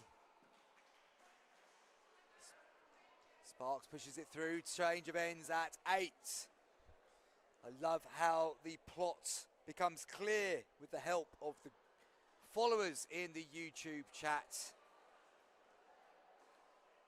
I'm now fully up to speed on the locations of Mel and Jason. Mel, I seem to remember, did a really good charity event a little while ago. Forgive me, can't remember exactly what the charity was for, but I know it was well attended and they raised a good bit of money. Again, folks, if you know what the charity was, please tell me so I can give it a proper shout out. My friend Kath Knowles won a Fakelos paddle from that event, which surprised me because at that point in time I thought I was the only person in the UK that had a Fakelos paddle, but I believe Mel brought it back from Vietnam. Fakelos, one of the up and coming brands in Asian pickleball. I think we're just going to have an announcement here on the loudspeakers. I'm just going to go on mute for a second.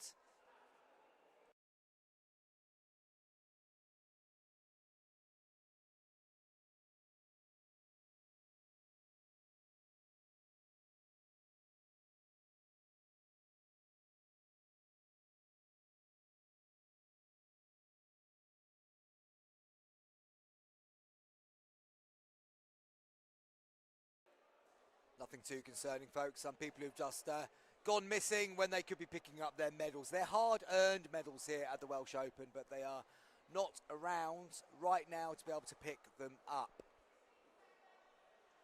So we're coming back in at 8-1-1, I believe.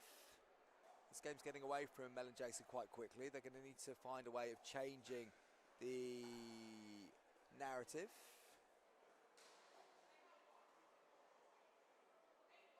It's 8-1-1. Here we go. Back in play. Yeah, just slightly shorter return there. Got Susan Wilkie having to move through transition zone quickly. Wasn't able then to control the shot when he got there.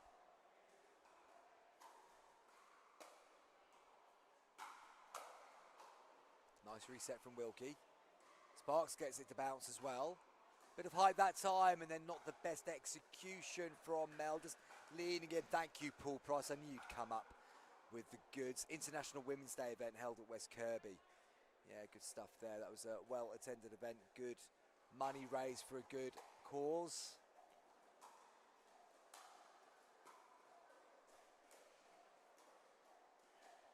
Touch from Mel. Then comes the lob. Wilkie's in control of this rally. Sparks leaning a little bit. What a reset from Wilkie. Best point of the game by far. And it comes out on top with Mel and Jason just getting the final ball. Side out.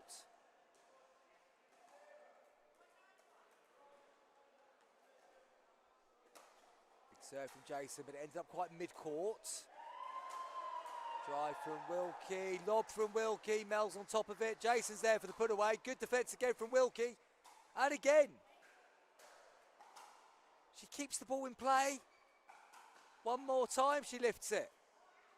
And called out by Mel.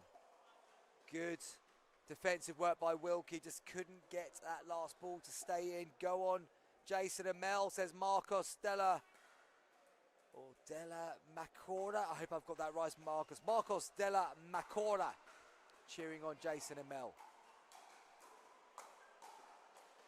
Nice resets. Good play again by Wilkie. Been impressed with her game so far. That one just died on her.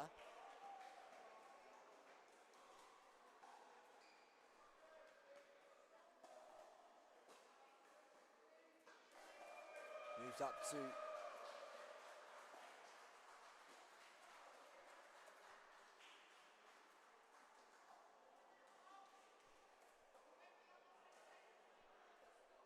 Oh, that's harsh.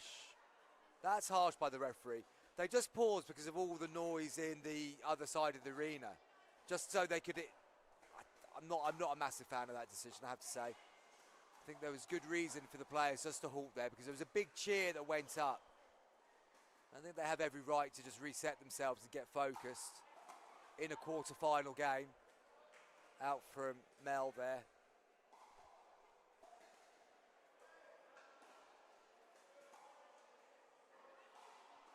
9-3-1. There was a lot of noise with the medal ceremonies going on elsewhere. Wilkie just readjusted her feet to be able to punch that down to the side.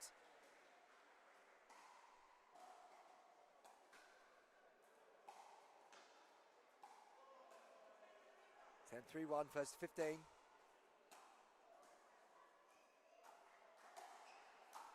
Sparks does well, dispatches that through the middle, moves on to 11.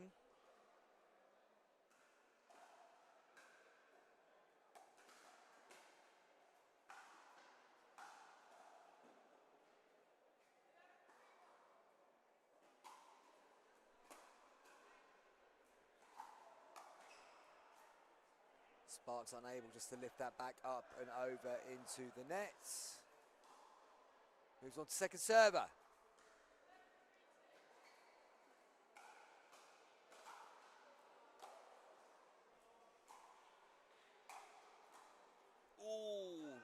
Nearly clipped over the net there from Wilkie, so side out.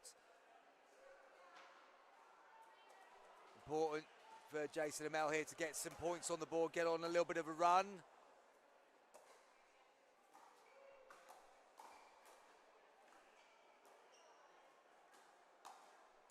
Sparks again with that forehand whip, gets the ball down low. Good attack. Second server.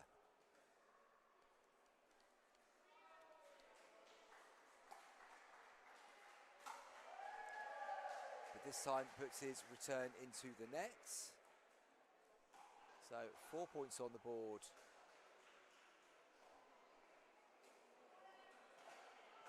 For Mel and Jason. Long way back from here, but all they can do is keep picking up points like they're doing at the moment.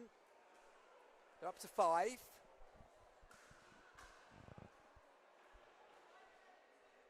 Five, 7-2.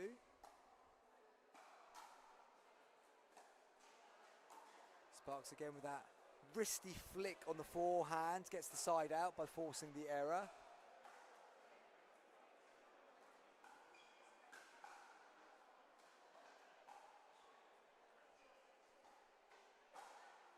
So 11-5-1.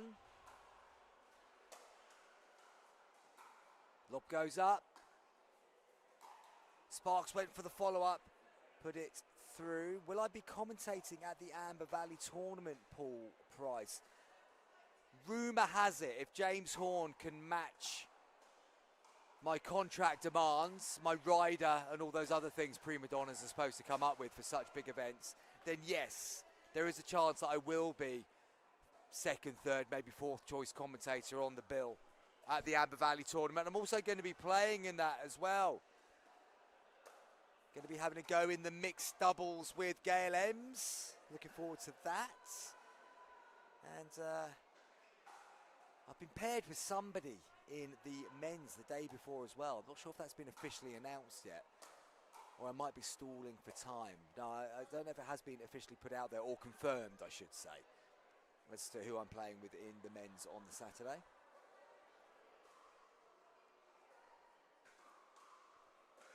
Looking forward to the Amber Valley tournament, even though if it is run by James Horn, I hope that he's got some people behind him actually supporting the tournament properly this year, so it can be done properly. Just leave him on social media. Actually, no, don't leave him on social media. That's a bad idea as well. I jest, of course. James Horn does a fantastic job for raising awareness of pickleball across the country. He's currently in Florida.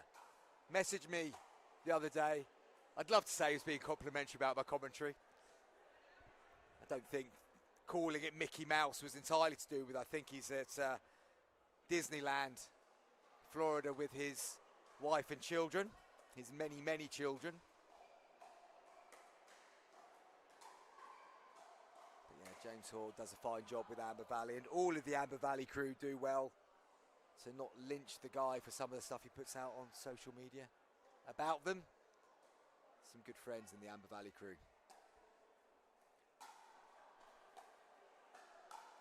Somewhat long-winded answer to your question there, Paul. Sorry about that. I could have said yes. Nice touch from Sparks. Wilkie then, nice touch as well. Ball's lifted, Sparks takes it on. Mel resets, as does Jason, and then misses the next one. Goes into the net. Nice points, nice points.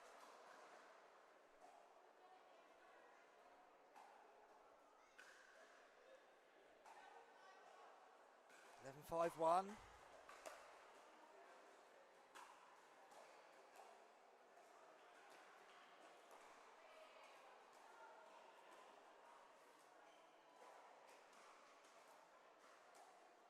Nice play there by Mel. Just gets it behind Wilkie, but she does well to get back up to the line. And then Sparks misses somewhat regulation shot. Moves on to second server.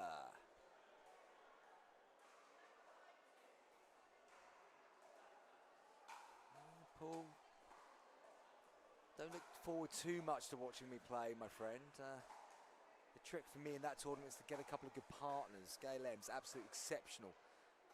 Doing so well in the Pickleball Premier League this season. She'll be carrying me on her back in that senior mixed doubles competition. Well, 45 plus I think it is actually. I don't think it's the Masters, or 40 plus, whatever it is. Might even be merged with the 18 plus actually, due to entries.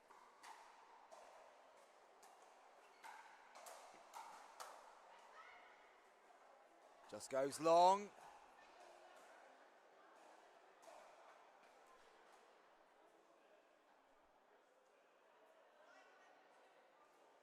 Five 11-2.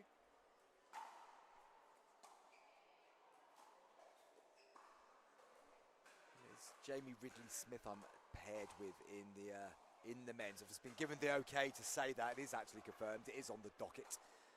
Going to be great fun with Jamie. Wears some of the loudest shirts in pickleball, and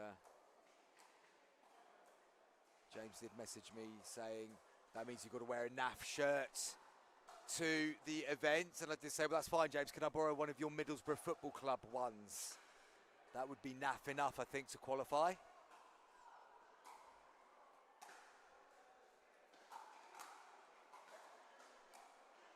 Mel misses that volley. Got to take some of these chances that come their way. Time is running out for them in this quarterfinal. It's up to 13. 2 points away from the semis. Good speed up though from Jason, down to the toes of Susan Wilkie. Moves over to the second server. It could be 2 rallies away from a place in the semi-final. Will Mel and Jason get another opportunity to serve, I wonder?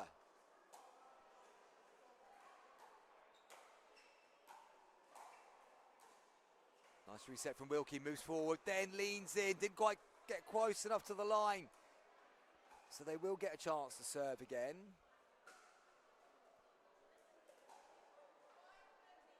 It's 5-13-1. Steph Edwards cheering on Mel and Jason. I think they could have done with your support a little bit earlier, Steph. They're up against it in this quarter-final, but they're giving it their all, trying to get out of here.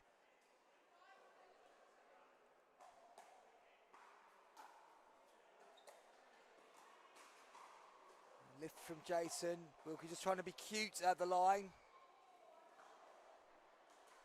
Puts it into the net, so a point on the board again for Mel and Jason. 6-13-2 there. Narrowing the gap in fairness. Picking up a few points in this side out. That's a good attack by Wilkie. Unable to keep the ball in is Jason, so side out, and another opportunity for them to close out. You're right, Marcus Della Macora. There is still a chance. Steph Edwards saying that she's working in between. Aren't we all, Steph? Aren't we all? Got the cricket on. I'm doing the scoreboard. Trying to make sure that nothing's falling apart on the text. Trying to keep pickleballmagazine.com running at the same time. Multitasking here in the commentary booth. Wilkie gets across, gets it in the air. Can Jason put it away? He can. Who's up next, asks Lewis Jackson. I don't know yet, Lewis. I think it's going to depend on the outcome of the other quarter-final. Bev Fielding and Tim Green, Jane Sunderland, Andy Baxter. The semi-final of the winner of that game against Judith Sylvester and Neil Cunningham is slated for court number 1. So I think that will be the case.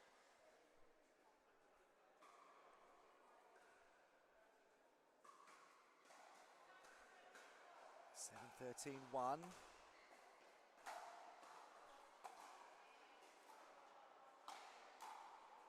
And Sparks goes wide. They are clawing their way back into this. Marcus Della Macora was right when he said there's still a chance. It's a slim chance, but it's a chance nevertheless. 8-13-1 now. They can get into double figures on this side out. I think the opposition gets a little bit nervy. And they've used the net there to get it down the side. They move up to 9. The gap is now only 4 points. As I say, get to double figures now on the first serve.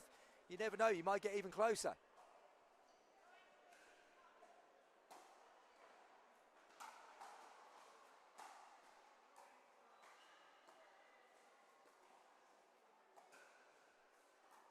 Sparks now is making poor choices. He's put that speed up into the net. The ball was never there to be sped up. Mel and Jason are up to 10. The gap is 3. Still on the first serve. Gotta admire the hustle from Mel and Jason. That ball was going out. Sparks has played it. He's put it long himself. 2 points difference. I wonder if Sparks and Susan Wilkie realise they do have a timeout they could use, because the momentum has shifted here.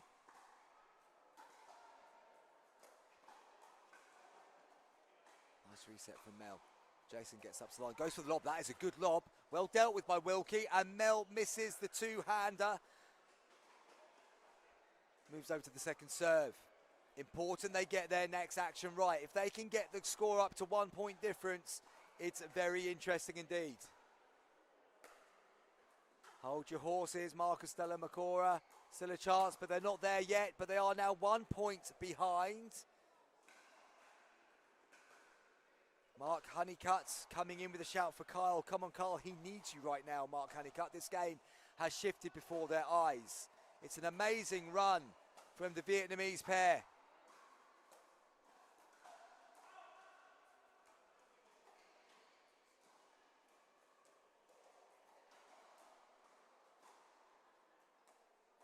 Now taking control of the court, backs away, gets the lift.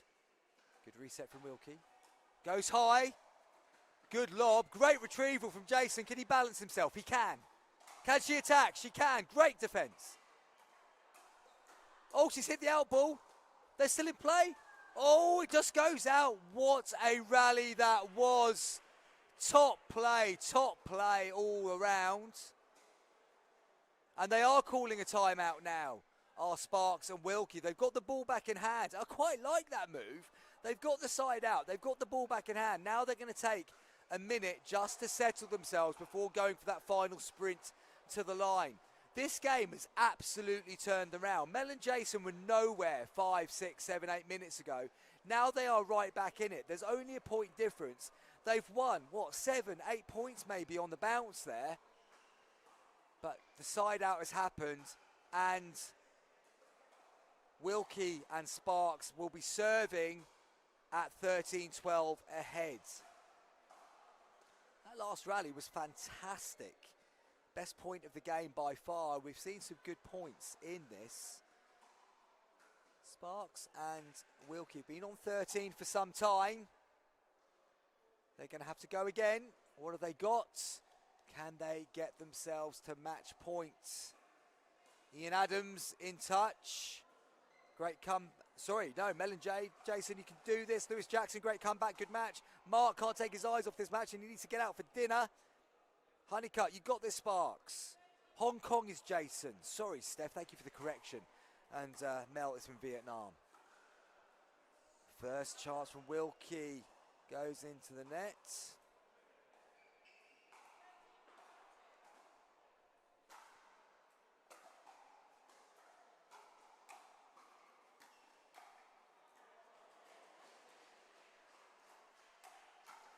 Off the net cord, goes back. It's a side out. Mel and Jason have another chance.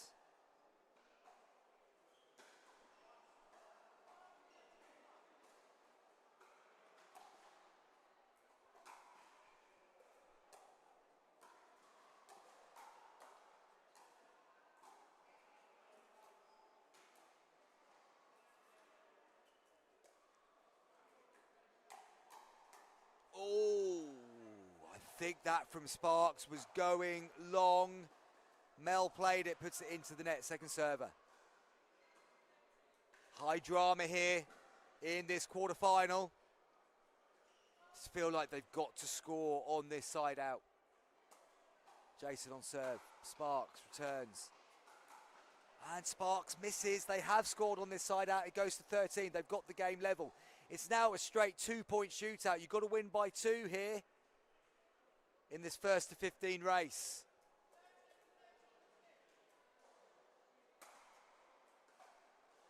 Wow, good serve from Jason. Wilkie unable to get it back over. They have match points for a place in the semi-finals.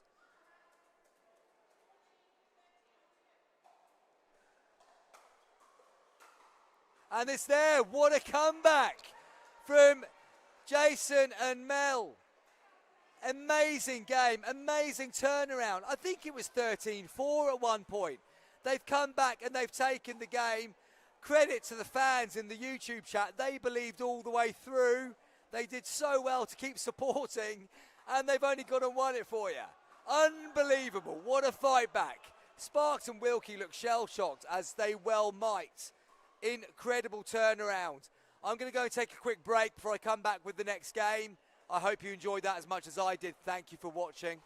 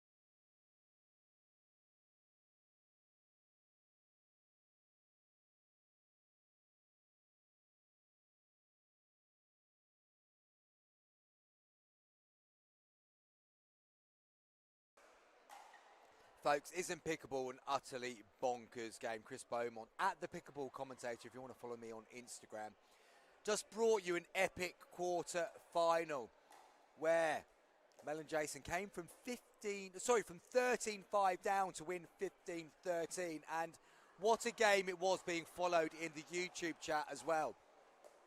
So many comments after the game. Paul Price, what a game. Lewis Jackson, wow. Mark, yes. Marcus Della Macora, a longer yes. Great play, Mel, says Madionella. I mean, absolutely fantastic comeback. The biggest comeback since Istanbul, suggested by Jack Payne. That's a reference, I presume, to the 2005 comeback from Liverpool in the Champions League final. Well done, Jason, says Anis Jolly. Steph Edwards, a brilliant game, so pleased for them both. And now we've got Lewis Jackson here again, because he's noticed that on court is Neil Cunningham and Judith Sylvester. They're going to be playing, would you believe it, for Team Apex. Team Apex are taking over this Welsh Open, it has to be said. They're going to be going up against Jane Sunderland and Andy Baxter, who beat Bear Fielding and Tim Green. No mean feat that. They beat them 15-11. And they will be joining us on court shortly for this semi-final. First to 15 win by 2. Here's Isha Wook, 1982. Funnily enough, I had a sneaky feeling, and as soon as I saw an Apex shirt on Neil, that the Apex gang was still going to be in the live chat, following this game along with us. And there's Jess Isles as well coming on, saying, come on, Neil and Judith. Team Apex once again. Now, I have to say, I don't know a great deal about Jane Sunderland and Andy Baxter. Have they got a similar amount of support out there? I do not. Can anyone have a similar amount of support as the Team Apex guys? I don't know. I'm going to go as far as saying this is the best supported bunch in any tournament that I've commentated on. Now that's going some, but great interaction from the Team Apex crew on the YouTube stream. I hope it continues for this one. Now Judith and Neil, they won their group, winning 3, losing 1, which meant they got a bye to the semi-finals. They are up against Jane Sunderland and Andy Baxter, who came second in their group, knocking out a couple of other Apex favourites, Karen Whitaker and Richard Whitaker. So that's going to turn the Apex fans against them immediately, I would imagine. But yeah, but they had a similar record, 3-1, Jane and Andy. Now Jane and Andy have just had that benefit then of a quarter final win over Bev and Tim. So I don't know whether that means they're going to be coming in on a high. Well, on a high, yes, but have they got the energy levels that they may not have had? Whereas Judith and Neil just had that slightly longer wait. Panchitham in there supporting Neil and Judith. Lewis Jackson again supporting Apex. Gold medal support, incredible club and people. I'm starting to believe you, Lewis. I'm starting to believe you. Michelle Neild. Come on, Judith and Neil, Team Apex. So they're up against Jane Sunderland and Andy Baxter. I will, of course, have to remain totally impartial over the course of this commentary. And I'm still recovering from that quarter-final, to be honest. 15-13, what a comeback that was. And I think Sparks and his partner Wilkie will be still ruining that lost one.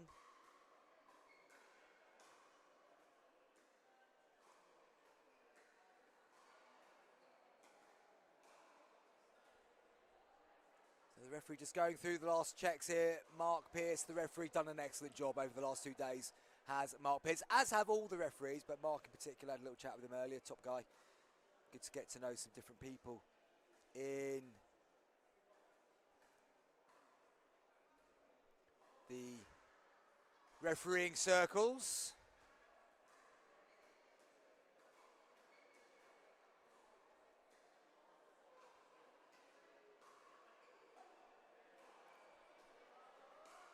So just for those of you that aren't aware of who is who on court, in the white, standing furthest to the left at the moment is Neil Cunningham. his partner, Judith Sylvester, standing on the outside in the white as well. In the bandana is Andy Baxter and Jane Sunderland in the black.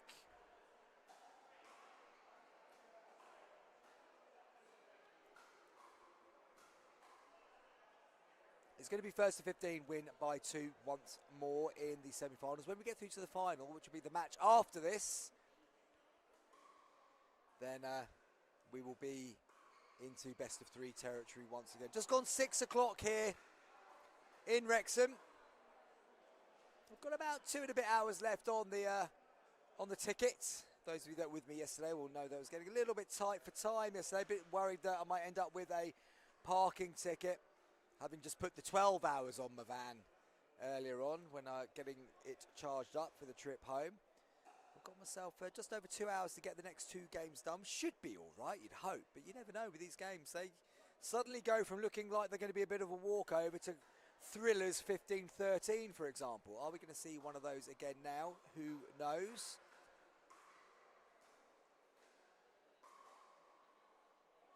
And this should be getting underway shortly. I'm saying that with increasing volume, so referee Mark Pearce can hear us, and hopefully without too much further ado, this match will be starting. It could well be that this is the first time all 4 players have had a referee today, and equally, certainly their first time on show court in this semi-final. Good to see the 3.5 category getting the opportunity to play on the show court as well as the next bracket up. Hoping we're not going to get... don't think we need much more of a warm-up, guys. Let's crack on and play some pickleball, shall we? Judith and Jane just having a little chat. The 2 guys have gone and tapped paddles. Neil Cunningham is making his way to the right, so I think they're going to be receiving. Jane Sunderland has got the ball in hand. She makes her way to go take a quick sip of water or whatever she is drinking in that bottle. Not for me to judge. They'll be getting this game underway any second now.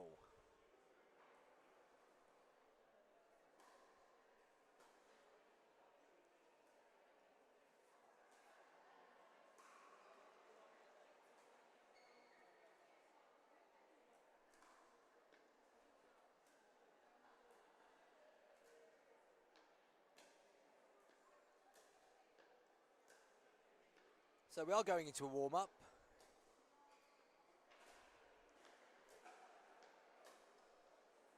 Half an hour late to get this semi-final underway.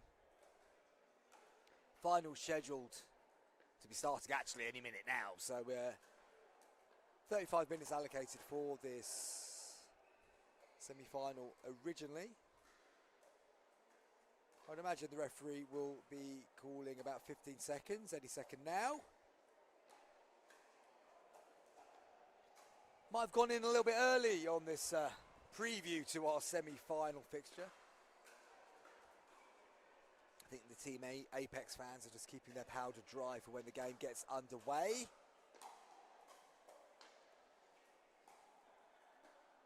Because I know they will be right at it the minute the first ball is hit.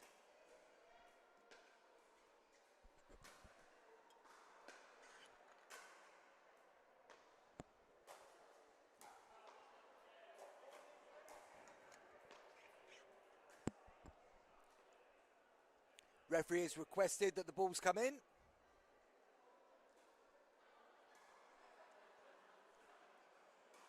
again, I think, so Sunderland and Baxter, which way are they going? They've chosen their ball. They're going to retreat to the left of your screen.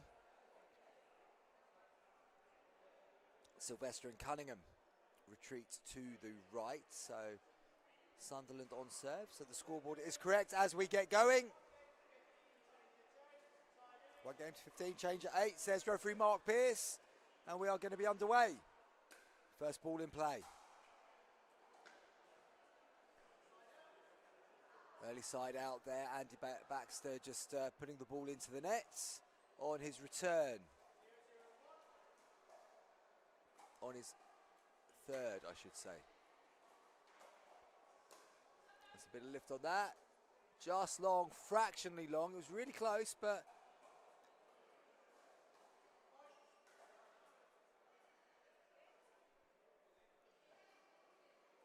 ball was change of call. Good change of call there. So ball was in. Yeah.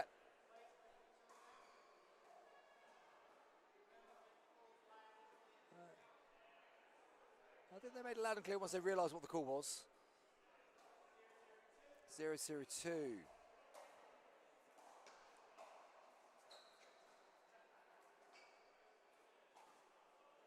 Looking to go cross court on that drop was Judith Sylvester. Finds the net in the way, so side out.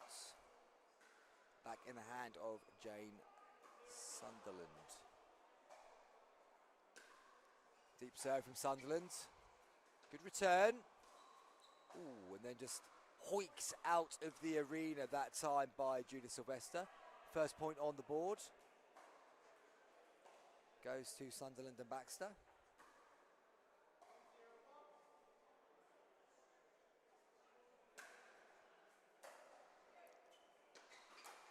Punch from Sylvester goes down into the nets.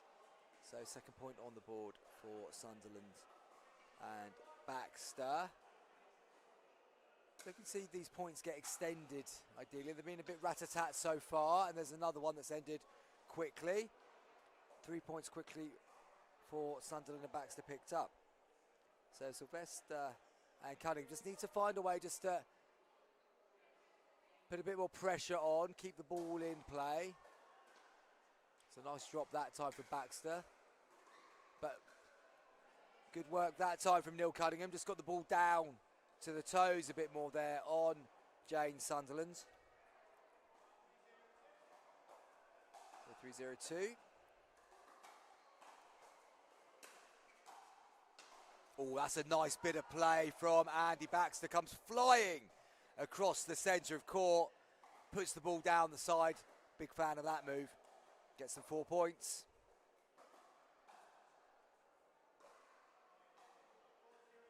Strong start from Sunderland and Baxter. Just out from Sunderland, she goes cross court. Left by Sylvester. Gets the ball in hand.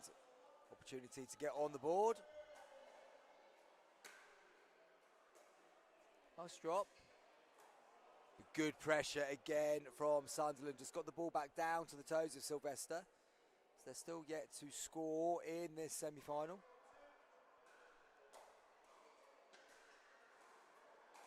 Up goes the lob. Sunderland comfortable with that. Good shot there. Oh, but beautifully passed down the line by Jane Sunderland. Neil Cunningham did a good drop, but left a gap to his left as she took full advantage of it. Side out, non-scoring.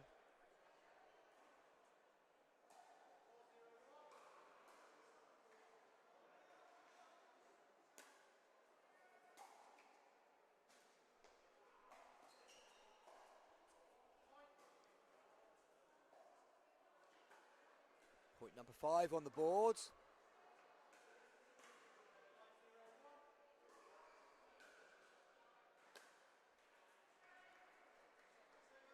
Goes over to second serve though, just a bit too much on that serve.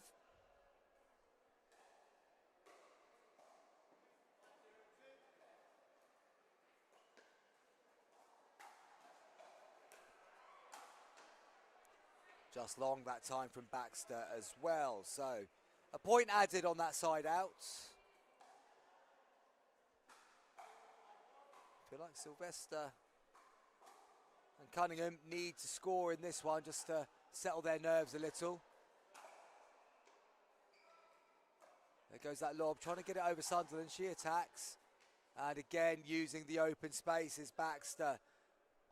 The lob didn't quite work out that time for Cunningham and Sylvester.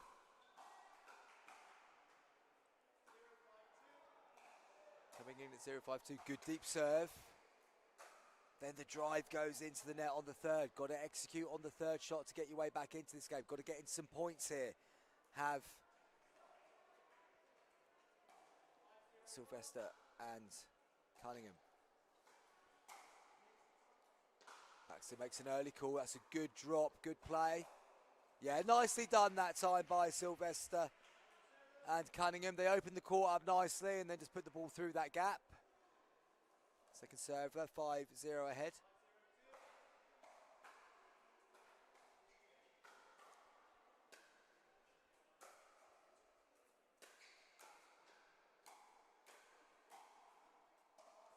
Yeah, good change of call there by Baxter. He was about to call it out. It looked like it was going out, but then it dipped right at the end. I do like it that when players do change their call from out to in, it's just the way it should be played. So that was a non-scoring side out. So once again, Sylvester and Cunningham get the chance to get on the board. They won't do that time, just goes wide. They're still stuck on 0.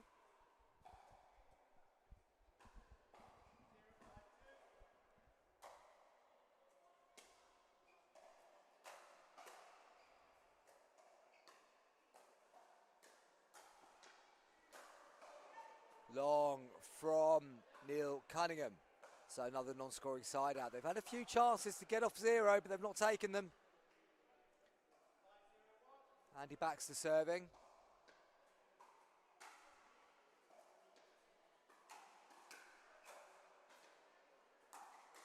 Nice touch. Yeah, nice reset there from Jane Sunderland, and then Neil Cunningham stepping in and puts it into the net. 6-0-1 now.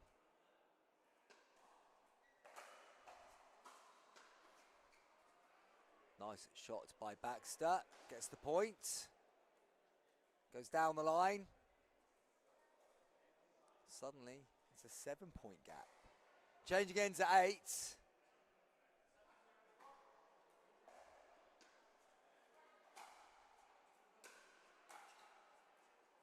He's done ever so well to get there, Baxter.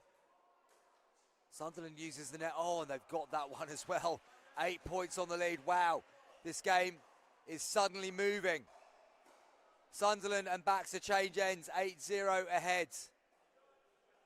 Now, Cunningham and Sylvester need to take inspiration from the quarterfinal we watched on here, where Mel and Jason came from many points behind themselves to get back in. They're going to need to do something similar here if they're going to find themselves going through to our final.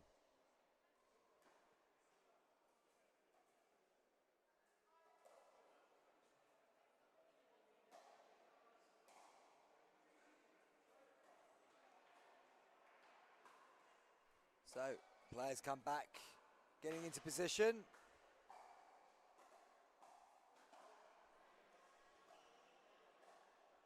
It is Baxter on serve, 8-0-1.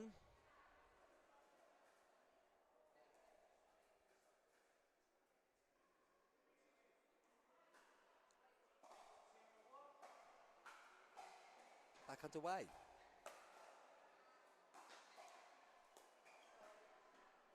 Off the net cord, they're getting all the luck, all the run. Michelle Neild shouting for a comeback, as Lewis Jackson. It's going to need to be an epic comeback. Lewis, because it's 9-0-1 and they've got nothing to lose now, Sylvester and Cunningham. May as well just go for their shots, try and force some errors. There's one, over to second server.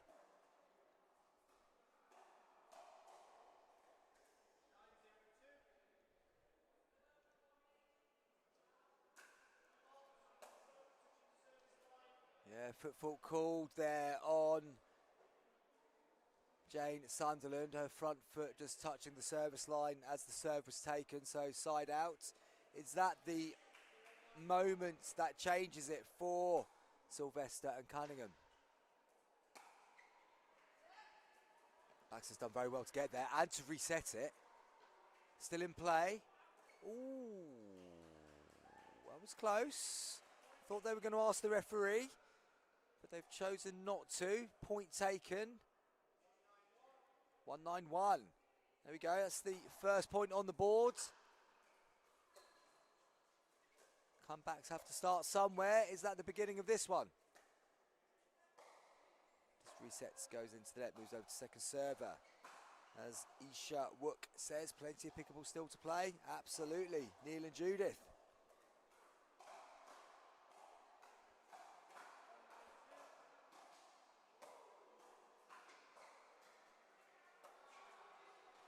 Drop from the back of the court. Goes into the nets. They've handed the ball straight back over to Sunderland. And Baxter haven't got their first point on the board.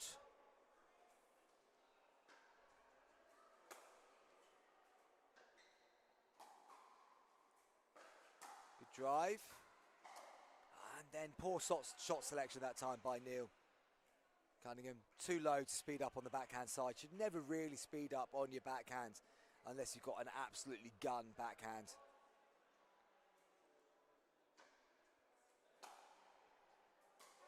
Just long on that return. They move on to 11. They're getting closer to that finishing line.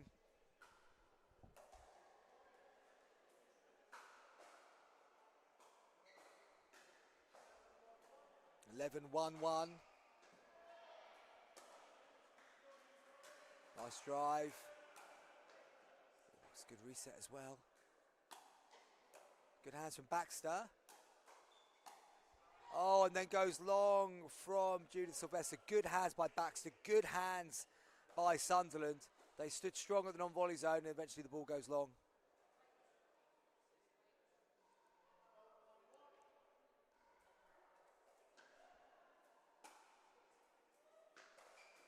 Good drive to the forehand side. Moves them on to 13. Sylvester and Cunningham look shell-shocked.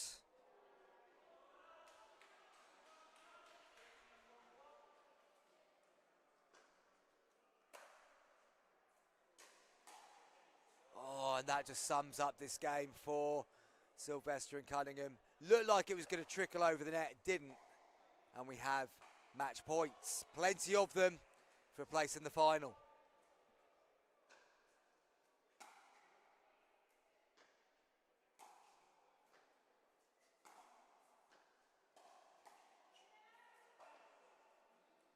That's Tui from Baxter. Keeps that reset going.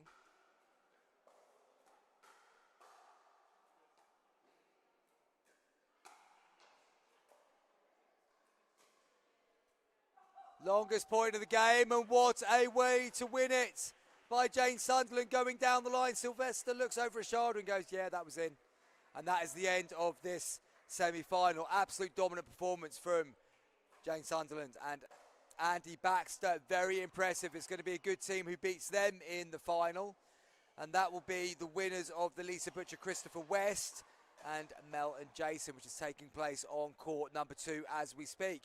One of the things with that semi-final coming and going pretty damn quickly is that we have to wait for the other semi-finals to finish before we can bring you the final of the 50 plus 3.5 bracket. I'm going to use that opportunity just to take a step away from the commentary desk for a few moments. I will keep it open for you, the camera, so you might be able to see what's going on that far corner. Because I know some of you were keen to keep an eye on Mel and Jason in their semi-final. I'll be back in a few minutes.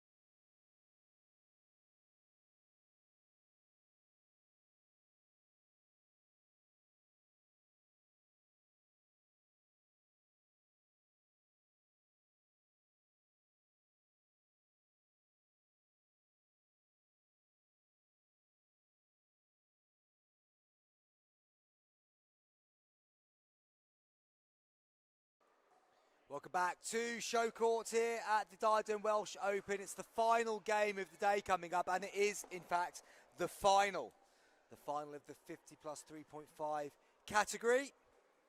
And you are going to be watching Lisa Butcher and Christopher West. They're going to be taking on Jane Sunderland and Andy Baxter, who we saw comfortably dispatch their opponents, Judith Sylvester and Neil Cunningham, 15-1 in the semi-final.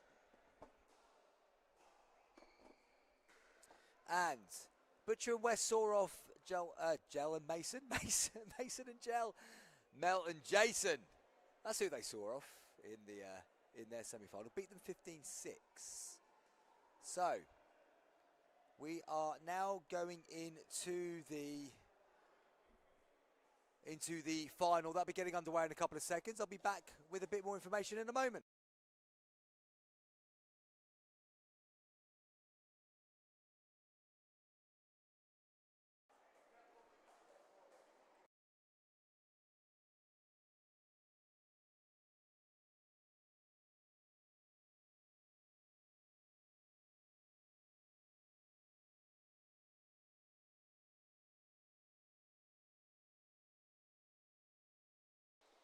Right then, so the players are on court.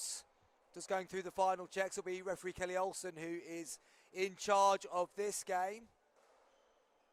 Butcher and West, they are in the matching kits. And of course, you'll remember Andy Baxter from the previous game in the orange shorts and bandana. Well, is it a bandana or is it just a big headband? It looked like a bandana earlier, but now I've seen it all the way round his head.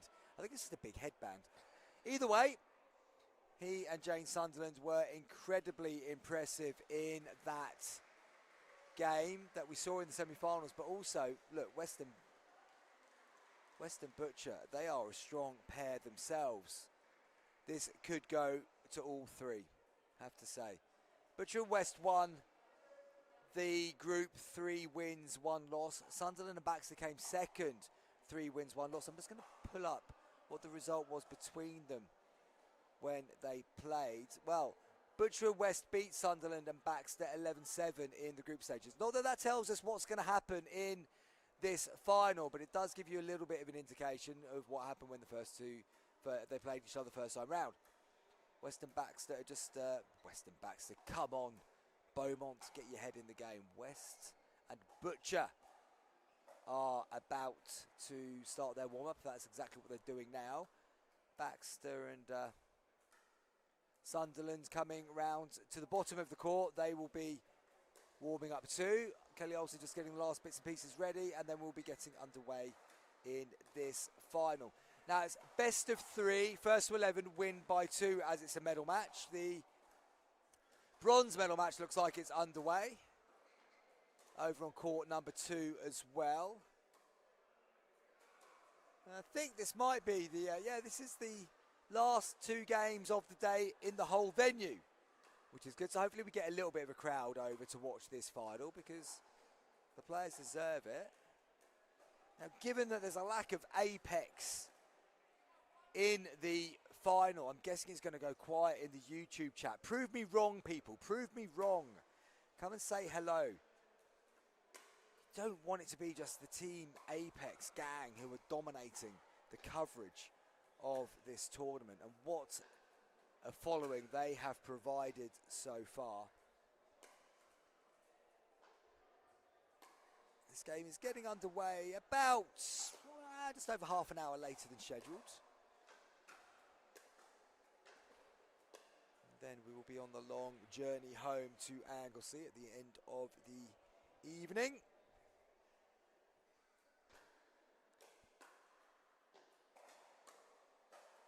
Hopefully the traffic issues that were kicking in this morning will have dispersed by now. I'd be amazed if they hadn't. I mean, I'd be absolutely amazed if they hadn't.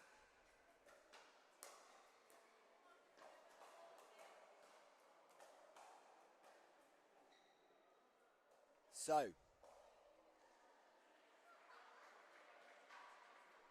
referee calls the players in.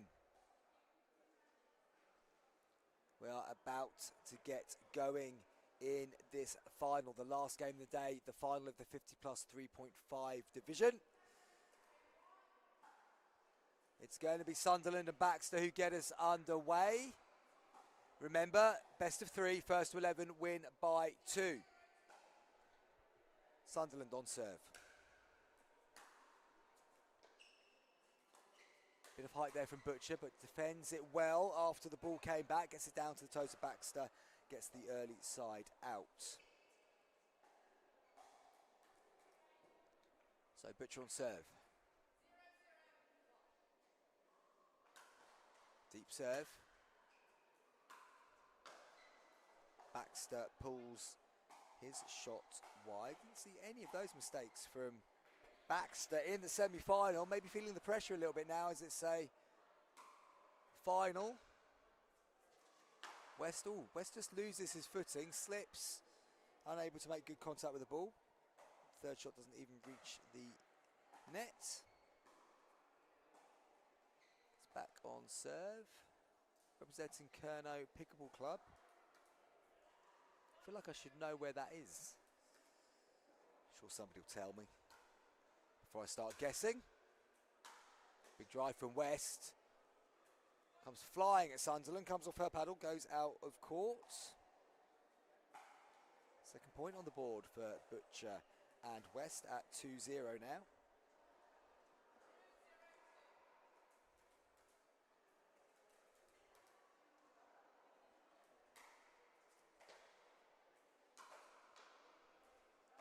Butcher puts it down the outside. Side out. Chance for Sunderland and Baxter to get on the board.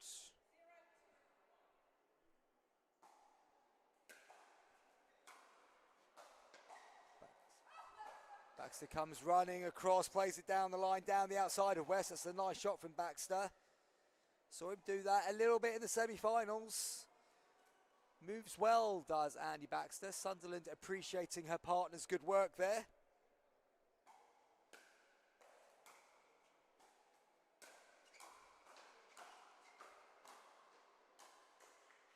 Good hands from all at the net. Baxter pushes it into the net. Second server.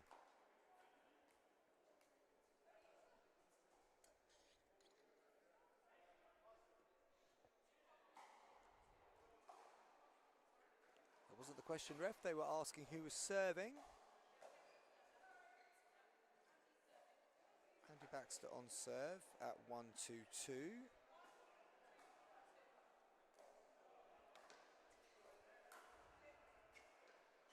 Nice drop from Baxter, got Butcher off balance, but she dealt with it quite nicely. Put it back. Baxter hadn't got himself set, and it comes off the edge of his paddle, side out.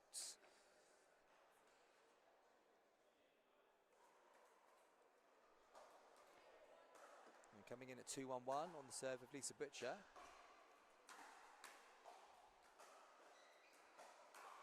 Oh, Butcher just gets a little kiss off the net, gets fortunate there. Puts their third point on the board. Just a reminder, it's best of 3. First to 11 win by 2, so a 3-1 lead at this early on is a good start. Goes down the outside. Did they miss this one? Couldn't really see from my position in the commentary box. I think they did miss. Moves up to 4. 3-1-2, no, it was in. Good shot.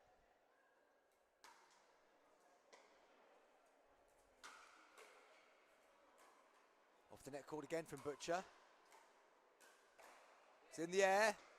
Baxter keeps them deep. Butcher responds. West comes forward.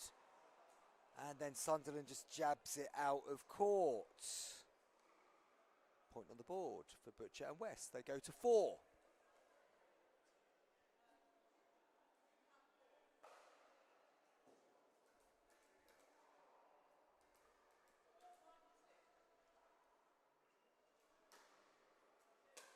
Mid-court serve. Went for the drive on the third, puts it into the net and low into the net at that.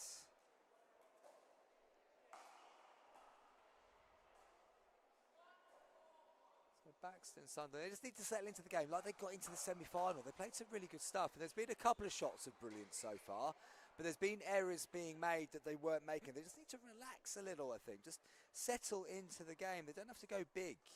Maybe the fact that they've been beaten by these guys in the group stage is carrying forward for them.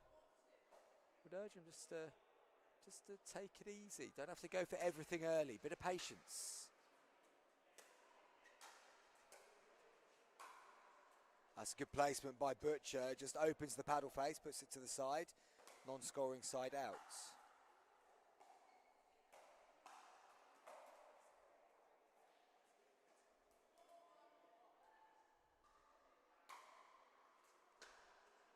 Nice return. Good replay again by Butcher. She's keeping that ball in play. West then again with that flat paddle. Playing the ball without getting underneath it at all. Just goes flat into the net. Butcher does well there. West just needs to get under the ball a little bit more.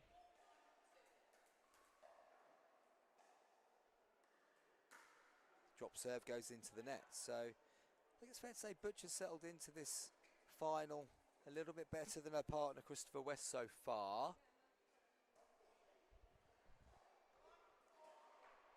Baxter and Sunderland need to get to the same level as Butcher, and quickly.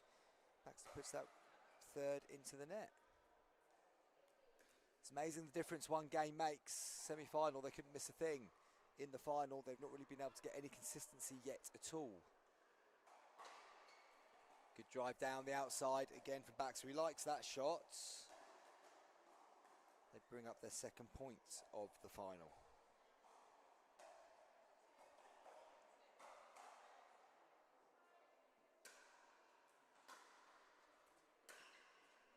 Didn't get under the third, just looking to hit it rather than have an idea of what they were going to do with it.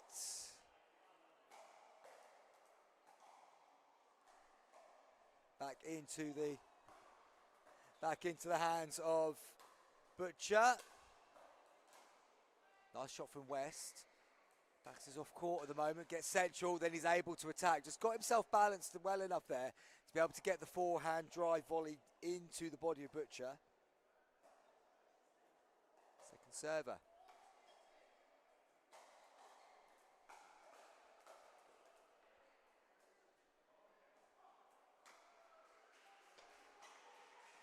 Return goes long, can't afford to miss your returns. Gives them an easy point.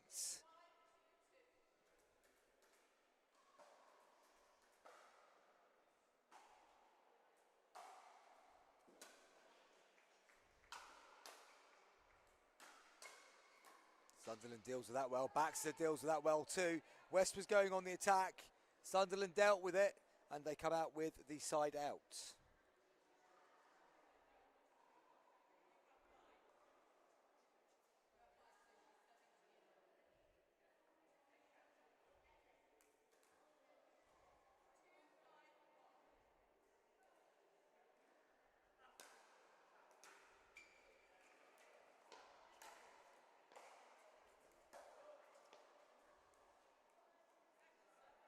Into the second server.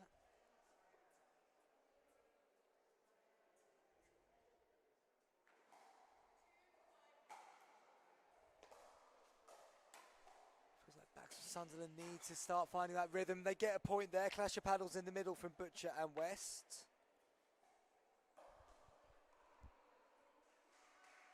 Moves them into my favourite football formation, the 3-5-2.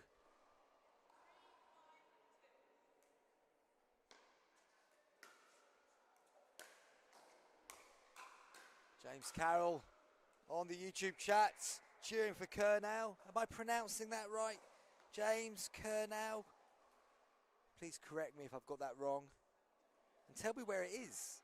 I've got a feeling it's down sort of like in the southwest of the country. I could be completely wrong with that.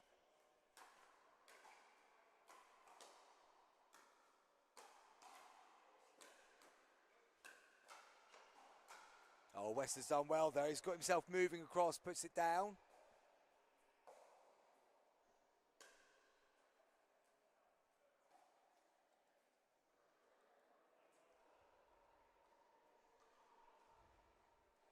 Curnow, I suppose. I don't know. I need help here. 6-3-1 for Butcher. And West.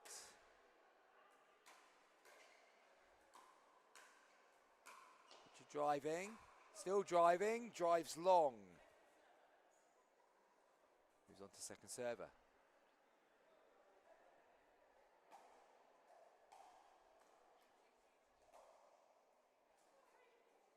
Curnow equals Cornwall, I'm being told by Carl Doherty. I did not know that, Carl. Thank you. I love learning stuff in the commentary. So Curnow equals Cornwall in Cornish. Again, I'm not sure my pronunciation. I hope I am getting that right, but genuinely didn't know that. That's what a great thing to understand there. Got family down in Cornwall. They're not listening to this. They probably don't even know what pickleball is, in fairness, but 3-6-1.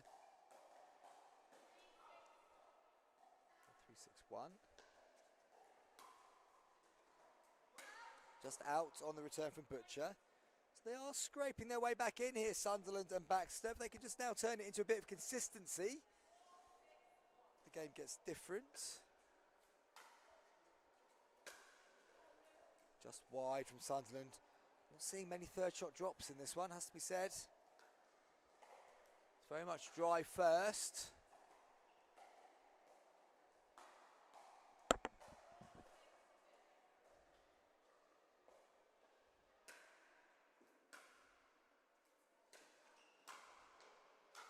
Yeah, West again there on the lift to be able to punch it down through the middle.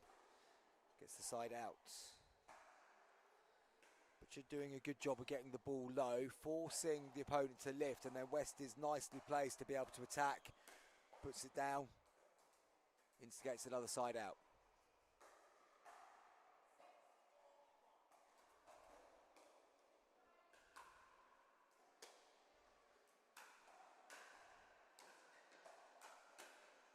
Ball's in there again. West puts it away again. That ball's gone all the way to the back of the arena.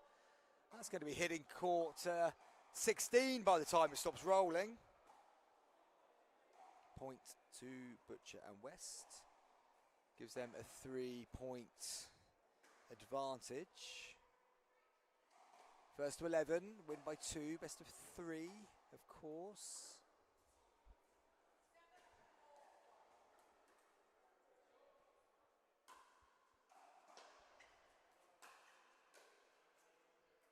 Out from Sunderland. Again, the drive working from Butcher. Haven't seen much of the lesser spotted third shot drop in this one.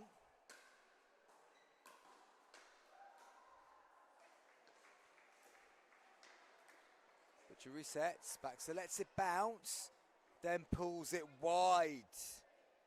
Disappointed with that. Shot is Baxter. Can understand why. What do you reckon? Third shot drive coming up here, folks, or might we see a drop? It's working for them though. They're 9-4-1 ahead. No, there's the drive, and he comes crashing through and gets it going. I mean, look, it's working. If your opponents can't deal with it, keep doing it until it doesn't work anymore. Sunderland and Baxter call a timeout, and to be fair, the way that game is going, they'd be having another timeout in a minute anyway, because the game one would be over. So they're just trying to break the momentum here, in particular of West and Butcher. And it's one of those ones where the obvious thing is, need to try and slow the game down, but how do you slow the game down when the other team are hot and driving particularly well? But then the next thing you can do is, if you are going to put the ball back, try and put it to their least preferred side. That's going to be to the backhand side of both players. Both very comfortable driving off the forehand wing. Let's have a look, see what they can do if you put it to the backhand side, maybe. But it's just funny how in a game like this, the paddle becomes a magnet to the ball. You keep putting it short on the forehand side and just inviting the ball that you really don't want to be getting. 15 seconds and then we will be back in play.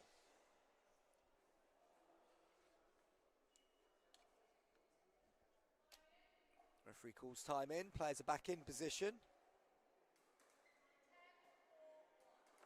Coming in at 10-4-1, so 2 opportunities to get game 1 in the book. Here's the drive again. This time it goes into the net. So more of a case of just getting away with that one, really, for Sunderland and Baxter. Didn't change anything in particular. Still sat it on Butcher's forehand. West on serve. Second opportunity to close out game number 1.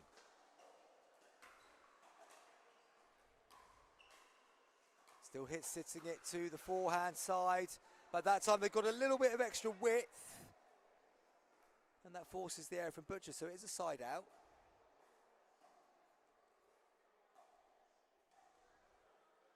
It is an opportunity to try and, if not get all the way back in this game, certainly build some momentum going into game 2. See if you can execute a game plan that might be effective for that second game. Baxter's defended that well. It's got West moving. That's a good shot from West. Oh, lovely little ATP there from Baxter. That will help them.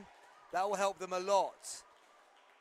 West defended that really well, but just gave a little bit too much width. And Baxter was quickly on it, going around the post on the backhand side. Got it to land in court. 5-10-1. We've seen a couple of exceptional comebacks today here on this court. We're going to need to see another one if they're going to get out of game 1 alive, but it goes over to their second server.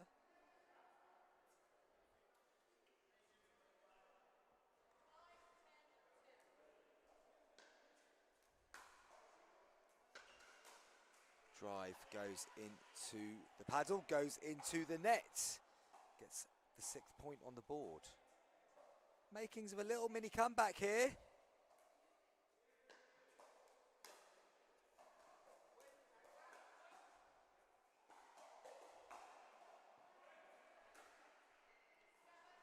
Seven on the board. Little by little.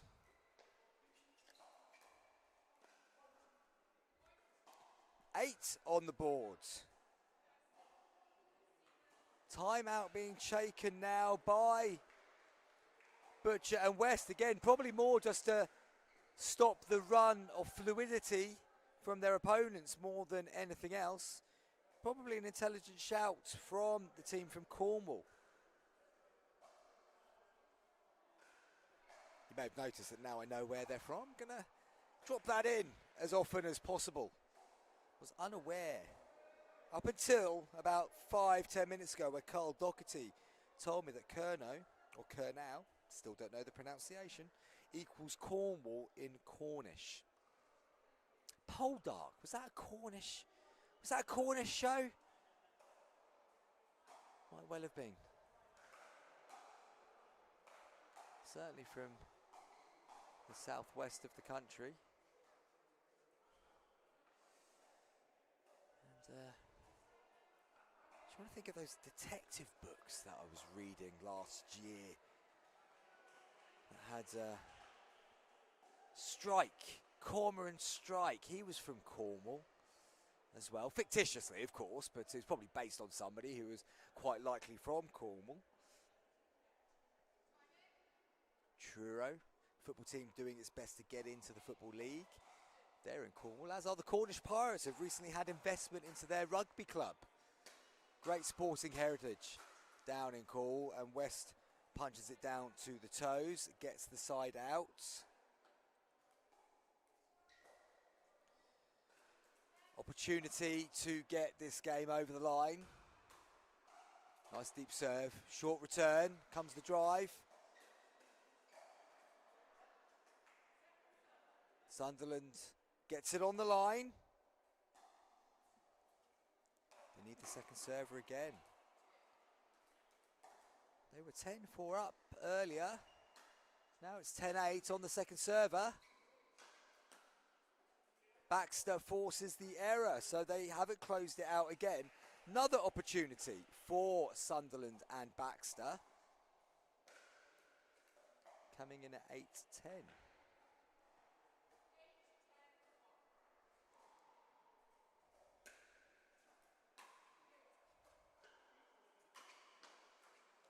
Oh, it's just gone over the net. Good choice by Baxter. Very nicely done. It would have been so easy to panic in that moment. He stayed calm and composed, forced it onto the paddle of West, and they've narrowed it to 1. Got to win by 2 in this game.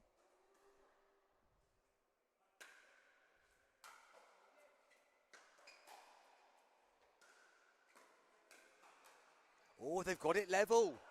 Things have got interesting here on Championship Court. 10-10. Got to win by 2. Kerno, says Jeff. Thank you, Kerno. Kerno. Think I've got it now? Why have they stuck that W on the end, Jeff, if it's not needed? Answer me that. Just drops in. They take the lead. West left it. Can understand why. It did look like it was going long, and then suddenly the pace died and it dropped into the court.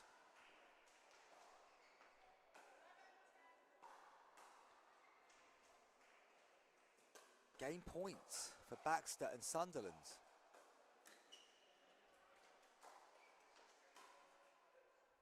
That's well played, Andy Baxter. Good turnaround in that game. They were 10-4 down against the serve, and they take game 1 12-10. Brilliant comeback from Jane Sunderland and Andy Baxter. Impressive stuff here. Excellent first game. Now, what damage has that done to Butcher and West, I wonder, because they had that game very much in the scruff of their hands.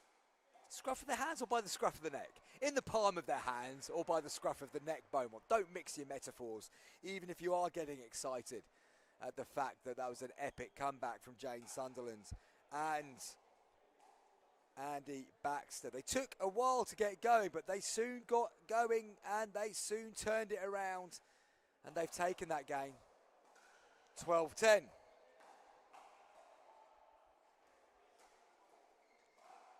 It's important for them to stay level now, not to get too excited by such a strong fight back. It'd be very easy to get carried away. Got to stay level. Got to reset, got to treat it in that classic. It's 0-0 game, and of course it is going to be 0-0 when we get going, 0-0-2. And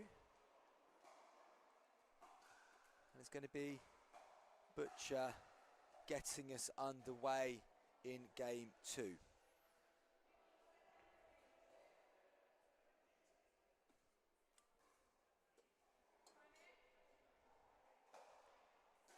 Referee calls time in, 0-0-2.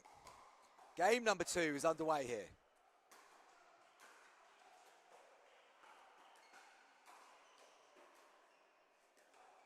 Yeah, good pressure there. Just put the ball back across to Sunderland, 1 extra time. This time she finds the net. So the first point for a while. How they could have done with that point a few minutes ago. Butcher on the board. I'm presuming Lisa Butcher is from the Cornish Pickleball Club as well, but looking at the badge on her shirt, that may not be the case. If I've got that wrong, then I apologise to the team Butcher.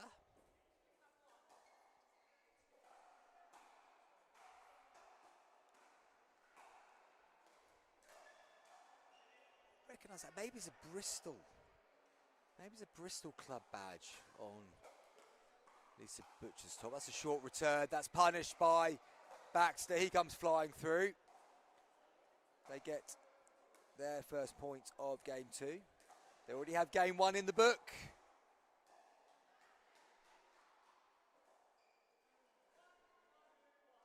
So 1-1-1.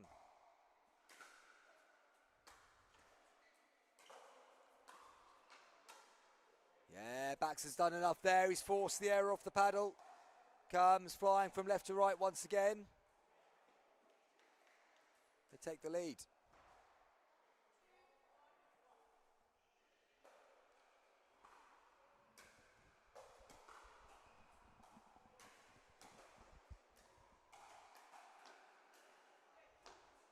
Yeah, good play by Baxter. Stays balanced.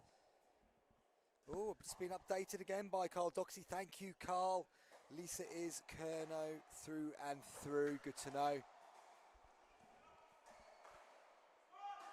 Just trying to see if that's a matching. Just the badge on her top looks a little bit different maybe, but again, I've got my glasses on to see if I can check it out. I'm going to take Carl Dox's word for it, trust me. He's going to know far more about this than I do. But Team Cornwall are behind in this game. Oh dear. Sunderland says how ridiculous that was. That's a very honest assessment of the situation there from Jane Sunderland. Now she said it, I can possibly agree with her. But this is important for Sunderland, but at Sunderland and Baxter just to get calm again. 3-1-2. West puts the return into the net. That's a bit of a freebie. 4-1-2. How the dynamic has changed here in this final.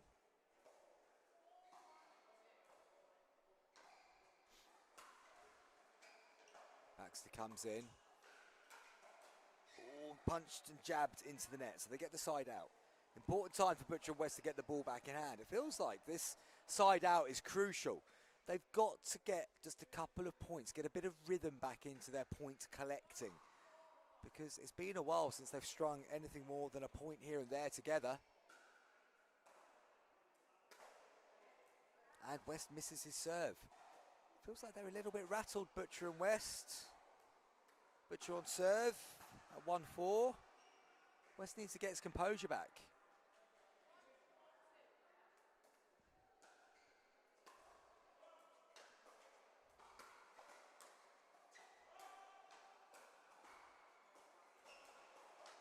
Oh, Baxter goes for a big drive on the volley. It's important they stay calm.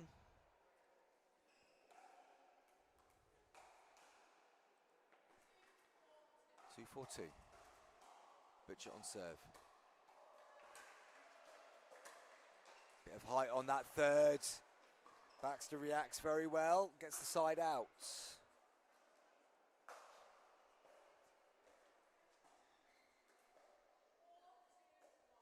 So Sunderland on serve, 2-point advantage.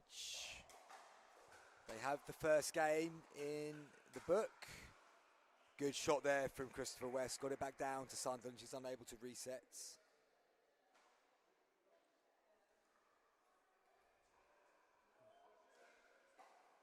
Baxter just waits to serve.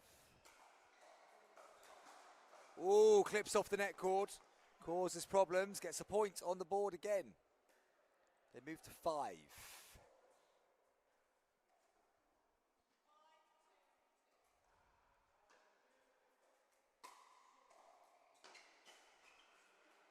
West comes flying over the court, puts Butcher off, it clips her paddle and goes out.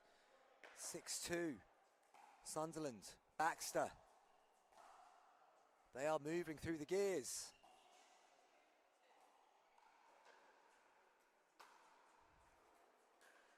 Nice drop, gets them up to the line. Oh, change of direction. They've kept the ball going somehow, but Sunderland couldn't get it back in extra time. Don't think that was the most coordinated switch of sides we've seen today. But they've got themselves a 4-point advantage. Once again, Butcher and West need to take this opportunity to try and get into the game. They are running out of time.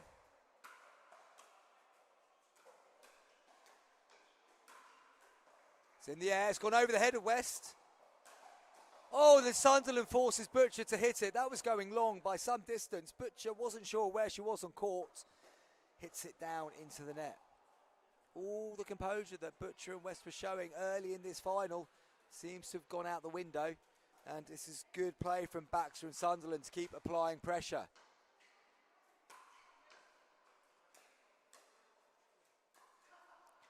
Butcher puts that dink into the net.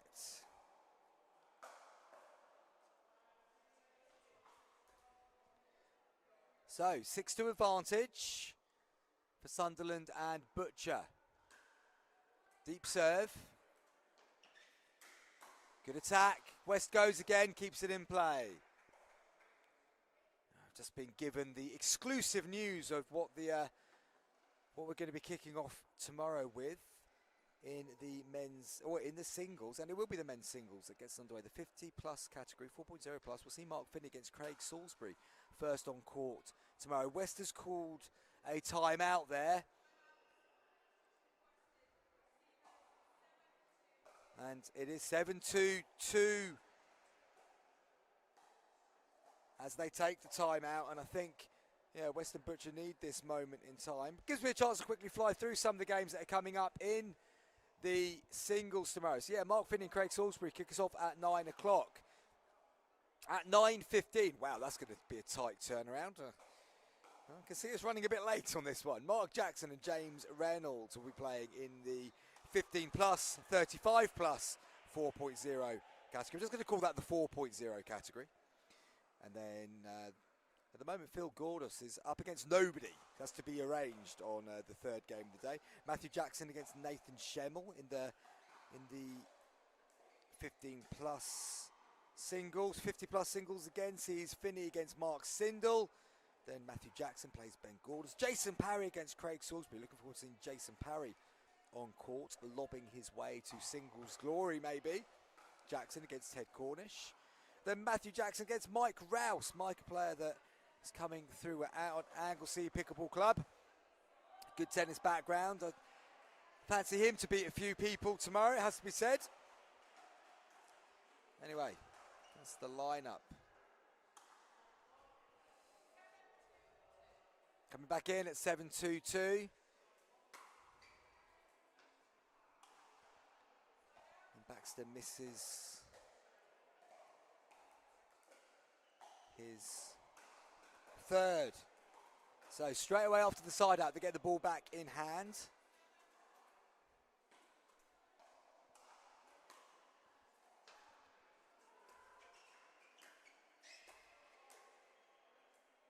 Still in play. Baxter reaching in though. Puts it into the net. So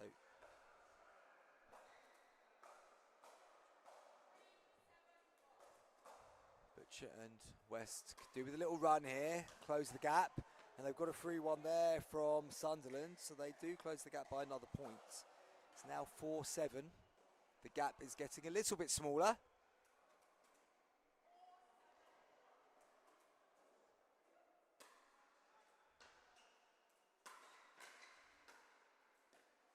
Nice change of direction by Sunderland. Oh, they've left the gap in the middle though.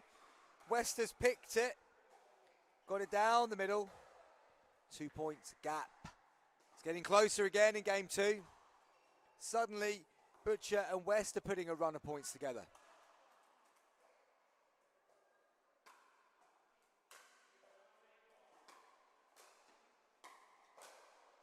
Good shot from Sunderland. Just goes past the paddler Butcher into the corner. Second server.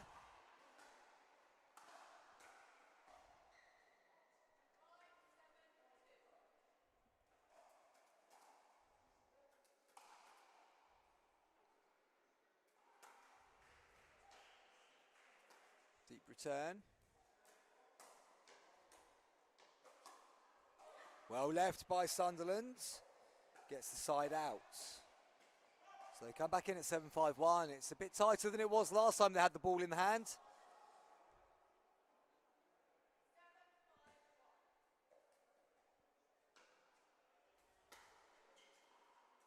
Deep return, gets them up to the non-volley zone line. There's a lob, which Butcher half committed to, but wasn't able to do enough with.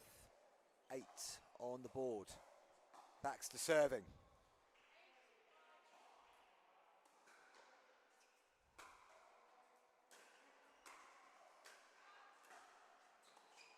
Confusion. Oh, there was a gap there. West has missed it. Baxter came so centrally, left a lot of space to his left. West went to go that way, but found the net in the way. High return, allows Baxter to come in and just hit the ball in the general direction of Butcher. And we have gold medal points on the line for Baxter and Sunderland on their first serve. They've got 2 opportunities to get the gold medal over the line.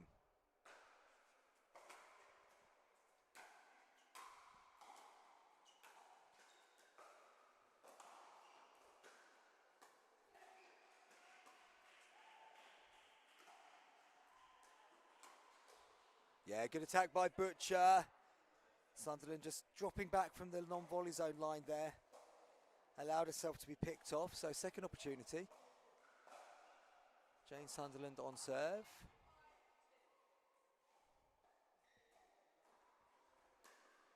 Good, decent serve, that. Nice return from West, though.